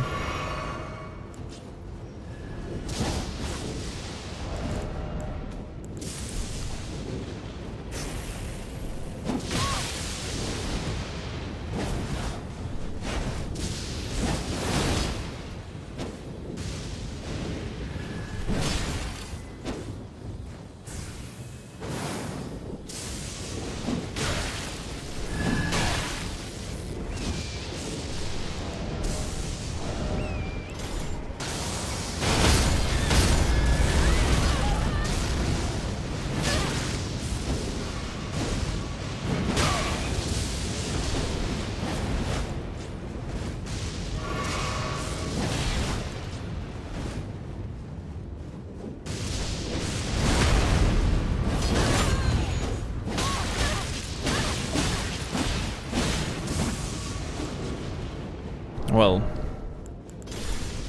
Great Katana probably gonna be a good choice here.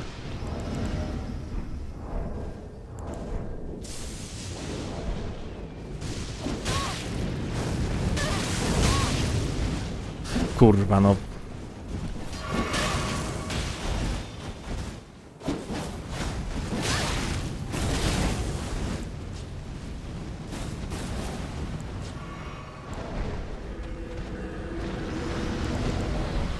Oh shit, bruh.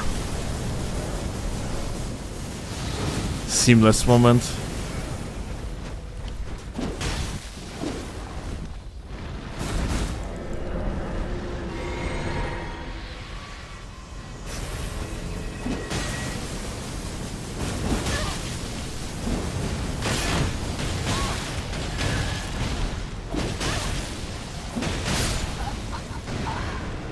It felt like much higher latency than the initial one.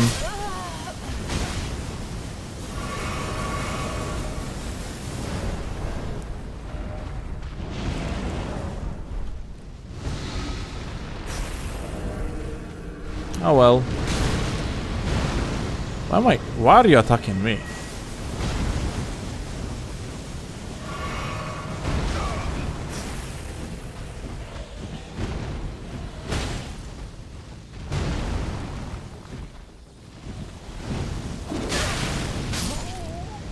Oh. Insane.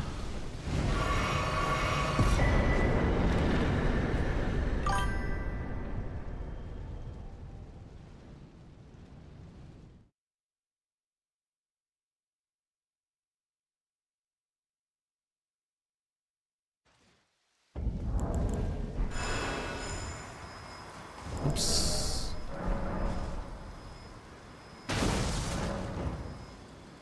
How's the activity on Seamless? I mean, activity is always good, it's just quality of these invasions are pretty bad.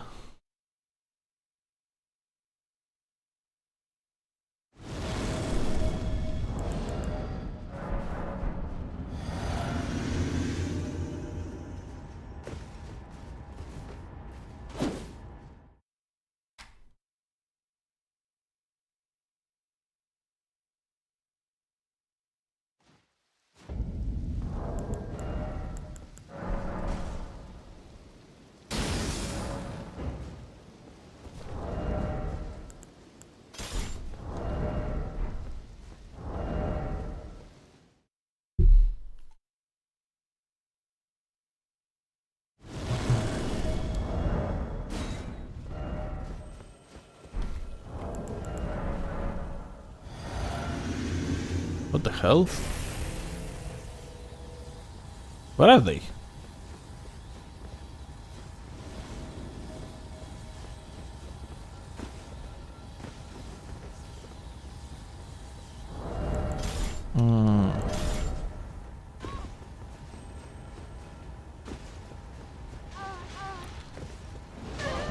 No, gamer. Ah.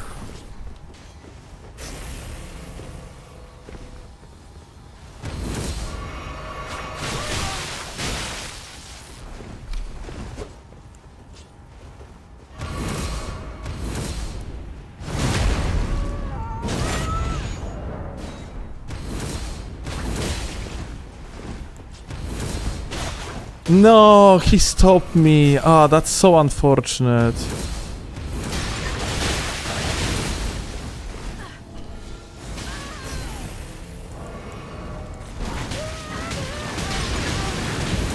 Okay, that's insane. Let's jump off. Ah, that's about it. GG.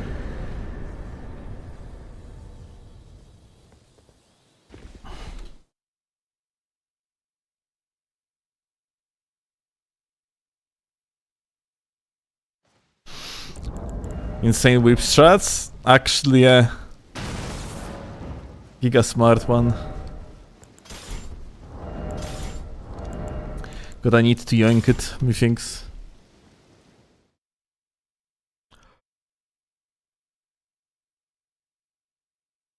Like, whip hitbox is not getting blocked.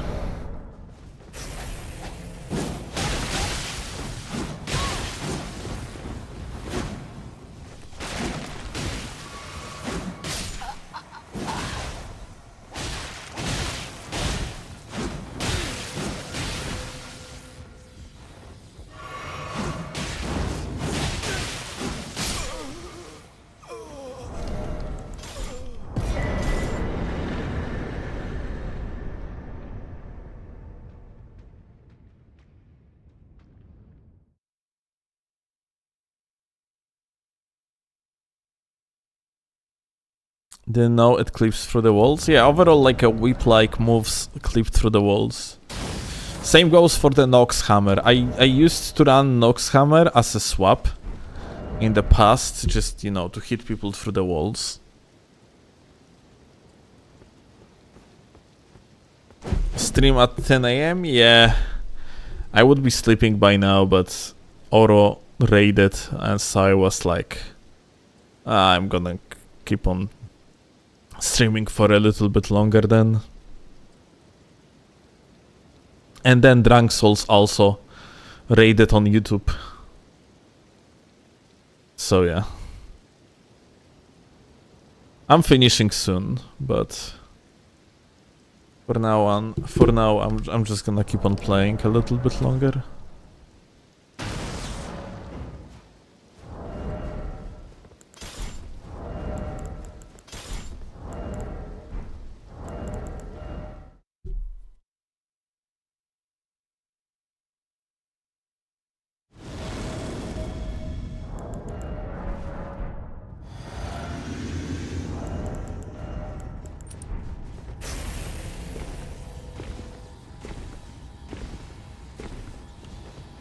Well, rip.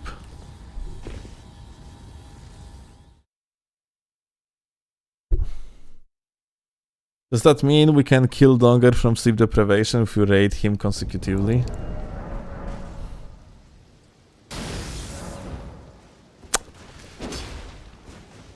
I'm not going to say yes, okay? For my own good.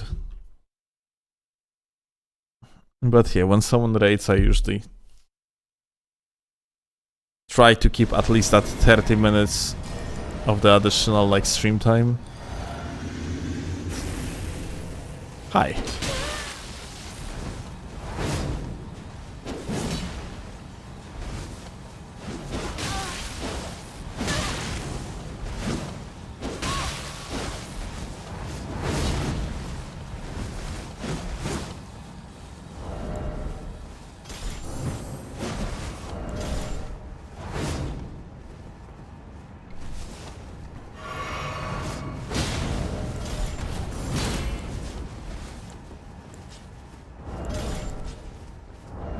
Aha.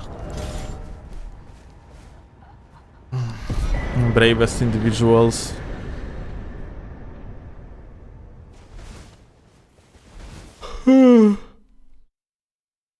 Nice stamina. I guess I had infinite stamina for whatever reason, isn't it?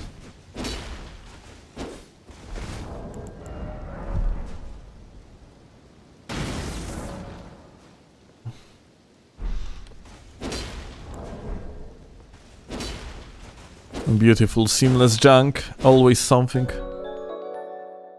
Do the balding, fuck off.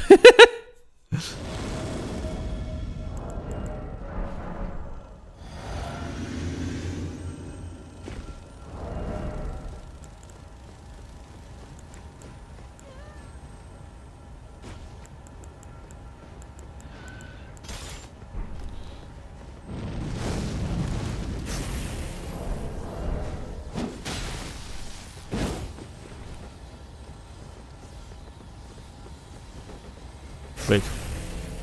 300 ms, Jesus Christ.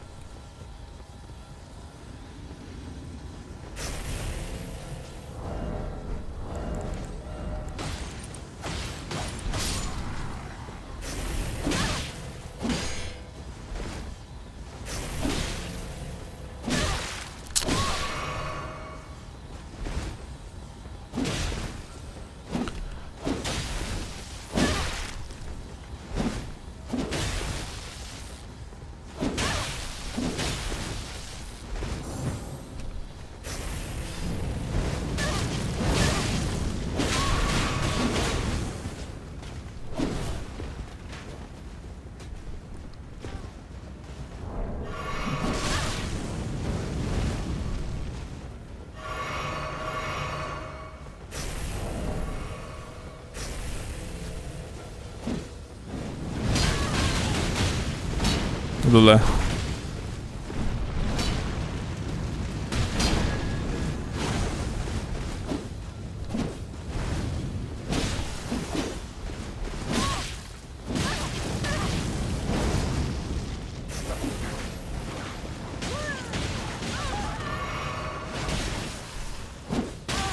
Oh!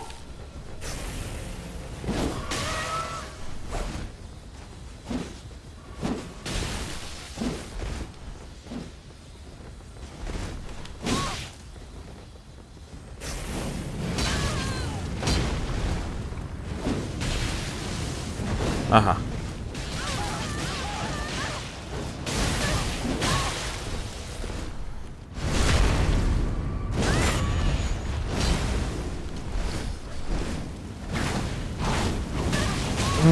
I fucking hate you, dude. Holy shit.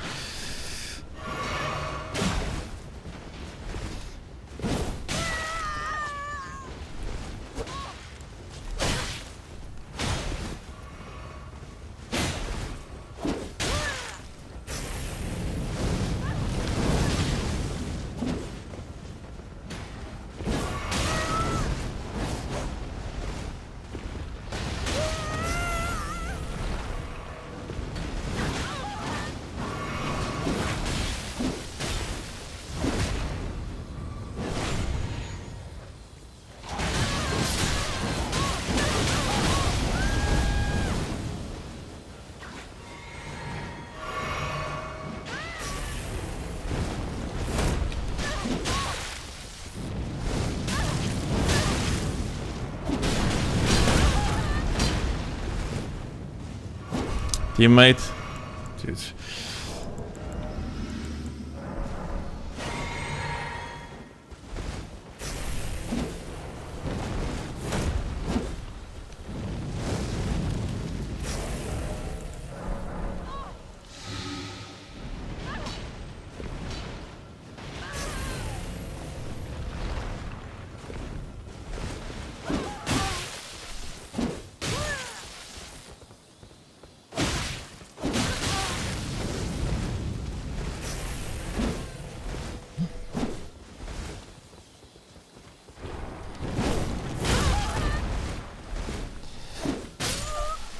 Well, I knew that he's going to do that, but I really had hope that I'm going to hit him first.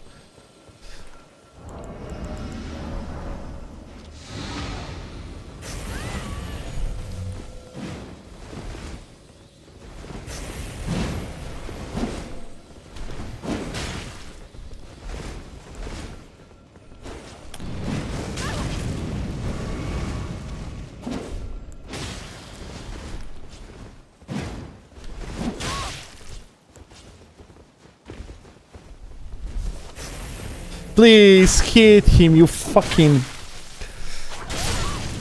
Jesus Christ, dude. He has 300 MS, the host, though, so like... I guess like hitting the guy is not the easiest thing ever. Backstab in Seamless is so smooth, it is.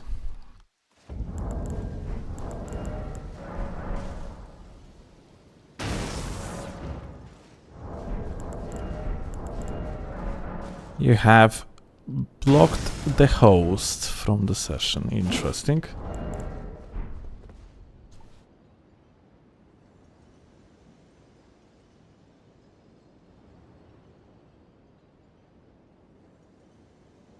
Before finishing, please to vote in Canadian elections. Amazing.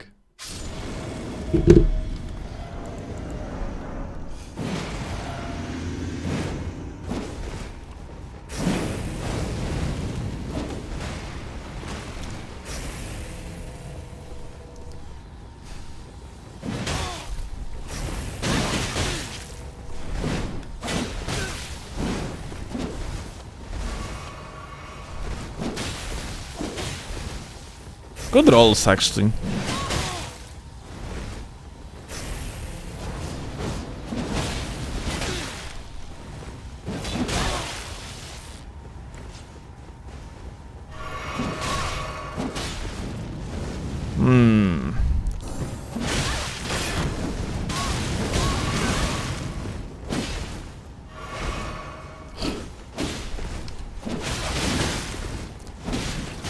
Crazy.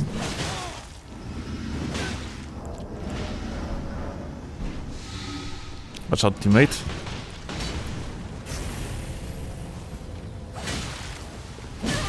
Oh.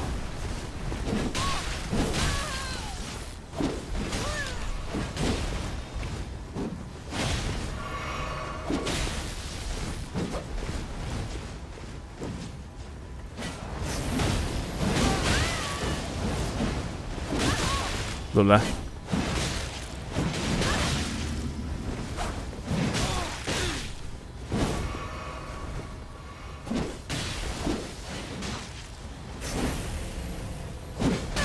Sorry, gamer.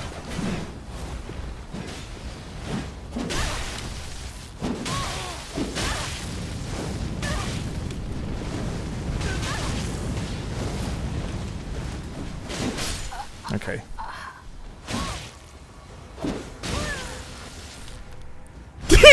It worked! Oh my god. Please! Okay, he got it. This shit put this. I can't. Crazy.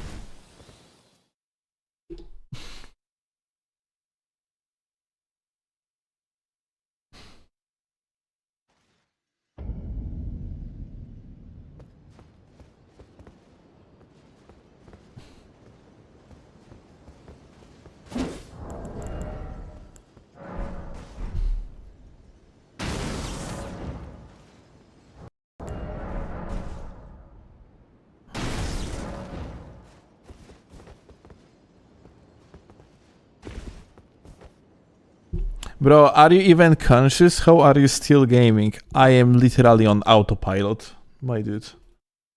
So, asking me if I'm conscious?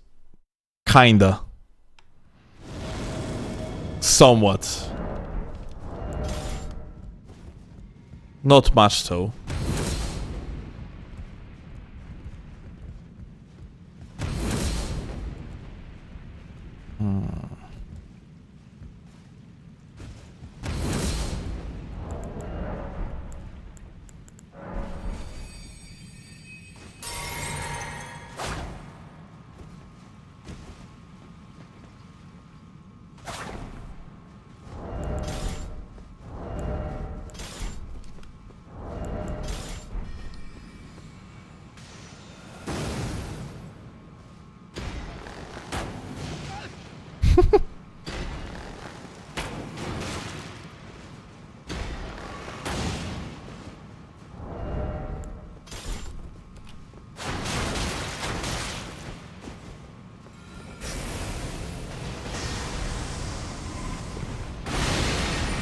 Oh.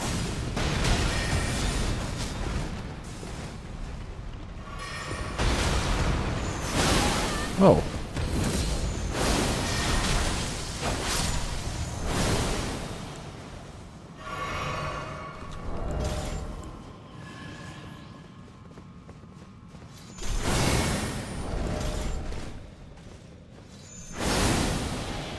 Oh.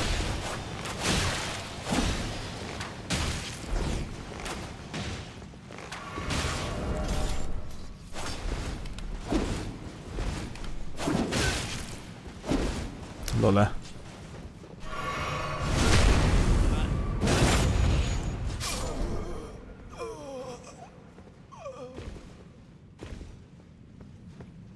Now, where's the other guy? Probably like somewhere entirely else.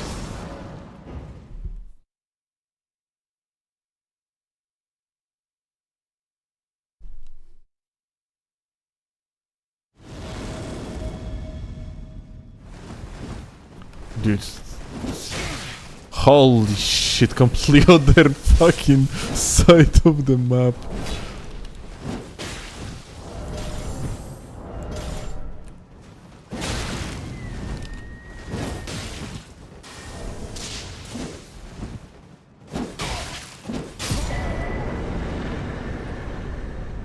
I just realized his name. It was so fucking stupid, dude. Like, seamless gamers are purely fucking sick to the head.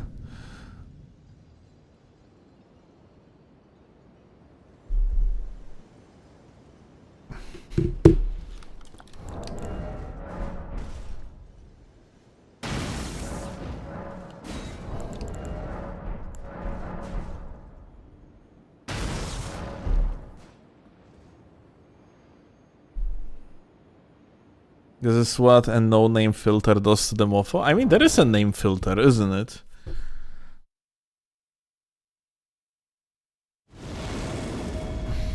LOL.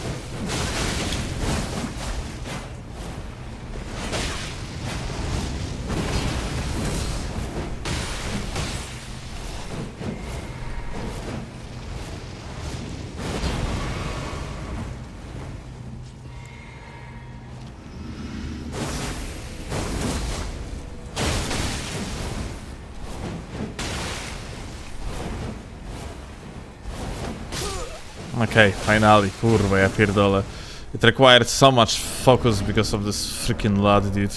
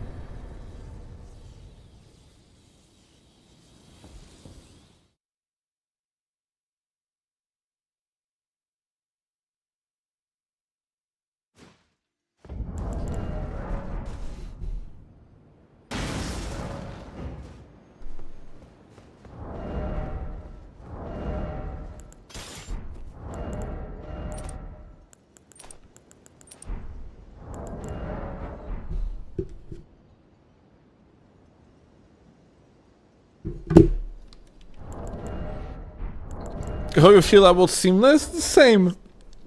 The only reason why we're playing right now on Seamless is because, well,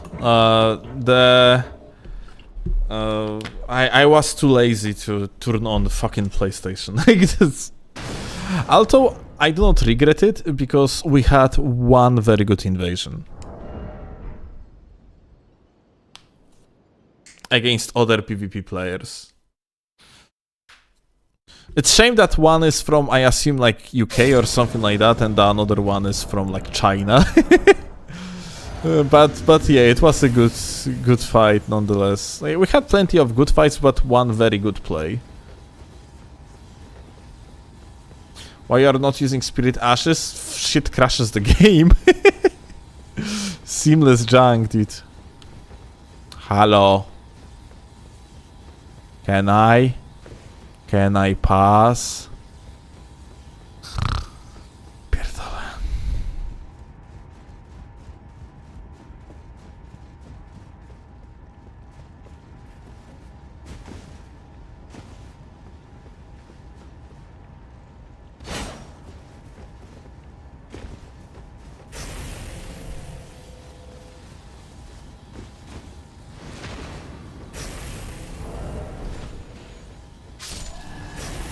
Hi.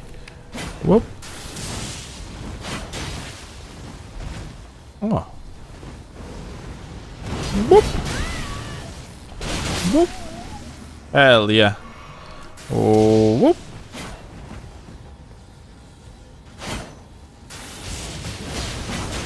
Aha. Aha.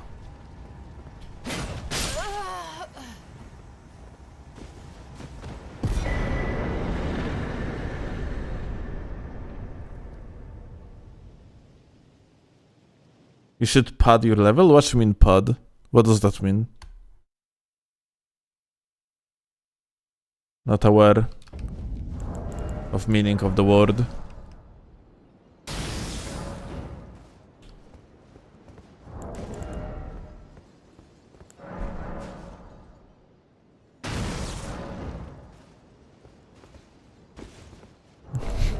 Human spec.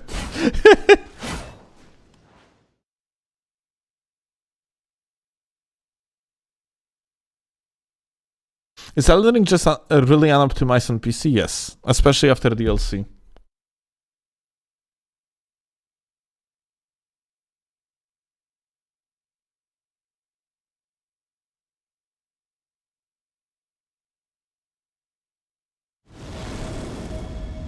Hey, Solemn!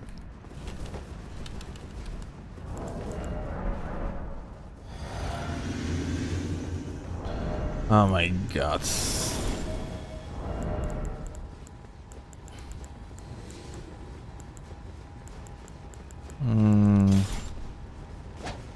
Okay.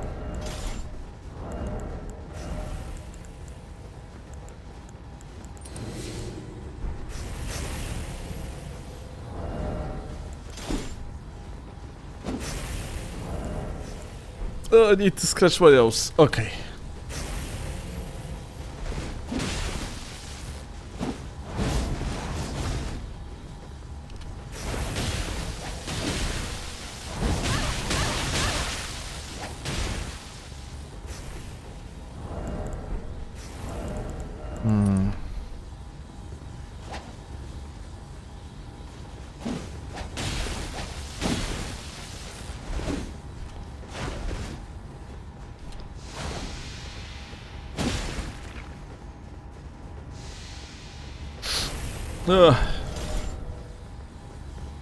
I still need to scratch my nose. Okay, scratched. Oh, Jesus.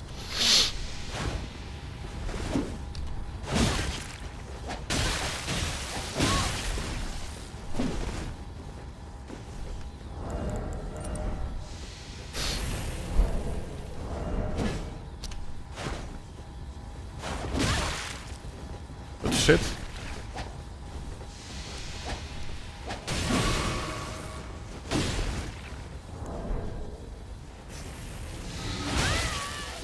Hey, good shit.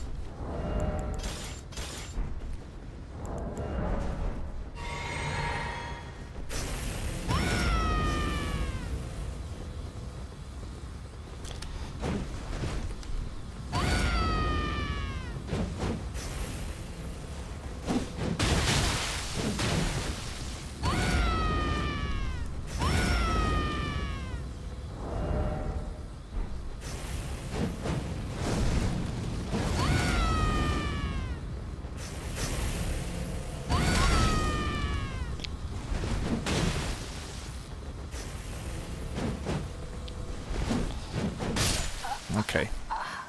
It took forever, but we finally fucking did it. Like, that's it. I hate fucking high latency fights. It's ridiculous how fucking stupid it is. Yokisu.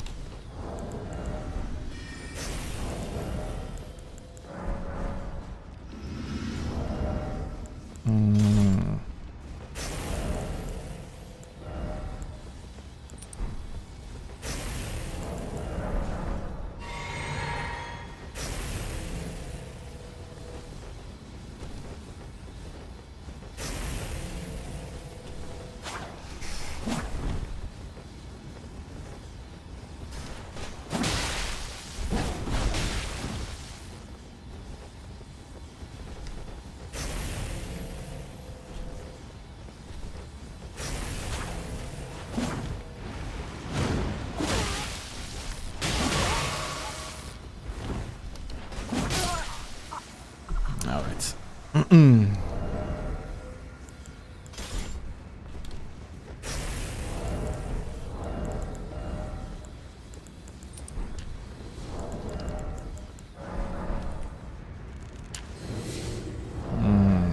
Okay.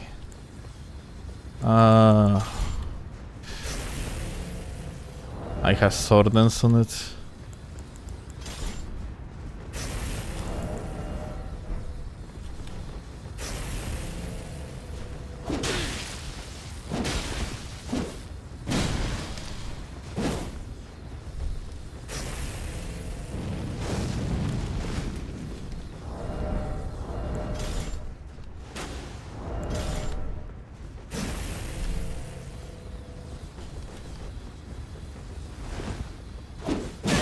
Aha.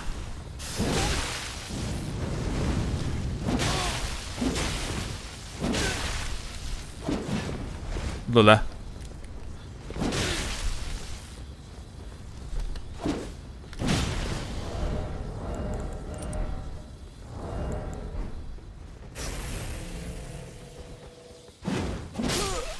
Oh my god, this running attack fucking dealt so much damage. That wasn't even Spirit Alley.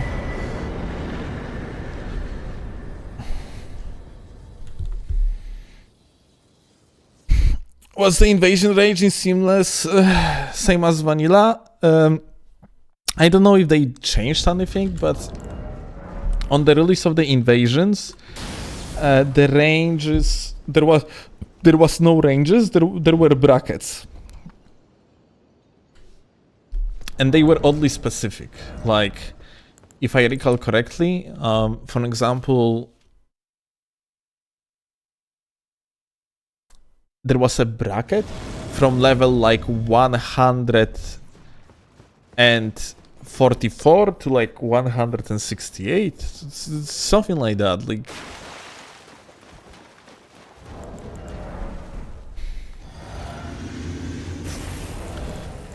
but maybe it's like different now.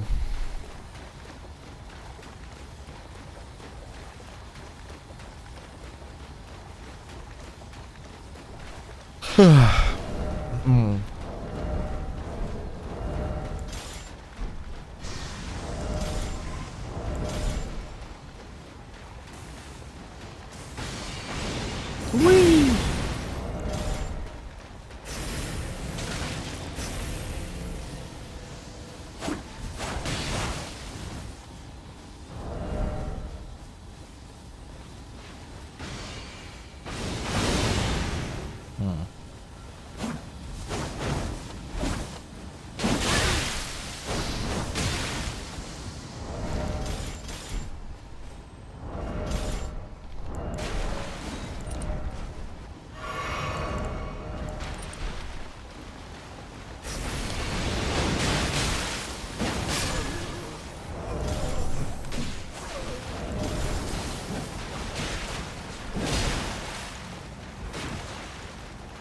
Dude, it's incredible how smooth the game feels like on PC. Just completely different level of smoothness. I absolutely love it.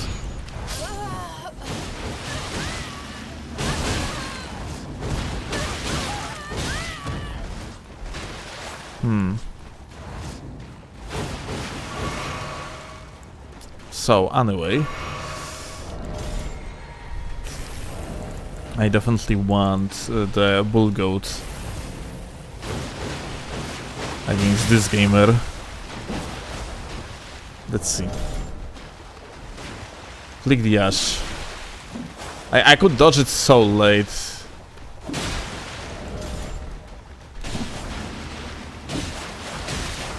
Oh. I actually didn't want to kill him here. I wanted to parry his ash. Oh well. I click R1 one too many times.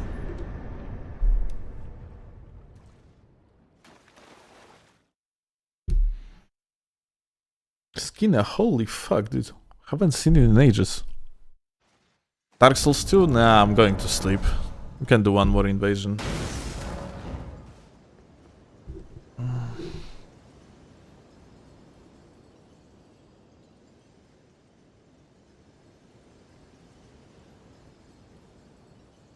But if Seamless wouldn't be so incredibly janky, I would be fucking playing it so much more. Like, just because of the PC gaming. PC gaming is amazing.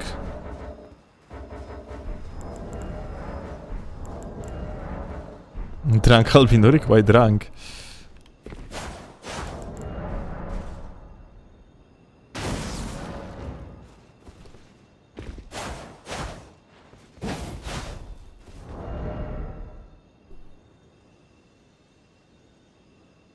Maso, since you are playing a lot of Seamless, under which angle do you have to approach someone that got knocked off the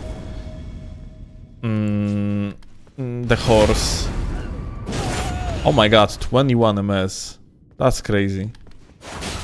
Unfortunately, AFK.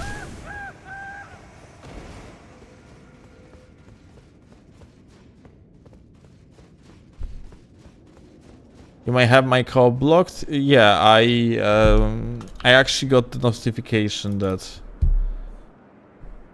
I have someone blocked.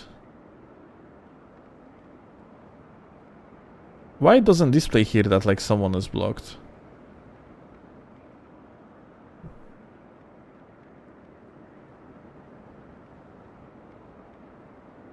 Not this guy.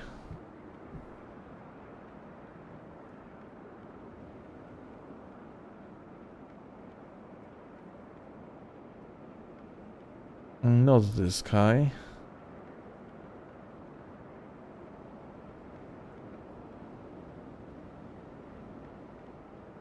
Not this guy. I don't know who then.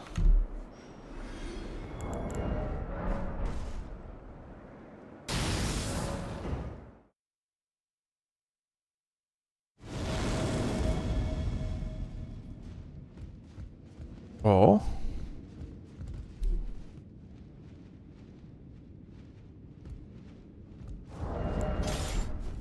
So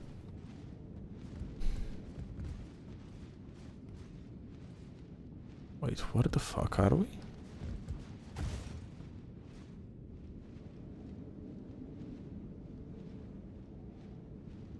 Wow. I'm a tiny bit confused. Frankly. Ah, here we go. Are they like above?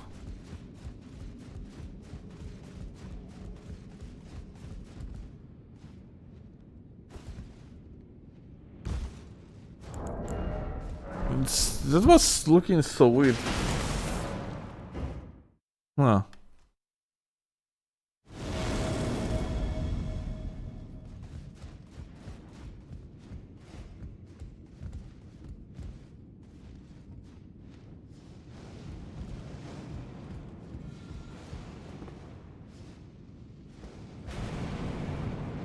Wow. Seamless junk. Hell yeah. Amazing.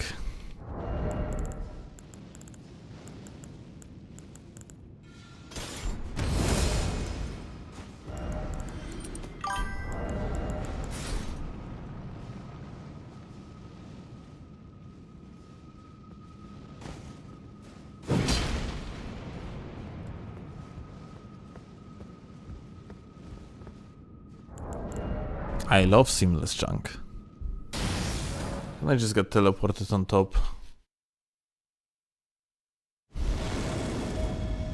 Hell yeah.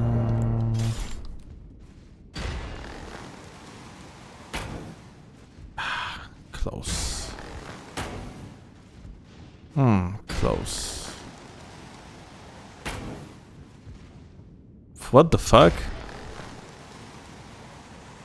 What?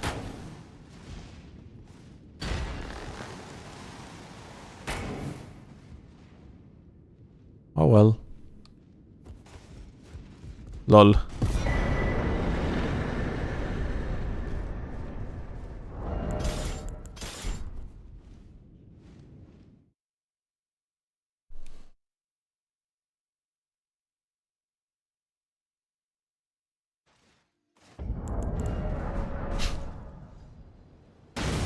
But no, I have entire tutorial on it.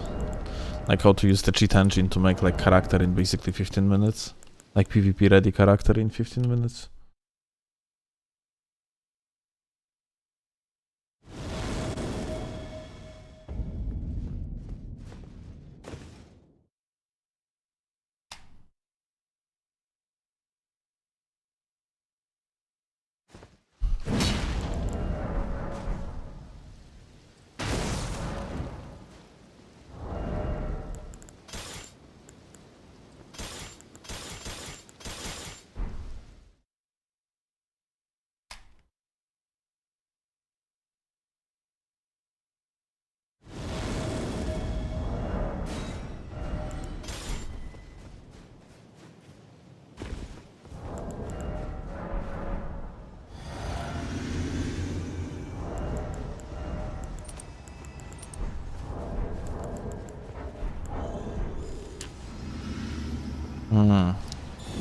Wait, how much?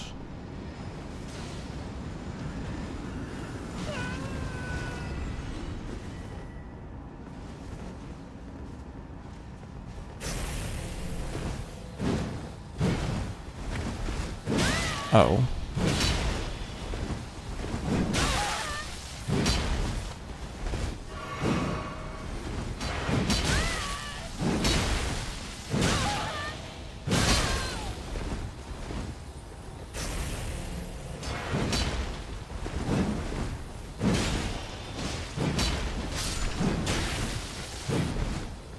Double rolling moment.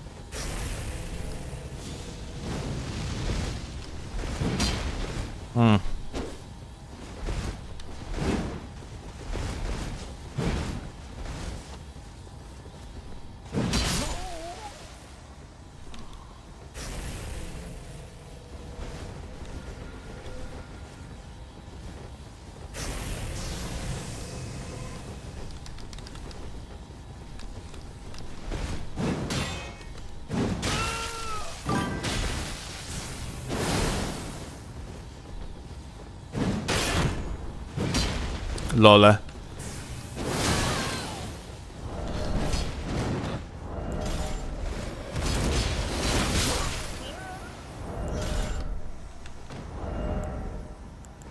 Very humble gamers. GG.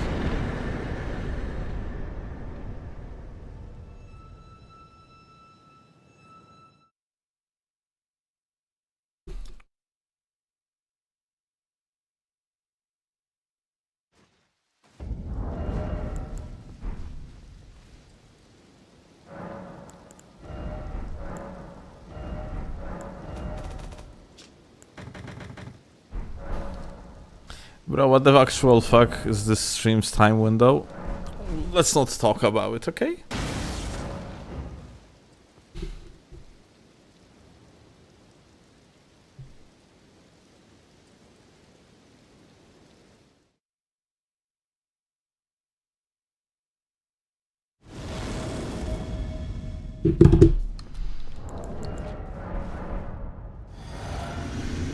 Hi.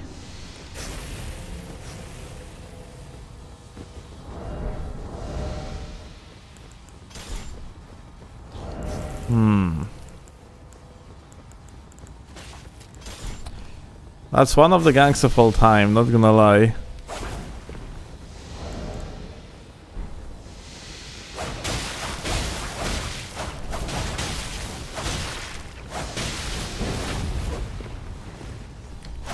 Giga toxic.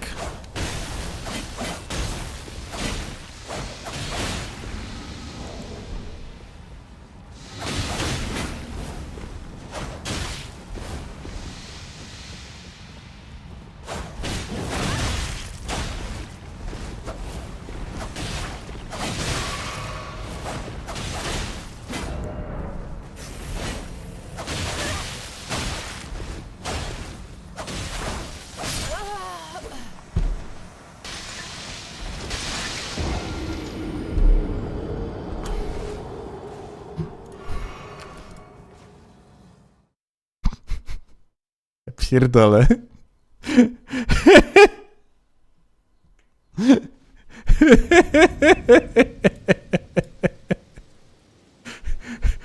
What the fuck is this? Actually, what the fuck?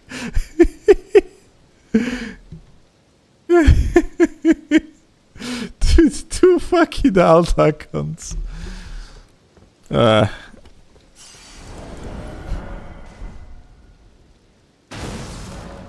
Can't wait for the YouTube upload, 24 views. Yeah, sounds great, dude. Fake Chinese players, apparently.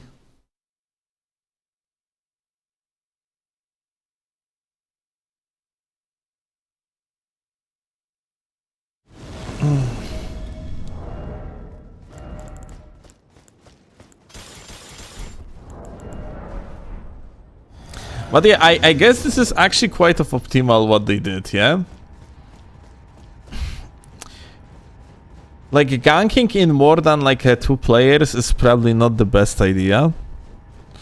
You rather want to just like play as 2, yeah? Because then it is impossible to get like to get help, yeah, as an invader.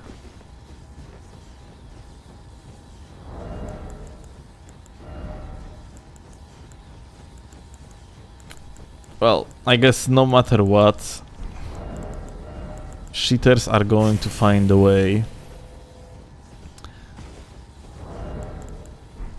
to fuck you over. What the fuck? Wow.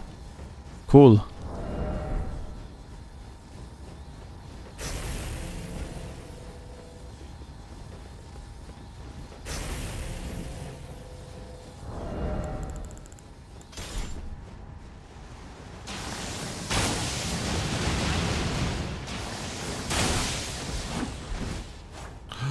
What?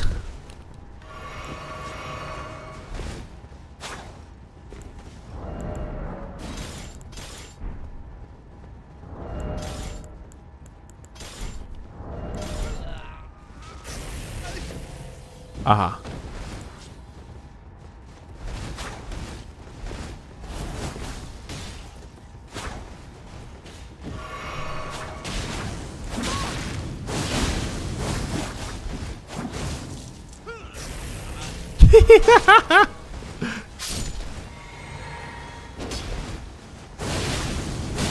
Aha.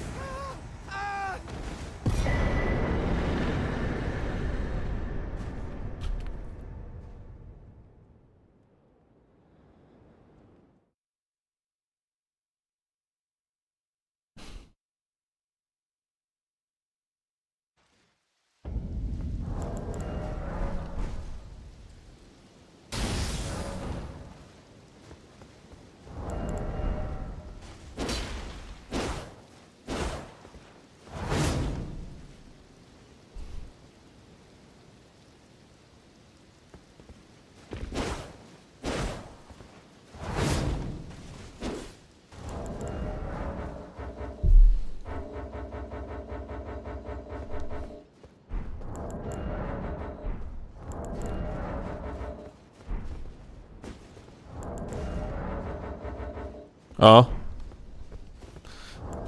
Cinderella eat it.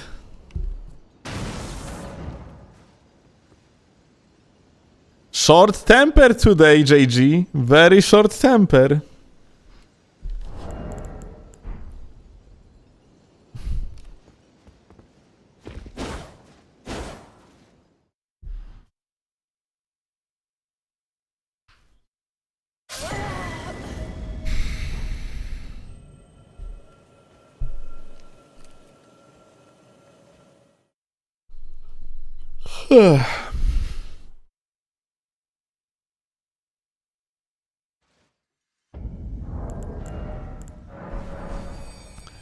Why invade on Seamless? Isn't it full of cheaters? Dude, if Seamless would be full of cheaters, that would be fucking amazing.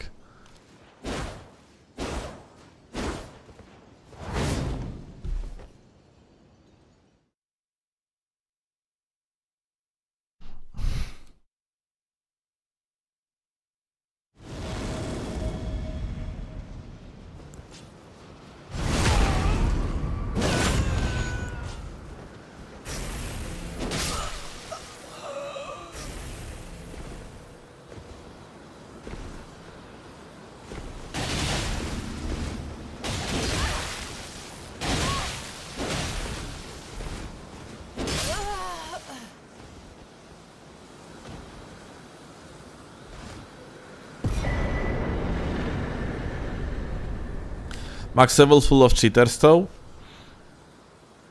Probably, actually. If I go to bed, one more.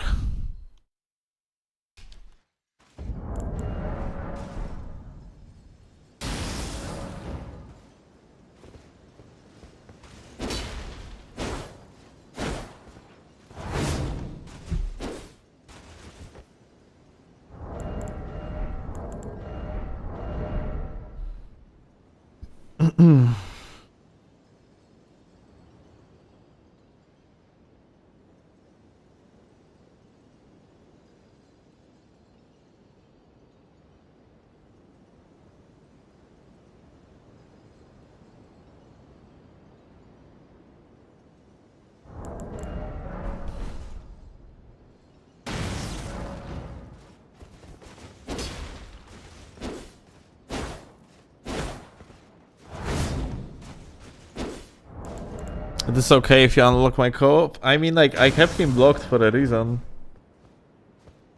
So probably not. Not planning to unblock anyone.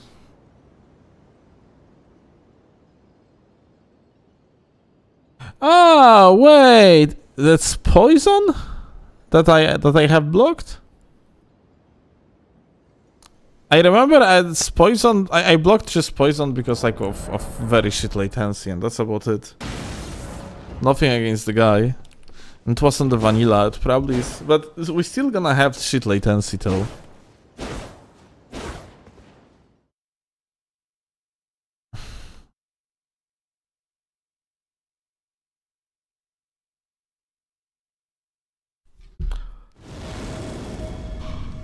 Okay.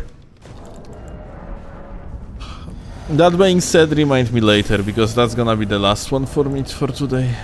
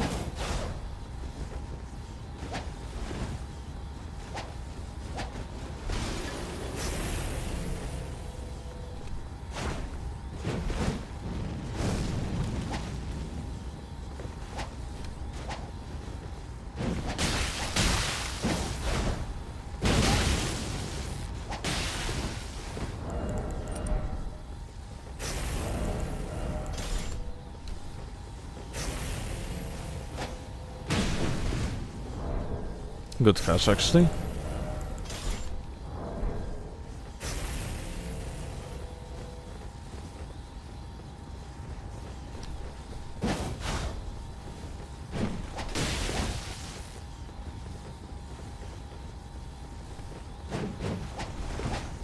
Oh, that wasn't like...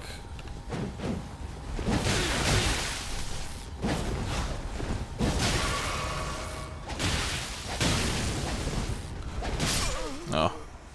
Unfortunate side jump or side dodge. Oh well.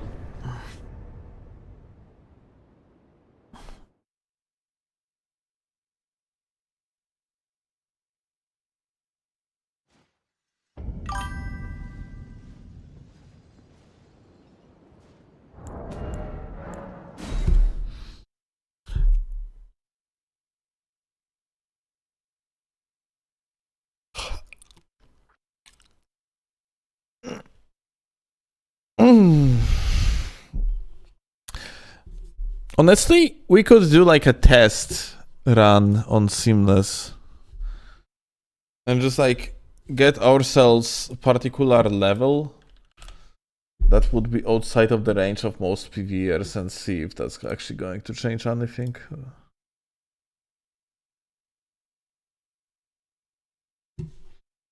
Let's go to Vale. Gamers, thank you a lot for watching. I'm going to sleep. Much love to you all. Fun stream, honestly. Very fun stream. So yeah, have a good one, guys. See you later. Bye.